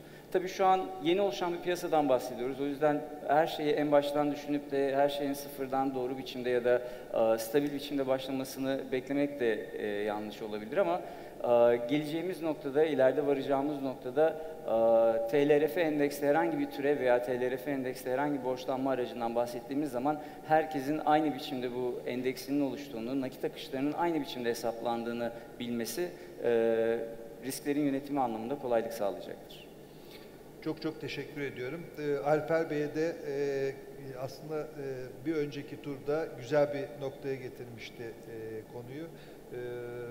O nedenle şöyle soruyu orada kaldığımız yerden de devam etmek adına şu şekilde sormak istiyorum. Aslına bakarsanız Libor'da çok büyük bir işlem hacmi olmadan neredeyse 240 trilyon dolar değil mi rakam Yani türev ürünler var. Dünyadaki bütün Libor'lara endeksli işlem 340 trilyon dolar. Amerikan Libor'a, yani dolar Libor'a daha doğrusu endeksi de 200 trilyon dolar işlem var ki bu USD Libor sadece 500 milyon dolar işlemle belirlenen bir şey. Üzerine 200 trilyon dolarlık finansal ürün var. Dolayısıyla aslında belli bir işlem hacmi gördüğümüz piyasada çok daha farklı işlemler konu edildiğinde ulaştığımız rakamlar inanılmaz boyutlara gelebiliyor. Dolayısıyla bizim şimdi TLRF'i baz aldığımız gecelik repo piyasamızda yaklaşık 70 milyar TL'lik bir işlem hacmimiz var. Önümüzdeki dönemde biz türev ürünlerde nasıl bir gelişim görmemiz gerekir? Londra piyasasında gördüğümüz swap işlemlerin TLRF'deki bu etkinliğin artmasıyla birlikte azalmasını ya da bir kısmının Türkiye'ye gelmesini öngörebilir miyiz? Bu konulardaki düşüncelerinizi rica ediyorum. Tabii. Şimdi öncelikle burada bir lokal işlemlerin ilk başta geçtiğini görmeyi bekliyoruz.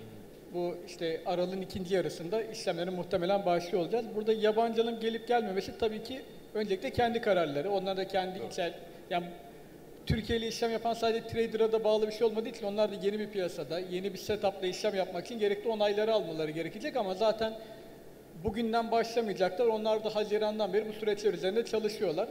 Yani sonuçta kimse para kazanmadığı bir ülkede piyasada kalmaz zaten. Yani şu ana kadar burada iyi para kazanıyorlar ki yurt dışı yerleşik bankalarda TL üzerine işlem yapmaya devam ediyorlar.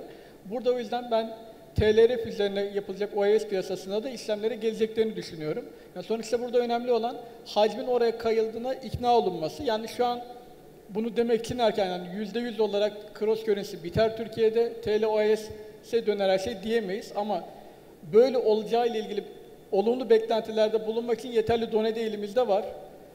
Yeni yılla başlayacak. Şimdi brokerlar falan mesela sırf bu iş için yeni elemanlar alıyorlar. Sadece TLRF'e bakacak. Yani bu beklenti yurt dışında da olmasa aslında orada da bu kadar hazırlık görmüyor olurduk.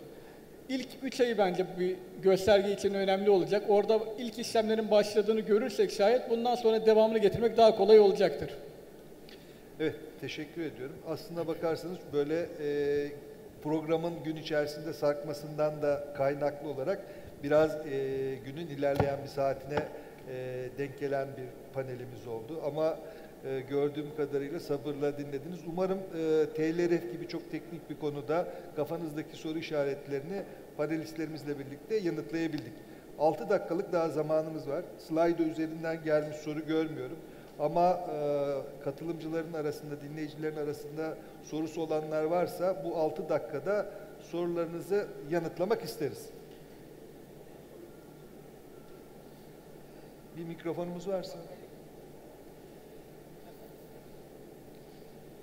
Merhaba.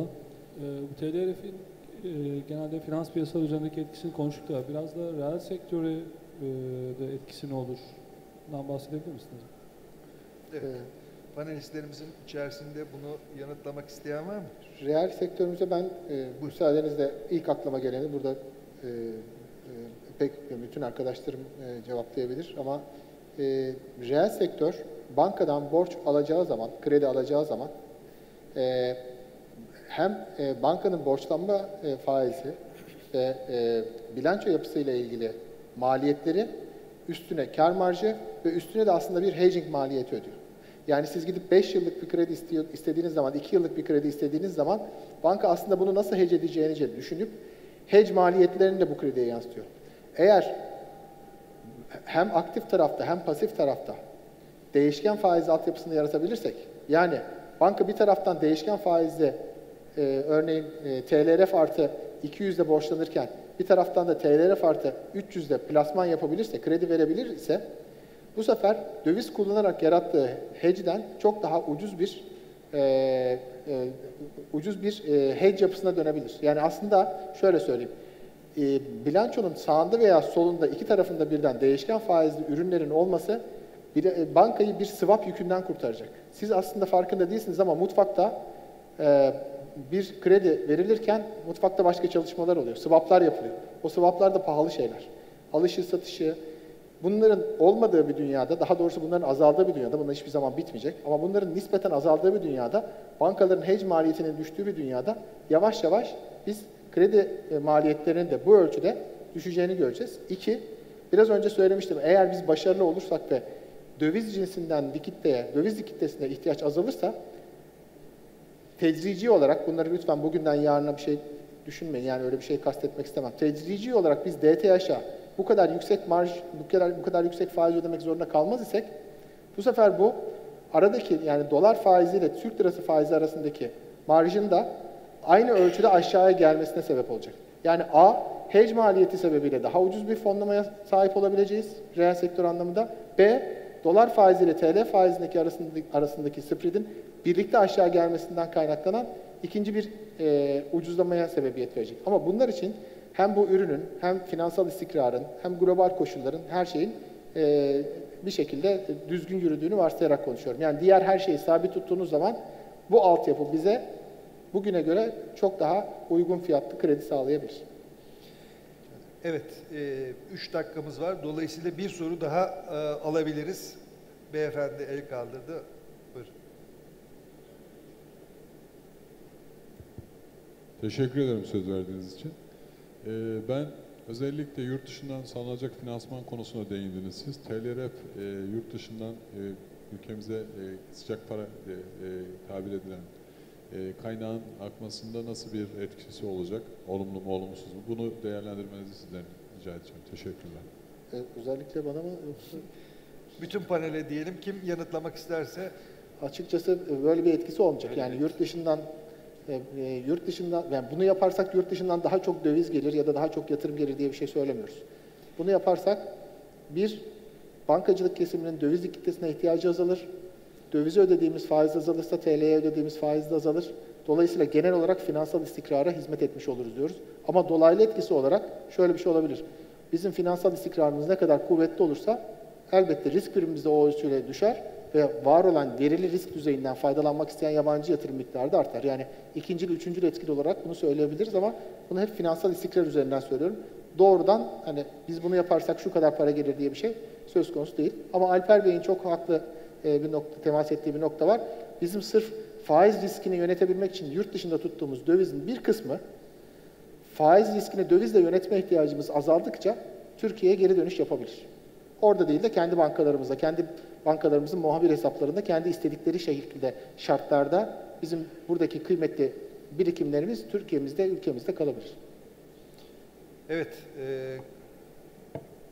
Bir soru daha o zaman tamam. Son ama bu. Son 1 dakikamız, süremizi geçirmeyelim. Buyurun.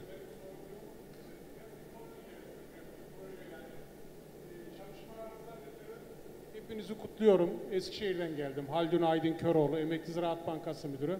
Sermaye Piyasaları Gayrimenkul Değerleme Uzmanı. Bizim Türkiye'miz 750.000 kilometrekare arazimiz var. Evimiz var, arabamız var. Hep atıl. 3 tane ev var, bir işe yaramıyor. 500 dönüm tarla var, bir işe yaramıyor. Ben kredi de çekmem, kredi de vermem. Bunları değerlendirecek bir şey kullanalım da uluslararası kaynak yaratalım. Fazla zorlamayın, elimizde kaynak var. Ne yapalım Sayın Başkanlarım? Tamam, o zaman bu aslına bakarsanız panel tamamen kayıt altında. Önümüzdeki dönemde de bunu zaten yayınlıyor da olacağız. Bu belirtmiş olduğunuz husus da kayıtlara geçmiş oldu. Konuyla bizden daha doğrudan ilişkisi olan yetkililer de muhtemelen dinleyecektir. Umarım önlerinize dikkate alınır ve bununla ilgili bir ürün geliştirilip ülkenin kaynak sorununa da bu vesileyle bir çare bulunur. Efendim dinlediğiniz için çok teşekkür ediyorum. Panelistlerimize de değerli katkılarından dolayı çok teşekkür ediyoruz. Hepinize iyi akşamlar diliyorum. Sayın Başkan, biz de sizlere teşekkür ediyoruz. Bu değerli katkınızı ve katılımınızı da hatırlamak için her zaman sizler adına İzmir'de fidanlar dikildi. Onların sertifikalarını sizlere takdim etmek üzere Türkiye Sermaye Piyasaları Birliği Denetim Kurulu üyesi Sayın Adnan Bahar'ı ben sahneye davet etmek istiyorum. Buyurun efendim.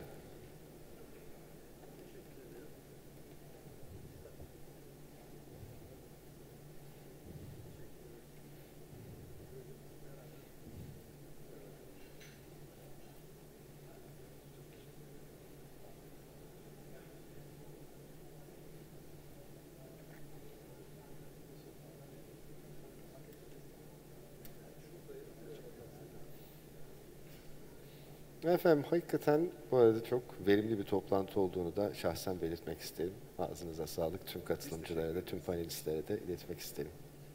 Sahnede kalırsanız eğer bir fotoğraf.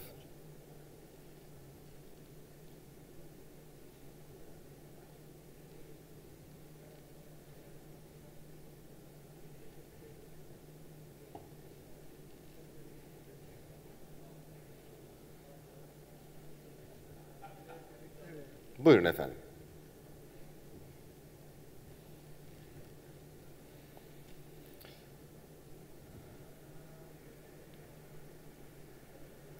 Değerli panelistlerimize ve oturum başkanımıza teşekkürlerimizi iletiyoruz.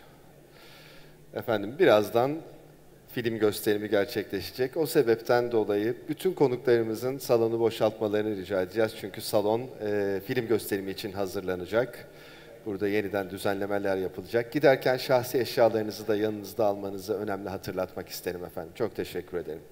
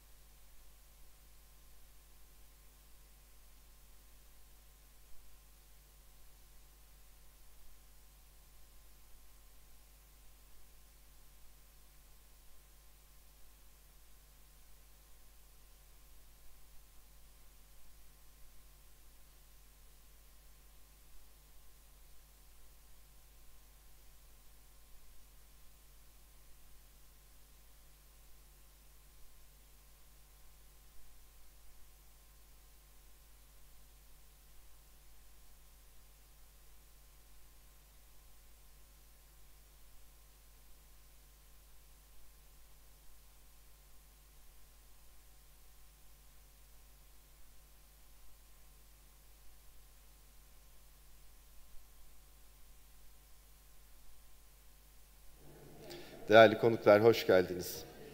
Birazdan film gösterimine geçeceğiz ama film gösterimine geçiyorken şöyle bir soruyla başlayalım. Bugün sermaye piyasaları zirvesindeyiz. Para konuşuluyor, farklı biçimleriyle konuşuluyor. Peki bir gün paraya ihtiyacınız olmasaydı, çalışmak zorunda kalmasaydınız ya da para için çalışmak zorunda kalmasaydınız ne yapabilirdiniz?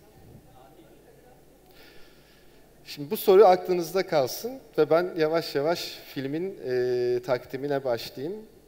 Bu film Moving Dogs, Vatandaşlık Temel Geliri Türkiye ve Creative Europe Media destekleriyle düzenleniyor. İsmi de Freelance Society. Türkçe'ye çevirmek biraz zor ama gayet güzel bir çeviri yapan arkadaşlar. Emeksiz yemek. Emeksiz yemek olur mu diye vardır ya hani deyimlerimizde, atasözlerimizde kullandığımız güzel bir söz. Bu biraz onun üzerinde duruyor.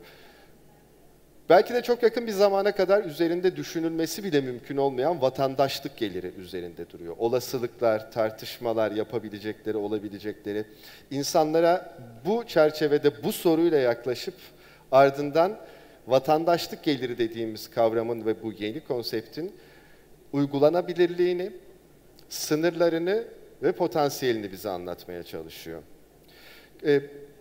Çok fazla sözü uzatmayacağım ama bir iki noktayı özellikle vurgulamak istiyorum. Bir kere gösterimin hemen ardından Sayın Doktor Ali Mutlu Köylüoğlu'nun yönetiminde aynı zamanda bir ekonomist olan filmin yönetmeni Sayın Doktor Christian Todd ile bir söyleşi olacak.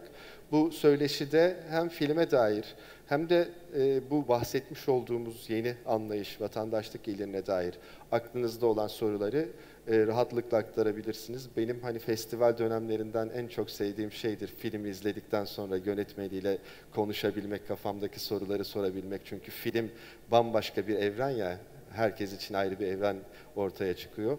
O evrenlerin ne kadar çakıştığını anlamak açısından da çok büyük bir fırsat. Öncelikle sizlere iyi seyirler diliyorum. Ardından da bu fırsatı güzel kullanmanız umuduyla sizleri filmle baş başa bırakıyorum efendim.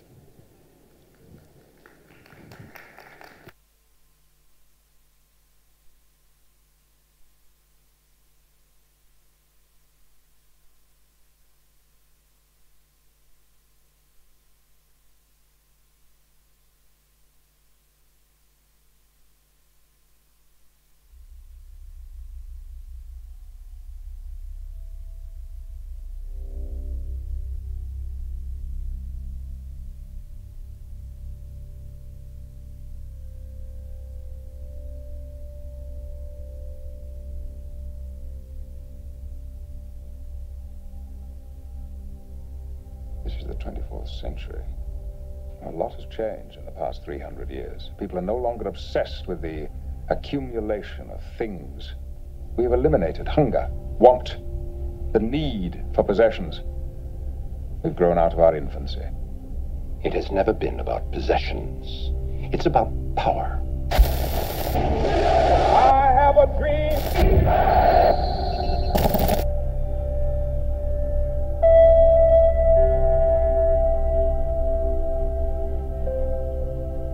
Over the course of history, our common wealth, the land, water and air around us, has been appropriated by a few, while the majority lost its legitimate entitlement to the gifts of nature. And with ownership came power. Nowadays, in the 24th century, money doesn't exist anymore, and the resources are commonly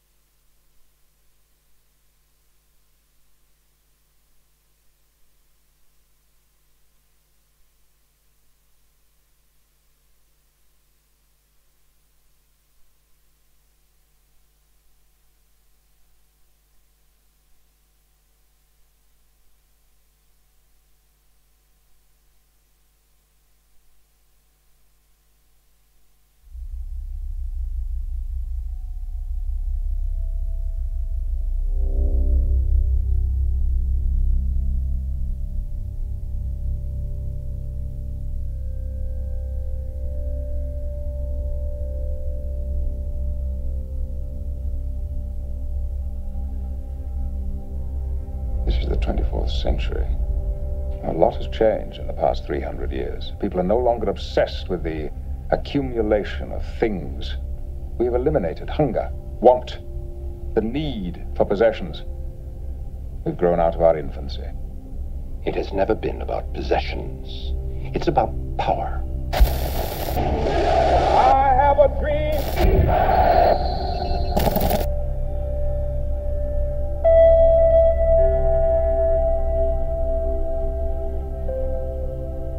Over the course of history, our common wealth, the land, water, and air around us, has been appropriated by a few, while the majority lost its legitimate entitlement to the gifts of nature.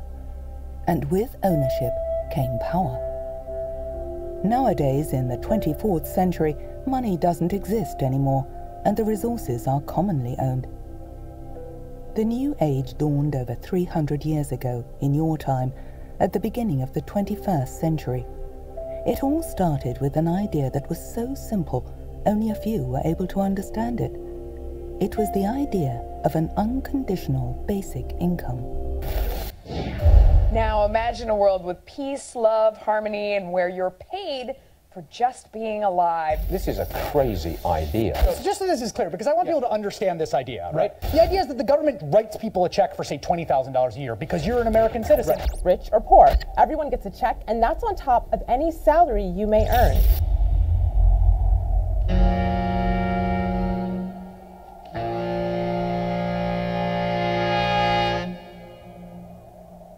This land is your land. This land is my land. From California, well, to the New York Island. My plan is real simple. Everybody over the age of 21 gets a monthly deposit into a known bank account.